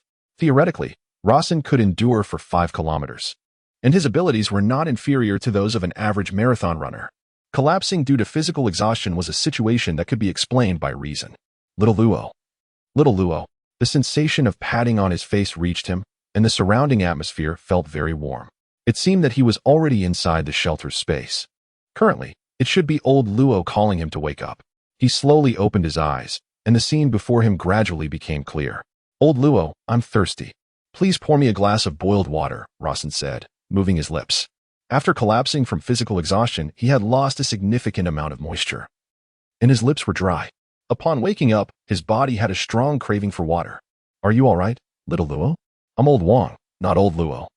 Old Wang repeatedly emphasized. Immediately afterward, warm boiled water touched Rosen's lips. Rosen swallowed frantically, only then realizing that Xian was feeding him water.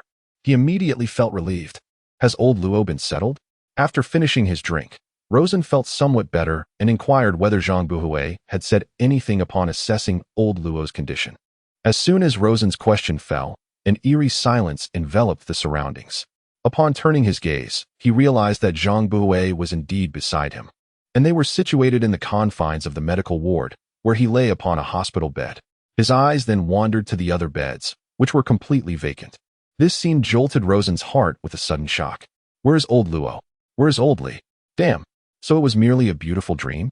A surge of self-reproachful anger and panic welled up within him. This was an unbearable situation for Rosen. Had he known it would come to this? What then was the purpose of this endeavor to save lives? Xiao Luo, listen to me. You have done your utmost, and so have I. Human capabilities are finite. There is no need for you to feel guilt or remorse. Truly, it is unnecessary. At this moment, old Wang attempted to console Rosen, but evidently, it backfired. Zhang Buhui, unable to bear it any longer, scowled and retorted, Old Wang, that's excessive. Old Li and the others are clearly fine. What nonsense are you spouting? What nonsense? I merely told Xiao Luo not to blame himself. There's nothing wrong with that. Old Wang defended himself. But you are implying something, and Xiao Luo might misinterpret it. Observing Zhang Buhui's reaction, Rosen cast a blank stare at Old Wang, then abruptly raised his fist, extending a middle finger towards him. However, a moment later, a relieved smile broke upon his face, and he comfortably reclined once more. During a respite, Old Wang recounted the events that transpired after his lapse into unconsciousness. At that critical juncture, deliverance materialized. Without hesitation, the soldiers hoisted the 3 individuals from the ground, with one of the robust men courteously offering to carry Old Wang, which made him feel somewhat indebted. Given the physiological attributes of the bioengineered beings, carrying an individual for a 10-kilometer sprint posed no challenge. And where are Zhang Buhui, Old Luo, and Old Li at present? Inquired Luo's senator, having risen from his sickbed. Luo Sin, accompanied by Zhang Buhui and the others, entered the adjacent diagnostic chamber. Within, a device akin to a CT scanner was meticulously examining old Luo's corporeal form. The scanning process was sectional, involving a layer-by-layer penetration to compile planar images into a comprehensive 3-dimensional lesion model, thereby distinctly identifying the problematic areas. As Luosin entered the diagnostic chamber, the scanner concluded its task, projecting old Luo's 3-dimensional lesion imagery as a holographic projection in midair. Several regions within the model were marked in red, signifying the presence of pathological changes. Nephritis? When did old Luo contract nephritis? Luo's son remarked in surprise. Upon selecting the red-marked renal region, a detailed description of the associated lesion emerged. Is this a consequence of renal overexertion? What exactly was old Luo engaged in while in Africa? Reflecting on old Luo's sun-darkened complexion, Luo Sin had presumed he was overtaxing his liver. However, the liver seemed to be in good condition, while the kidneys were the first to exhibit issues. Nevertheless, this was not the primary concern, as Luo Sin's gaze subsequently shifted towards the cerebral region of the model. A small crimson area has manifested in the brainstem region, indicating a problem that has rendered Lao Luo unconscious. Upon further examination, the following details emerged. Condition: mild brainstem damage. Cause: the head suffered a certain degree of impact and compression, resulting in mild damage to the brainstem. Treatment medications: artificial hibernation agent, hormonal drugs, neurotrophic medications, antibiotics. Detailed treatment plan. Rosen, unfamiliar with the specifics of the medications and treatment protocol, entrusted this matter to Zhang Buhui. Upon noticing the term mild enclosed within parentheses next to the condition, a sense of solace washed over him. His greatest fear had been the appearance of terms such as severe or critical. Do not worry too much, Xiao Luo. Mild brainstem damage typically requires a treatment duration of around 3 months. Moreover, Lao Luo has not exhibited any respiratory difficulties, indicating that the affected area has not compromised his breathing. Thus, the situation is not overly dire, Zhang Buhui reassured him. Upon returning to the refuge, they encountered a scene of jubilation among the refugees. In previous outings to procure supplies, losses in personnel were inevitable, causing great concern for the dwindling population within the shelter. The return of everyone this time was splendid news. They truly wished to witness no more reports of severe injuries or fatalities occurring outside. However, the safe return of the refugees implied that the soldiers assigned to guard them had suffered casualties. Rosen anticipated this outcome. A large number of individuals venturing out would inevitably attract greater attention from extraterrestrial entities.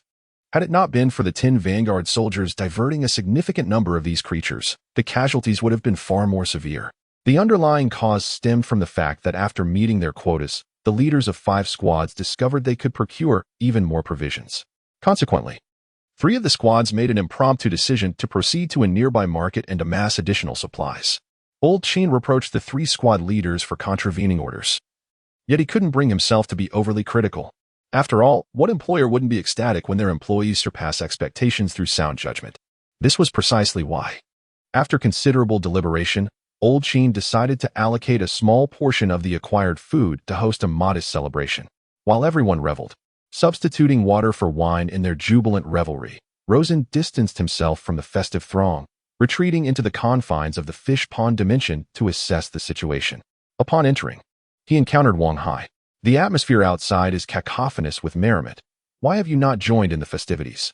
Rosen inquired. Revelry in the face of Armageddon? Such pursuits hold no allure for me.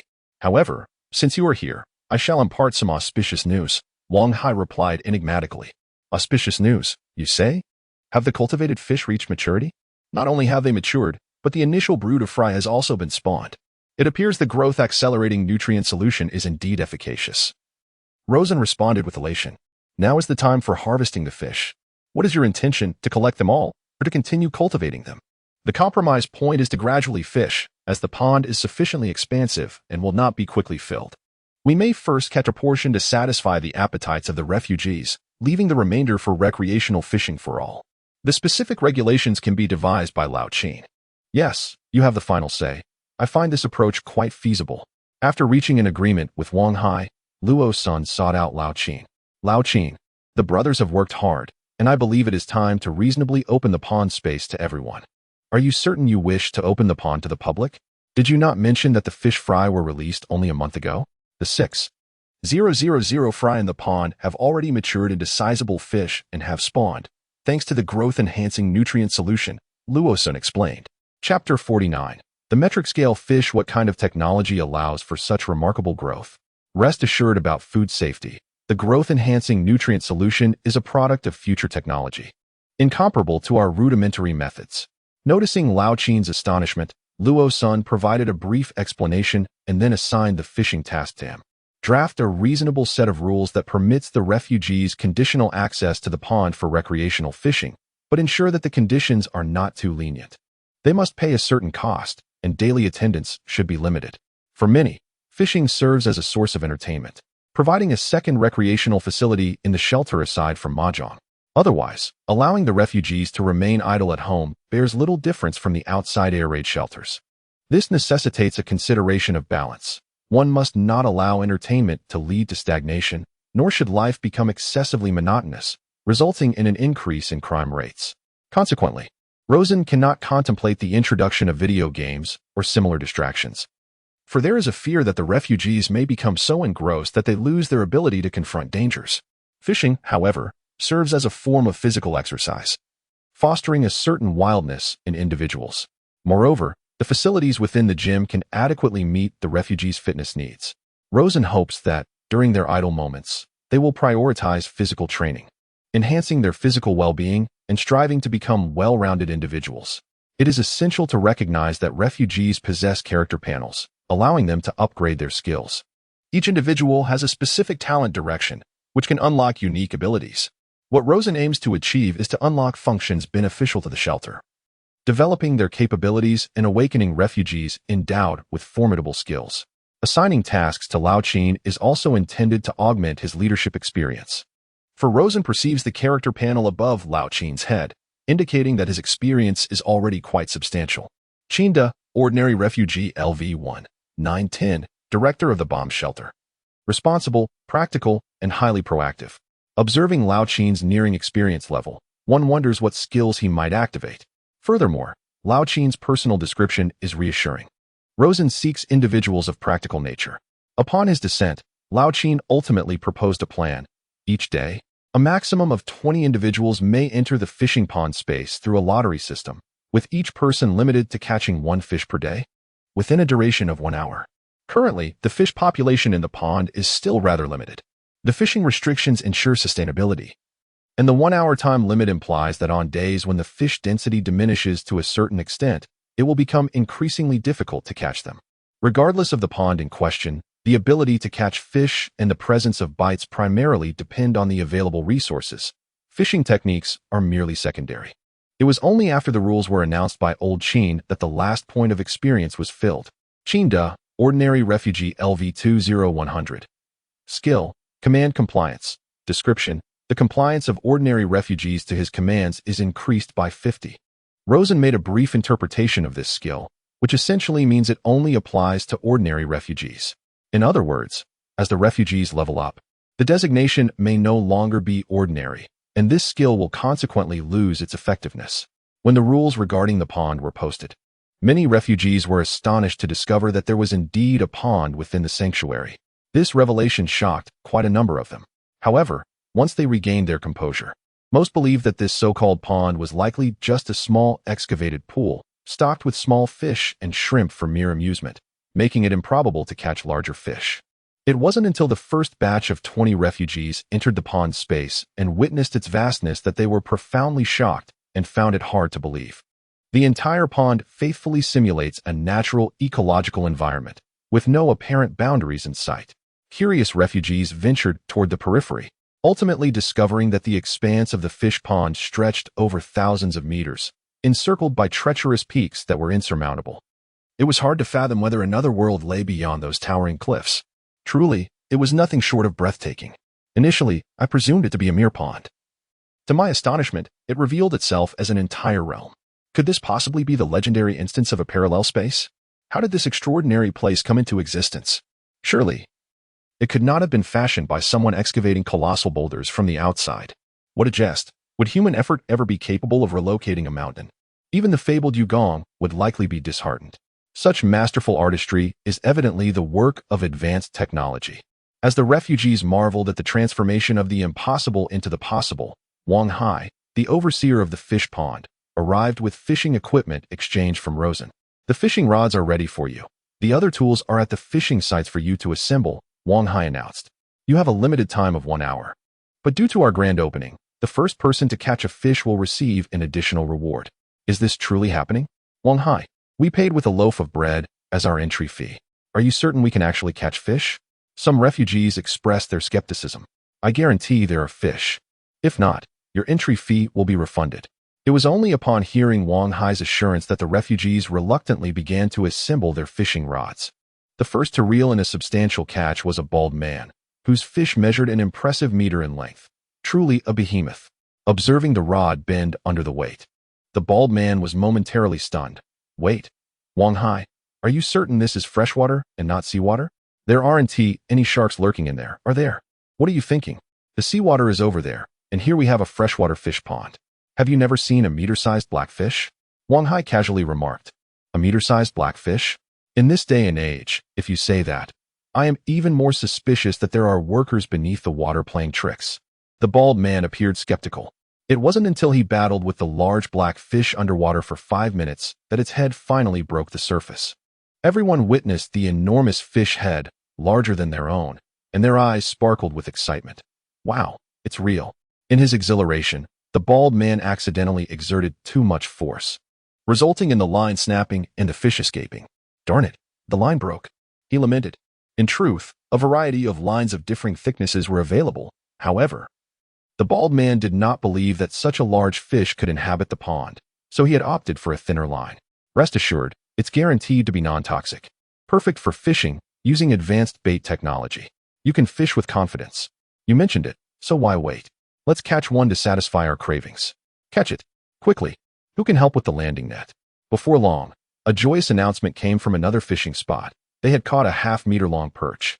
I've never seen a perch this big before. What a surprise. This is still the freshwater zone. The fish in the saltwater zone are even larger.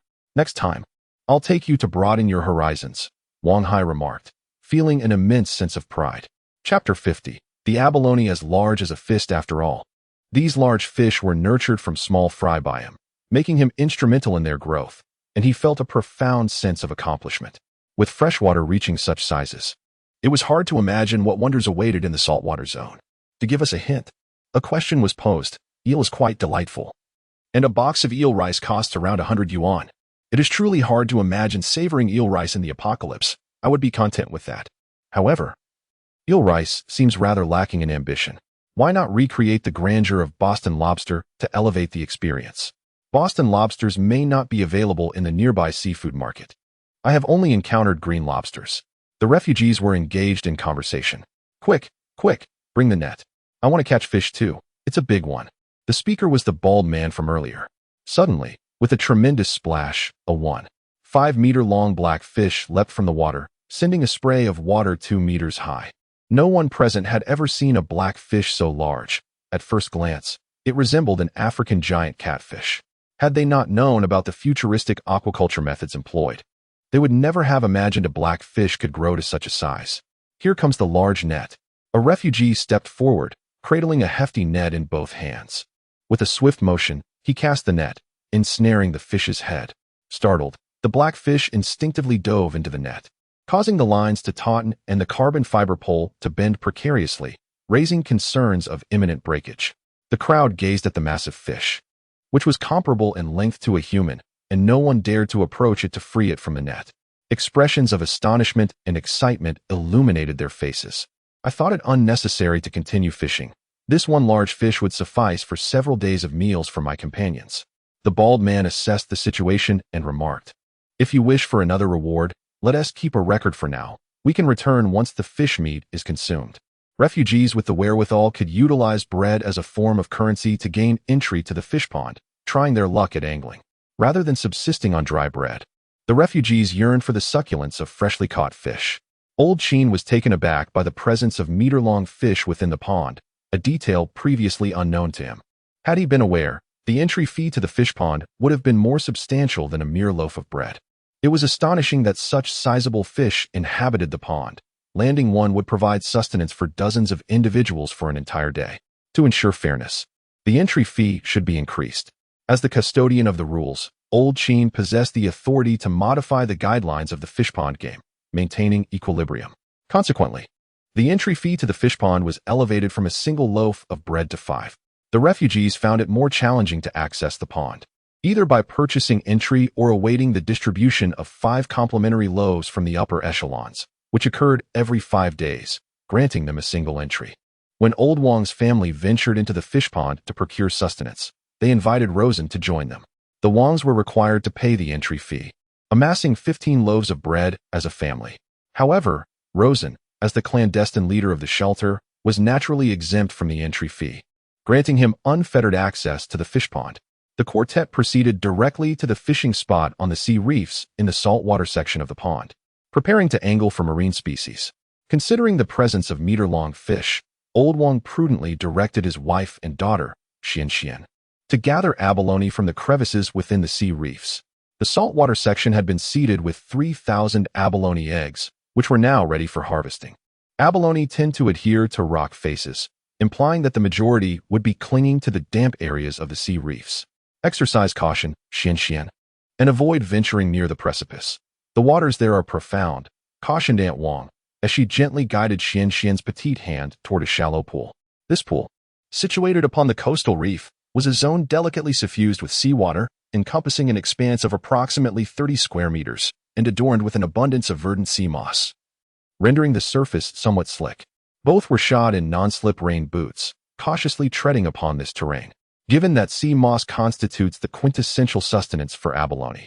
This locale was frequently prone to harboring these marine gastropods. Aunt Wong employed a specialized abalone blade to dislodge the abalone from the rock face, harvesting specimens of considerable size, some rivaling the dimensions of a clenched fist. These abalone were nearly on par with the esteemed black abalone found overseas.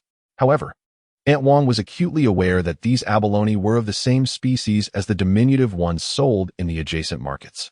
Their prodigious growth was entirely attributable to the marvels of future technology. She harbored no inherent aversion to technological advancements, considering that the majority of culinary seasonings also incorporate such innovations. For instance, soy sauce, a ubiquitous condiment, is essentially soy sauce augmented with coloring agents and diluted with water. Yet its widespread usage remains unaffected. To discuss hazards without regard for dosage is preposterous. Future technology would not permit farmed abalone to harbor substantial quantities of deleterious substances. Otherwise, it would not be a testament to future technology, but rather a regression thereof. Before long, Aunt Wong had amassed a hamper brimming with sizable abalone, virtually all of which were of fist-like proportions, with a mere 5 specimens sufficing to overflow the container. The regulations established by Old Qin were inviolable, even for Old Wong and his ilk. Such was the established order. What are you contemplating?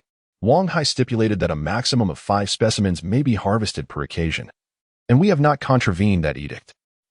Only then did Old Wong scrutinize the hamper with meticulous attention. The wicker basket, no larger than a basketball, could ostensibly accommodate around 50 abalones, given their size. Yet, upon closer inspection, it contained a mere 5, only 5, and was already overflowing? Such colossal abalones. This is unprecedented for me. Have you ever encountered such specimens, my dear? Old Wong inquired, astounded. I've seen blacklip abalones of comparable magnitude, but this isn't that particular species. I can't quite place it. Wong's wife responded. Even with her discerning eye, she couldn't discern its true nature. The shell's patterns suggested a common variety found in the market, but it was uncertain whether it was merely a similar species. Old Wong, you've hooked something. Rosen, fishing from the adjacent spot, interjected. Chapter 51. A 3-meter salmon. This fish possesses considerable strength, likely a meter in length. Old Wong finally reacted. His fishing rod, secured in place, was bent sharply. He hastily extracted it, gripping it with both hands. Caught off guard, he momentarily lurched forward. Marine fish are far more robust than their freshwater counterparts, primarily due to their need to withstand the force of ocean currents. Additionally, the saltwater environment, mimicking wave action, results in denser mitochondria and heightened vitality within their flesh. A mere fish won't best me, a seasoned blacksmith. I am destined to be the king of the sea. Having prepared with a heavy-duty fishing line, he wasn't concerned about it snapping. Lacking finesse, he simply needed to avoid excessive force. Landing a meter-long fish was merely a matter of endurance. A child, undoubtedly, would be unable to sustain the effort. Roderick, venture a guess as to what manner of fish I shall reel in? Old Wong queried, even as he played the fish, addressing Rosen, who stood nearby. Uncertain, though judging by the force, it certainly isn't an abalone, Rosen jested. This remark delighted Old Wong's family. Judging by its silhouette, perhaps a sea bass? Rosen speculated, his uncertainty stemming from the distance. Indeed, it is a sea bass, and one that appears to be 2 meters in length. Did you observe the wave it created? It seems my initial foray shall shatter records. Old Wong exclaimed, his excitement palpable, observing Old Wong's success in angling a sizable fish.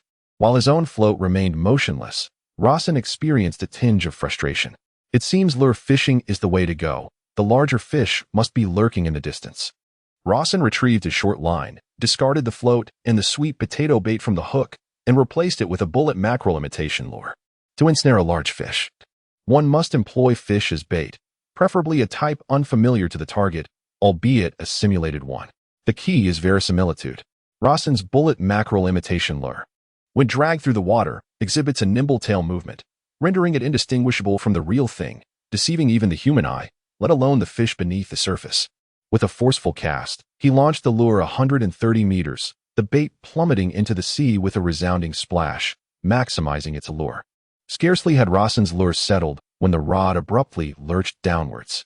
The rod bent into a pronounced arc, and simultaneously, a force even greater than Rosen's own surged forth. Caught off guard, Rosen stumbled and plunged into the sea. Heavens, it's definitely a meter-class fish. Old Wong, lend a hand. Fortunately, Rosen managed to grasp a nearby sea rock with one hand, preventing himself from falling completely into the water. However, the fishing rod in his hand was already taut with the fishing line stretched to its limit, giving the impression that it would snap at any moment. Old Wong, witnessing this scene, was stunned. Without hesitation, he discarded his own rod, abandoning the large sea bass he hadn't even had time to reel in. He snatched Rosen's rod, and for a moment, he too staggered, nearly being dragged into the sea. Judging by the force, this fish felt much stronger than the previous sea bass. If he tried to pull it in directly, the rod would surely break. He had to let out some line first, allowing the fish to relax, before engaging in a slow tug-of-war. Otherwise, in a frenzy, the fish might snap the line and escape. The fishing line was dragged out for about 100 meters before the fish calmed down, its struggle subsiding. Old Wong began to engage with the fish, steadily reeling in the line with a rhythmic motion. After getting back ashore, Rosen wrung out the water from his clothes. He didn't seem bothered by becoming a drowned rat. Instead, He was curious about what kind of fish it was. It must be at least a meter long, perhaps even 3 meters. To explain the immense force of its struggles. Let me be the sea king this time, he mused, or else I'll have gotten soaked for nothing today. The force on the line felt intense, like facing a hefty sumo wrestler in a tug-of-war. A moment's carelessness could send him back into the water. However, the large fish primarily generates thrust through the movement of its tail beneath the water, which is also the source of the force along the fish line. Not every exertion of force acts in the opposite direction. At times, it may even take a tangential path. When the fish is pulled, pain radiates from the wound, making it impossible to continually pull in the reverse direction. The technique is impressive, Old Wong remarked, observing Rosen's maneuvers. Old Wong, prepare the large landing net. I believe I can see the fish's head. If I am not mistaken, it is a salmon. Salmon is classified as a large marine fish, with adult specimens measuring between 0.8 meters and 1.6 meters in length, and it is a frequent guest on restaurant tables. Salmon sashimi and sushi are immensely popular delicacies. The exquisite, springy texture of salmon flesh makes it a sought-after choice, while the attractive marbling of its red meat is a primary reason for its use in sashimi. As the large fish was dragged within a 50-meter range, 30 minutes had elapsed. Rosen was visibly exhausted, drenched in sweat, and the effort was no less demanding than running a marathon. Upon observing the salmon gradually surfacing and rolling onto its back, it appeared to measure a staggering 3 meters in length, significantly larger than typical wild salmon. Wouldn't it take an entire banquet to consume such a catch? Holding the landing net, Old Wong felt a twinge of doubt, questioning whether he could successfully haul it in. Would the net's handle withstand the strain? Ultimately, Old Wong resolved to enter the water himself to lift the fish. This 3-meter-long salmon, surpassing Old Wong's own length by over a meter, required immense effort to be dragged ashore with Rosen's assistance. Fortunately, the fish's strength had also waned. Otherwise, the struggle to bring it up would have proven far more challenging. Both of them collapsed onto the ground, their bodies heavy and enervated. Aunt Wong and Xian, who were standing nearby, were dumbfounded, utterly astonished, and unable to offer any commentary. At the dining table, the salmon fillets were meticulously sliced into thin, uniform slivers, artfully arranged on the plate, showcasing Aunt Wong's masterful knife skills.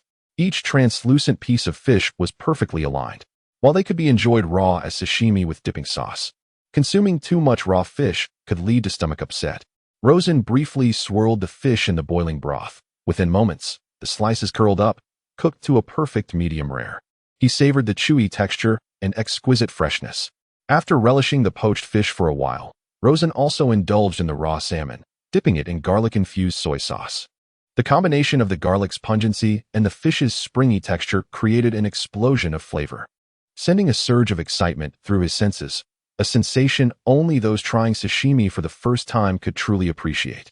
Chapter 52. Distress in Sector B. Since the establishment of the shelter space, which has experienced considerable development, the refugees' living standards have improved dramatically. They are no longer relegated to consuming only packaged food, unable to afford hot meals. The rising steam from the hot pot attracted residents from other rooms in the shelter, and a crowd gathered, sharing portions of the large fish they had caught for cooking. In that moment, the camaraderie among the refugees blossomed, and the wariness and hostility that had once defined their interactions vanished. The completely enclosed space of the shelter has fostered a sense of familial camaraderie among the refugees. Whenever they encounter insurmountable problems, assistance is readily available from those around them, thereby bridging the gaps between individuals. Harmony is the cornerstone of civilized development, a situation that Rosen is more than willing to witness. After satisfying their hunger and thirst, Old Chin emerged from the room, housing the radio equipment, his demeanor somewhat unusual. Xiao Luo, come with me. There's something urgent in the high-level air raid shelter of Zone B, he said. Judging by Old Chin's tone, it seemed unlikely to be good news. In this apocalyptic reality, it was improbable that anyone would be seeking out good tidings. Following Old Chin to the equipment room, faint, chaotic sounds emanated from the headphones connected to the radio receiver, indicating that a few individuals on the other side were embroiled in a dispute. Upon donning the headphones, Rosen immediately heard the voices within. Have we made contact? Almost. He said he would go fetch someone. We can only request assistance from Zone A. Let us hope that, considering Old Luo's situation, someone is willing to take the risk to help. Let us hope so. Otherwise, this situation is far too perilous. The urgent conversation between Chun San and the high-ranking officials of Zone B resonated through the air. The voices were transformed into electronic signals, which were then converted into radio waves for transmission. Meanwhile, on the other side in the air raid shelter of Zone B, the signal sent by Rosen was received and decoded. Upon hearing the transmission, Chun San promptly interrupted the surrounding clamor and politely inquired about old Luo's condition. "Thank you for your concern. Our doctors have diagnosed old Luo with mild brainstem damage, and he is currently receiving treatment." After a brief pause, he shifted the conversation and inquired, "What intense discussions are taking place on your end? Is there something significant that requires my attention?" The B District Air Raid Shelter had shown great benevolence towards old Luo, especially Chun San, who had selflessly supported him. Such a kindness would surely be repaid by Luo's son, and if it were within his capabilities to assist, he would undoubtedly not refuse. From the receiver, it was evident that Chun San swallowed hard before reluctantly revealing the troubling news. It appeared that shortly after Luo's son and his companions had departed with old Luo, a plethora of serpent-like creature carcasses had inexplicably appeared in the vicinity of the B District Air Raid Shelter. It was well understood among them that nothing on Blue Star was more formidable than extraterrestrial beings. If there were, it would be even more powerful alien life forms. Clearly, a considerable number of these potent extraterrestrial creatures had descended upon the area, annihilating the surrounding serpent monsters. Upon discovering this unsettling situation, the refugees acted decisively, rushing towards the air raid shelter to promptly inform the higher-ups. However, they were met with an unexpected horror. A 3-meter-tall humanoid monster abruptly emerged from the forest. Wielding a massive cleaver, its long hair cascading to its waist, with an alarming number of human skulls dangling from the ends of its locks.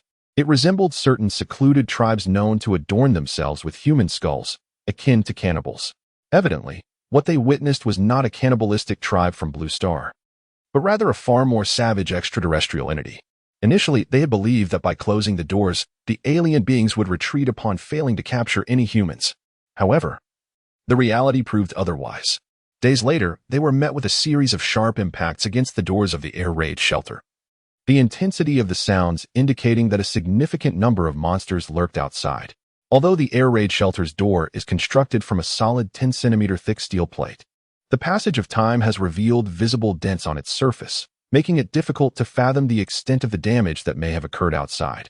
It is equally impossible to gauge how long this door could withstand an assault. In response, the high-ranking officials of Zone B convened an urgent debate and ultimately resolved to seek external assistance. The plan entailed utilizing individuals from the outside as bait to divert the extraterrestrial entities. Concurrently, Zone B bestowed upon these humanoid aliens, which had been encountered for the first time, a new moniker, Butchers. After much deliberation, it was decided that Chun San would represent the refugees of Zone B in soliciting aid from Zone A. Given that Chun San had previously fostered a rapport with the higher-ups of Zone A, it was hoped that his involvement would enhance the likelihood of securing assistance. Upon learning the intricacies of the situation, Rosen furrowed his brow. This appeal for aid transcended mere solicitation. It resembled an appeal for someone to act as a sacrificial pawn. It is important to note that the journey from Zone A to Zone B spans a daunting 20 kilometers, and should the butcher monsters be successfully lured away, the bait would face nearly certain death if unable to find adequate shelter. Recalling the harrowing escape of the 4 of them in the Wuling Hongguang from beneath the butcher's menacing blade, a chill ran down Rosen's spine. The reality was that the butcher creatures could breach the door at any moment, and the refugees could not rely on a 10-centimeter thick steel plate to withstand the monster's onslaught for long. Furthermore, Rosen surmised that he would most likely decline the proposal, as it was unrealistic to expect anyone from Zone A to willingly become a scapegoat. If succor is not rendered, the denizens of Shelter B shall meet their demise. Conversely, should a diversion be enacted, only a handful from Shelter A will perish. Ergo, from the standpoint of humanity's collective welfare, Shelter A ought to dispatch individuals to lure the butcheresque entity. In reality, it is improbable that paragons of altruism, imbued with a grand vision, will materialize. Consequently, this plea for aid is likely to be ineffectual. Just as Chun San was verging on exasperation, presuming that Rosen would decline assistance, Rosen surprisingly responded, "I have already dispatched personnel. Do not be unduly alarmed." The dignitaries of Shelter B, congregated near the wireless apparatus, were incredulous upon hearing this, and a profound sense of gratitude washed over them. The incessant clamor of sharp objects striking the steel gate echoed in their ears.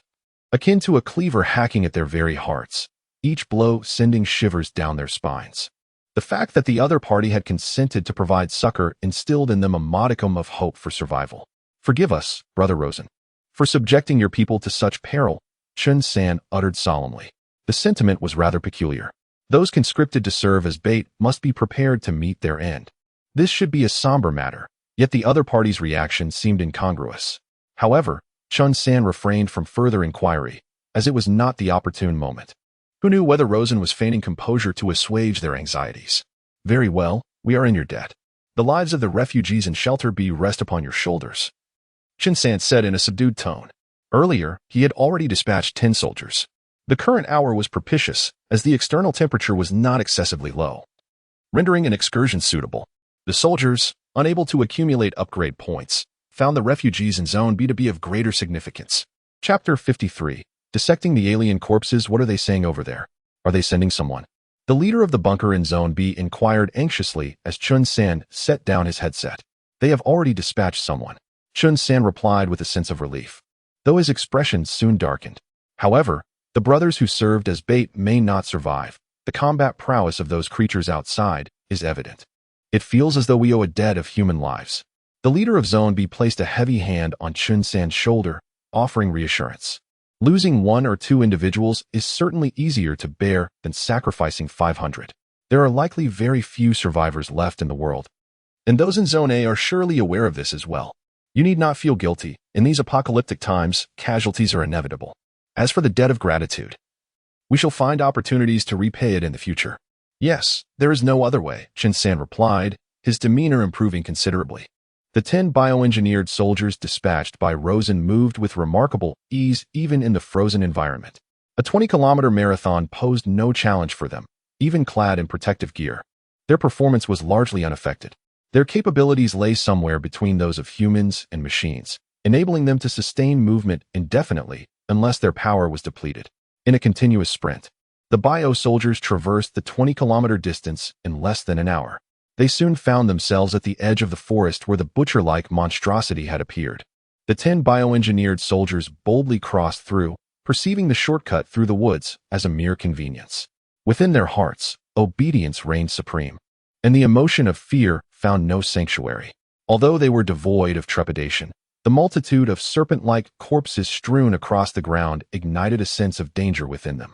Suddenly, a shrill sound pierced the air as a fierce wind descended with gravity's relentless force.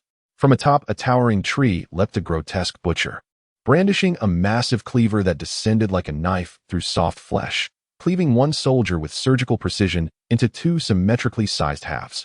A torrent of blood erupted from the cleanly severed edges, revealing the inner organs and mechanical augmentations, with even an artificial heart rhythmically pulsing in a macabre display.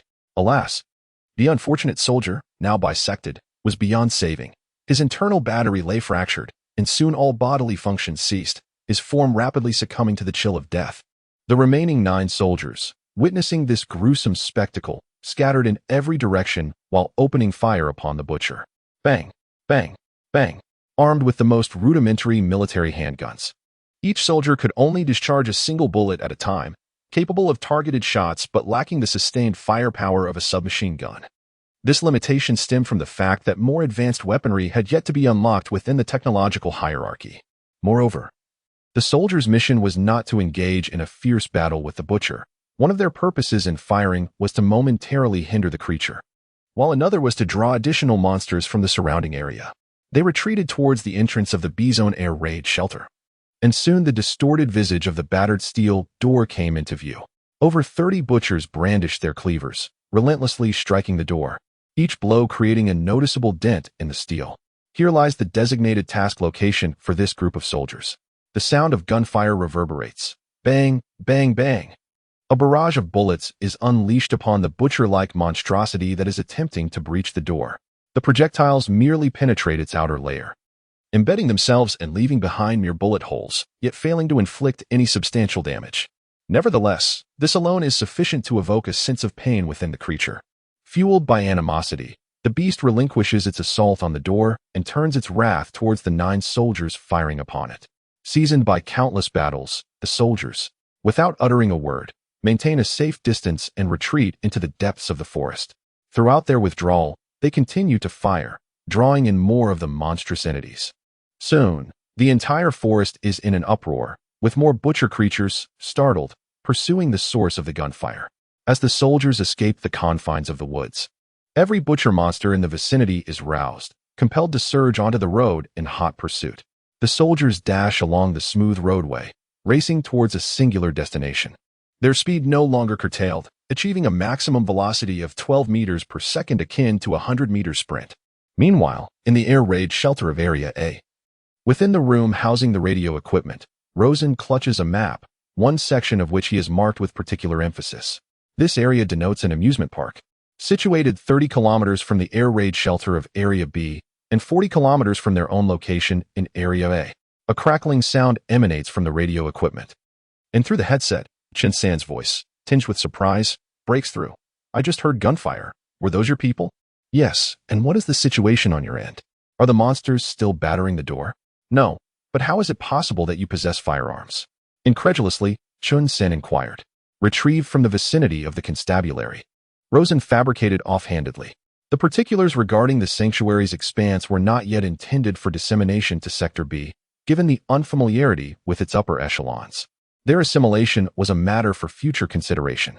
"The external clamor has ceased," Chun Sen elucidated. "Upon our personnel unsealing the portal, they discovered the cadaver of a butcher monstrosity, a projectile having precisely perforated its jugular, ostensibly expiring the creature.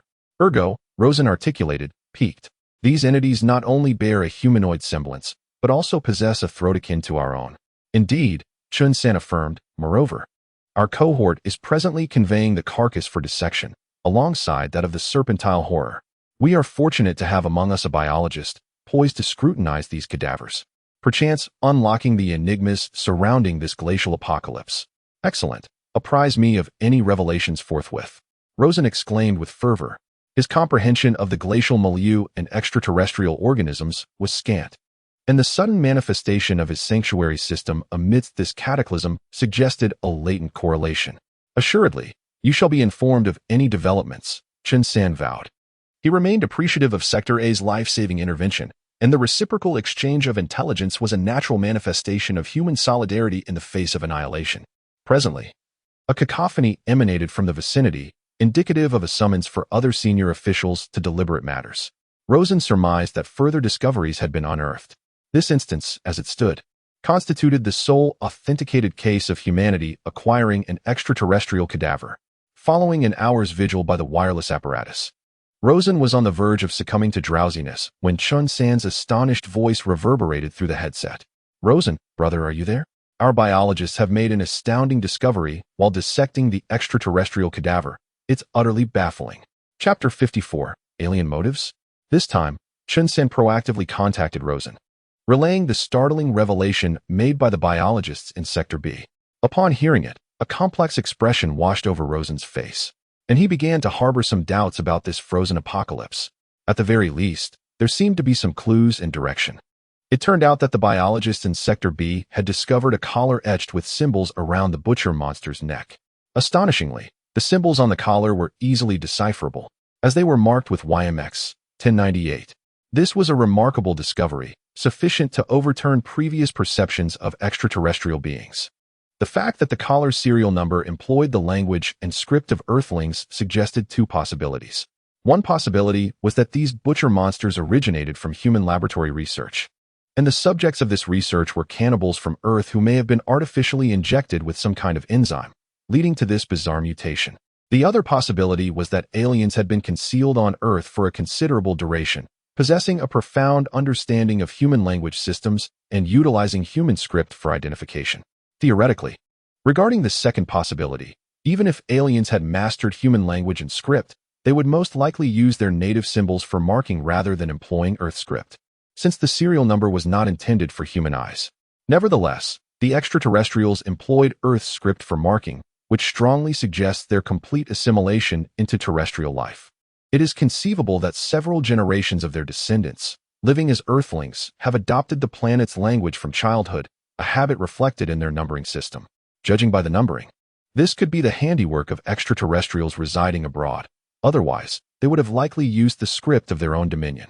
This was the assertion put forth by scholars in Sector B after preliminary research. However, subsequent events interrupted this discourse. Biologists, upon dissecting the butcher monstrosities, were astonished to discover that they possessed anatomical structures analogous to those of humans. This dissection experiment unequivocally demonstrated that the butcher monstrosities were the result of human modification. This inevitably brought to mind the numerous instances of inexplicable human disappearances in the past. These disappearances typically occurred within surveillance blind spots, sometimes involving large groups of people. Entire flight manifests, or individuals vanishing from the streets without a trace. Discounting the possibility of organ harvesting, it is highly probable that these individuals were abducted by extraterrestrials for experimentation, particularly the indigenous tribes of the Amazon rainforest, whose isolation makes them ideal candidates for such disappearances. Subsequently, the personnel in Sector B, through collaborative discussion, deciphered the numbering on the butcher monstrosity's neck collars, interpreting the initial 3 letters, YMX, as the initials of Amazon in Pinyin. Intriguingly, this appears to be distinctly Chinese. Perhaps the extraterrestrial who devised the numbering had resided in the Chinese territory for an extended period? This conjecture, however, remains preliminary and unconfirmed. Subsequently, a scale from the basilisk was delivered by the biologist. Astonishingly, a similar designation appeared on the scale, CQ, YMX, 4598. The prefix CQ was appended to YMX. The number 4598 likely indicated the basilisk's production sequence. If YMX represented the Amazon, did CQ stand for China? Imaginative conjectures were combined, revealing that the basilisk's head resembled a native dog, while its body appeared to be that of a large python. Native dogs are commonly found in rural China. Could the python be a species from the Amazon region? This hypothesis was presented to the biologist, who affirmed it, stating, upon observation, the serpent's body is highly likely to be that of a giant anaconda from the Amazon rainforest. These snakes can grow up to 6 meters in length. But this specimen is 15 meters long, more than twice its usual size. With the biologist's corroboration, the B-Zone executives confirmed their conclusions. The designation was highly likely composed of the initials of regions in Pinyin. Furthermore, the extraterrestrials who devised this designation had resided in China for an extended period, disguised as humans. This was an explosive revelation, considering that such claims had surfaced before the global freeze. These claims originated from a group of extraterrestrial enthusiasts who sensed that the behavior of those around them had become peculiar, suspecting that they had been replaced by aliens or were synthetic humans. Of course, such assertions, deemed too scandalous for public discourse, were ultimately subdued by an overwhelming deluge of celebrity gossip and entertainment news, resulting in much ado about nothing. It was rumored that those unfortunate souls who claimed their loved ones had been replaced by extraterrestrials were, for the most part, committed to mental institutions for psychiatric treatment. In retrospect, it is a chilling thought. Who knows how long aliens have been lurking on Earth, and what kind of schemes they are plotting, or whether they harbor ill intentions toward humanity. Evidently, their malice is abundant. Otherwise, this global ice age and the rampant proliferation of alien creatures would not have transpired. Subsequently, Chun San divulged to Rosen the discoveries made by biologists dissecting the basilisk. They found that the cells at the juncture where the basilisk's serpentine body connected to its canine head exhibited extreme vitality and exceptional regenerative capabilities, such that even when severed, the wounds would rapidly heal. Moreover, biologists surmised that this advanced grafting technique must have originated from a force present in Earth's nature, akin to certain parasitic flora and fauna, such as dodder, a parasitic plant that can completely integrate into the stem of a host plant, sharing its root system and deriving sustenance from the nutrients absorbed by the host, which is quite remarkable. Consequently, biologists theorized that the basilisk was created using a similar method of surgical grafting. While plant grafting is relatively straightforward, animal grafting is exceedingly difficult. Although there have been numerous successful cases, they typically involve grafting within the same species, such as organ transplants, and even the sensationalized head transplant surgeries abroad. Invariably, the issue of species cannot be circumvented. Even within the same species, grafting requires consideration of rejection phenomena to prevent the organism's immune system from attacking foreign cells as antigens. The notion of grafting disparate animal species is purely fantastical, a concept relegated to the realm of science fiction. Biologists speculate that the key to successfully grafting different animals may lie in the cells at the fusion point between the basilisk's head and torso. Essentially, it would involve creating an intermediary, akin to an adapter that could reconcile the disparate interfaces of the two organisms. However, there is currently no known research in this area, either domestically or internationally. The research on these two creatures has yielded limited insights from Sector B, but upon hearing this, Rosen felt a chill run down his spine. What on earth are these aliens up to? He wondered. Creating so many chimeras and engineering a frozen apocalypse. What is their agenda? Rosen was immediately overwhelmed. He had hoped to gain some insight from the research findings, which might shed light on the true nature of his doomsday shelter system and why it had manifested within him. One perspective suggests that the doomsday shelter system is entirely unrelated to the aliens' work, merely a coincidence of two advanced technologies intersecting. However, there may also be intricate connections. Rosen had previously speculated that it originated from future human technology, given that the system's text was in a language he could understand. Yet, upon learning the truth about the aliens' long-term presence on Earth, it became difficult to ascertain whether the system was also their creation. If it were an alien construct, what would be the purpose of these extraterrestrial visitors? Conceiving an apocalypse, followed by the introduction of a system and the selection of a fortunate individual to guide survivors, all for the amusement of extraterrestrial capitalists? Rosen was struck by a seemingly far-fetched conjecture. It's plausible that even among extraterrestrials, capitalists might emerge, indulging in such frivolous entertainment ventures. He was immediately reminded of The Truman Show, wondering if aliens were planning a documentary about humanity's struggle for survival in a post-apocalyptic shelter. Rosen surmised that a significant civilizational chasm existed between humans and extraterrestrials, making it difficult for lower-level humans to comprehend their motives. Nevertheless, it was undeniable that humanity had sensed the aliens' malice, as if they regarded Earth's creatures as mere sacrificial lambs, subject to arbitrary experimentation and persecution. From a humanitarian standpoint, no matter how distant, they should be held accountable. However, the refugees' primary task remained survival. After all, the modified monsters alone were enough to cause them distress, and they hadn't even caught a glimpse of an alien, nor could they definitively assert their existence. Furthermore, if aliens did exist, could they be among them? Individuals were placed at an unknown time, in an unknown location, lurking in their midst, disguised as ordinary people, only to reveal themselves at a critical moment, delivering a fatal blow to humanity. The thought of this highly probable scenario caused Rosen to grimace. It was too difficult. In this situation of utter subjugation, humanity could only resign itself to fate, allowing itself to be manipulated. No, in reality, it's not quite the end of the line yet. After all, there's still the doomsday shelter system. Perhaps this isn't alien-arranged technology, but rather a rescue from future human civilization for humanity in a parallel world. Rosen's perspective then underwent another transformation. The reason for this conjecture stemmed from the barracks unlocked by the system. The description of the barracks clearly stated that it summons troops from a parallel world. Yes, troops from a parallel world. What does this signify? It indicates that the technology of the shelter system originates from a parallel world, most likely from humans in a parallel world who possess the technological prowess to combat aliens, incidentally supporting the backward human civilization in the parallel world to launch a counterattack against alien technology. However, Rosen could ascertain that the aliens' intentions shouldn't merely be to persecute humanity. Otherwise, they could easily cause a mass extinction of humanity by directly employing a nuclear-like strike method or a similar method of extermination with poisonous gas, without the need to create these monsters, which seems superfluous.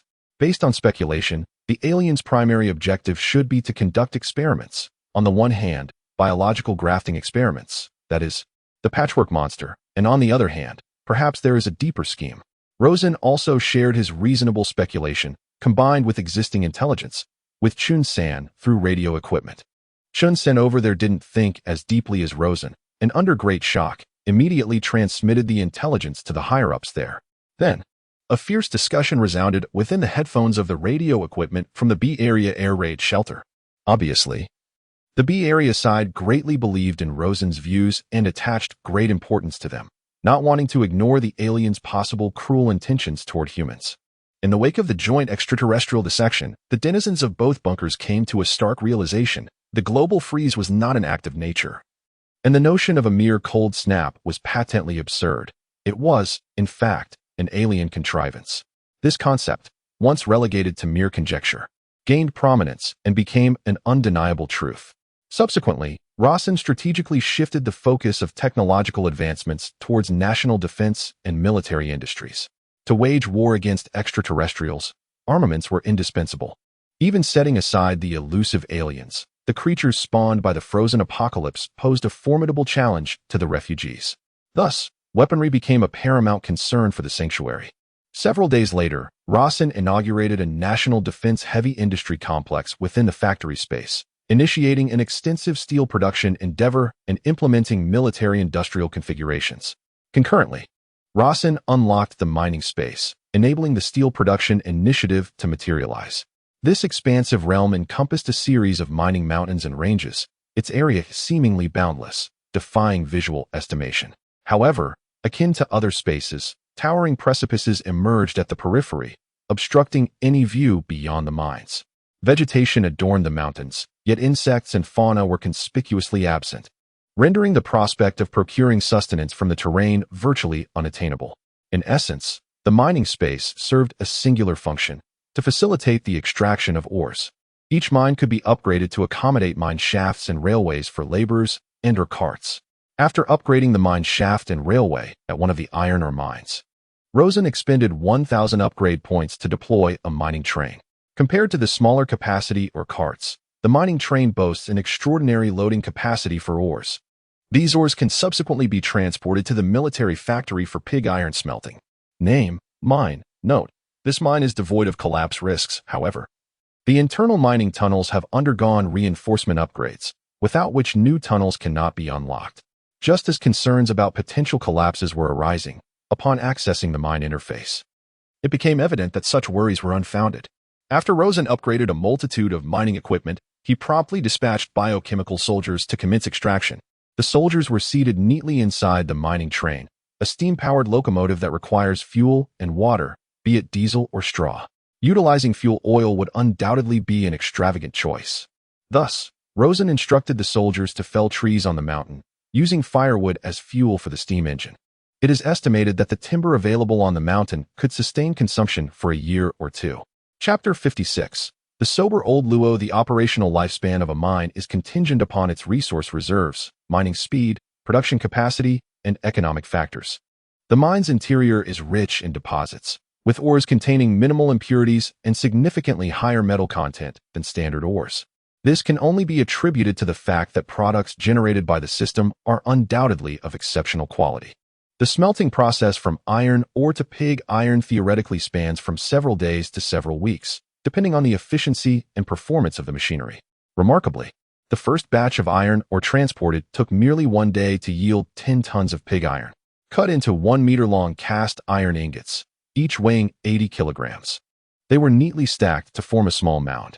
If this mound of cast iron were to be exchanged for gold, Rosen could instantaneously become the world's richest individual.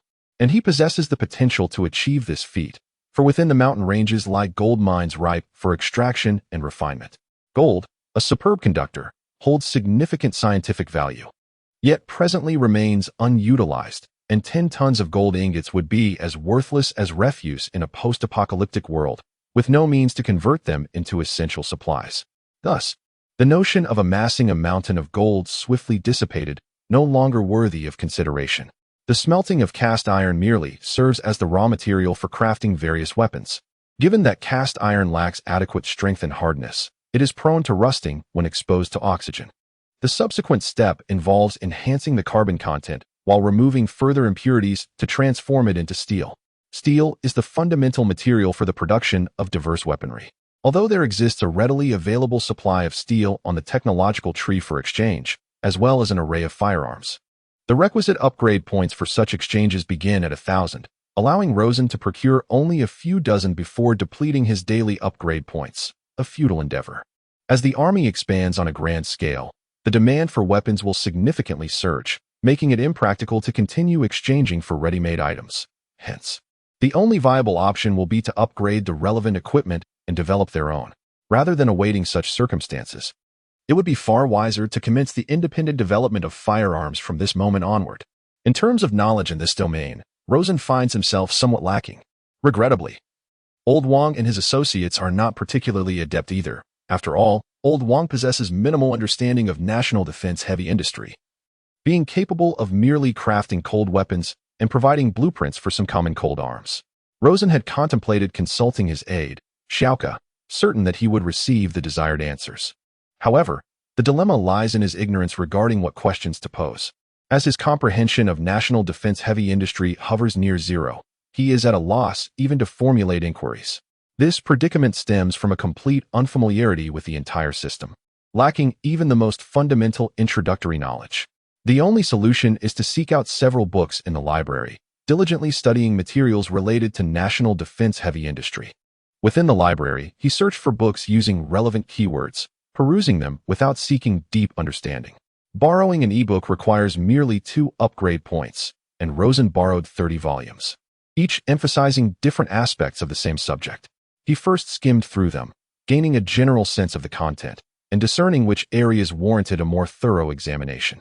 Old Wang, he noted, after filtering through the information, I believe that manufacturing the Gatling gun presents a higher yield. The Gatling gun, consisting of a circle of 614, 7mm caliber barrels, is powered by a motor-driven wheel, allowing for a rapid succession of bullets being discharged, with a firing rate that can reach up to 200 rounds per minute. It boasts a significantly greater firepower than conventional machine guns. Furthermore, its immense destructive capability has been showcased in numerous films and television series, easily annihilating armored vehicles and exerting overwhelming firepower against a 100-man army, effectively achieving a crushing advantage. In terms of structural design, Rosen prefers a detachable model that can be held in hand and installed on vehicles. Upon expiration, it can be transformed into an armored vehicle, enhancing safety during confrontations with external monstrosities. Old Wang did not readily acquiesce. He maintained a learning disposition towards this new domain while respecting his current, limited capabilities. At the moment Rosen entrusted this arduous task to Old Wang, he learned from Zhang Buhui about the latest developments concerning Old Luo. To his astonishment, Old Luo had awakened. Remarkably, less than half a month had elapsed, and Old Luo was already conscious. This outcome was evidently beyond expectations. According to Zhang Buhui, mild brainstem damage typically requires a 3-month treatment period. Yet the use of medications obtained through the medical space exchange had compressed this duration to less than half a month. If one were to suggest that the medication lacked the power of future technology, Rosen would not be convinced. Whether it be the accelerated nutrient solution or the neurological treatment drugs, both exemplified the superiority of advanced technology. Rosen strode purposefully alongside Zhang Buhui to the medical ward, where he encountered Old Luo, staring blankly at the ceiling with his eyes wide open. What had transpired with Old Luo? Rosen felt perplexed. What was his current state? Although he had regained consciousness, he exhibited some signs of amnesia, likely unable to recall certain past events, indicating that in addition to brainstem damage, there was a degree of concussion resulting in memory loss. After hearing Zhang Buhui's words, Rosen immediately inquired of Old Luo. Old Luo, do you still recognize me? As soon as Lawson's words dissipated, Old Luo, visibly perplexed, swiveled his neck, his gaze questioning as he uttered a laconic, I don't recognize you. This circumstance immediately discombobulated Lawson. Sister Buhui, is this condition amenable to medical intervention? Neurologists possess the capacity to address neural trauma, yet they lack the proficiency to mend. Severed neural pathways necessitate gradual recuperation, allowing the discontinuous nerves to reconnect. Old Luo, endeavor to recollect. Do you recognize me? I am Lawson, your nephew. Lawson attempted to rouse Old Luo's forgotten memories through his own methods. If Old Luo still retained the name Lawson, there remained a modicum of hope. Your little Luo? What preposterousness is this? How old are you? And how old is little Luo? Cease your deception. Those inebriated often profess sobriety, while those afflicted by amnesia deny their affliction. Occasionally, those immersed in a situation are oblivious, while observers possess clarity. Old Luo wiped his brow, inhaling sharply as if experiencing a cephalalgia, then articulated, pray tell. Where is this? What transpired post-vehicular collision eludes my memory. This should be within the confines of the porcelain territory, should it not? Logically. After such a protracted period of unconsciousness, one's corporeal strength should be significantly attenuated. However, Old Luo's physical prowess manifested as entirely normal, perhaps attributable to the effects of the pharmaceuticals administered during his comatose state. Upon observing this, Zhang Buhui, oblivious to the potency of the advanced pharmacological agents, instinctively intervened. You must refrain from such actions. It is advisable to convalesce for several more days, attempt to ingest sustenance, and then observe your condition. I harbor concerns that you may experience a sudden lapse into unconsciousness post-discharge. I hadn't noticed it until you mentioned it, but I'm rather peckish. It feels like an age since I last ate. A profound hunger gnawed at his insides, and Luo felt a stomach cramp coming on. He was fine when he wasn't aware of it, but once he noticed, his body began to act up. Zhang swiftly moved forward and skillfully massaged Luo's stomach, which brought him some relief. Thanks, Luo said courteously, his gaze toward Zhang revealing a hint of goodwill and something more. Rosen stood by, observing, and couldn't help but feel that Luo's demeanor was excessively refined. Was it Zhang's presence that made Luo feel bashful? As if struck by a thought, Rosen turned to Luo and inquired, "You mentioned that little Luo is only 5 years old?" A look of astonishment washed over Rosen's face as he posed the question. He had arrived at a rather outlandish conjecture, a speculation that defied belief. "Yes. Why? Do you know my nephew?" Luo asked, looking at Rosen with puzzlement. "I do. He's doing quite well. The housekeeper is very kind to him, baking him a cake by hand every birthday. He's happy." Rosen hesitated for a moment, ultimately deciding against revealing his identity. "Who are you? How do you know about my nephew?" Luo suddenly grew wary. If he were a relative, he couldn't recall having such a relation. After Rosen's parents passed away, most of their relatives, fearing the responsibility of raising Rosen, had disowned him. "I'm the housekeeper's son. I often played with little Luo when you weren't around," Rosen said with a smile. "Oh, I see." At this moment, Lao Luo's vigilance began to wane. Rosen and Zhang Buhui departed from the hospital room. Zhang Buhui, perplexed, inquired, "Why did you not reveal the truth to him regarding this frozen apocalypse and your identity?" Rosen had also yearned to disclose the reality, desiring to connect with Lao Luo. However, after listening to Lao Luo's account, he realized that his nephew was only 5 years old, and Lao Luo's tone was oddly genteel. Though he had suffered a mild concussion, he had not lost his memory. He merely required a few stitches on his head. Nonetheless, the incident had terrified Rosen immensely, as if the sky were about to collapse. Rosen's parents had perished in a car accident, and the mere mention of car accident had become a sore spot in his heart, causing him excruciating pain. At that time, Lao Luo had attempted to console Rosen. Soon, Rosen deduced that the accident Lao Luo referred to must be the one that occurred when Rosen was 5. A disruption that transpired on the road. This implied that his most recent memories had only reverted to when he was 5 years old. Lao Luo's condition was rather unusual. It seemed he could only recall memories prior to that age. If they were to inform him that the world had ended, it might severely disrupt his understanding. Given that he was currently experiencing a headache, it would be best not to disturb him and allow him time to gradually regain his memories. Rosen conveyed his conjecture to Zhang Buhui. Following a thorough scan within the diagnostic chamber, Mr. Zhang Buhui stated that his cerebral functions have normalized. However, the intricacies of memory remain uncertain. Instances of neural disconnections are not uncommon. Indeed, analogous cases have arisen abroad, where individuals of vast erudition have abruptly lost all recollection, their associated neural pathways severing overnight. While such occurrences defy detection via instrumental scanning, as they stem not from physical damage but from the brain's inherent self-destructive mechanisms. This amnesia is not permanent, I presume? Assuredly not. Recovery is anticipated, albeit the precise timeline for complete restoration remains contingent upon circumstance. If recovery is probable, then there exists no issue. Mr. Luo's son, having spoken, proceeded towards the culinary space, requesting that Ms. Wang prepare a restorative repast for Mr. Wang, intended as a nutritional regimen post-recovery.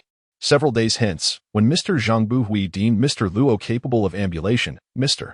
Luosin disclosed to him the advent of the apocalypse and his authentic identity.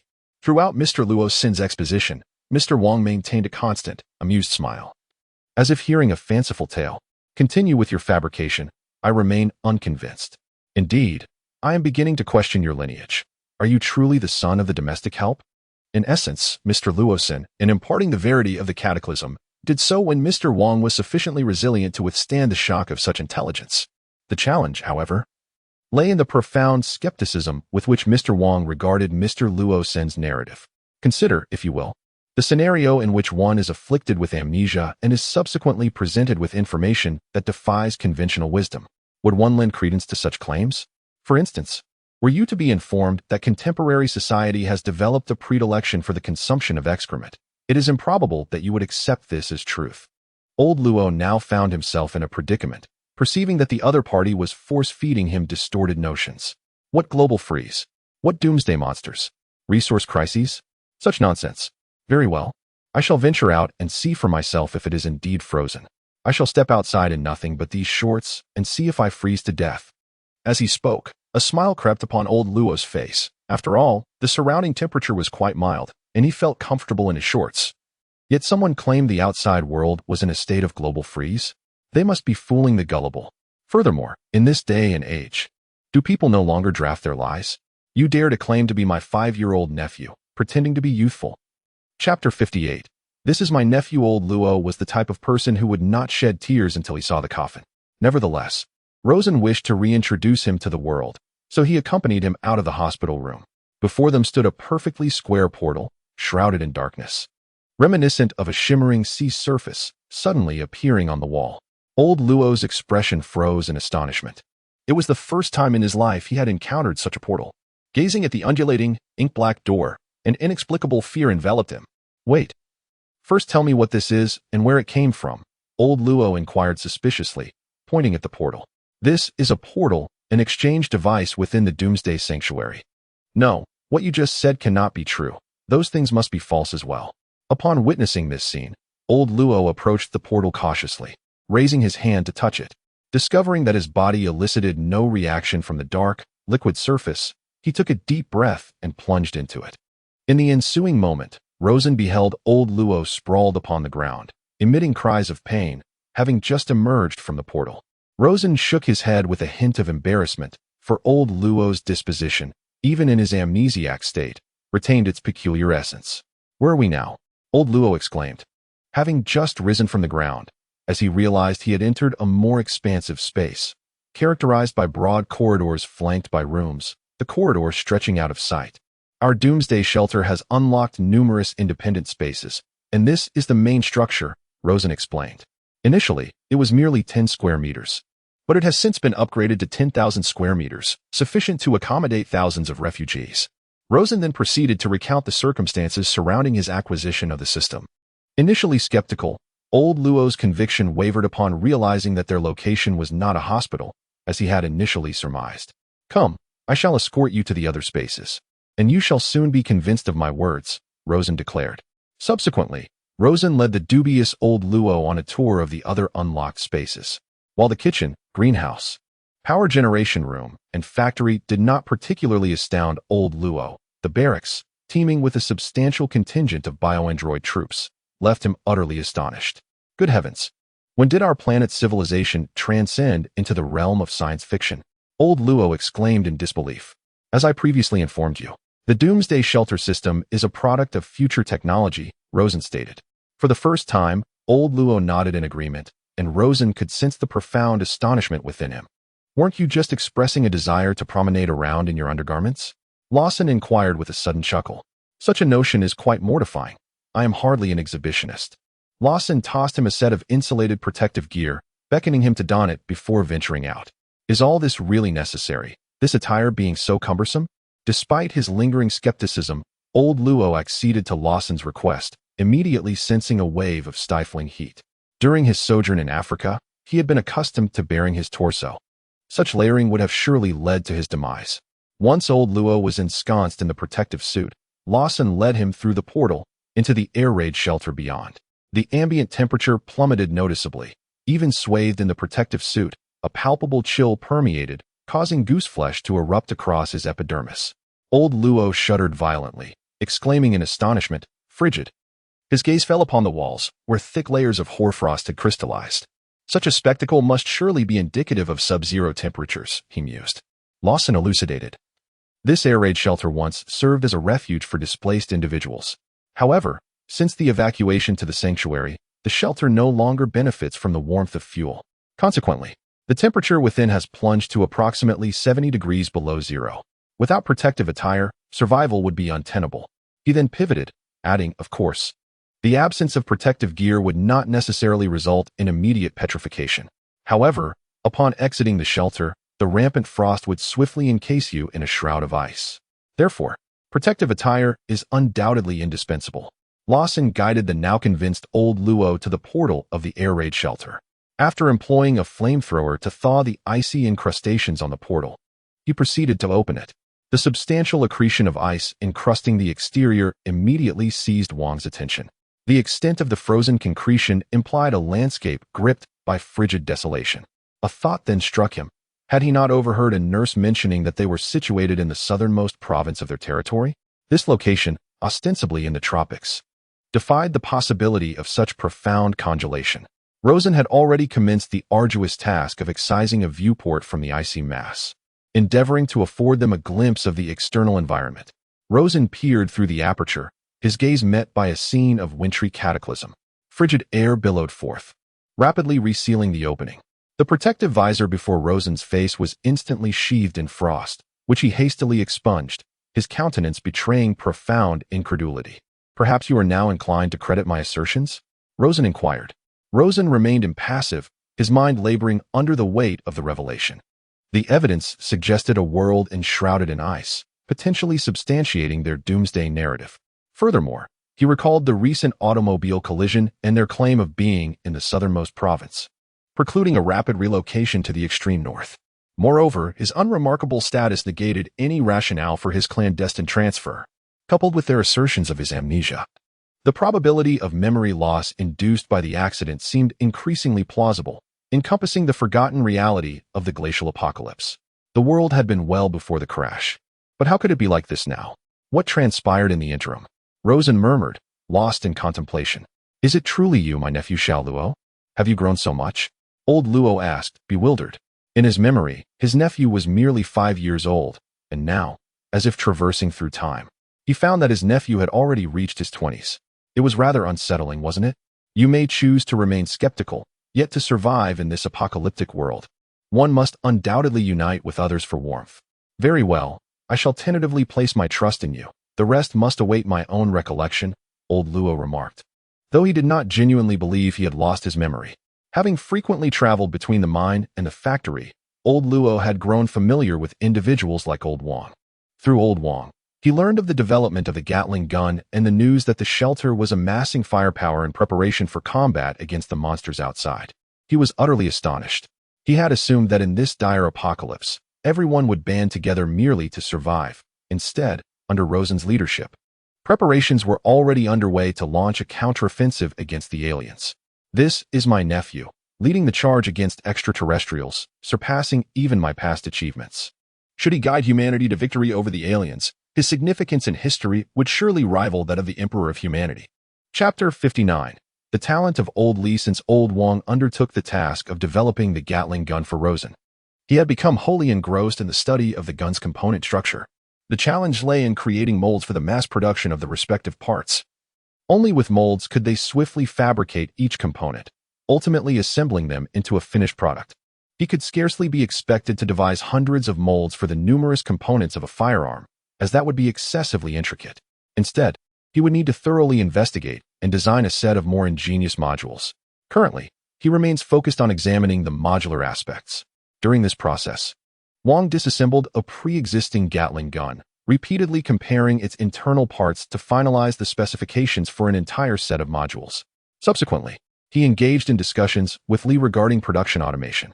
Li asserted that he possessed considerable expertise in microcontrollers, having dedicated himself to the field for over a decade, and pursued it as a passion for more than 20 years. In essence, he assured them that it was within his capabilities. After scrutinizing the blueprints provided by Wang, Li presented Rosen with a list of materials, intending to commence the assembly of an apparatus capable of orchestrating the operation of hundreds of molds. Rosen remained uncertain of Li's potential for success. However, their frequent visits to the library space and collaborative research warranted a degree of trust. A month elapsed swiftly, and the onset of winter was imminent. Designation: armored vehicle. Description: a war-specific vehicle, providing mounting space for various armaments. Expenditure: 15,000 upgrade points. Upon observing the substantial upgrade points required for the armored vehicle, Rosen contemplated the prospect of having the factory assemble them independently in the future. Otherwise, With extensive exchanges, his upgrade points would undoubtedly be depleted. In the event of war, upgrade points would be consumed rapidly. If he could mass-produce them autonomously, he would only need to cover the cost price, thereby conserving a significant number of upgrade points. Armored vehicles can be modified using the framework of automobiles, although the instruments installed on them must be manufactured and assembled independently. Fortunately, a sample can be exchanged first, allowing Li and Wang to disassemble it for study, which will significantly reduce the difficulty. Nevertheless, it remains a formidable challenge. Currently, while Wang and Li are researching automated production of firearm components, a month has passed without yielding a prototype. Rosen is aware of the task's complexity and has refrained from applying pressure. During the waiting period, Rosen occasionally communicates with Chun San in the B District's air raid shelter via radio, gathering updates on the situation there. The biologists in that sector are engaged in developing a virus specifically targeting the creatures outside. The experimental virus is derived from the cellular tissues of these monsters. Upon receiving this information, Rosen was taken aback and immediately inquired, "Does B District possess the necessary environment for biological research? Although I am not well versed in virology, such research undoubtedly requires numerous high-precision instruments, does it not?" There is an optical microscope brought by the biologists. While it cannot visualize viral activity as a high-magnification electron microscope would, it can assess the success of the experiment by observing cellular degradation. Moreover, there are rudimentary methods available, such as the separation of nucleic acids and proteins. The principle of a centrifuge is quite simple and can be achieved using a washing machine drum. Our personnel are also assisting in organizing the remaining necessary conditions. The adjacent air raid shelter plans to utilize biological warfare to combat the creatures outside, which is the most efficient and safe approach. Should a hypervirulent pathogen, exclusively targeting monstrous entities, be cultivated, the exigencies confronting humankind would be substantially mitigated. Presently, the preeminent perils to humanity encompass both the intensely congelative hoarfrost permeating the atmosphere and the external monstrous adversaries. Nonetheless, it is reasonably inferable that the precision attainable in viral experimentation within the exigent confines of a subterranean shelter would be intrinsically limited, precluding the deliberate assembly of viral architectures. Optimally, disparate viruses might be employed to mutually infect designated targets, facilitating the triage of efficacious viral progeny from subsequent generations. This endeavor would necessitate a protracted duration of iterative experimentation. However, the opposing subterranean haven possesses adept specialists and merely requires the provision of substitutive materials. While they contemplate employing biological warfare as a means of resisting extraterrestrial dominion, our faction is relegated to furnishing military personnel, thereby engaging in direct confrontation with the extraterrestrial forces. Rosen remains uncertain whether the extraterrestrial entities might abruptly descend upon humanity, instigating a comprehensive extermination protocol upon the commencement of their insurrection. This quandary parallels the imperative of possessing a formidable nuclear arsenal, irrespective of the probability of its deployment, due to the inherent uncertainty of future exigencies. Consequently, even if a bellicose confrontation with extraterrestrial entities is not imminent within the foreseeable time frame, it is imperative to maintain a robust arsenal of heavy weaponry as a strategic asset. Subsequently, a trimester elapsed. At the hour of 3 ante-meridium, the indefatigable Messrs. Wang and Li, having persevered through the nocturnal hours, abruptly sought out Rosen, intimating the imminent presentation of a gratifying revelation. Rosen duly accompanied them to the manufactory precinct. Before him stood a machine encased in iron sheets on 4 sides, with a glass cover revealing the intricate mechanical structure within. The mold crafted by Old Wang was installed within it. Old Li demonstrated the machine's operation, pouring molten iron into the ceramic opening above. The molten iron flowed into the mold, solidifying naturally. Subsequently, after the machine's grinding, polishing, and painting processes, the various component parts of firearms emerged from the conveyor belt. Old Li informed Rosen that he could select the desired type of firearm to produce from the machine's terminal screen. Old Wang had already conceived and fabricated a comprehensive set of universal firearm production modules, adaptable to various types of firearms. However, if utilizing self-designed firearm blueprints in the future, it would be necessary to input the drawings in CD or other three-dimensional software for the instrument to produce them. It turned out that this instrument also incorporated three-dimensional modeling design software, which immediately made it seem more sophisticated. It could even design firearms independently.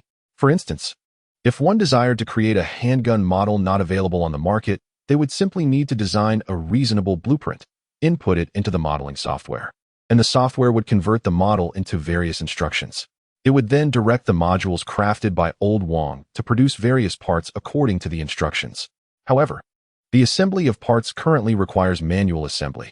The instrument has not yet invented an assembly component. Subsequently, I plan to add an automated assembly box, inputting the parts into it, and then using a trained pattern recognition system to allow the machine to replace the manual part. As Oldley spoke, he assembled the cooled components into a Gatling gun, a process that took 5 minutes, demonstrating his thorough understanding of the Gatling structure. This concept is quite promising. It's worth further exploration, Rosen remarked, his eyes gleaming with newfound interest. He had gained a deeper appreciation for Oldley, whose expertise, as indicated in his character panel, extended far beyond electrical work, encompassing a broader spectrum of knowledge. Upon revisiting Oldley's character panel, he noticed alterations in its content. Oldley had leveled up. Chapter 60, Gatling Refinement and Ammunition Li Ziqing, Common Refugee LV2, Hero 100. Skill, Technology Enthusiast Description. Maintaining unwavering dedication to technological research significantly enhances the probability of successfully developing advanced technological products.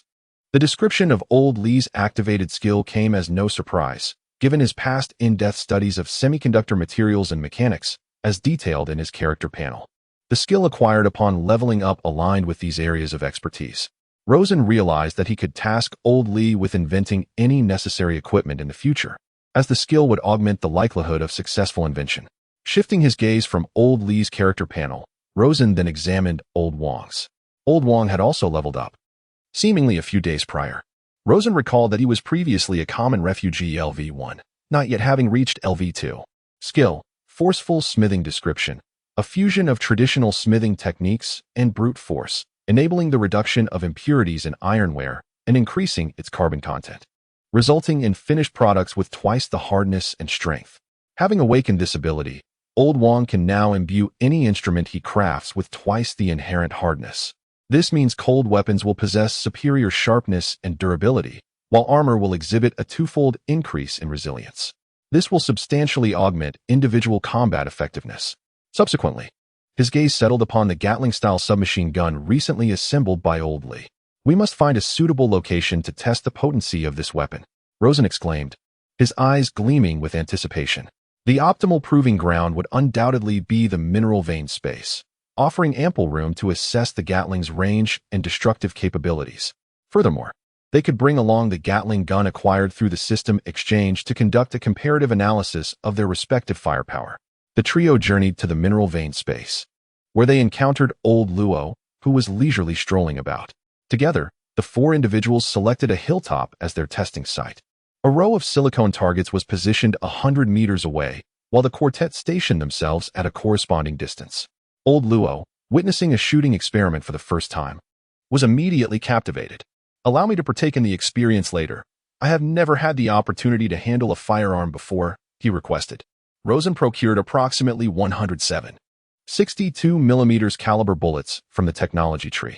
These specialized rounds, designed for Gatling machine guns, were assembled into a cartridge belt. During firing, the spent casings would be ejected laterally, while the gunpowder-accelerated projectiles would be rapidly propelled towards the designated targets. Da-da-da. The 6-barreled rotary mechanism whirred incessantly as bullets were discharged in rapid succession from each barrel. The Gatling's muzzle emitted a continuous stream of sparks, quickly becoming scalding hot and emitting smoke. Meanwhile, the majority of the targets positioned 100 meters away had been pulverized. Aimed at one of the targets, but due to the tremor of the handgun, as well as the recoil of the gun and the distance, the bullet ultimately affected the target outside the range. After all, it is not a high-precision sniper rifle, and the shooting accuracy will decrease if the distance is far. Moreover, for this kind of heavy firepower crushing firearms, there is no need to consider the wind direction, just do it. However, the consumption of bullets is indeed terrifying. 100 bullets were used up in a short while, and the ground was full of empty shells that had been ejected. 1 bullet costs 20 upgrade points, and 100 bullets cost 2,000 upgrade points. When a war really breaks out, the upgrade points he has stored will definitely not be enough to squander. The solution to this problem is also very simple. that is, to manufacture bullets in batches by himself. The cartridge case is very simple and can be mass-produced using molds. The factory space can provide this service. As for the gunpowder filled inside the cartridge case, it would also be a large expense to exchange it for upgrade points. And Rosen felt that he could completely prepare it himself. Gunpowder is composed of a certain proportion of potassium nitrate, carbon, and sulfur. 1 sulfur, 2 saltpeter, and 3 charcoal. Different proportions of potassium nitrate and charcoal have a certain impact on the bullet's firing speed, aside from the length, material, and style of the barrel. The burning and explosive power of the gunpowder is the key to affecting the bullet's speed. If the proportion of potassium nitrate is increased, the explosive power of the gunpowder will be strengthened, but the burning of carbon will be weakened, thereby reducing the bullet's acceleration speed. And if the proportion of carbon is increased, the bullet's acceleration speed can be increased, but it cannot be increased indefinitely, and needs to be in accordance with a fixed proportion. Potassium nitrate and carbon can be readily obtained. The former is derived from wood ash and requires a series of chemical reactions for its preparation, while the latter comes from the incomplete combustion of materials such as wood. As for sulfur, it can be extracted from the impurities found in ores. With the challenges of gunpowder production resolved, the issue of ammunition follows suit. Xiao Luo, allow me to test the power of this firearm, old Luo said as he seized the Gatling gun from Rosen, who then exchanged for additional bullets to indulge in some practice. Were it not for the exorbitant cost of the ammunition, Rosen could have procured more to refine his shooting skills. However, as low-cost bullet production had yet to commence, they had to exercise caution. Just as old Luo attempted to fire at a target 100 meters away with the Gatling gun, Rosen entrusted the task of bullet production to old Wang and his companion. They readily agreed. For having successfully developed the Gatling gun, what challenge could bullets possibly pose? On the morning of the third day, gunfire echoed once more in the mining space, this time as old Wang and his partner tested the bullets they had crafted. After their trials, they confirmed that the firepower was not significantly different. Indeed, adhering to the correct proportions of gunpowder posed no major issues. Subsequently, old Wang proposed to Rosen a modification of the gun barrel and bullet design. It is essential to note that while the bullet is symmetrically designed, manufacturing processes may lead to variations in bullet density, causing some deviation during flight. High-velocity, spinning bullets ensure uniform force distribution around the projectile, minimizing the likelihood of deviation. Furthermore, the angular momentum generated by the rapid spin effectively reduces air resistance. Rosen then instructed old Wang to modify the mold and replace it with the improved gun barrel and bullets. Another firing test confirmed a noticeable enhancement in both accuracy and power at 100 meters. Excellent. Let's proceed with mass production. Once every one of our soldiers is equipped with one of these, along with 1,000 rounds of ammunition each, I believe we can venture out and engage the extraterrestrial entities at a distance. Before that, however, old Wang, I must still trouble you to refine the system-redeemed stab-resistant vests, replacing the metallic layers within with your own handiwork. Replacing the metallic layers in thousands of stab-resistant vests? Are you trying to work me to death? Old Wang retorted, well aware that Rosen commanded over 1,000 soldiers. If each vest required 100 pieces of metal, he would essentially need to craft 100,000 pieces. Even if he worked tirelessly, producing 1,000 pieces a day, it would still take him 3 months. No need to rush. This is a long-term endeavor. After all, the first skill you activated, brutal smithing, is remarkably effective, doubling the protective capabilities of armor. Rosen chuckled sheepishly, scratching the back of his head. All right, I can't argue with you. I'll get to it as soon as possible. Old Wang conceded nonetheless. Chapter 61, Biochemical Virus Targeting Monsters 1 month later. It was the first month of spring. Having weathered the winter unscathed, a degree of languor had settled among the refugees within the shelter. While there were libraries, fish ponds, fitness facilities, and various other amenities for leisure, most of the refugees still spent their time primarily sleeping. Given that individuals tend to dedicate their time to activities they are passionate about, such as fitness enthusiasts frequenting gyms and anglers heading to fishing ponds, the refugees' lack of interest in the available facilities is understandable. The library's limited selection, particularly the few dozen books on heavy industry, offers little appeal to those seeking leisurely reading material like novels. Furthermore, the absence of addictive electronic games means that the refugees primarily spend their time sleeping, playing cards, or mahjong, which mirrors the mundane routines of ordinary life. As winter recedes and spring arrives, the need to gather supplies resurfaces. Certain essential resources, such as fuel, remain unavailable within the shelter and must be obtained from external sources. However, after 3 months of inactivity, the refugees are ill-prepared for outdoor missions. Since the fuel retrieval task does not require a large workforce, the military can handle it independently. Maintaining the refugee population is crucial for sustaining the daily acquisition of upgrade points, indicating that their presence is not without value to Rosen. Over the course of a month, Old Wong managed to replace the internal metallic layers of 200 stab-proof vests with his own hand-forged versions, effectively doubling their protective capabilities. Rosen is eager to assess whether the enhanced vests can withstand attacks from the creatures outside. This mission, equipped with Gatling machine guns and ample ammunition, will also serve as an opportunity to evaluate the military's combat effectiveness. In addition, Rosen equipped the lead soldiers with head-mounted cameras to document the circumstances of this military expedition. The troops exited the portal, leaving the air raid shelter, and proceeded towards a nearby gas station. The fate of the 30 soldiers could only be verified through the footage stored within the cameras. In the recorded images, the army advanced steadily towards the distant gas station after departing the shelter. Along the way, they encountered a horde of grotesque creatures with spider bodies and lizard heads. The primary objective of the military was to search for fuel, while engaging in fierce combat with the monsters served as a secondary task. The once orderly formation of soldiers dispersed, adopting a semi-encircling stance to unleash their firepower, effectively blocking the majority of the creatures and providing cover for others to retreat from the flanks. The Gatling gun roared mercilessly, its muzzle ablaze with fury, presenting an unprecedented threat to the monsters from the outset.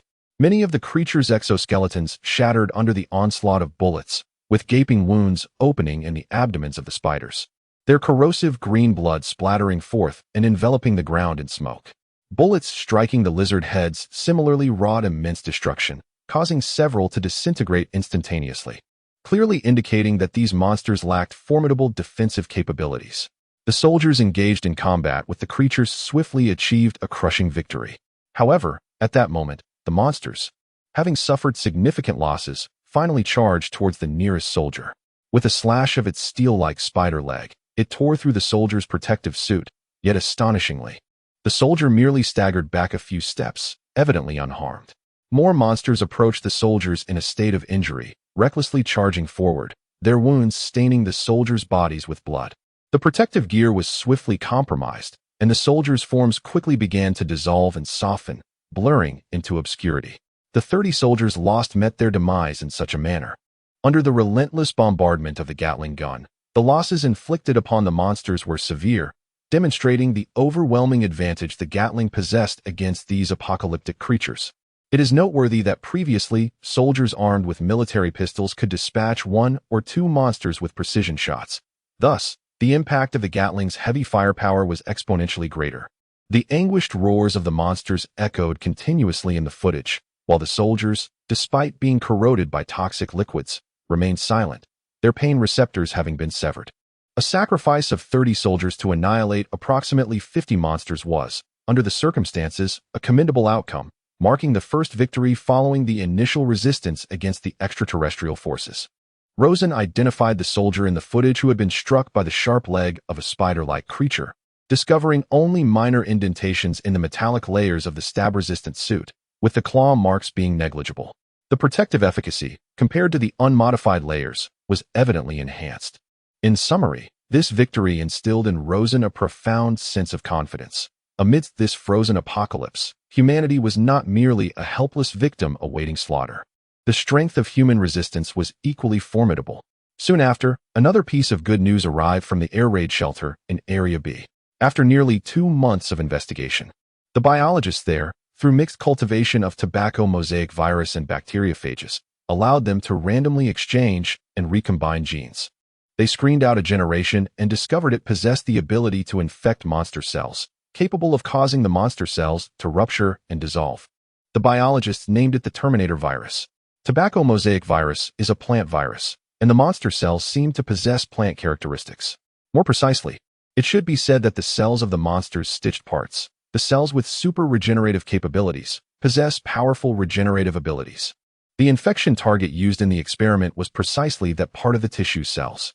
Subsequently, The biologists conducted experiments on mice and found that animal cells were not affected. After confirming this, the biologists personally experimented on themselves and did not experience any adverse symptoms. The next step is to release this virus and allow it to infect those monsters outside on a large scale. Since the tissue cells of the monster's stitched parts exhibit plant properties and can be infected by this novel virus, when the stitched parts of the monster dissolve and their bodies split apart, they will inevitably be unable to survive. What they lack is a live experiment. It is not easy to successfully infect those monsters outside with the Terminator virus.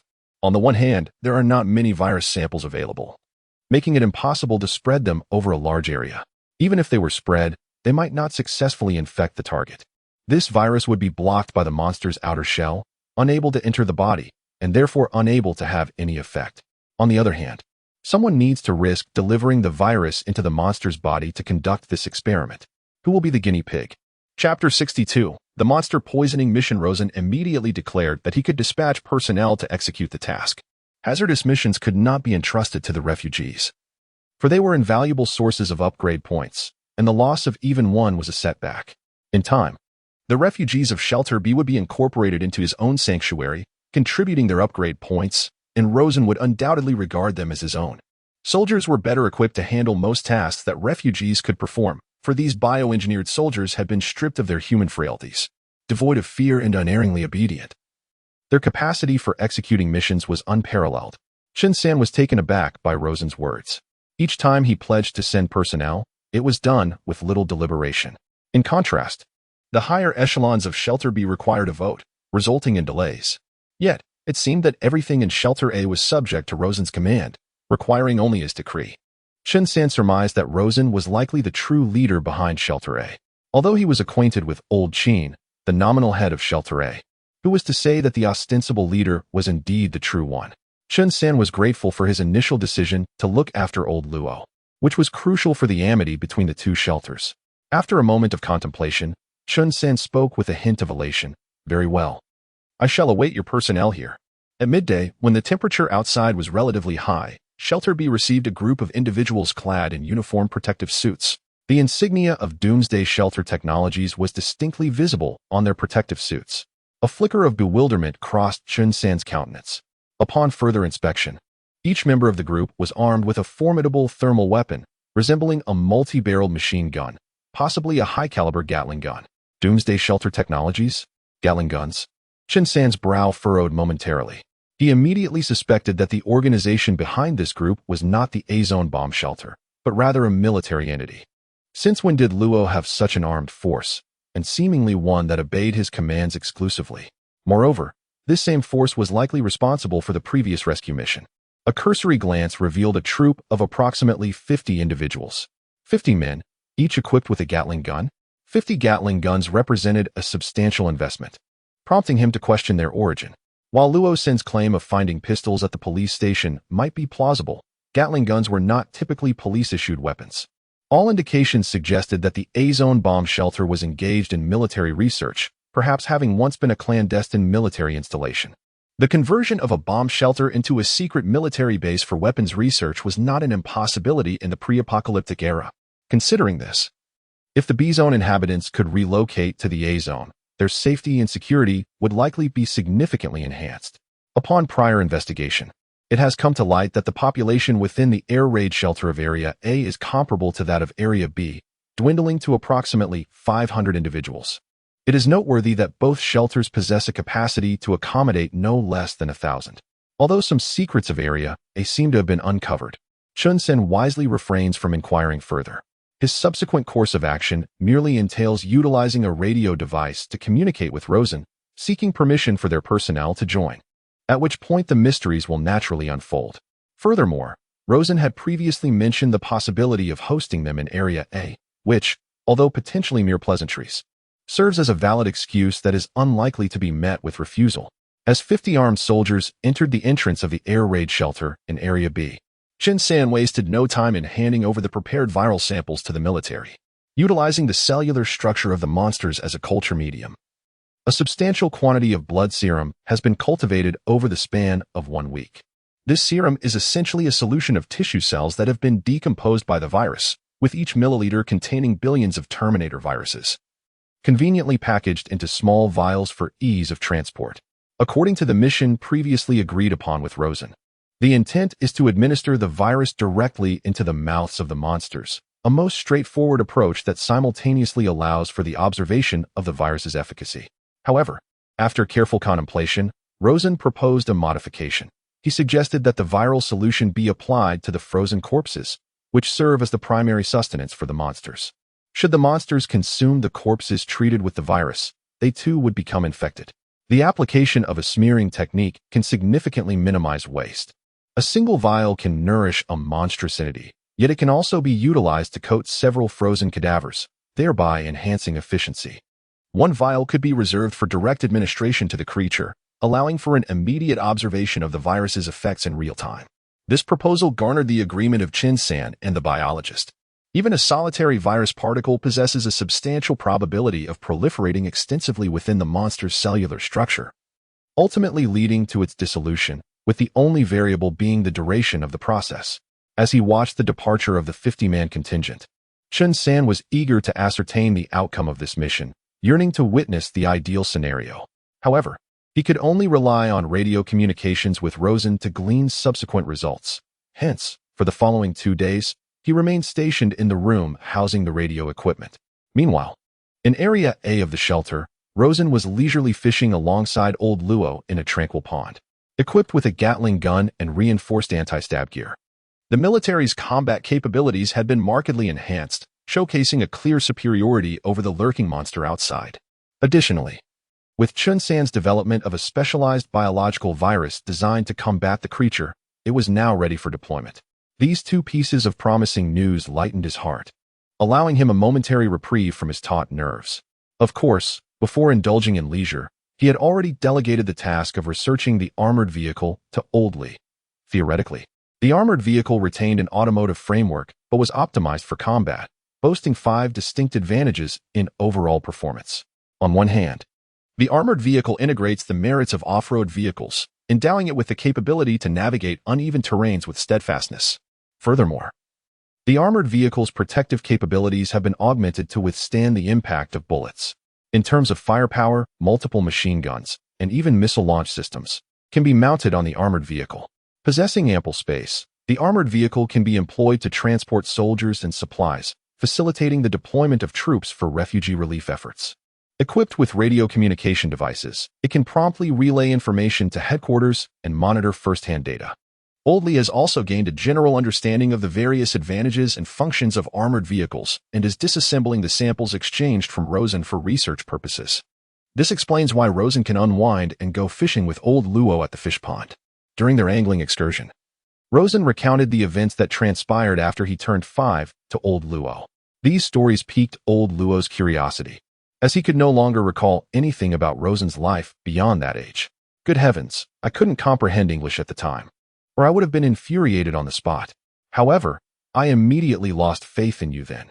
You've always been so unreliable, Rosen remarked, without much accusation, only reminiscence. Old Luo was bewildered, as if 3 question marks appeared above his head. Did I really do something so preposterous? Old Luo wondered, wanting to say, don't try to deceive me while I'm suffering from amnesia. Am I really that kind of person? Let's get to work. As Rosen's rod suddenly dipped sharply, he found himself with no time to engage in idle chatter with Old Luo. Skillfully, he reeled in the line, skillfully maneuvering with the mighty fish, gradually dragging it closer. It was a fish of impressive size. Indeed, the fish in this lake were remarkably large. Catching just one would be sufficient to feed several people for an entire day. Old Luo's face lit up with delight, momentarily forgetting all other thoughts, just as the 2 of them worked together to lift the sizable fish from the pond. The dispatched bio-soldiers returned. Rosen removed the recording device from the head of one of the living soldiers and began reviewing the captured footage. The first scene depicted a group of soldiers following a familiar route towards the B District air raid shelter, where they encountered Chun-san and acquired a substantial number of vials containing a viral solution. Subsequently, 50 soldiers stuffed the vials into the pockets of their protective suits and continued their journey towards the main road near the B District air raid shelter. They could only proceed along the alternative direction of the main road, which serendipitously led them towards the route that had previously diverted a large group of butcher-like monsters. 20 kilometers in that direction lay an amusement park situated in a densely populated area. When disaster suddenly struck in such a populous locale, it would result in a multitude of frozen corpses, comprising those unfortunate tourists who could not escape in time. After nearly an hour of jogging, the military left the outskirts, and the roadside began to reveal densely packed, ice-encased houses, primarily two-story structures, characteristic of a small village surrounding the amusement park. From the visual feed, a Ferris wheel looms 1 kilometer away, entirely encased in ice. Projecting from each of its observation pods are numerous sharp icicles, capable of piercing the tough hides of monsters if they were to fall. However, after prolonged freezing, they are likely quite sturdy and not so easily dislodged. Within a 100-meter radius of the Ferris wheel stands a slightly shorter clock tower, featuring a viewing platform. Regrettably, due to the icy conditions, it is probably impossible to ascend. Otherwise, it would serve as an excellent vantage point for snipers. The instant he saw the footage, Rosen's mind conjured images of battling monsters in the amusement park. He was intrigued as to how these soldiers would confront the amusement park scenery. Judging by the soldiers' attrition rate, the amusement park likely did not harbor many monsters. Or perhaps the monsters were overwhelmed by the heavy firepower of the Gatling guns before they could demonstrate their strength. As the soldiers traversed the village, the helmet-mounted camera captured a horrifying spectacle in the village lanes. Many frozen corpses had been incompletely devoured by monsters, some reduced to only a pair of legs cemented to the ground, while others were merely a severed head left behind. Even more gruesome, one frozen corpse had been cleaved in two by a sharp instrument, revealing a clear view of the internal structure and organs of the body's cross-section. These terrifying scenes sent shivers down the spines of Rosen and his companions. Although they were not strangers to the horrors of the post-apocalyptic world, they had never witnessed such a ghastly situation as this village. Evidently, there was an abundance of food here, leading the monsters to be less thorough in their consumption, resulting in a landscape littered with dismembered limbs and body parts. The battalion traversed the village, a veritable inferno, and located the entrance to the amusement park. At the Cataclysm's inception, the park was still operational. It is probable that disaster alarms were triggered in the vicinity, yet were likely disregarded by the populace or dismissed as mere drills. Ordinarily, in the event of a genuine catastrophe, the amusement park would have been notified, enabling the prompt evacuation of visitors to bomb shelters. Furthermore, the integrated alert function on mobile phones would have sounded, urging individuals to seek immediate refuge. However, the scene depicted in the footage starkly contradicts this expectation. The entire amusement park was saturated with frozen cadavers, a spectacle of appalling proportions. While it is conceivable that the park, owing to its holiday density, may have experienced some instances of delayed evacuation, the sheer multitude of fatalities is implausible. Judging solely by the number visible in the video, there are hundreds of frozen corpses. Some are seated, others recumbent or standing. And one family of 3 is embracing for warmth, frozen into a solid mass of ice. Something is amiss. How could there be so many frozen corpses? Lao Wang, Lao Luo, and others were similarly dumbfounded. Rosen paused the video for meticulous examination. After a brief interval, he discerned a crucial detail. These were not amusement park patrons. To be precise, the majority were local villagers. The family of 3, huddled together and swathed in quilts, presented a tableau more akin to an indoor setting, with the frozen corpse subsequently transported to the amusement park. This is a tenable hypothesis.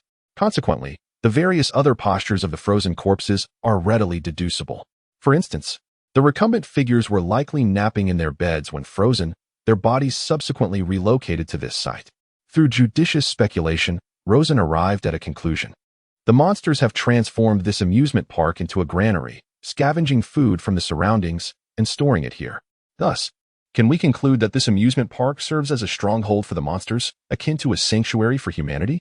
Rosen articulated his hypothesis while allowing the paused video to resume. After the army entered the amusement park, they began to apply the viral solution to the frozen corpses. A dense mass of frozen bodies obscured the view behind them, yet the video was filled with a muffled sound reminiscent of snoring. At that moment, the soldiers heightened their vigilance, directing the barrels of their Gatling guns toward the source of the noise. In Chapter 64, titled The Spider Monster Matriarch, the army managed only to apply the viral solution to the outermost layer of frozen corpses. Suddenly, from the inner regions shrouded by bodies, approximately 30 monsters surged forth, possessing the lower bodies of spiders and the heads of lizards. The army, armed with Gatling guns, could effortlessly crush them. The rapid fire echoed, as bullets raced through the monster's forms, leaving the ground awash with a pool of green, corrosive liquid. The first spider monster fell victim to the onslaught. Yet even more colossal spider monsters emerged from within the amusement park, overwhelming the soldiers, who numbered merely 50. As the soldiers continued to bombard the monsters with their Gatling guns, they methodically retreated, soon exiting the amusement park. The number of pursuing monsters diminished significantly, each one falling to the army's gunfire outside the park. Upon re-entering the amusement park, the monsters had grown wary. They surged forth like a triggered switch. Yet once the army withdrew through the gates, the monsters tacitly ceased their pursuit. This situation may be interpreted as a manifestation of territorial defense instincts, for the army has encroached upon the domain of the monsters, thus startling them. Were the monsters to be the aggressors, they would undoubtedly pursue relentlessly rather than retreating from their territory. After the army coated the frozen corpses with a viral solution, each soldier carried a vial of the virus, venturing deeper into the amusement park to experiment with the effects of administering the viral solution to the monsters. This task is undeniably fraught with difficulty, as accurately delivering the viral solution into the monsters' mouths is no simple feat. As the army advanced, the previously startled monsters surged forth, eager to sink their formidable jaws into the soldiers. With remarkable agility, the soldiers wielded the viral solution like grenades, hurling the vials towards the monsters' gaping maws. As the monster's jaws clamped down, the entire vial of viral solution burst open like a gummy confection, effectively coating the monster's mouths. The viscous substance trickled from between their teeth, yet most of the solution accomplished its purpose, successfully traversing the oral cavity and esophagus to enter the monster's digestive systems. The Terminator virus will begin to infiltrate from the monster's digestive tract, utilizing their flesh and blood as an inexhaustible breeding ground. The theoretical outcome of this invasion is the dissolution of the monster's cellular structure, paralysis of bodily functions, and ultimately, demise. This process is unlikely to take long, given that the monsters have ingested the viral solution in one swift gulp, allowing billions of viral agents to invade. The soldiers, having narrowly achieved their objective, retreated swiftly to the amusement park's entrance. The monsters, now consumed by an insatiable animosity, abandoned their earlier cautious stance and unleashed a relentless offensive. They seized several soldiers with ferocious bites, violently thrashing their reptilian heads. Within moments, the unfortunate captives were torn asunder, their body parts scattering through the air, a testament to the creature's immense bite force. Nevertheless, the majority of the soldiers managed to evade the monster's pursuit, observing the virus-ingested creatures from a safe distance. According to the research conducted by the B-section biologists, the virus was expected to infiltrate cells and initiate self-replication via internal nucleic acids within 2 minutes, causing rapid cellular division. This process would manifest macroscopically as the dissolution of flesh within the same time frame. The troops maintained their vigil from a secure perimeter, waiting a full 3 minutes before noticing the onset of sneezing among several monsters. A viscous, verdant fluid erupted from their nostrils, indicating the initial impact on the respiratory system. Pulmonary tissues liquefied into bloody effusions, expelled from the trachea as a purulent discharge. The monsters, sensing the deterioration of their physical state, writhed uncontrollably, desperately attempting to alleviate their discomfort, yet unable to discern its cause. Subsequently, their epidermal layers visibly contracted, exuding a glutinous fluid as their forms rapidly disintegrated into a chaotic, muddy consistency, eventually devolving into shapeless heaps of gore. The virus demonstrably took effect within a span of 3 to 5 minutes. However, the complete liquefaction of the monsters required a full hour. As for the scenario where monsters ingest frozen corpses and become infected with the virus, the time required for dissolution would be significantly prolonged. The soldiers, having ascertained that no living monsters remained within their field of vision, retraced their steps and ventured deeper into the amusement park's interior. Seemingly of their own volition, the soldiers discerned an anomaly within the park's confines, prompting a more thorough reconnaissance. This investigation unearthed a discovery of considerable import. Concealed behind the expanse of frozen corpses lay a dense congregation of colossal spider cocoons, each rivaling the size of a farmhouse. These cocoons were densely packed, affixed to the infrastructure beneath the Ferris wheel. The majority of these structures bore jagged, ebony-colored apertures, from which the aforementioned monsters had emerged. One particular cocoon, approximating the dimensions of a 5-story mansion spanning 500 square meters, featured an opening 5 times larger than the others. Its interior was shrouded in impenetrable darkness, suggesting the egress of a massive arachnid, its whereabouts currently unknown. Upon encountering this unsettling tableau, the military personnel ceased their advance.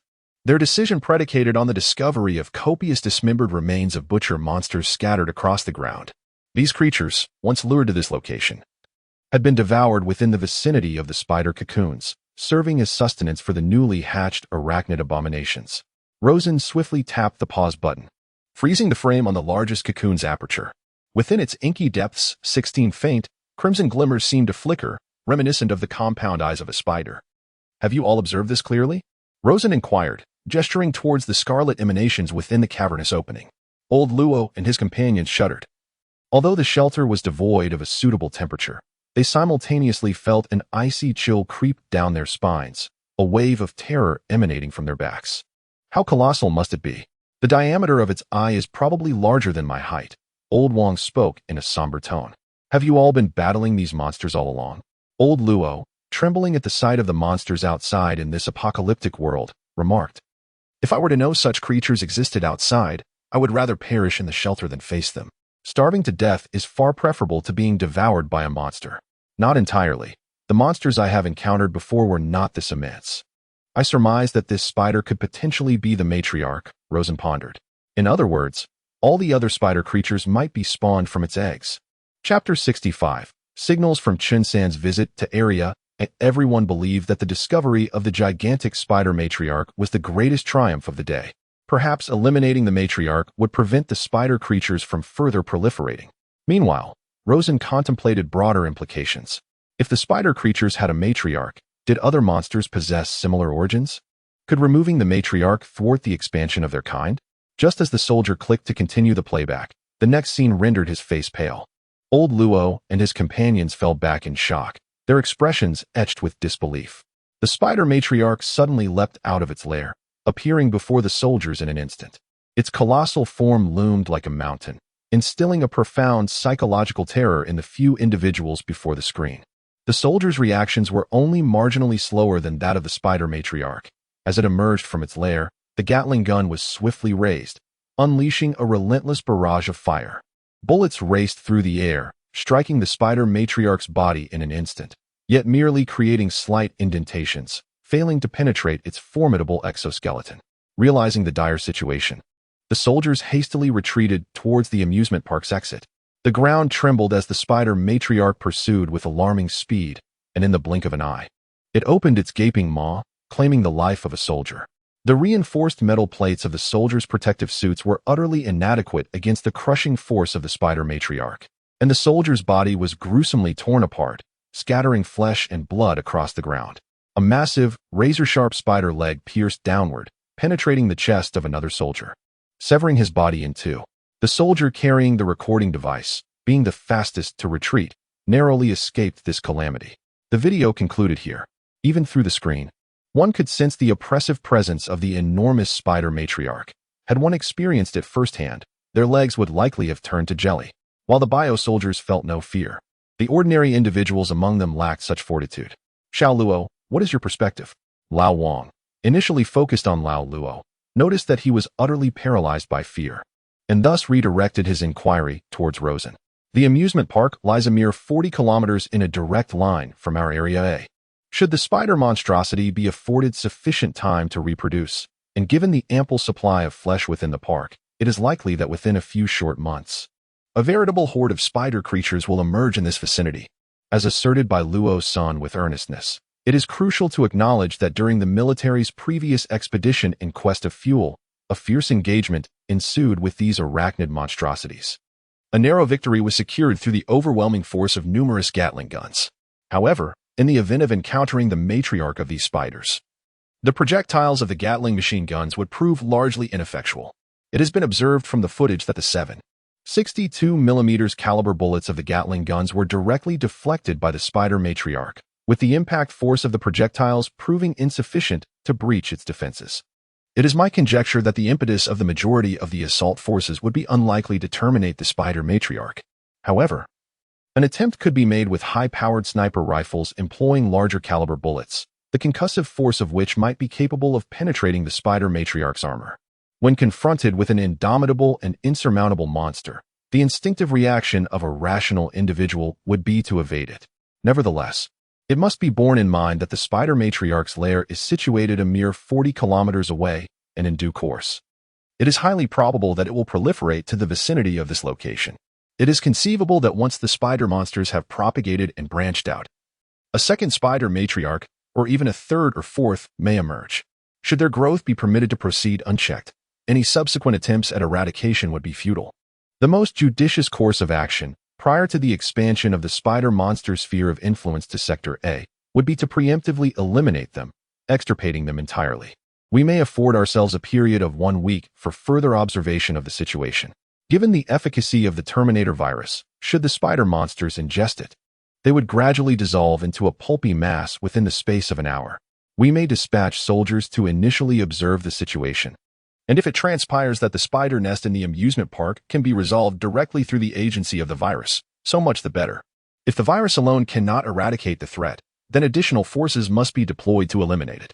In such a case, we shall employ sniper rifles, utilizing large-caliber ammunition, to ascertain whether we can eliminate the spider's maternal entity.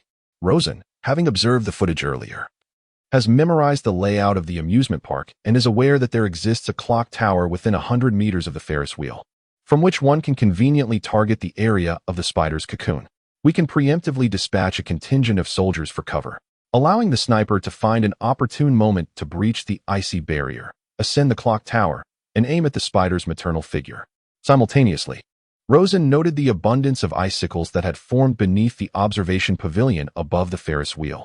Should the sniper succeed in severing these icicles with bullets, the falling masses, accelerated by gravity, may potentially penetrate the formidable defenses of the spider's maternal entity. However, this plan can be postponed for the time being. After all, his soldiers have already disseminated the virus onto the frozen corpses. We shall wait for the virus to take effect, only resorting to Plan B if the results are not forthcoming. Subsequently, Rosen conveyed the scenes he had witnessed in the video to Chun San at the B District Air Raid Shelter. Upon hearing that the Terminator virus was affecting the spider creature, Chun San and his companions felt a surge of morale, particularly the biologist, whose months of research and experimentation had not been in vain. Yet, the subsequent words of Rosen left them utterly disheartened. The formidable nature of the spider maternal entity and the potential threats that could arise in the vicinity rendered Chun San and his comrades speechless. It is imperative to recognize that the amusement park is situated a mere 20 kilometers from their B District's air raid shelter. Should the spider-like creatures over there proliferate abundantly, the B District's refuge will undoubtedly face catastrophe sooner than the A District. This realization solidified a notion in Chun San's mind. The refugees from B District must urgently relocate to A District. Currently, A District surpasses B District in virtually every aspect, particularly in terms of living standards, which are overwhelmingly superior. A district possesses the ability to cultivate its own vegetables and fruits and provides access to hot meals. This alone ignites the yearning of B District's refugees. Chun San had initially intended to contact Rosen to propose bringing a few trusted individuals to A District for an observational visit. Seizing the opportunity to communicate via radio, he promptly articulated this idea. Xiao Luo, what do you think about me bringing a few close associates to your place as guests for a few days? Upon voicing this suggestion, there was a moment of silence from Rosen's end. It was not a matter of reluctance on Rosen's part, but rather a contemplation of various circumstances. If the existence of the shelter were to be disclosed to Chun San and his group, it is highly probable that all refugees in B District would soon become aware of it. Rosen harbored uncertainties regarding whether the newcomers would coexist harmoniously with those already present, particularly in avoiding political strife.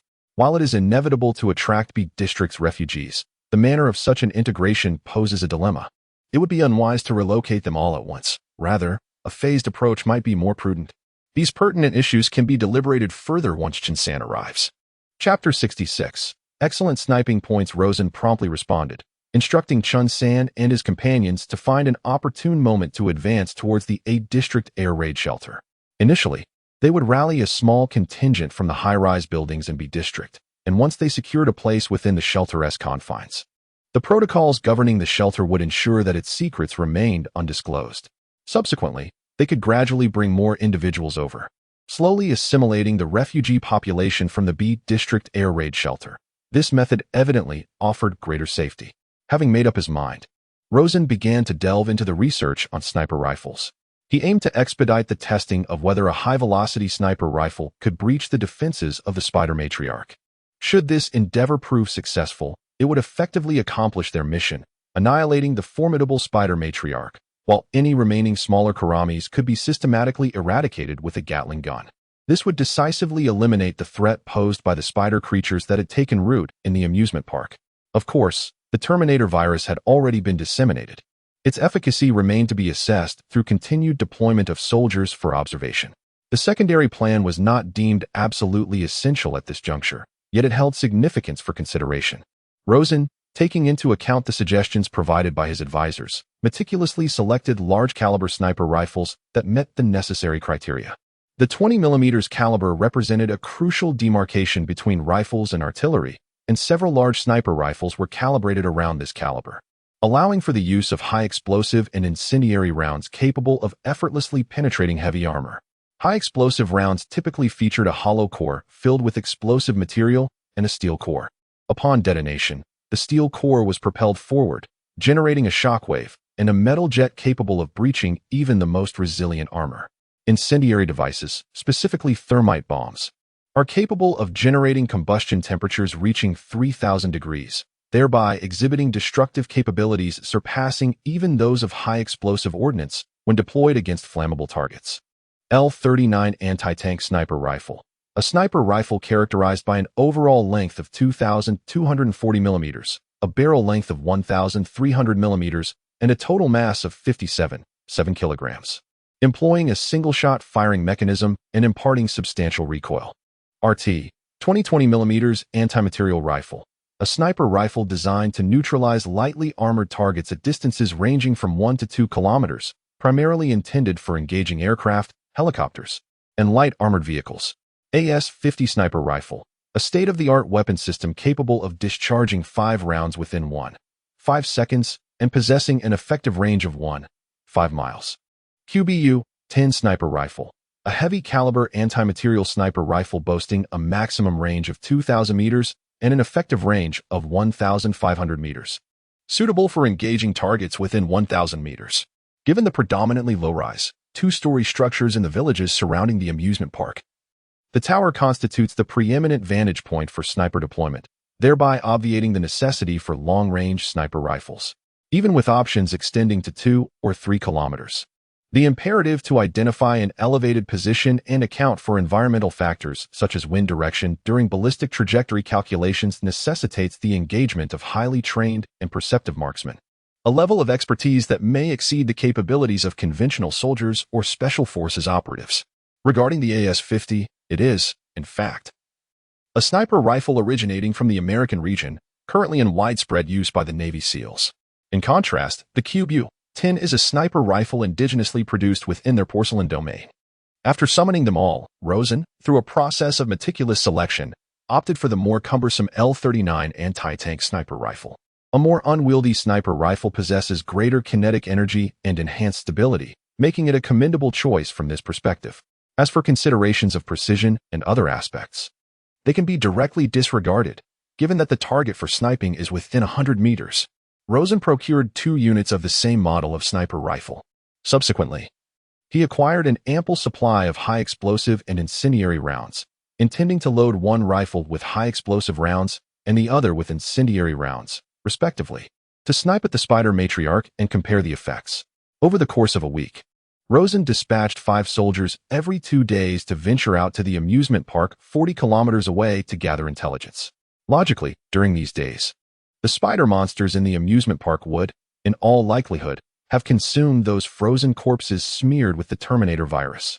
Consequently, the inner layer of frozen corpses was partially depleted by the spider monsters, yet it failed to produce an infectious effect.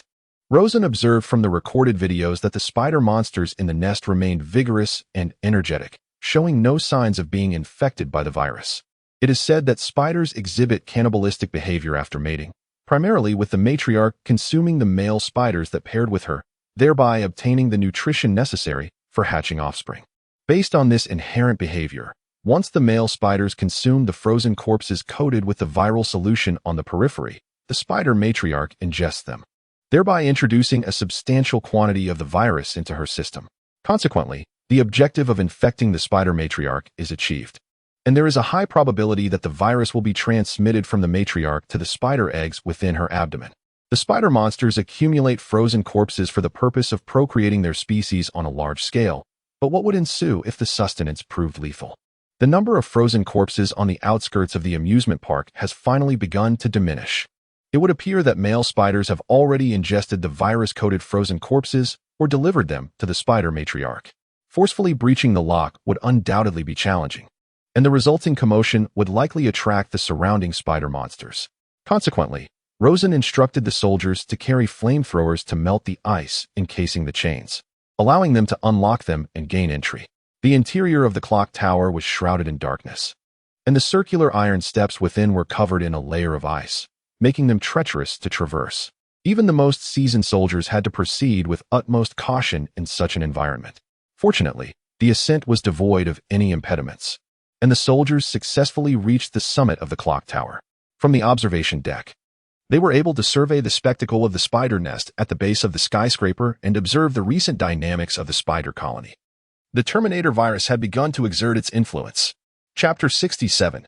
Resilient spider cocoons due to the elevated vantage point. The scene that unfolded was exceptionally comprehensive. In essence, the spider nest had devolved into a pandemonium of monstrous activity. Indeed, this was the consequence of a multitude of spider monsters consuming the frozen corpses imbued with the Terminator virus. The virus propagated within their systems, multiplying exponentially and dissolving tissue cells. No organism can remain unscathed when confronted with a destructive force originating from within. This culminated in a chaotic frenzy. One can envision that if the soldiers were to descend from the clock tower at this juncture, they would be instantly annihilated by the rampaging spider monsters emerging from the nest. The notion that leaving the spider monster's territory would ensure survival is no longer valid, as the situation has clearly devolved. The maddened spider monsters, writhing in agony, have completely lost their composure. The established tribal rules that once governed them are now ineffective in restraining them. Cannibalism has even been observed, primarily among male spiders, who attempt to alleviate the pain inflicted by the virus through mutual laceration. While using pain to counteract pain is evidently not a sound method, it is the only recourse available to these savage arachnids. Although the bio-soldiers are impervious to pain, their internal programming incorporates hazard assessment. Consequently, they would not irrationally choose to descend the tower, as such an action would undoubtedly be suicidal. The video lingered on this perspective for a protracted hour. Initially, the soldiers had successfully positioned a sniper rifle on the clock tower's observation deck, poised to fire upon the spider monsters below. However, due to Rosen's directive to first observe the virus's effects and out of concern for the inherent danger, initiating an attack at this moment would likely draw a large swarm of rampaging spider monsters up the clock tower, an equally self-destructive action. The soldier, caught between a rock and a hard place, observed the chaotic scene below from the clock tower for nearly an hour. His protective suit was covered with thick ice when the pandemonium finally began to subside. The ground was now littered with mangled spider corpses, their blackish-green bodily fluids seeping from their exoskeletons. Many of the spider monsters had begun to die, their bodies contorted into grotesque, dark spheres from the agony before dissolving into repulsive sludge within minutes. The virus, having been applied to the frozen corpses, was present in smaller quantities, making it less effective than direct injection. Surprisingly, the spiders had developed immunity to the virus. Rosen wondered if these creatures possessed an immune system as sophisticated as humans, capable of learning and developing immunity from antigens. If so, those spiders that had already developed antibodies would likely maintain a certain level of resistance for a considerable time, rendering them immune to the same virus. Even if their antibody levels waned, their body's memory would allow them to mount an immune response more readily upon subsequent exposure to the same virus.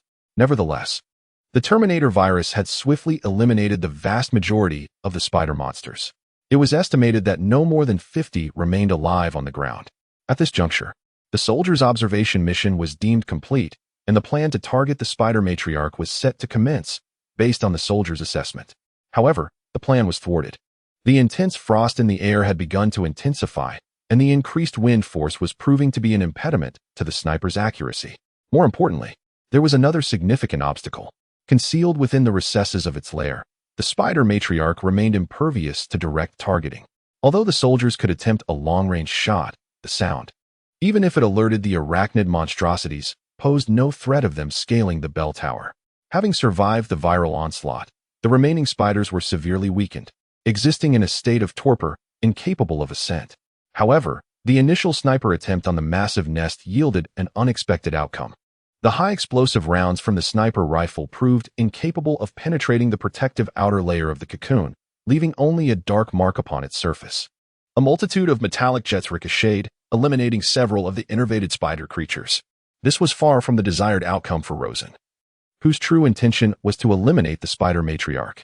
Now, the matriarch remained ensconced within the nest, and the outer cocoon possessed formidable defensive capabilities. Spider silk of comparable thickness far surpasses steel wire in performance. The specific species of spider was unknown, but its silk's fortitude exceeded that of steel. Had the cocoon been constructed of steel wire of equivalent gauge, the force of the impact would have severed several strands, rather than merely leaving a superficial blemish. After determining the inefficacy of high-explosive rounds in breaching the cocoon and harming the spider matriarch within, an alternative sniper rifle was deployed, this time loaded with incendiary rounds containing thermite and other rocket propellant fuels, promising a devastating conflagration. Bang! An incendiary round was launched, impacting the spider's cocoon. This time, a brief combustion occurred, and black smoke billowed from the cocoon chamber. Subsequently, a larger charred area than before was left behind, within which several thick spider silk strands were visibly severed. The effect was present, albeit not markedly significant. With a sense of curiosity, Rosen continued to scrutinize the video content. After the first incendiary round produced some effect, the soldier proceeded to launch several more incendiary devices. However, the results were increasingly negligible compared to earlier. There was merely an expansion of the scorched area and a few more broken strands of spider silk. For the thick cocoon, this was utterly inadequate. Considering the time constraints, the soldier made a judgment to cease firing incendiary rounds at the cocoon. Even with ample patience, time was of the essence. In a few hours, the encroaching frost would breach the protective suit, encasing him in ice. The soldier arrived at the same conclusion as Rosen, to employ high-explosive rounds to target the ice cones coalescing above the Ferris wheel. Hoping to leverage gravity to accelerate the ice cones into a free fall, thereby piercing the spider cocoon. Chapter 68. Elimination of the spider matriarch. Boom. A high-explosive round, brimming with anticipation, was accelerated through the rifle barrel, creating a visible vortex in the air as it cut through the swirling frost.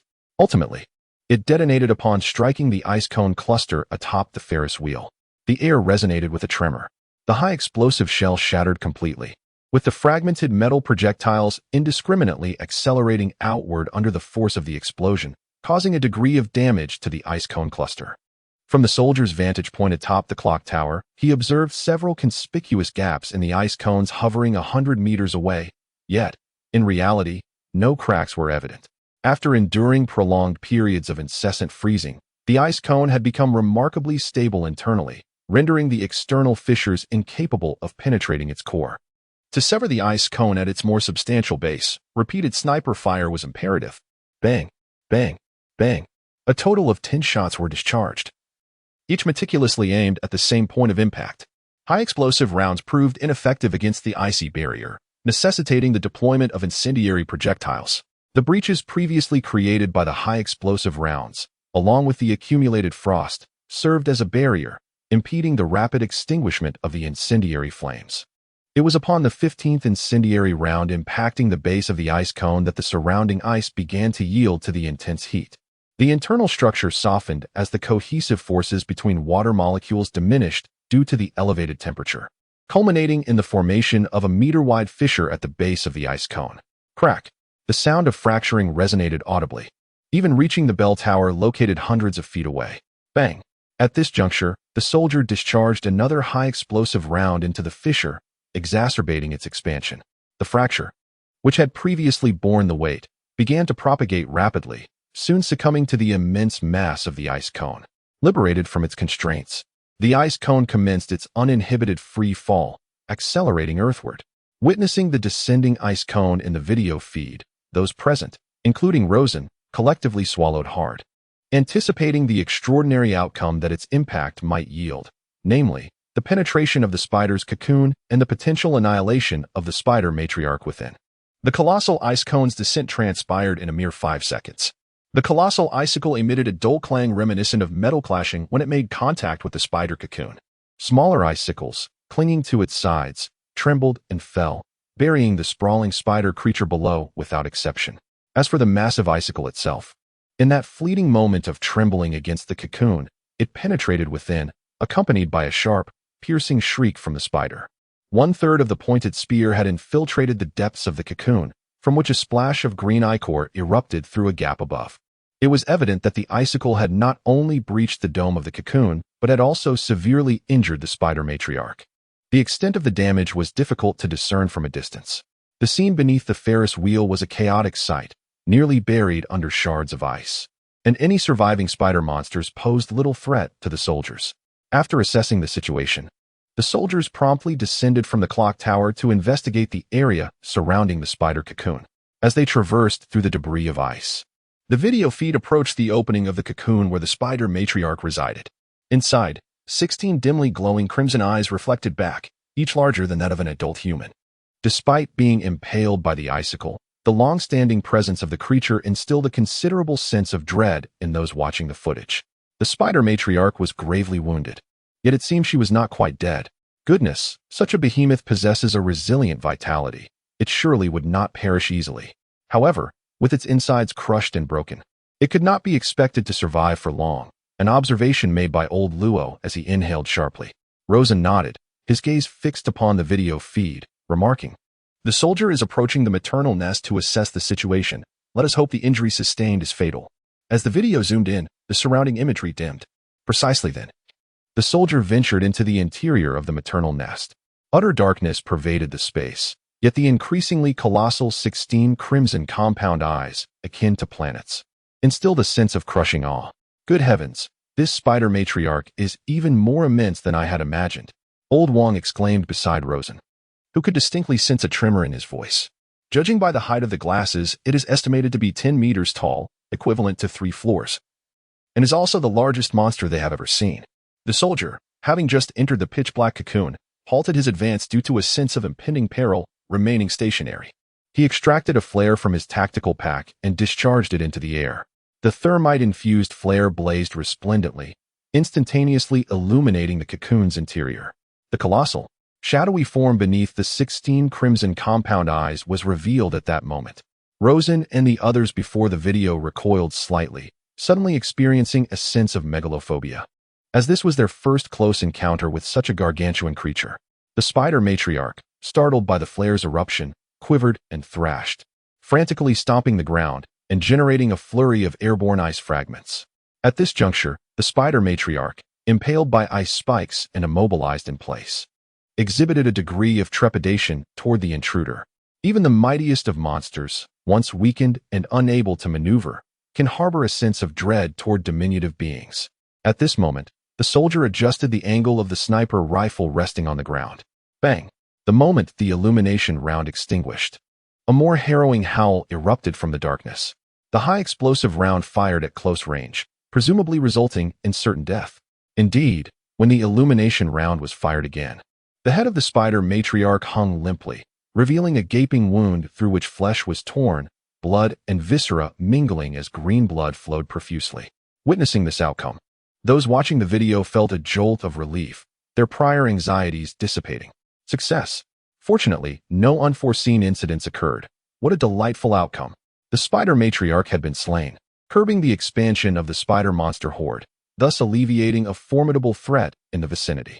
The inhabitants of the shelter erupted in jubilant cheers, and Rosen relayed this splendid news via radio to Chun San in the B District Air Raid Shelter.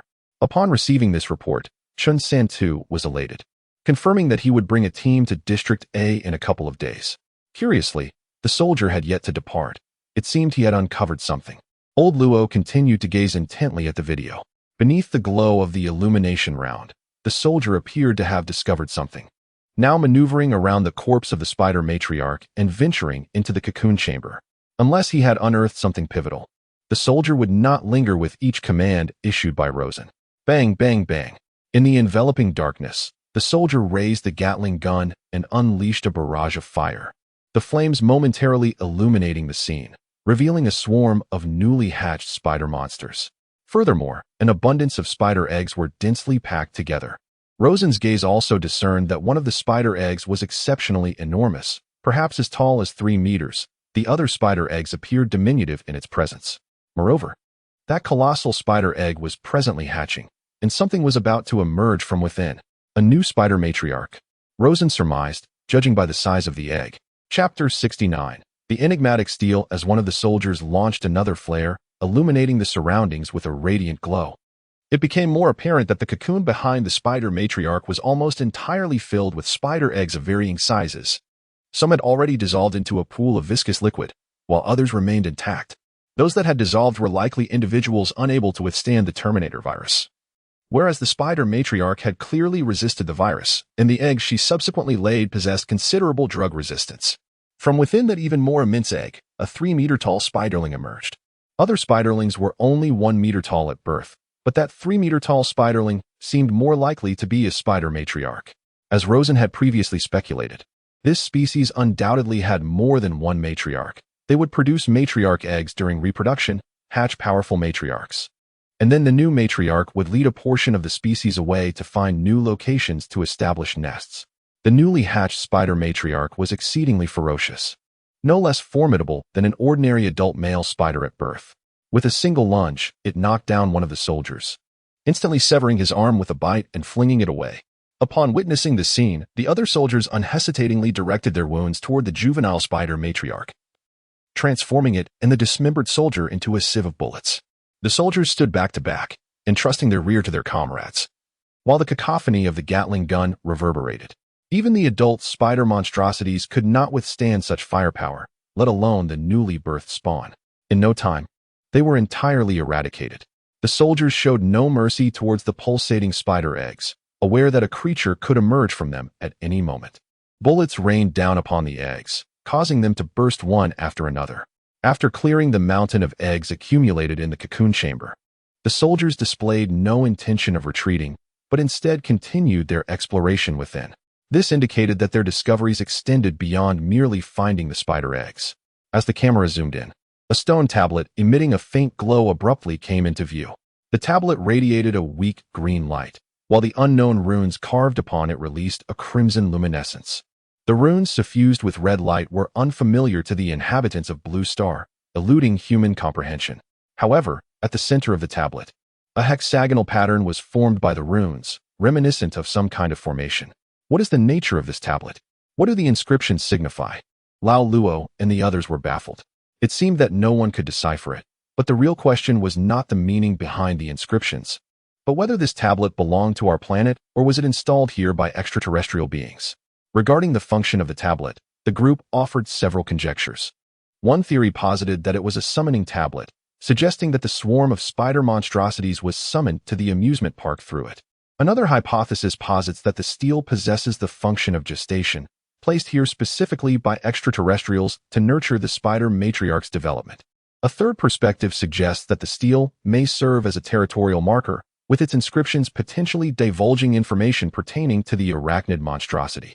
Rosen interrupted their conjectures, stating, "Let us defer the matter of the steel until Chen San and his companions arrive, at which point we shall conduct a thorough investigation." 3 days later, Chen San visited a sector's bomb shelter, accompanied by a biologist and another man. Upon being escorted into the refuge by Rosen, the trio was profoundly astounded. Rosen informed them that this was future technology discovered by the search team, which further astonished them and elucidated why a sector could deploy military forces. After the 3 individuals divested themselves of their cumbersome protective attire, their visages were revealed. Rosen had previously encountered Chun San, obviating the need for further introduction. The biologist beside Chun San was a diminutive, close-cropped man, perpetually sporting a guileless grin, which gave off an air of simple-mindedness. To the biologist's left stood a bald-headed man, whom Chun San introduced as Su Tao, the leader of B Sector's bomb shelter. Upon seeing Old Chin, the bald-headed Su Tao immediately approached him for a handshake. "Old Chin, it has been 3 years since our last encounter." The two had been friends in the past, maintaining a relatively amicable relationship. The scene within filled them with trepidation. Upon witnessing the spider matriarch's towering height of 10 meters, Chun San and his companion felt a chill run down their spines, experiencing a premonition of imminent devouring. Heavens! Such a colossal monster is a sight I have never beheld before. This is the bird-eating spider from the Amazon jungle, inherently massive, capable of growing up to 38 centimeters. The lizard's head atop its own is that of a Komodo dragon, primarily inhabiting the islands of Indonesia. Its considerable size, I surmise, is influenced by the genetics of the dragon, as explained by the biologist. The scene continued until the appearance of the steel, and suddenly, the eyes of Chun San and the biologist lit up. "It's the steel," Chun San exclaimed. "Have you seen it before?" "Once," he replied. "When I was out searching for supplies, I discovered it within a residential building, where a multitude of monster corpses lay, and there I encountered a similar glowing steel." He briefly recounted the findings of the A District search team. In essence, they had entered a residential building and uncovered a monster nest that had been cleared out, noting that only about 20 of the creature, known as Ruejiang, remained. Clearly, another supply team had arrived here prior, possessing considerable combat capabilities, as evidenced by the remnants of eggshells found on the wounds of the monsters, suggesting military involvement. However, that is not the crux of the matter. What is significant is that a similar steel appeared even in this small-scale monster nest. Why would such a steel materialize within a monster's lair, and what does it signify?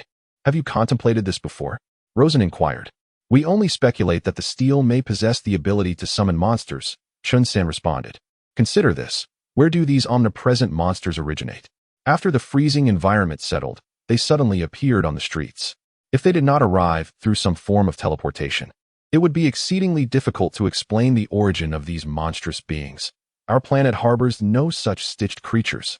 Therefore, do you believe the monument serves as a teleportation device?" Rosen inquired, slightly aligning with their hypothesis. The frost that enveloped the air is derived from the Arctic region.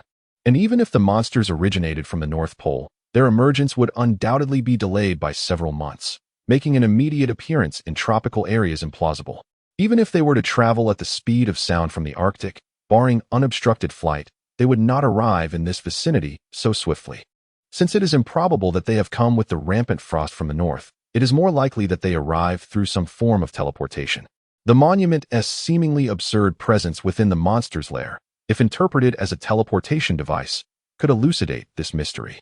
If, as you assert, this is indeed a teleportation device, might it not continue to summon monsters in the future? Rosen posited a disquieting conjecture. Unless it is a one-time apparatus, the monument remains erect, most likely retaining its function.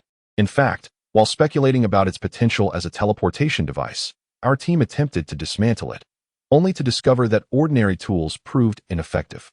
Chun Sen remarked. "We used conventional axes and kitchen knives, as we lacked any alternative instruments. A long-handled fire axe possesses sufficient force to penetrate half-centimeter thick iron plates. Yet when the axe struck the monument, it left not the slightest trace." Chun Sen remarked, "I believe it may not be impossible to destroy, but rather that our current force is insufficient. It would be prudent to experiment with thermal weaponry. Human capabilities are limited, and we can only achieve so much. However, the power of thermal weapons far surpasses human strength, making it worth a try. Are you considering dispatching troops to obliterate the monument?" Chun Sen continued. "The nearby monsters have largely migrated elsewhere due to the scarcity of food, so we could accompany the troops to observe the situation. Indeed, this matter is worth pursuing. However, since you are here, we must extend our hospitality at the refuge," said Rosen, instructing Aunt Wong to prepare a sumptuous feast. Having long heard of Chef Wong's culinary skills, he was pleasantly surprised to experience them for the first time in a post-apocalyptic shelter.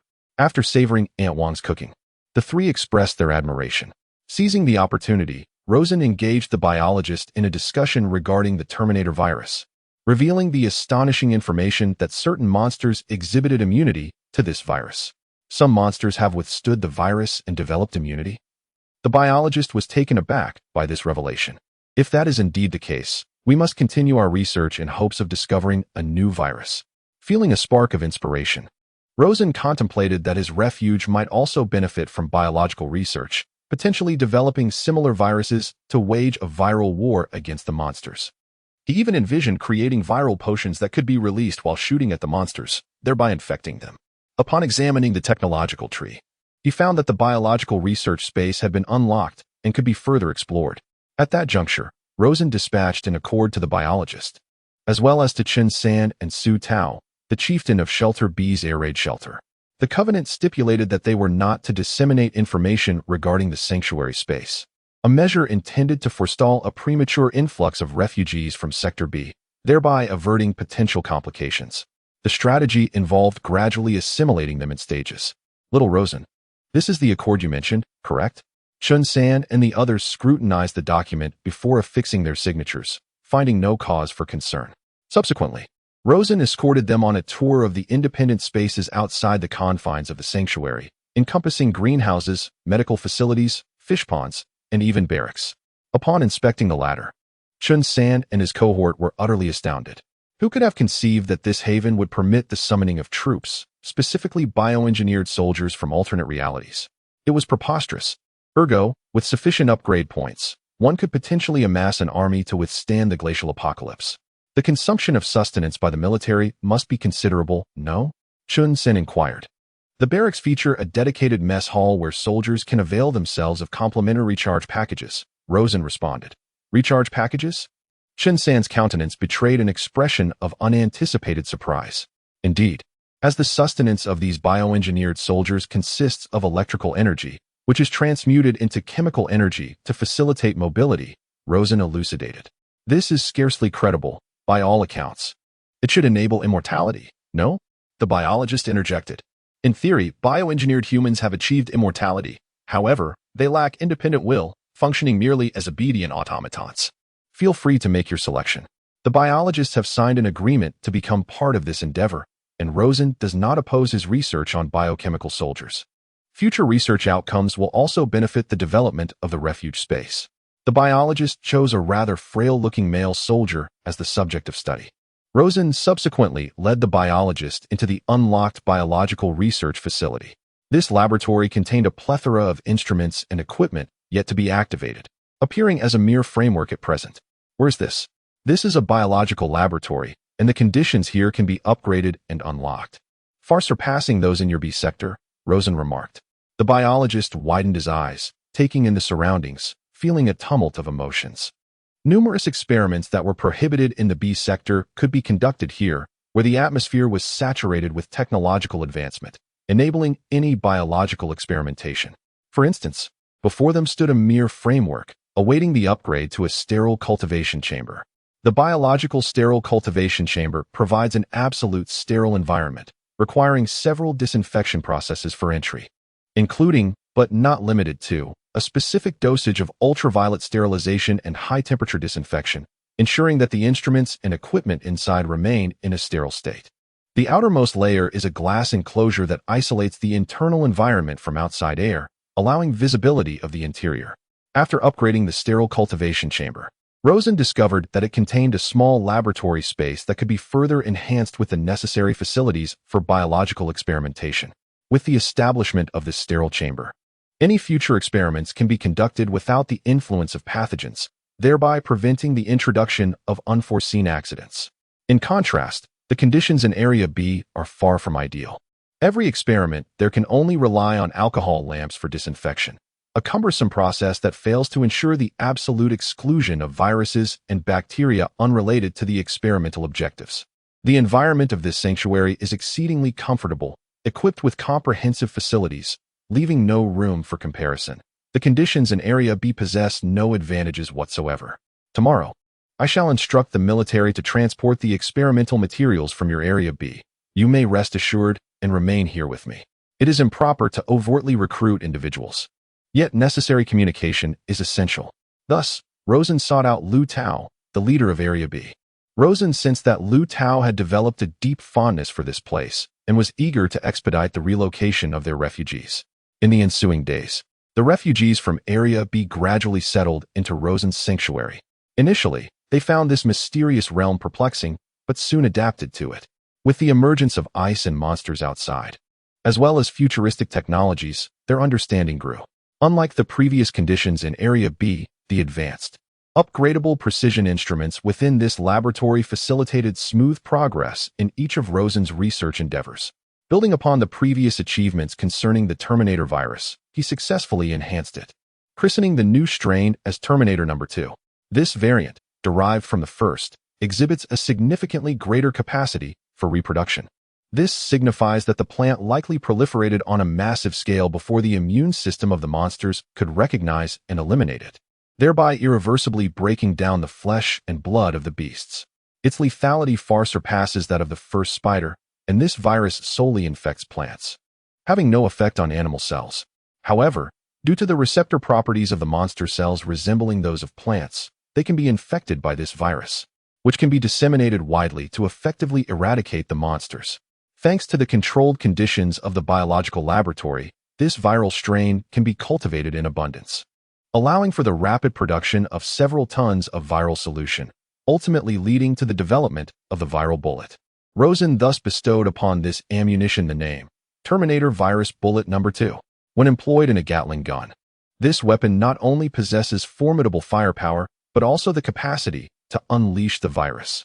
A month later, Rosen dispatched a contingent of biosoldiers armed with Gatling guns and Terminator Virus Bullets No. 2 to the amusement park to investigate the mysterious monument. Along the way, they encountered a solitary monster, which was effortlessly dispatched under a hail of bullets. Even if it did not perish immediately, the Terminator Virus No. 2 would still decompose the monster's corporeal form into a putrid slurry. Observing the corpse of the fallen monster disintegrate and dissolve at a visibly accelerated rate attests to the ferocity of Virus No. 2 compared to its predecessor. Upon reaching the amusement park, they were greeted by an overwhelming stench as they entered. The spider cocoon chamber was relatively enclosed, making the odor difficult to dissipate. Fortunately, the protective suits provided a degree of insulation, preventing them from being immediately overwhelmed. They ventured further inside and beheld the monument emitting a faint glow. Indeed, it is such a stone tablet, square and standing upon the ground, emanating a ghostly green luminescence, adorned with scarlet runes, Chun-san remarked. Rosen gestured to a nearby soldier, who promptly handed him a loaded Gatling gun. Positioned 5 meters from the tablet, Rosen was resolute in his belief that he could leave a mark upon it. The mere presence of a mark would signify its susceptibility to destruction. Rat-a-tat-tat. With a sense of anticipation regarding the changes in the world, Rosen unleashed a barrage of gunfire. As a stream of bullets was expended, he advanced with his flashlight to inspect the tablet.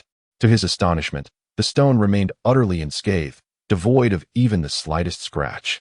On the ground, however, lay a scattering of crushed eggshells. This indicated that the tablet possessed an extraordinary density and hardness, rendering the bullets utterly flattened upon impact. It was harder than steel, and certainly not composed of any gem-like material. Even the most resilient of gems would have been obliterated under such relentless fire. Could it be that the tablet was made of some novel substance akin to a diamond structure? As Rosen circled the tablet closely, he scrutinized the inscriptions upon its surface. And suddenly a thought took shape. This revelation left Chun-san and the others momentarily taken aback. It was indeed audacious for Rosen to entertain such notions. One could only speculate about the weight of this material.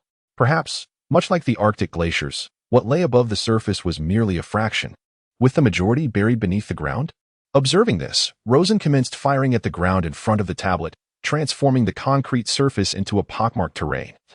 With shattered fragments of concrete and mortar flying about, filling the air with a cloud of dust. Under the relentless bombardment of the Gatling gun, only the surface concrete was shattered, after which soldiers were directed to excavate through the breach, attempting to extract the entire stone monument.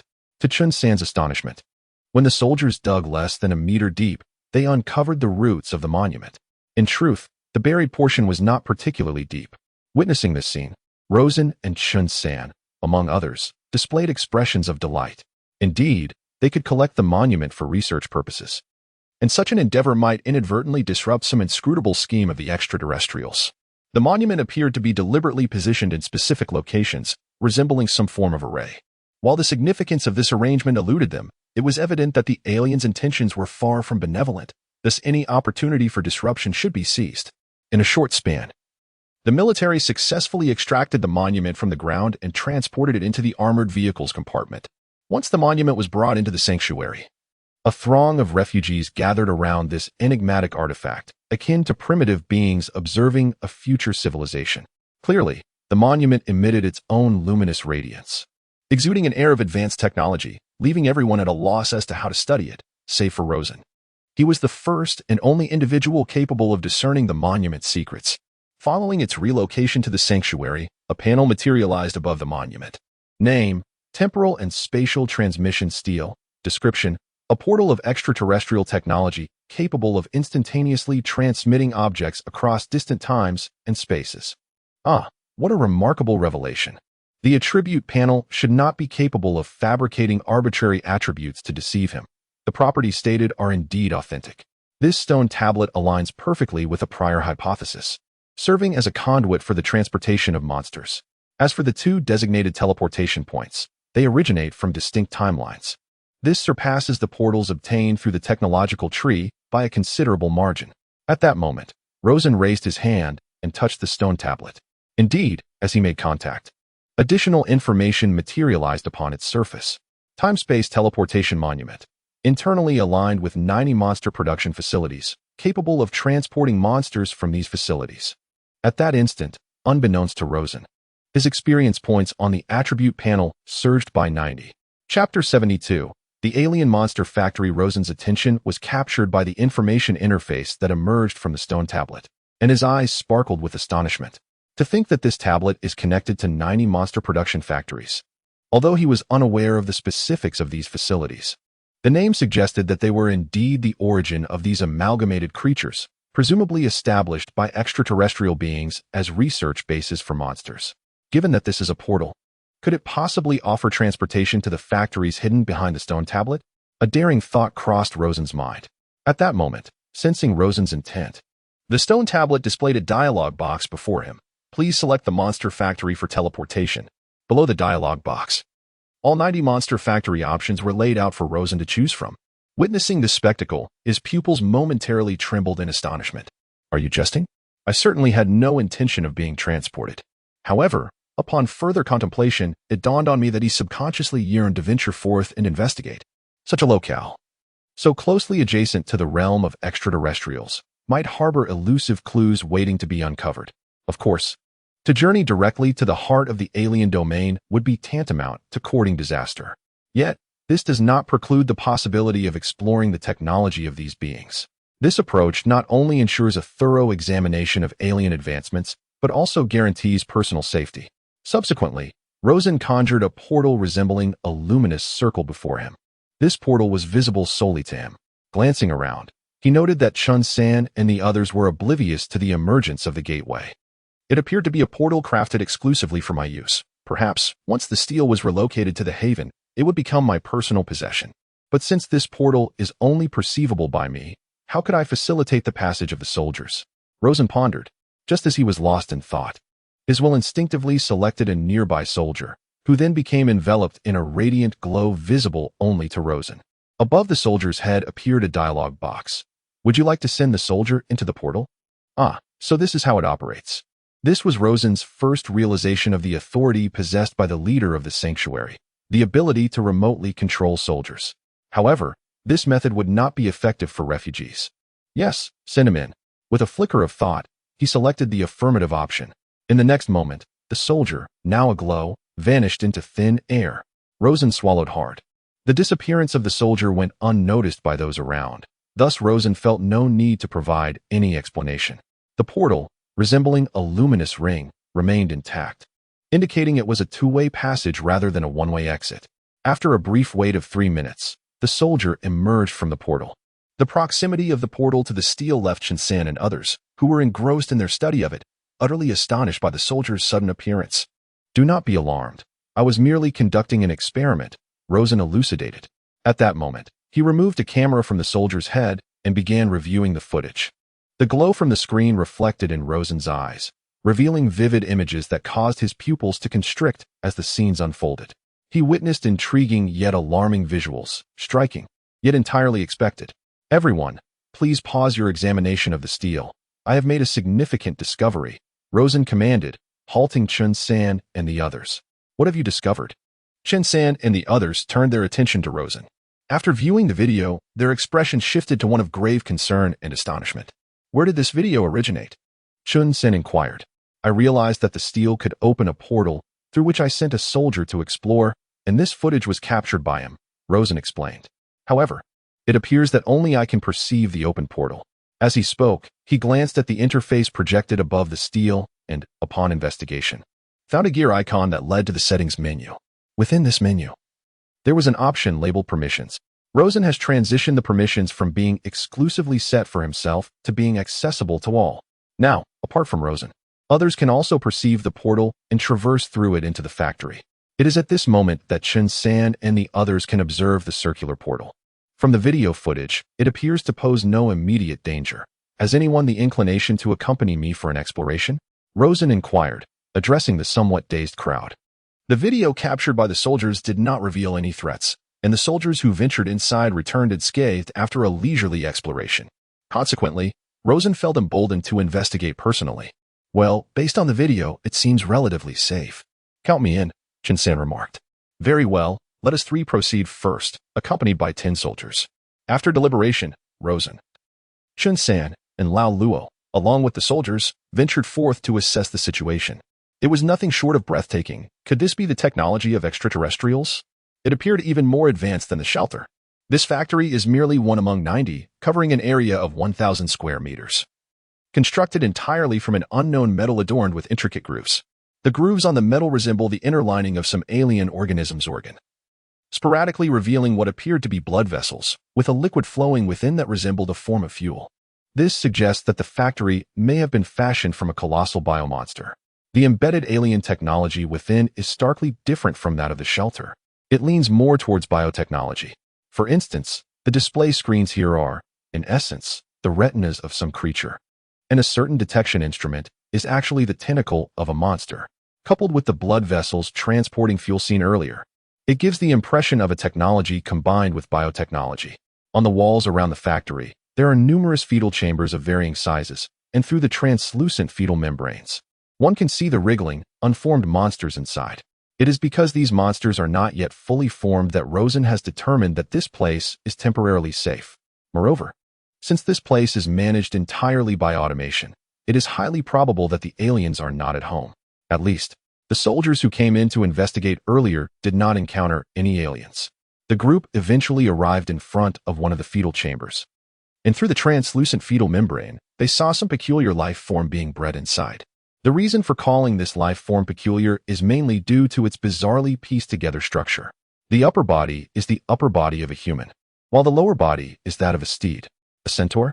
Rosen began to suspect whether some of the stitched-together monsters in human civilization's legends originated from alien technology, such as minotaurs, centaurs, and other stitched monsters. Chapter 73. Monster Destruction Directive. Is this thing the creation of aliens? Of course. Does this even need to be said? However, I suspect that the Loch Ness Monster was also released into Loch Ness by aliens? Perhaps aliens released research results onto our blue planet a long time ago. It's hard to say. Are we going to kill these embryos? Chen-san suddenly asked. Frowning in contemplation, Rosen nodded, stating, destruction is imperative. Ideally, we should incinerate this entire facility. Should these creatures proliferate, they would pose an immeasurable threat.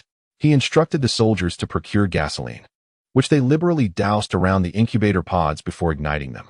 The aspiration was noble, yet reality proved starkly different. As the flames began to lick at the pods, they exuded a copious amount of liquid, instantly extinguishing the fire. Rosen and his companions were taken aback by this unexpected development. Increase the firepower, Rosen commanded. The soldiers, acting on his order, raised their Gatling guns and unleashed a torrent of fire upon the pods. The ammunition expended was a modified viral variety, engineered to dissolve plant cells. The pods were rapidly disintegrated, and the creatures within were reduced to a putrid sludge. These pods bore a striking resemblance to plant cell walls, arranged in a dense, contiguous manner. The bullets swept across them, but the ammunition was soon depleted, having only managed to eradicate a fraction of the whole. It was at this juncture that the military contingent located the factory's control room. Within the control room, they discovered a stone stele. The stele was conspicuously positioned, with a conduit extending towards the point from which Rosen's group had been teleported. This explained why they had not been instantly transported to this location. An examination of the control room's terminal interface revealed that it served as the central nervous system for the factory's creatures. The two screens connected to it functioned as the creatures' retinas.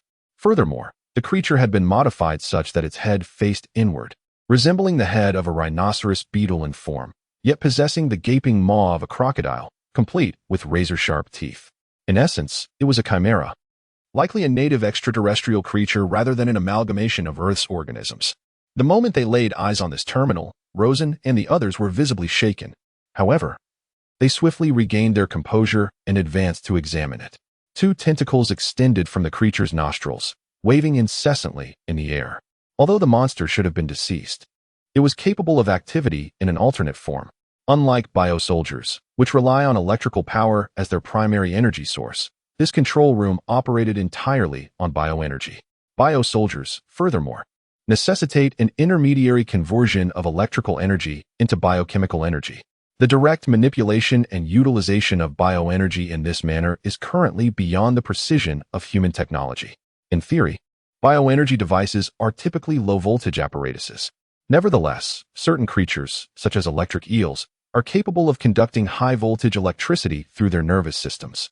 Consequently, it remained uncertain whether these tentacles posed an electrocution threat. Rosen and his team steered clear of the tentacles. Given their proximity to the control room's operating terminal, they were constrained to searching the periphery. The surrounding area was replete with ancillary equipment, yet their primary control remained at the central terminal within the room. After careful deliberation, Rosen dispatched a soldier to approach the tentacle-occupied control terminal. Upon reaching the terminal, the tentacles proactively approached, making contact with the soldier's head. The soldier, seemingly oblivious to any peril, continued toward the control console. What purpose did these tentacles serve? Rosen remained uncertain and, as a result, sent another soldier forward to investigate. He discovered that upon making contact with the first soldier, the tendrils disregarded the second soldier entirely. When additional soldiers were dispatched, they similarly failed to elicit a response from the tendrils. Once assured of safety, Rosen led the remaining personnel forward. Upon reaching the control console, Rosen immediately noticed an array of densely clustered claws, each roughly the size of his palm, yet appearing desiccated, reminiscent of skeletal fingers or withered branches. As Rosen approached, those claws sprang to life, brandishing menacingly, and even a dark, scaly arm emerged from within, nearly brushing against him. Witnessing this alarming spectacle sent a chill down Rosen's spine. "What on earth is this?" Shinsan inquired, his face ashen. The sights encountered along their journey had been unnervingly macabre, reminiscent of being ensnared in a nest of insects. "It resembles a switch," Rosen speculated. He discerned that the earlier movements of the claws were merely a reaction to proximity, not an intention to seize him. "A switch?" Shinsan responded, astonished. "It appears akin to a gate. For instance, pulling a finger on one of the claws might activate a mechanism." Rosen recalled a PC game he had played, which featured a similarly eerie aesthetic, where claws served as gates and arms as keys. He instructed a soldier to pry open one of the claw's fingers. At that moment, a sound akin to muscles writhing emanated from the console, producing a disturbing squelching noise. Frankly, this sensation was spine-chilling, evoking the impression that the factory was still alive. Suddenly, from all directions, piercing roars of monsters echoed forth. The hair on the backs of Rosen and his companions' necks stood on end. In the video, sharp bone spines suddenly erupted from the chambers within the walls, each chamber being pierced by these spines, extinguishing the monsters gestating within. Was this an order to eradicate the creatures? Observing the footage, Rosen realized that his recent actions had triggered this command. He took note of the position of the finger he had pried open, situated among the array of claws. The internal mechanisms of the monster factory made it exceedingly difficult to dismantle the instruments within, yet fortunately, the gestating monsters were eliminated through the destruction command. It remained uncertain whether new monsters would emerge, but it was assuredly a relatively safe environment for the time being. After departing from the first monster factory, Rosen ventured into another. The ambience of the second factory mirrored that of the first, characterized by a dimly lit environment imbued with extraterrestrial biological technology. At the control terminal, he discovered another arrangement of peculiar claws. Recalling his previous experience, he pried open one of the fingers. Indeed, the same terminal and the same command were present. The second monster factory also activated the order to annihilate the creatures under his manipulation. Rosen speculated that the aliens had instituted this destruction protocol out of fear that one day they might unleash monsters beyond their control. From this perspective, It seemed that the aliens themselves possessed relatively weak physical attributes, akin to the frail beings often described in accounts of little gray men. Theoretically, there exists an inverse relationship between command and physical prowess, a phenomenon commonly observed in the natural world. Higher beings endowed with greater intelligence tend to possess a higher degree of vulnerability, resulting in diminished combat capabilities. In contrast, creatures endowed with formidable strength typically exhibit a lack of intellectual prowess. This phenomenon is a consequence of evolutionary selection. Those who survive through intellect channel their energies into the development of wisdom, while others direct their resources towards enhancing their physical power. In Chapter 74, titled Mayan Civilization, the Pyramid Sanctuary, as Rosen instructed his soldiers to explore the third monster factory, the internal layout of this new factory mirrored that of the previous two. However, it revealed a creature resembling a beetle.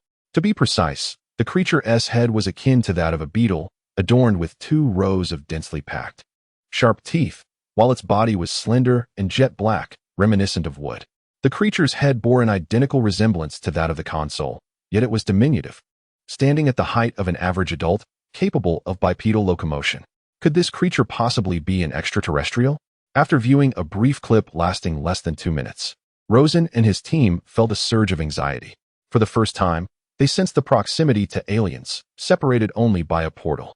Might it be that the terminal devices within the factory were indeed constructed from these creatures?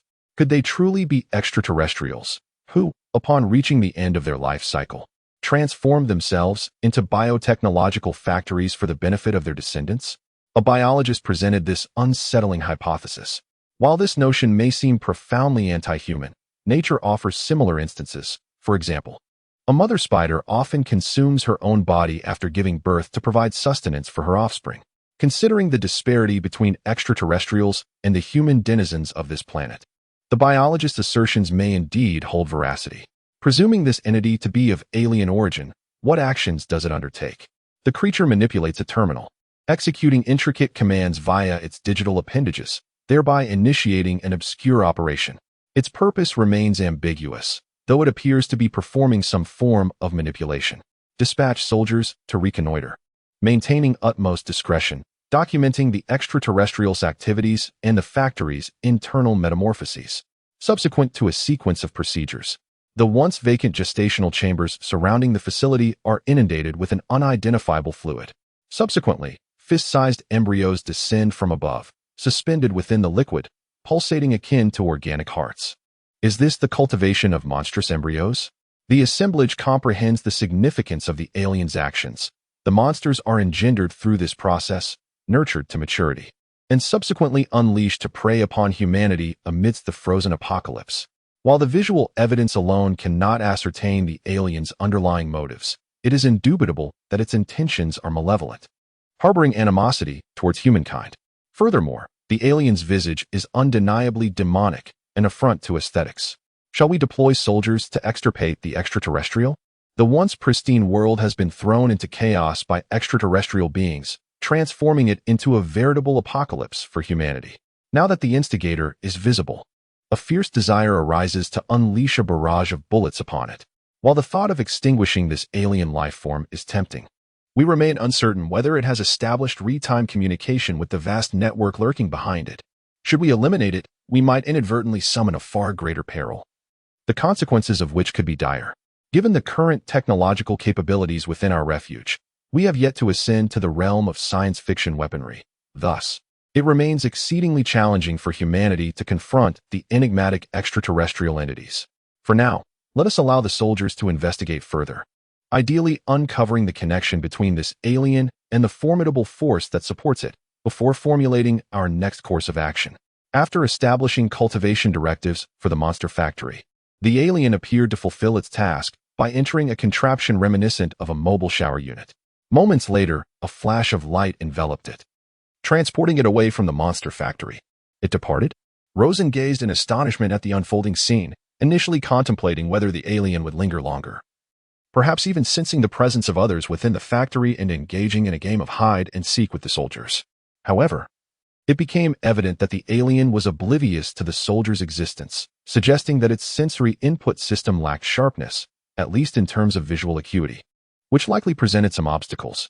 Once the alien had vacated the premises, Rosen re-entered, activating the control switch to terminate the freshly cultivated embryos. Following the same procedure, he and his companions extinguished the remaining monsters within the 87 monster factories, snuffing them out in their gestation chambers. With the completity to be cognizant that a single stele is interconnected with 90 monster factories implies that these factories are the providers of monster resources for the stele. Furthermore, a single monster, akin to the previous arachnid creature, can readily proliferate into a vast colony. The diverse array of monsters previously encountered originated from monster factories analogous to those behind the stele. Rosen scrutinized the configuration interface on the stele and altered it to a disabled state. Consequently, the stele has temporarily lost its capacity for teleportation. Upon the initial discovery of extraterrestrial presence, a sense of trepidation arose among Chun San and others, leading to various conjectures. The most prevalent concern revolved around the apprehension of being located by extraterrestrials at the A-Zone air raid shelter. Should the sanctuary's location be exposed to extraterrestrials, it is highly probable that the inhabitants would face immediate termination or be captured, decapitated, and utilized as components for grotesque amalgamations. The mere thought of such a scenario is exceedingly dreadful. Amidst the refugees' trepidation, Rosen remained proactive, seeking counsel from the strategist regarding the resolution of the impending crisis. The strategist proffered the following two optional courses of action for consideration. Option 1. Unlock the S-002 Sanctuary's Mayan pyramid, which could yield the authentic treasures of the Mayan civilization, thereby acquiring advanced ancient civilization weaponry to counteract extraterrestrial technology. Recommended priority, 98. Option 2. Abandon the blue planet and designate this sanctuary system as humanity's new abode. The system guarantees that it will remain undetected by extraterrestrials. Recommended priority, 98. The unprecedented occurrence of two options with a recommended priority of 98 indicates the strategist's conviction that both choices are viable and highly commendable.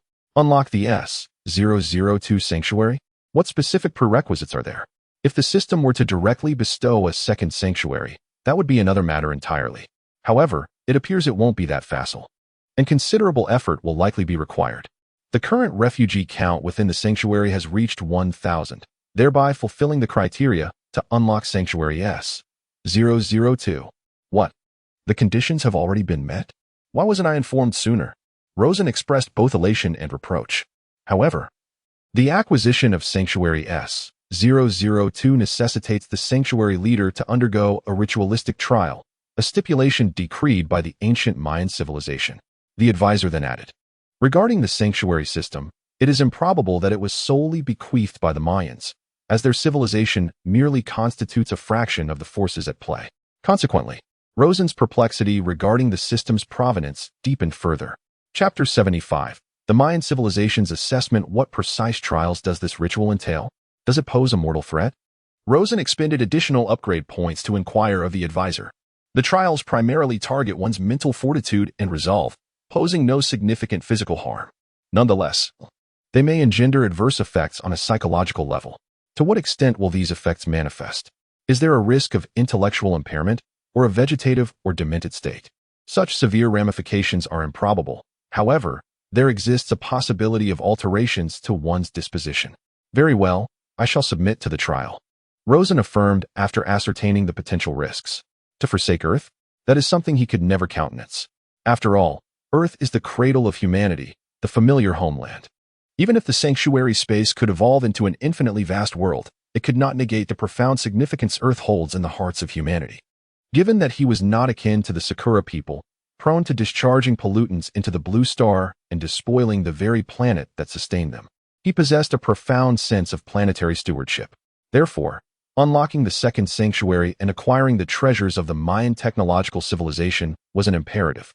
The Sanctuary Communicator, a device specifically designed to facilitate communication between sanctuaries, allowed for viewing a list of sanctuaries and accessing their status. Indeed, Rosen unearthed this instrument within the technology tree. Upon acquiring it, he discovered a quadrangular terminal, which he promptly installed in his quarters. Subsequently, he accessed the list, revealing two options. The first, illuminated, represented Sanctuary S-001, his current abode. The second, displayed in a gray, inactive state, bore the inscription S-00 002 Mayan Civilization Sanctuary. If Sanctuary S-001 was the standard, baseline sanctuary, Sanctuary S-002 was a bespoke, thematic sanctuary. Its presence on the list indicated its unlockable status. Initially, he selected Sanctuary S-001, prompting the appearance of the sanctuary interface, which meticulously enumerated the various attributes within the sanctuary, including the status of the refugees, equipment, facilities, and spatial dimensions. Subsequently, Rosen exited this interface and selected Sanctuary S-002 Mayan Civilization Sanctuary, which triggered a dialog box. Accept Mayan Civilization Assessment to unlock sanctuary space? Affirmative. Without hesitation, Rosen assented, deeming the potential peril of altered personality an acceptable price to pay. He could even surmise that the assessment at the sanctuary was likely akin to a simulation of life, much like Rosen had envisioned. Upon choosing to accept the evaluation, he was transported to a magnificent palace. The resplendent palace suggested a life of opulence befitting his identity. As Rosen arose, he gazed into the mirror and beheld the visage of a somewhat handsome young boy. Suddenly, a retinue of personal guards entered his chamber. Prince Tutankhamun. The ceremony is about to commence. Please accompany us. Ceremony. For a moment, Rosen was bewildered. However, memories swiftly surged forth. I, the young Prince Tutankhamun. Today marks the day my beloved father is laid to rest. My father will be mummified and interred within the pyramid, destined to forever dwell with our nation, bestowing blessings upon us. Realizing that his own memories were dangerously intertwining with those of Tutankhamun, Rosen quickly understood that he could not allow this fusion to proceed unchecked. His own memories must prevail. Otherwise, his personality might indeed transform into that of Tutankhamun. Let us go, he declared, leading the guards to the site of the ceremony. This harrowing spectacle was shocking for the young Tutankhamun, and equally distasteful for Rosen. Fortunately, the ceremony concluded, and Rosen managed to suppress the sorrow of Tutankhamun, refraining from shedding tears. Behold, the laceration upon your sire's chest. It is the handiwork of your uncle. He orchestrated the assassination of your royal father. Tonight, you must extinguish his flame, lest this dynasty elude your grasp, and you become a pariah forsaken by the dawn. None shall rally to your banner. These words, the pronouncements of Tutankhamun's maternal sovereign, echoed in his ears. A query, uncharacteristic of Tutankhamun, escaped his lips. What retinue shall you furnish me to execute this assassination? A flicker of astonishment danced across the Queen Mother's countenance, yet she swiftly regained her composure, replying with circumspection, your position is fraught with peril. Those who once stood by your father's side have been seduced by your uncle's allure. Only these 3 valiant warriors remain steadfast in their loyalty. Merely 3? Rosen's gaze swept over the trio of bare-chested, brawny warriors behind him, their strength undeniable. Yet, his eyes then roamed the assembly, each man equally formidable, yet not his own. How can this be a battle? Is this the crucible, to test my mettle against such a snare? How to unravel this Gordian knot? Rosen mused. Let us presume this is the crux of the trial. How did my uncle manage to suborn my father's loyalists?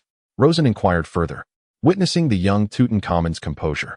Devoid of trepidation, and displaying the sagacity of a seasoned man, Tutankhamun's mother elucidated, your uncle enticed them with promises of untold riches. Should he ascend the throne, they shall not only remit half their taxes but also partake in the spoils of the hunt, apart from a minority focused on hunting wild animals. The term hunting largely refers to the conquest of neighboring nations and tribes, plundering their resources, including children and adults, for enslavement or trade. The promises your uncle can make, I can match and even surpass, declared Rosen. You are but 12 years of age. No one will place their faith in you. Upon hearing this, Rosen felt a pang of frustration. Indeed, despite being a prince, his youth rendered him incapable of leading the nation into war. Moreover, under the current circumstances, it was highly probable that the throne would fall to a collateral branch of the family. I am unable to offer you assistance. I can only offer you this much counsel. With these words, Tutankhamun's mother turned and departed, wary of arousing her uncle's suspicion should she linger for too long. Her own faction held ambiguous sentiments, simultaneously desiring Tutankhamun's ascension to the throne and fearing her uncle's power. Regardless of which side emerged victorious, she would suffer no loss. Even if her uncle prevailed, tradition dictated that she would be passed on to him as his queen. As he watched his mother depart, Rosen's countenance darkened. It seems I have no allies. I must rely solely on myself. Rosen then turned his gaze towards the three warriors behind him. The warriors returned his gaze, their faces etched with wry smiles. Aligning themselves with Tutankhamun was perhaps the most unfortunate decision of their lives.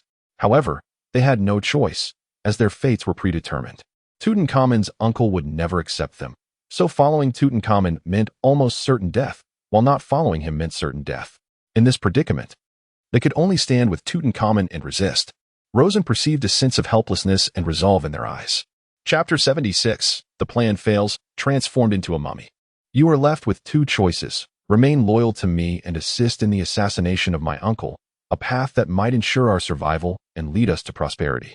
Or alternatively, withdraw from this conflict, though I cannot guarantee that my uncle will spare you. The three of them swallowed hard, feeling a twinge of anxiety. It was not the youthful Tutankhamun who imposed pressure upon them, but rather the gravity of the critical decision they were confronted with in their lives. In essence, whether to choose or not to choose, the likelihood of death loomed large. Yet, by choosing, there remained a faint glimmer of hope for survival. They were merely making a decision that had already sealed their fates. That is, to aid Tutankhamun in executing an assassination mission that seemed almost destined to fail. While he still possessed the authority to dictate the circumstances around them, Rosen allowed these three valiant souls to partake in their final meal. Soon, however, a pressing question arose in Rosen's mind. This was a simulation of life, akin to a predetermined narrative. Thus, the eventual outcome was already inscribed in history. Simply put, this assassination endeavor was destined to culminate in failure. Historically, Tutankhamun did not survive to adulthood. He was mummified in his youth and confined within the pyramid. Hence, the true challenge was not an evaluation imposed by the Maya civilization, but rather an opportunity for him to navigate through this upheaval, imbued with a deeper significance. Even with the knowledge that both he and the warriors would meet their demise, Rosen endeavored to formulate a plan for the assassination as best he could. Perhaps it could indeed alter the course of history. My uncle is accustomed to dining with family, and he prefers a relaxed atmosphere during meals. Typically, he brings along two warriors. With three of you present, if two can restrain those two warriors, the remaining one would have the opportunity to strike him down. Rosen set aside his utensils and spoke. The three warriors displayed glimmers of hope on their faces as they too laid down their cutlery. They would heed the prince's direction. Excellent. My uncle tends to dine a bit later. I shall seek an opportunity to visit and bring you along. Rosen continued. Today marks the day King Tutankhamun is interred within the pyramid. No matter how impatient my uncle may be, he would never dare to take action against Tutankhamun on such a significant day, for it would surely tarnish his name for eternity. This is precisely the opportunity Rosen sought. Later that afternoon, he discreetly accompanied the three warriors under the pretense of a visit to see his uncle. Coincidentally, his uncle and family were dining at that moment. Upon seeing young Tutankhamun, his uncle exhibited a semblance of surprise and warmly invited him to join their meal. Were it not for his understanding of the situation, Rosen might have suspected his uncle to be benevolent. Yet, in truth, he was a treacherous serpent. Ingeniously, Rosen took a seat beside his uncle's son. Do not sit here. Move away. In stark contrast to his father, his uncle's son lacked the subtlety to conceal his thoughts, expressing them candidly. Silence. His uncle immediately rebuked his son. Unconcerned, Rosen noticed the absence of extra cutlery on the table, nor had his uncle arranged for any. Rosen claimed to have already lunched and took a seat, his peripheral vision assessing the two warriors stationed behind his uncle. These were renowned champions, broad-shouldered and robust, each possessing the strength of 100 men. Rosen surmised that even if these two were formidable, his own three warriors should be able to parry them for a moment or two. In that brief window, one of his warriors would likely dispatch his uncle. Confirming the absence of any lurking warriors, Rosen raised his cup and shattered it upon the floor, a prearranged signal for assassination. He doubted anyone present would comprehend the meaning of breaking the cup as a signal. Rosen's three warriors, with swift precision, acted even before the cup hit the ground. Two of them charged towards the elite warriors guarding his uncle. The elite warriors were taken aback, expecting an assassination attempt on their master. Attacking them instead was perplexing. Unable to comprehend the strategy, they instinctively raised their shields and weapons in defense. Simultaneously, Rosen's third warrior surged forward, capitalizing on the diversion to strike at his uncle, who was seated at the table. With lightning speed, the warrior brandished his weapon. Rosen watched, his heart pounding with anticipation. The situation unfolded as planned. But would it truly proceed so smoothly? The keen-edged weapon descended, yet, Astonishingly, a pronged instrument was raised, intercepting the warrior's blow. Rosen was rendered incredulous, his mind reeling at the sight. Who could have conceived that his seemingly frail uncle would nonchalantly wield a fork, parrying the warrior's forceful strike? Surely, this fork must be a specially crafted weapon. At that moment, a grin spread across his uncle's lips as he jested. "Young Tutankhamun, your father has barely been laid to rest, and I was of the mind that today was not the day to execute you. Yet, it seems you are more impatient than I, unable to wait until this evening? Very well, I shall dispatch you to the netherworld today." With a swift motion, the pointed fork in his uncle's hand was launched forth, piercing the throat of Rosen's third warrior. Witnessing the warrior's collapse before him, followed by the sight of his uncle's grinning visage, Rosen's heart constricted, his mind suddenly blank. Rosen was dead. Or rather, young Tutankhamun was dead. Gazing upon the three fallen warriors and the lifeless body of young Tutankhamun, a smile played upon his uncle's face. The bodies of the three warriors were cast out to feed the jackals, while Tutankhamun's corpse would be personally subjected to a curse, ensuring his descent into hell. Strangely, even in death, Rosen could still hear his uncle's voice, his perspective shifting to that of a third-person observer. Thus, he witnessed the entire process of his uncle consigning Tutankhamun to the underworld. The initial steps were quite conventional, involving the evisceration of the corpse, followed by the stuffing of spices to preserve it. The crux of the matter lies in their actions. They not only embalmed the body of the young Tutankhamun, but also filled his sarcophagus with a multitude of cursed scarab beetles. These very scarabs played a pivotal role in subjecting the young pharaoh to a millennium of torment. This curse, while capable of preserving the dynasty for a millennium, simultaneously condemned Tutankhamun's soul to endure 1,000 years of suffering. The diminutive scarabs, adorned with a golden yellow exoskeleton, were frequently pilfered by tomb raiders, mistaking their exterior for gold. However, the true horror lies within, where the larvae can parasitize the bodies of animals, writhing beneath their skin. They primarily sustain themselves by devouring the flesh and blood of their hosts. And a swarm of these scarabs can incite a tempest in the desert, an exceedingly terrifying breed of insect. The cursed scarabs possessed the dreadful ability to gnaw at the soul, causing Rosen to perpetually experience the agony of his essence being devoured. Thus, he felt as though his soul had been consumed for a millennium. In Chapter 77, the acquisition of the S-002 Maya Pyramid Sanctuary is imminent, poised to activate the skill for an accompanying refuge. Throughout this millennium of soul consumption, the anguish Rosen endured continued to accumulate, and the resentment within him surged ever higher. In stark contrast, the dynasty flourished, reaching its zenith over the millennia. This opulence was, in essence, the price paid for the suffering borne by Tutankhamun. Theoretically, his subjects ought to revere him with unwavering devotion, yet, in reality, Tutankhamun was depicted as a detestable little demon, scorned by all. Consequently, the spirit of Tutankhamun wailed in lamentation, nearing the point of breaking free from his coffin. Under the ominous influence of Tutankhamun's curse, Rosen's demeanor transitioned from rationality to a tempestuous rage. Yet, he exerted immense effort to maintain his composure. He discovered within himself the formidable power of mental influence, capable of swaying those who vilified Tutankhamun, even to the extent of cursing them to suffer from fatal ailments. However, Rosen restrained his capacity for curses, recognizing that these individuals were merely victims of distorted historical narratives that incited their disdain towards him. He understood that succumbing to irrationality would likely jeopardize his chance of passing the assessment. To this day, he vividly recalls that this is a trial pertaining to the legacy of the Maya civilization. At long last, a millennium has elapsed. In a secluded stone chamber, Rosen awoke from an empty sarcophagus, gasping for breath. He found himself within the sanctuary of the pyramid. As he gazed at the sarcophagus in which he lay, a vessel typically designated for mummies, adorned with vibrant pharaoh carvings, he realized he was not a mummy, but rather himself, Rosen. It seemed he had successfully navigated the trial and entered the Maya Pyramid's sanctuary. He felt a profound relief, wishing to avoid experiencing the terror of the curse once more. Suddenly, he became alert as he perceived the sound of beetles scuttling behind the solid stone walls. Sacred scarabs, and there were countless numbers of them. When Rosen turned to examine the wall, his scalp prickled at the sight of the densely packed, resplendent golden shells of the sacred beetles. Why, in this perilous place, must he awaken? Could the system not have transported him to a relatively safe location?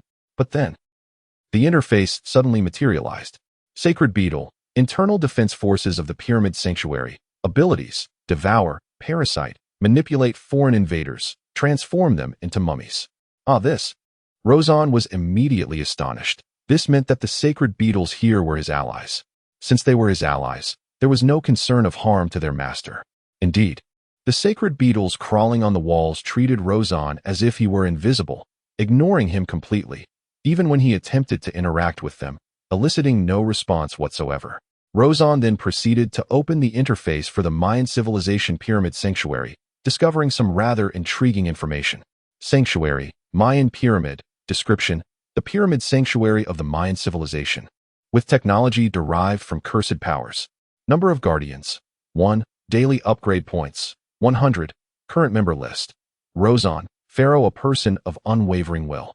He has successfully passed the assessment and is now the Pharaoh of this place, possessing the power of simple curses.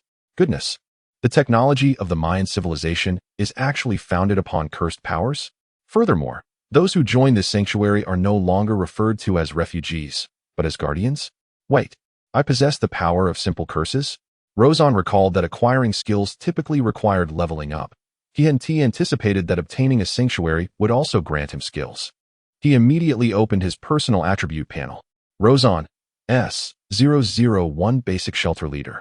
S-002 Mayan Pyramid Shelter Pharaoh. Ability 1. Advisor. Description: Ability 2. Basic Curse. Description: a curse ability accumulated from the grievances of Tutankhamun over millennia. Capable of cursing a target to augment their misfortune. Does this ability hold any utility against the monsters outside? It should be effective, as there are no stated limitations. Rozon felt a surge of excitement, eager to find an experimental target to test the potency of the curse. However, at that moment, he unexpectedly discovered that his experience points had reached 98. No, initially, my experience points were supposed to be just 8. Where did this extra 90 points come from?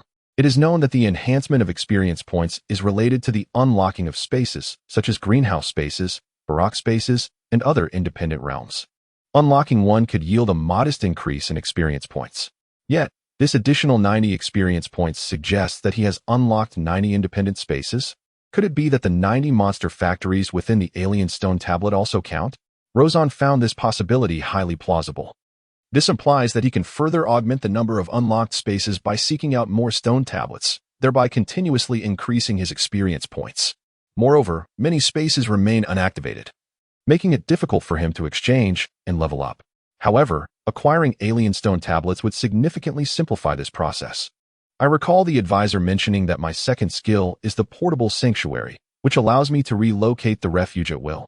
This ability is of paramount importance, as it is likely that the air raid shelters in Area A will be discovered by extraterrestrials in the future.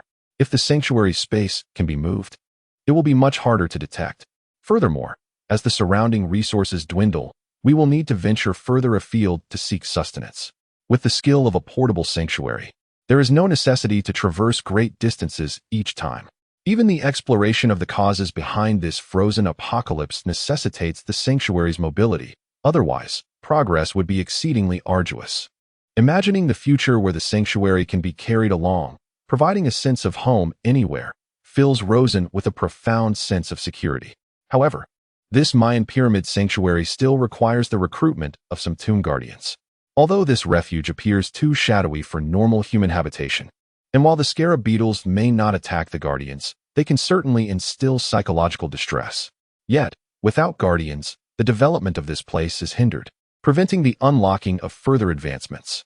It is crucial to understand that many formidable technologies and weapons of the Mayan civilization, as the advisor indicated, must be upgraded. Otherwise, how can we contend with the powerful monsters outside, as well as the extraterrestrial forces behind them? After deliberating, Rozon resolved that he would eventually recruit the refugees from Area B, assigning them the role of guardians for the sanctuary. Chapter 78. Guardians stronger than refugees. As they observed Rozon's sudden disappearance and immediate reappearance, Chun-san and the others exchanged glances filled with astonishment. What just happened? How could it be so swift? Previously, Rozon mentioned the necessity of accepting the new Sanctuary Legacy Assessment, yet he vanished in the blink of an eye. Was there something left unaddressed? Unbeknownst to many, the temporal flow within the assessment space is remarkably swift, appearing almost stagnant to the outside world. While Rosen experienced a millennium within the assessment, it seemed but a fleeting moment to those beyond its confines. The new sanctuary space acquired resembles a pyramid, albeit rather diminutive, spanning merely 10 square meters, rendering it currently uninhabitable. However, there exists potential for expansion, and once the area is sufficiently enlarged, the refugees from District B may be invited to reside there. Are you suggesting that we, the residents of District B, take refuge in a pyramid sanctuary? Shin-san exclaimed in astonishment. The mere mention of a pyramid conjures notions of unfavorable circumstances, likely leading to a life in the company of mummies. It appears there is no alternative. After all, those residing in this sanctuary may struggle to adapt to the environment within the Mayan pyramid. Well, without your input, I can already surmise the dreadful conditions that await, he continued. I cannot guarantee that the individuals from District B would willingly take up residence there. Shin-san spoke the truth. In comparison, the interior of the pyramid sanctuary is rife with various dangers and an aura of terror. It is essential to understand that within conventional sanctuaries, individuals are referred to as refugees, while those in the pyramid sanctuary must be designated as tomb guardians. The requirements for tomb guardians exceed those of mere refugees. They must possess the ability to endure prolonged periods in a dark environment and possess some resistance to corpse toxins and curses. For ordinary refugees, this is an arduous challenge, and those unable to adapt may suffer grave illness. There seems to be no alternative, Chun-san conceded. Rosen, accompanied by Chun-san and others, entered the pyramid shelter to assess the situation within. As I had anticipated, the atmosphere was indeed rather dim. Upon teleportation, they were greeted by a scarcity of light, with only occasional flickers seeping through crevices, leaving them uncertain if it was illumination from the outside world. It was evident that this pyramid shelter was designed to have some light conditions, yet it was deliberately shrouded in darkness. I had previously observed that the only upgrade available here was luminescence, which required the consumption of Tutankhamun's curse power. The daily expenditure of curse power necessitated the exchange of upgrade points.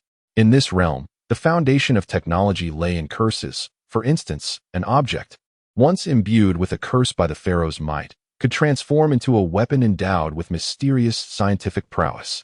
To illustrate, the pharaoh's scepter was a technological weapon empowered by the force of curses. Are you jesting? Curses equate to technology? Chun-san interjected, believing that curses and technology were entirely disparate concepts. One belonged to the realm of idealism, while the other resided in materialism. They seemed utterly incompatible. Consider quantum mechanics. At a higher level, the distinction between materialism and idealism, consciousness and matter, becomes less pronounced, Rosen elucidated. Wait a moment. When you mentioned Tutankhamun's curse power, does that imply there exists a boss named Tutankhamun within this pyramid? Chun-san pondered, conjuring a chilling thought from Rosen's words. You ought to refer to him as an NPC, Rosen corrected. It is essential to recognize that the technology of the pyramid sanctuary derives from the power of curses, which were unleashed by Tutankhamun. Rosen has embodied Tutankhamun for millennia, assimilating his essence, and thus he feels an uncanny familiarity, unperturbed by the fact that it is merely a corpse. However, others do not share this sentiment. Gazing upon the sarcophagus within the confined 10 square meter space, Chun-san and his companions were gripped by an overwhelming sense of dread. Upon closer inspection, they could perceive the chilling aura of curses emanating from the coffin. Is this truly the realm of science? Or is it merely metaphysics? Perhaps the boundaries of science do indeed lead to the metaphysical. Chun-san and his group reluctantly accepted the notion of the pyramid sanctuary, yet the prospect of residing there seemed highly improbable. Observing their expressions of skepticism, Rosen remarked, "In due time, you shall come to appreciate the merits of this place. Those who delay their arrival will surely regret it. You may be unaware that the foundational strength of the Guardians far surpasses that of the refugees. I surmise that upon becoming Guardians, their capabilities will be significantly enhanced. At the very least, their survival skills will not be inferior to those of the refugees. You might wish to contemplate this. Furthermore, I shall establish a portal to the pyramid sanctuary within the basic refuge, allowing Guardians to traverse between their respective realms at any time." After hearing Rosen's words, Chun-san and his companions felt somewhat reassured by the leniency of the proposal, yet lingering doubts persisted. They inquired, "Is it not possible to hold both identities of refugee and guardian simultaneously?" "I have pondered this as well," he replied, "but alas, the identities of refugees and guardians are distinct and cannot be merged. Presently, as Lawson gazed upon each of them, he perceived customizable identity tags hovering above their heads, akin to modifiable titles. For instance, Chun San, common refugee, customizable. Upon selection, an alternative option, common gravedigger, was revealed, suggesting the capacity to alter identity tags at will. As it stands, the technological progression of the ordinary shelter has nearly reached its zenith. Conversely, the Mayan shelter's technological advancement is nascent, with only a few primary domains activated by default. He even pondered whether, upon transformation into a gravedigger, one would subsist solely on the consumption of cursed miasma. What difference would there be between that and a cultivator inhaling mist each morning? Wouldn't that be preposterous? I am currently examining this, Lawson stated. The pyramid shelter possesses a rudimentary canteen, albeit referred to as a food pit. In essence, it is a hollowed-out depression where charcoal is arranged to prepare various roasted meats and boil water. While considerably more rudimentary, the flames originate from cursed power and are innocuous to gravediggers. With Lawson's elucidation, Chun San harbored scant doubts. Chapter 79, Immigration Initiative. Upon entering the air raid shelter, the near-freezing temperatures evoked a sense of unease, as if one had entered an ice cellar. In actuality, it was not far removed from that. Due to antiquated and unreplaced insulation, the B-section air raid shelter suffered from diminished temperature regulation, rendering it incapable of maintaining higher temperatures and exacerbating fuel consumption. They had consistently confronted a pressing issue, not sustenance, but ambient temperature. The absence of a temperature conducive to sustaining life can be fatal. Furthermore, the heating apparatus could potentially malfunction due to obsolescence, leaving one in a dire predicament with no recourse. Chun San is bound by an agreement that restricts him from disclosing details regarding the conditions of the shelter. He can only attribute the advantages of Sector A to favorable heating conditions and the presence of fresh produce in the greenhouses. Upon hearing this, many could not help but wipe the saliva from the corners of their mouths. It should be noted that they have been subsisting on packaged food, and their bodies are severely deficient in vitamins. As a result, the majority of the refugees in the shelter are afflicted with vitamin deficiency-related ailments. Some experience a marked decline in vision, others are on the verge of losing all their hair, and some suffer from tooth loss. A myriad of problems beset the refugees here, primarily due to the limitations imposed by the conditions in Sector B. Predictably, the refugees' declining health has led to a decrease in overall morale, and they are not as proactive in venturing out to search for supplies as they once were. Moreover, they are prone to making mistakes, which endangers their lives. His immediate impression was that he had plummeted from paradise to hell. The disparity between the two sectors is vast. Like an insurmountable chasm, Sector B has no redeeming qualities and is completely outmatched by the shelter space in Sector A. What are you implying, Chun San? Are you suggesting that Sector A is willing to take us in? Is it true? It has been so long since I last consumed fresh vegetables. My teeth are on the verge of falling out. Do not deceive me. These words were uttered by a local magnate from Sector B in this day and age. Even the wealthy cannot afford fresh vegetables, let alone anyone else. Without a doubt, the Area A has assured us that the existing power structure in Area B will continue to govern the populace, allowing everyone to maintain their previous way of life, unaffected by the unfamiliar surroundings. However, it is true that once we arrive, adaptation to the new environment will be necessary. At this point, Chun San's words prompted a murmur of confusion. Is the environment there harsher than here? Why must we adapt? Chun San chuckled and replied, because the conditions there are exceedingly comfortable, and I fear that once everyone arrives, they may forget the survival skills cultivated during these days, becoming the subject of ridicule for the inhabitants of Area A. With this statement, the refugees from Area B expressed no further concerns. Chun San had made his point clear. It was evident that the environment in Area A must be a paradise. Immediately, a large group of individuals eagerly signed up, wishing to be among the first to transition to Area A as refugees. Old Sheen had already assigned the task to me, instructing me to arrange for a select group of senior officials and some refugees to form the initial wave of relocation. I intended to choose some marginal individuals for this transfer, ensuring that the original order in Area B remained unaffected. Suppressing the collective excitement, Chun San counted the group, which numbered approximately 30 individuals. He planned to execute the transfer in 17 batches. Furthermore, the nearby monsters had mostly migrated far away, so the frequent movement of targets would not pose an immediate danger. The primary limitation was the finite number of armored vehicles available for this operation. which only permitted the transport of a limited number of people. These armored vehicles, being strategic resources of the military, raised questions among the refugees. Could it be that Area A was once a military base? An armored vehicle, a sophisticated mode of transport, remarkable, formerly employed in combat. I never envisioned utilizing one as a means of conveyance, especially in the apocalypse. It's utterly inconceivable. Previously, journeys were undertaken solely on foot, as vehicles were susceptible to being immobilized by the pervasive frost.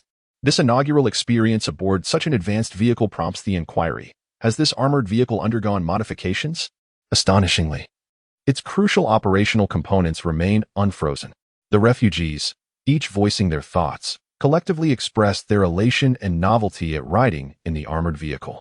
Some even succumbed to slumber on board. Amidst the prevailing unease of this apocalyptic era, this marks the first instance of something instilling a sense of security, naturally allowing them to unwind. Chun San successfully accomplished his mission, safely transporting the refugees from Sector B to Sector A. Albeit a mere 30 refugees, it signifies a commencement. Is this the reality of Sector A? The refugees from Sector B appeared dumbfounded upon opening the doors of the Sector A bomb shelter. A wall adorned with frost-covered snacks greeted their eyes, presenting a scene of apocalyptic glaciation. Is this the Sector A that Chin San described, boasting an exceptionally comfortable living environment? I knew it was a jest, yet the realization of being deceived is still disconcerting. The refugees, one by one, seethed with anger. The stark contrast between their aspirations and reality proved overwhelming. One individual seized Chin San by the collar. Chin San, you've gone too far. Is this the kind of jest you can freely perpetrate? Where's Lao Chin? Did he instruct you to play this prank? This is one of the senior members from Area B, characterized by a rather impulsive demeanor. What is the purpose of such rashness? Is it not evident? Chin San pushed aside his hand, gesturing towards a portal concealed behind a wall of ice. Logically, in such a frigid environment, even the door should be thoroughly encrusted with frost. Yet, an inexplicable scene unfolded before them. The object before them bore not a single shard of ice, as if it belonged to an entirely different layer of reality, distinct from the current frozen surroundings. What is this? Please do not tell me this is Area A. Upon seeing the door adorned with a liquid black as the depths of the ocean, the individuals from Area B fell silent, gripped by trepidation, fearing that a monstrous entity might suddenly emerge from within. Such scenarios have been depicted in science fiction films, and the imagery of creatures bursting forth from similar portals naturally invoked their apprehensions. Fear not, it is perfectly safe to enter, Chun San declared, stepping boldly through the threshold. Witnessing Chun San's courageous entry, the others felt reassured and followed suit. In an instant, they experienced a palpable increase in skin temperature, warmth enveloping them, prompting many to remove their protective suits. The ambient temperature, surprisingly normal, became almost overwhelming. Incredible. This is a scene straight out of a science fiction film. Chapter 80. A surge of refugees joining the pyramid shelter. The refugees from the air raid shelter in Area B, feeling the rise in their surface temperature, soon realized that the expanse of the space they had entered rivaled that of the external shelter. The substantial temperature disparity between the interior and exterior intimated that the portal they had traversed was indeed a gateway for teleportation, a technology yet unmastered by humanity. Could Area A have pioneered such next-generation technological prowess? At that moment, a protocol materialized before each of the refugees from Area B, an unexpected apparition. With a mere thought, they were able to access the document, its clauses unfolding as their gaze directed its ascent. Having perused the accord, the refugees from Area B were profoundly astounded. The covenant outlined the circumstances of the refuge, affording them a foundational comprehension. Simultaneously, the concluding stipulation elucidated why Chun San had not previously divulged the particulars, absolving him of their misjudgment. Subsequently, Old Chin approached them. I am the steward of the Area A refuge.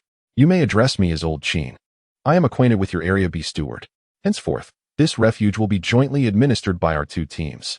Reasonable requests are welcome.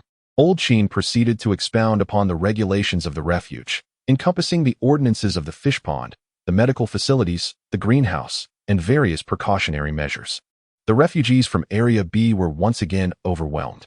It transpired that beyond the visible expanse of the refuge, numerous independent subspaces existed, each of considerable magnitude, some even encompassing entire mountain ranges, an area equivalent to a province. This gentleman is Rosen, one of the stewards of our sanctuary. Currently, he is responsible for the liaison between the basic shelter space and the Mayan pyramid shelter space. All newcomers are welcome to reside in the Mayan sanctuary. Subsequently, Old Sheen steered the conversation toward Rosen. Everyone turned to look and saw a handsome young man. You may call me Little Rosen. Shortly, I will escort you to another sanctuary space for registration, and you will then be instated as tomb guardians. Upon hearing Rosen's words, everyone's expressions shifted. What was happening? Besides this sanctuary space, there was also a Mayan pyramid sanctuary? Tomb guardians? They were to become tomb guardians. What did that entail? Follow me, please. Seeing their lack of immediate response, Rosen led them toward a teleportation portal near the wall.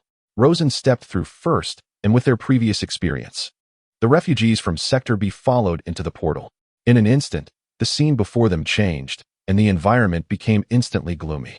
31 individuals were crammed into a dark space of only 20 square meters, and the air was permeated with a putrid odor, quite pungent.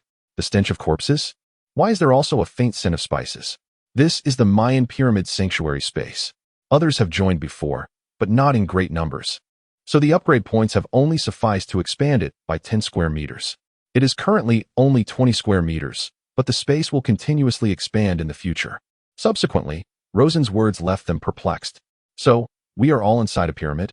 Indeed, this is the pyramid, where individuals have previously attempted to become guardians of the tomb, enhancing their physical abilities in various aspects, Rosen remarked.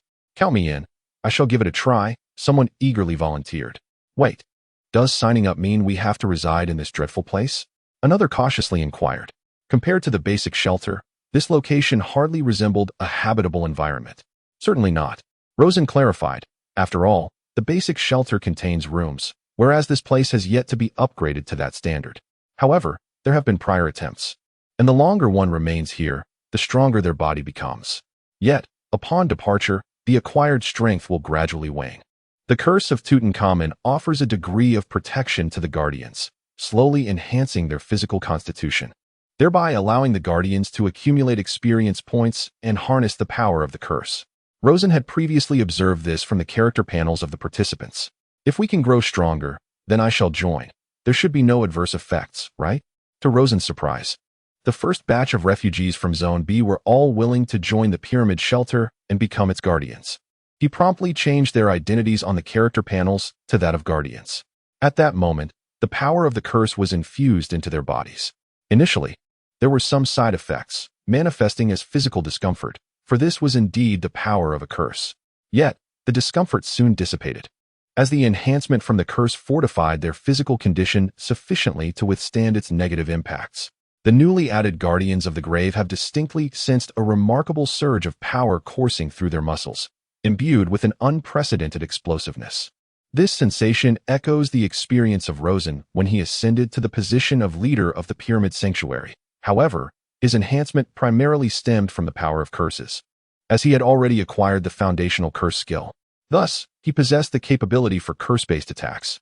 Over the past few days, Chun Sen has systematically arranged for the transfer of refugees from the air raid shelter in Zone B. As time progresses, the pyramid sanctuary's daily accrual of upgrade points has multiplied exponentially. Each day, Rosen has been diligently enhancing the spatial dimensions of the sanctuary. Once all the refugees from Zone B have been relocated, totaling 500 individuals, over 400 of them opted to join the pyramid sanctuary. This figure surpasses Rosen's expectations by a significant margin. Moreover, with the addition of more than 400 individuals, the sanctuary's spatial area expands by 400 square meters daily. It is noteworthy that the technological tree of the pyramid sanctuary operates independently from that of the basic sanctuary. It represents an entirely new technological lineage, with advancements derived from the power of curses. Consequently, the enhancements produced are driven by this very curse energy. For instance, a golden chalice with boundless capacity serves to hold fruit wine. A golden scepter of adjustable length can be employed for measuring dimensions, even surveying mountains. Various golden adornments possess the curse power of invigorating the mind or enhancing attributes.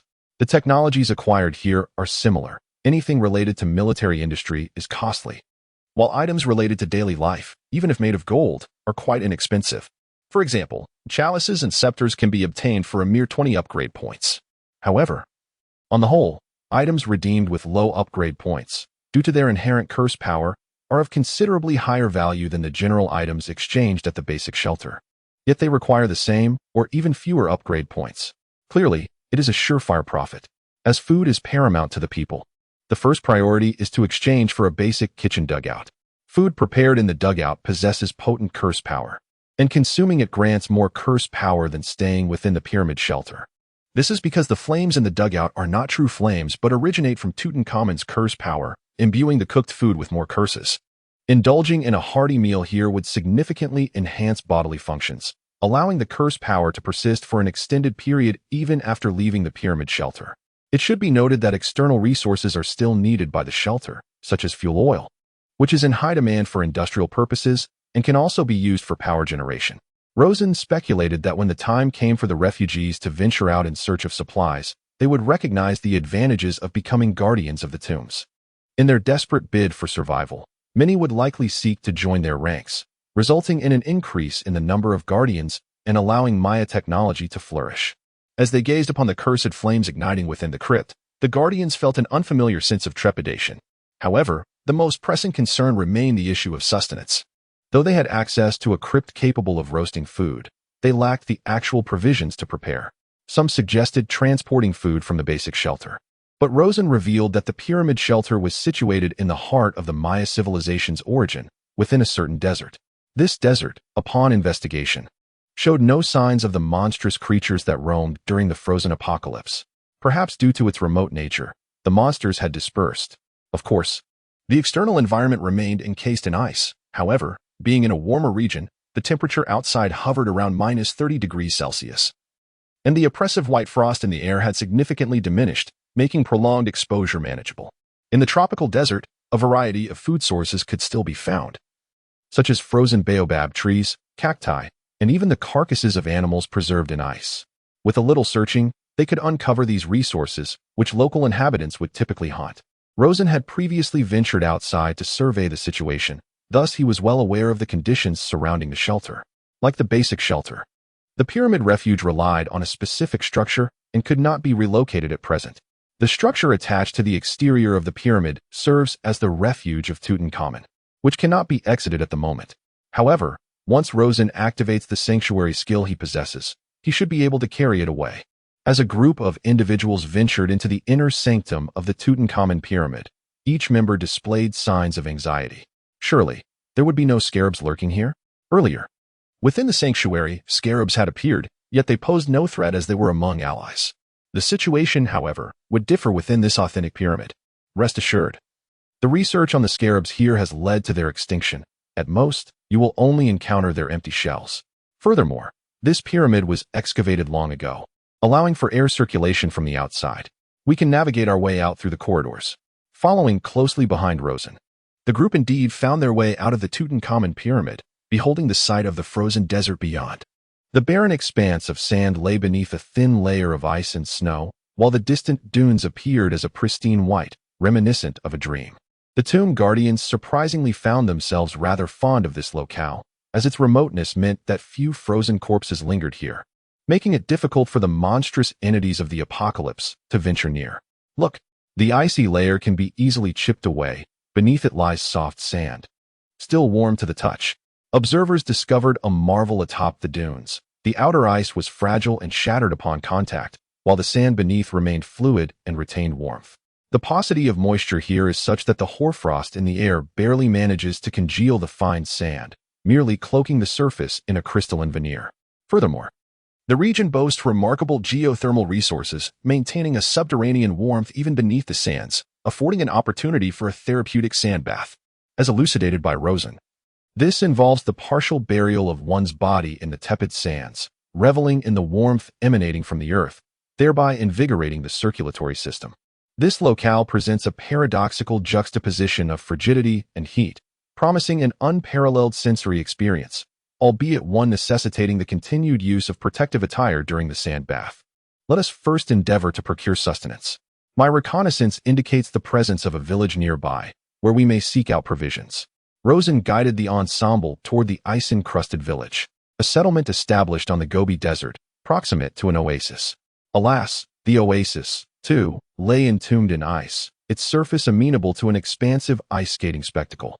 The party cast but a cursory glance at the oasis before venturing into the village in quest of victuals. Devoid of any thermal insulation, the villagers had been transformed into veritable ice sculptures. However, owing to the village's remote situation, devoid of nearby habitation and thus eluding the notice of monstrous entities, Rosen and his companions unearthed a trove of frozen fish and meat within the rudimentary cellars of the villagers, which they promptly collected. Given the temporal constraints, the produce from the greenhouse and the piscatorial yield from the fish pond within the subterranean haven were insufficient to satiate the needs of over 1,000 denizens across the two bunkers. Consequently, it remains imperative for the tomb guardians to sustain themselves independently in the exterior environment, supplemented by provisions from the primary shelter as exigencies dictate. After partaking in a meal, one could distinctly sense the amplification of their cursed power. This sensation of empowerment was several times more intense than the initial experience upon joining the pyramid sanctuary. First, let us eat. Later, we shall venture outside to carve the ice for fish, allowing us to prepare some easily storable dried fish. Chapter 81. The wolf-headed ice lizard having consumed the roasted fish. Rich in cursed energy, the Guardians noticeably acknowledged their enhanced physical prowess, surpassing their previous abilities. Without waiting for Rosen's command, the Guardians unitedly surged forth, eager to excavate frozen fish. Faced with this industrious group, Rosen could only smile wryly and shake his head. He had intended to exchange for ice-cutting tools for them. Yet here they were, picking up sharp stones to chip away at the ice. Thus, he expended upgrade points to acquire specialized ice chisels, which he subsequently distributed. The surface of the oasis's frozen lake was covered with a layer of soft frost.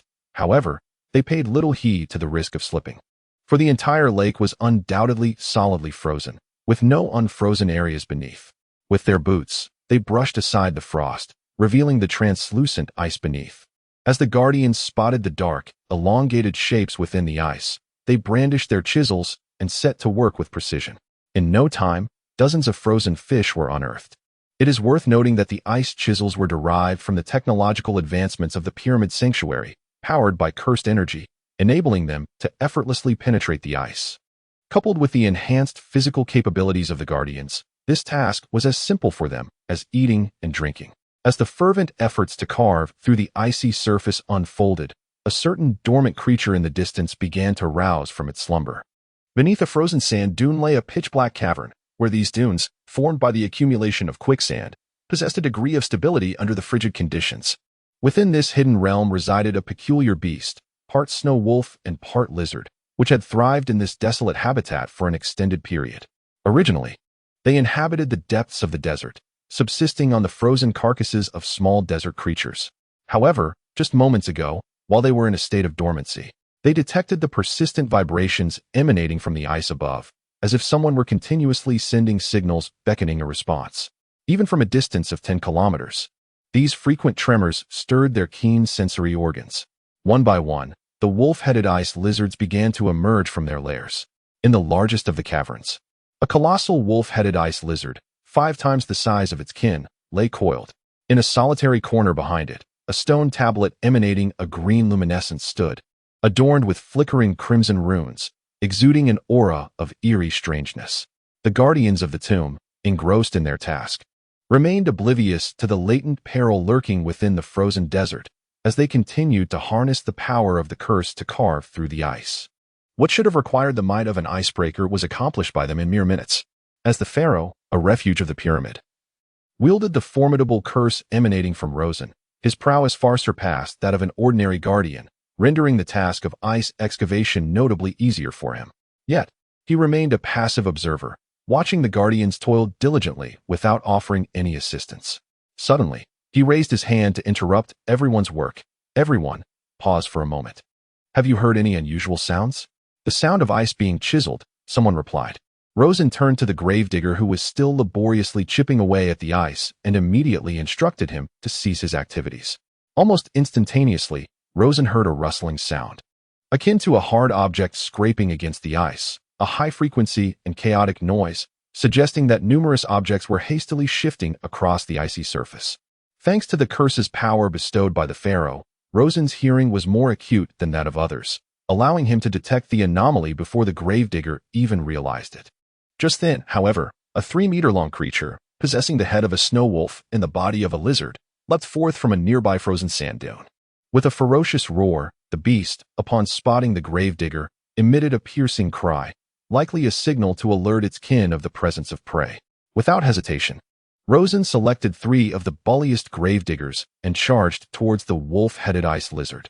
The curse's power endowed the pharaoh and the refugees with formidable strength, and armed with cursed tools, they could attempt to slay these monsters.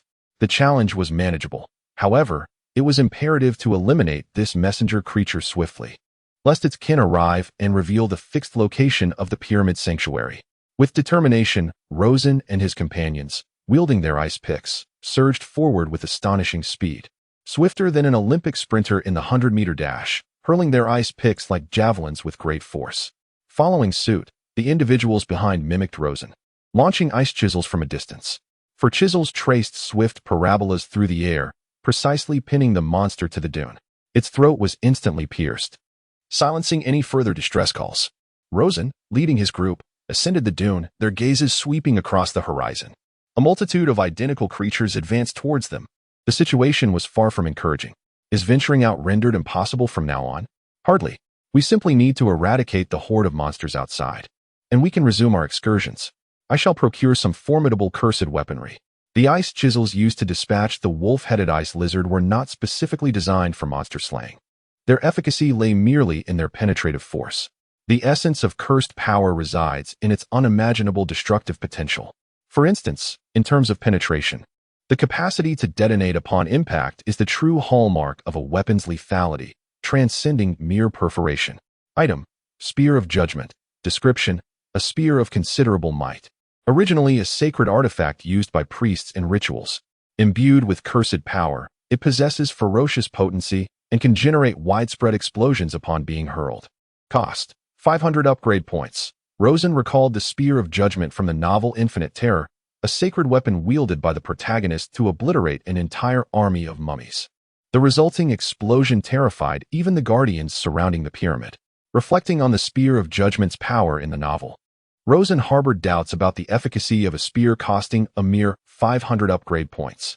The only recourse was to equip his tomb guardians with these armaments and assess their efficacy firsthand. Concurrently, as Rosen procured the cursed weaponry, the environs of the Tutankhamun pyramid ruins had become a convergence point for over 100 lupin ice lizards. They scrutinized the imprints upon the snow-laden terrain, their nostrils twitching as they detected the lingering human scent amidst the hoarfrost. Evidently, their quarry was in close proximity, having emerged, if their senses served them correctly, from the exposed aperture of the pyramid ahead. A multitude of lupin ice lizards surged forth in rapid succession, advancing towards the obsidian orifice, a mere 3 meters in breadth. Yet, in that instant, a series of acute, golden lances were discharged from the aperture in rapid succession. Several found their mark, piercing through the ice lizards with instantaneous effect. Simultaneously, a violent detonation ensued, excavating a crater in the earth, spanning several meters in width.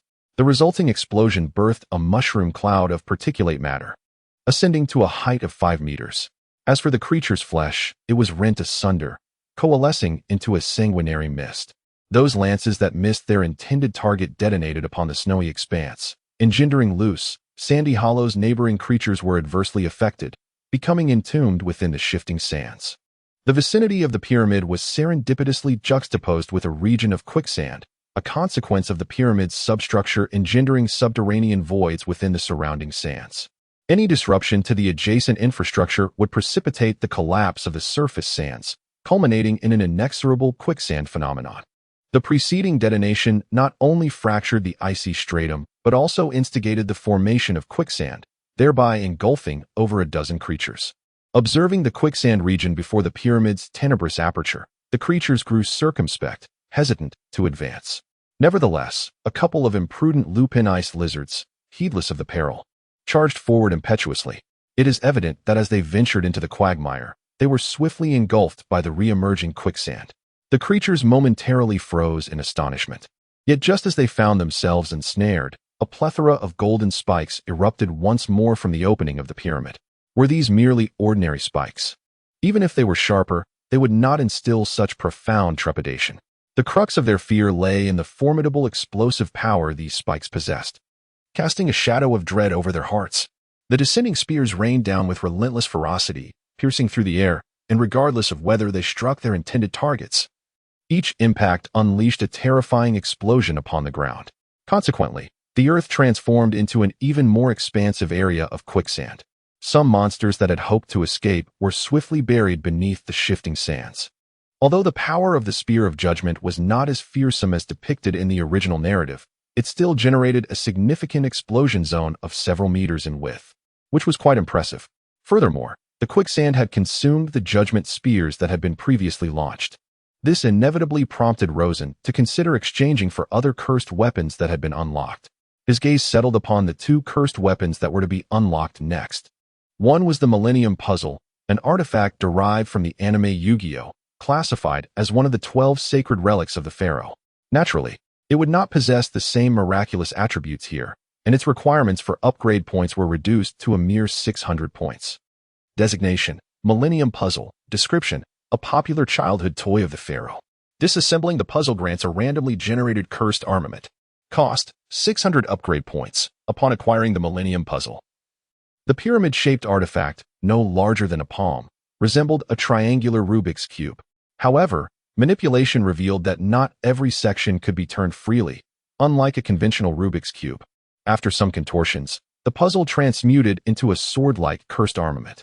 Moreover, he discovered that twisting the Millennium Puzzle into different configurations unlocked various weapon types, such as axes, blades, and staves. The specific resultant form remained unpredictable, hence the randomness mentioned in the description. Designation: Divine Scales. Description: a tool for weighing pros and cons. Before each decision, the scales can be used to determine the disparity between potential losses and expectations. This item is for single use only. Cost: 1,000 upgrade points. The Divine Scales served as a disposable instrument for ascertaining the advantages and disadvantages of a given decision, akin to a strategist. As Rosen already possessed the strategist's skill, the Divine Scales were rendered unnecessary. After all, the strategist's skill only consumed 100 upgrade points, whereas the Divine Scales demanded 10 times that amount, and the strategist could explore a broader range of avenues, while the Divine Scales were limited to weighing gains and losses. His gaze then shifted to another unlocked device, the Millennium Cube. Designation: Millennium Cube. Description: upon unlocking this cube, it will unleash a concentrated surge of cursed energy, culminating in a high-yield cursed explosion after 10 seconds. Cost: 5,000 upgrade points. 5,000 upgrade points. Rosen was taken aback. The Millennium Cube demanded nearly 10 times the points, suggesting an immensely potent explosive force. He was immediately intrigued by the prospect of an experiment. Serendipitously, as Rosen and his companions surveyed the exterior, another pack of wolf-headed ice lizards materialized in the distance. This time, the vanguard was a colossal specimen, evidently the alpha of the horde. With the subterranean voids now filled and the quicksand neutralized, an unimpeded incursion into the pyramid was imminent for this estimated throng of 300 ice lizards. Faced with this exigency, Rosen resolved to proceed with his Millennium Cube experiment. Alas, his upgrade points were scant, barely sufficient for a single cube.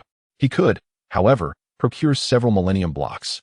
He instructed the Tomb Guardians to expend their remaining Judgment Spears first. The Judgment Spears whistled through the air, tracing elegant parabolas. Clang! The initial spear struck the Alpha Ice Lizard, only to be deflected by its formidable scales. Instantly, a cataclysmic detonation erupted from the spear's tip. The Alpha Lizard bellowed, its massive frame teetering, the explosion merely dislodging a single scale without inflicting substantial harm. As it swayed its frame, it stirred up a tempest of considerable magnitude, with icy shards and ochre sand swirling forth. The Guardian of the Sepulchre, despite the augmentation granted by the curse, was swept away by the gale, crashing to the earth not far off. Whenever the ice lizard chieftain oscillated its immense physique, the resulting tempest would rob the Guardian of any capacity to resist. The Spear of Judgment could not pierce its defenses, nor could one draw near. The armaments conjured forth by the Millennium Puzzle were of no avail. It seemed the only recourse was to attempt the use of the Millennium Cube. After a moment's deliberation, Rosen converted his remaining upgrade points into a Millennium Cube, no larger than the palm of his hand.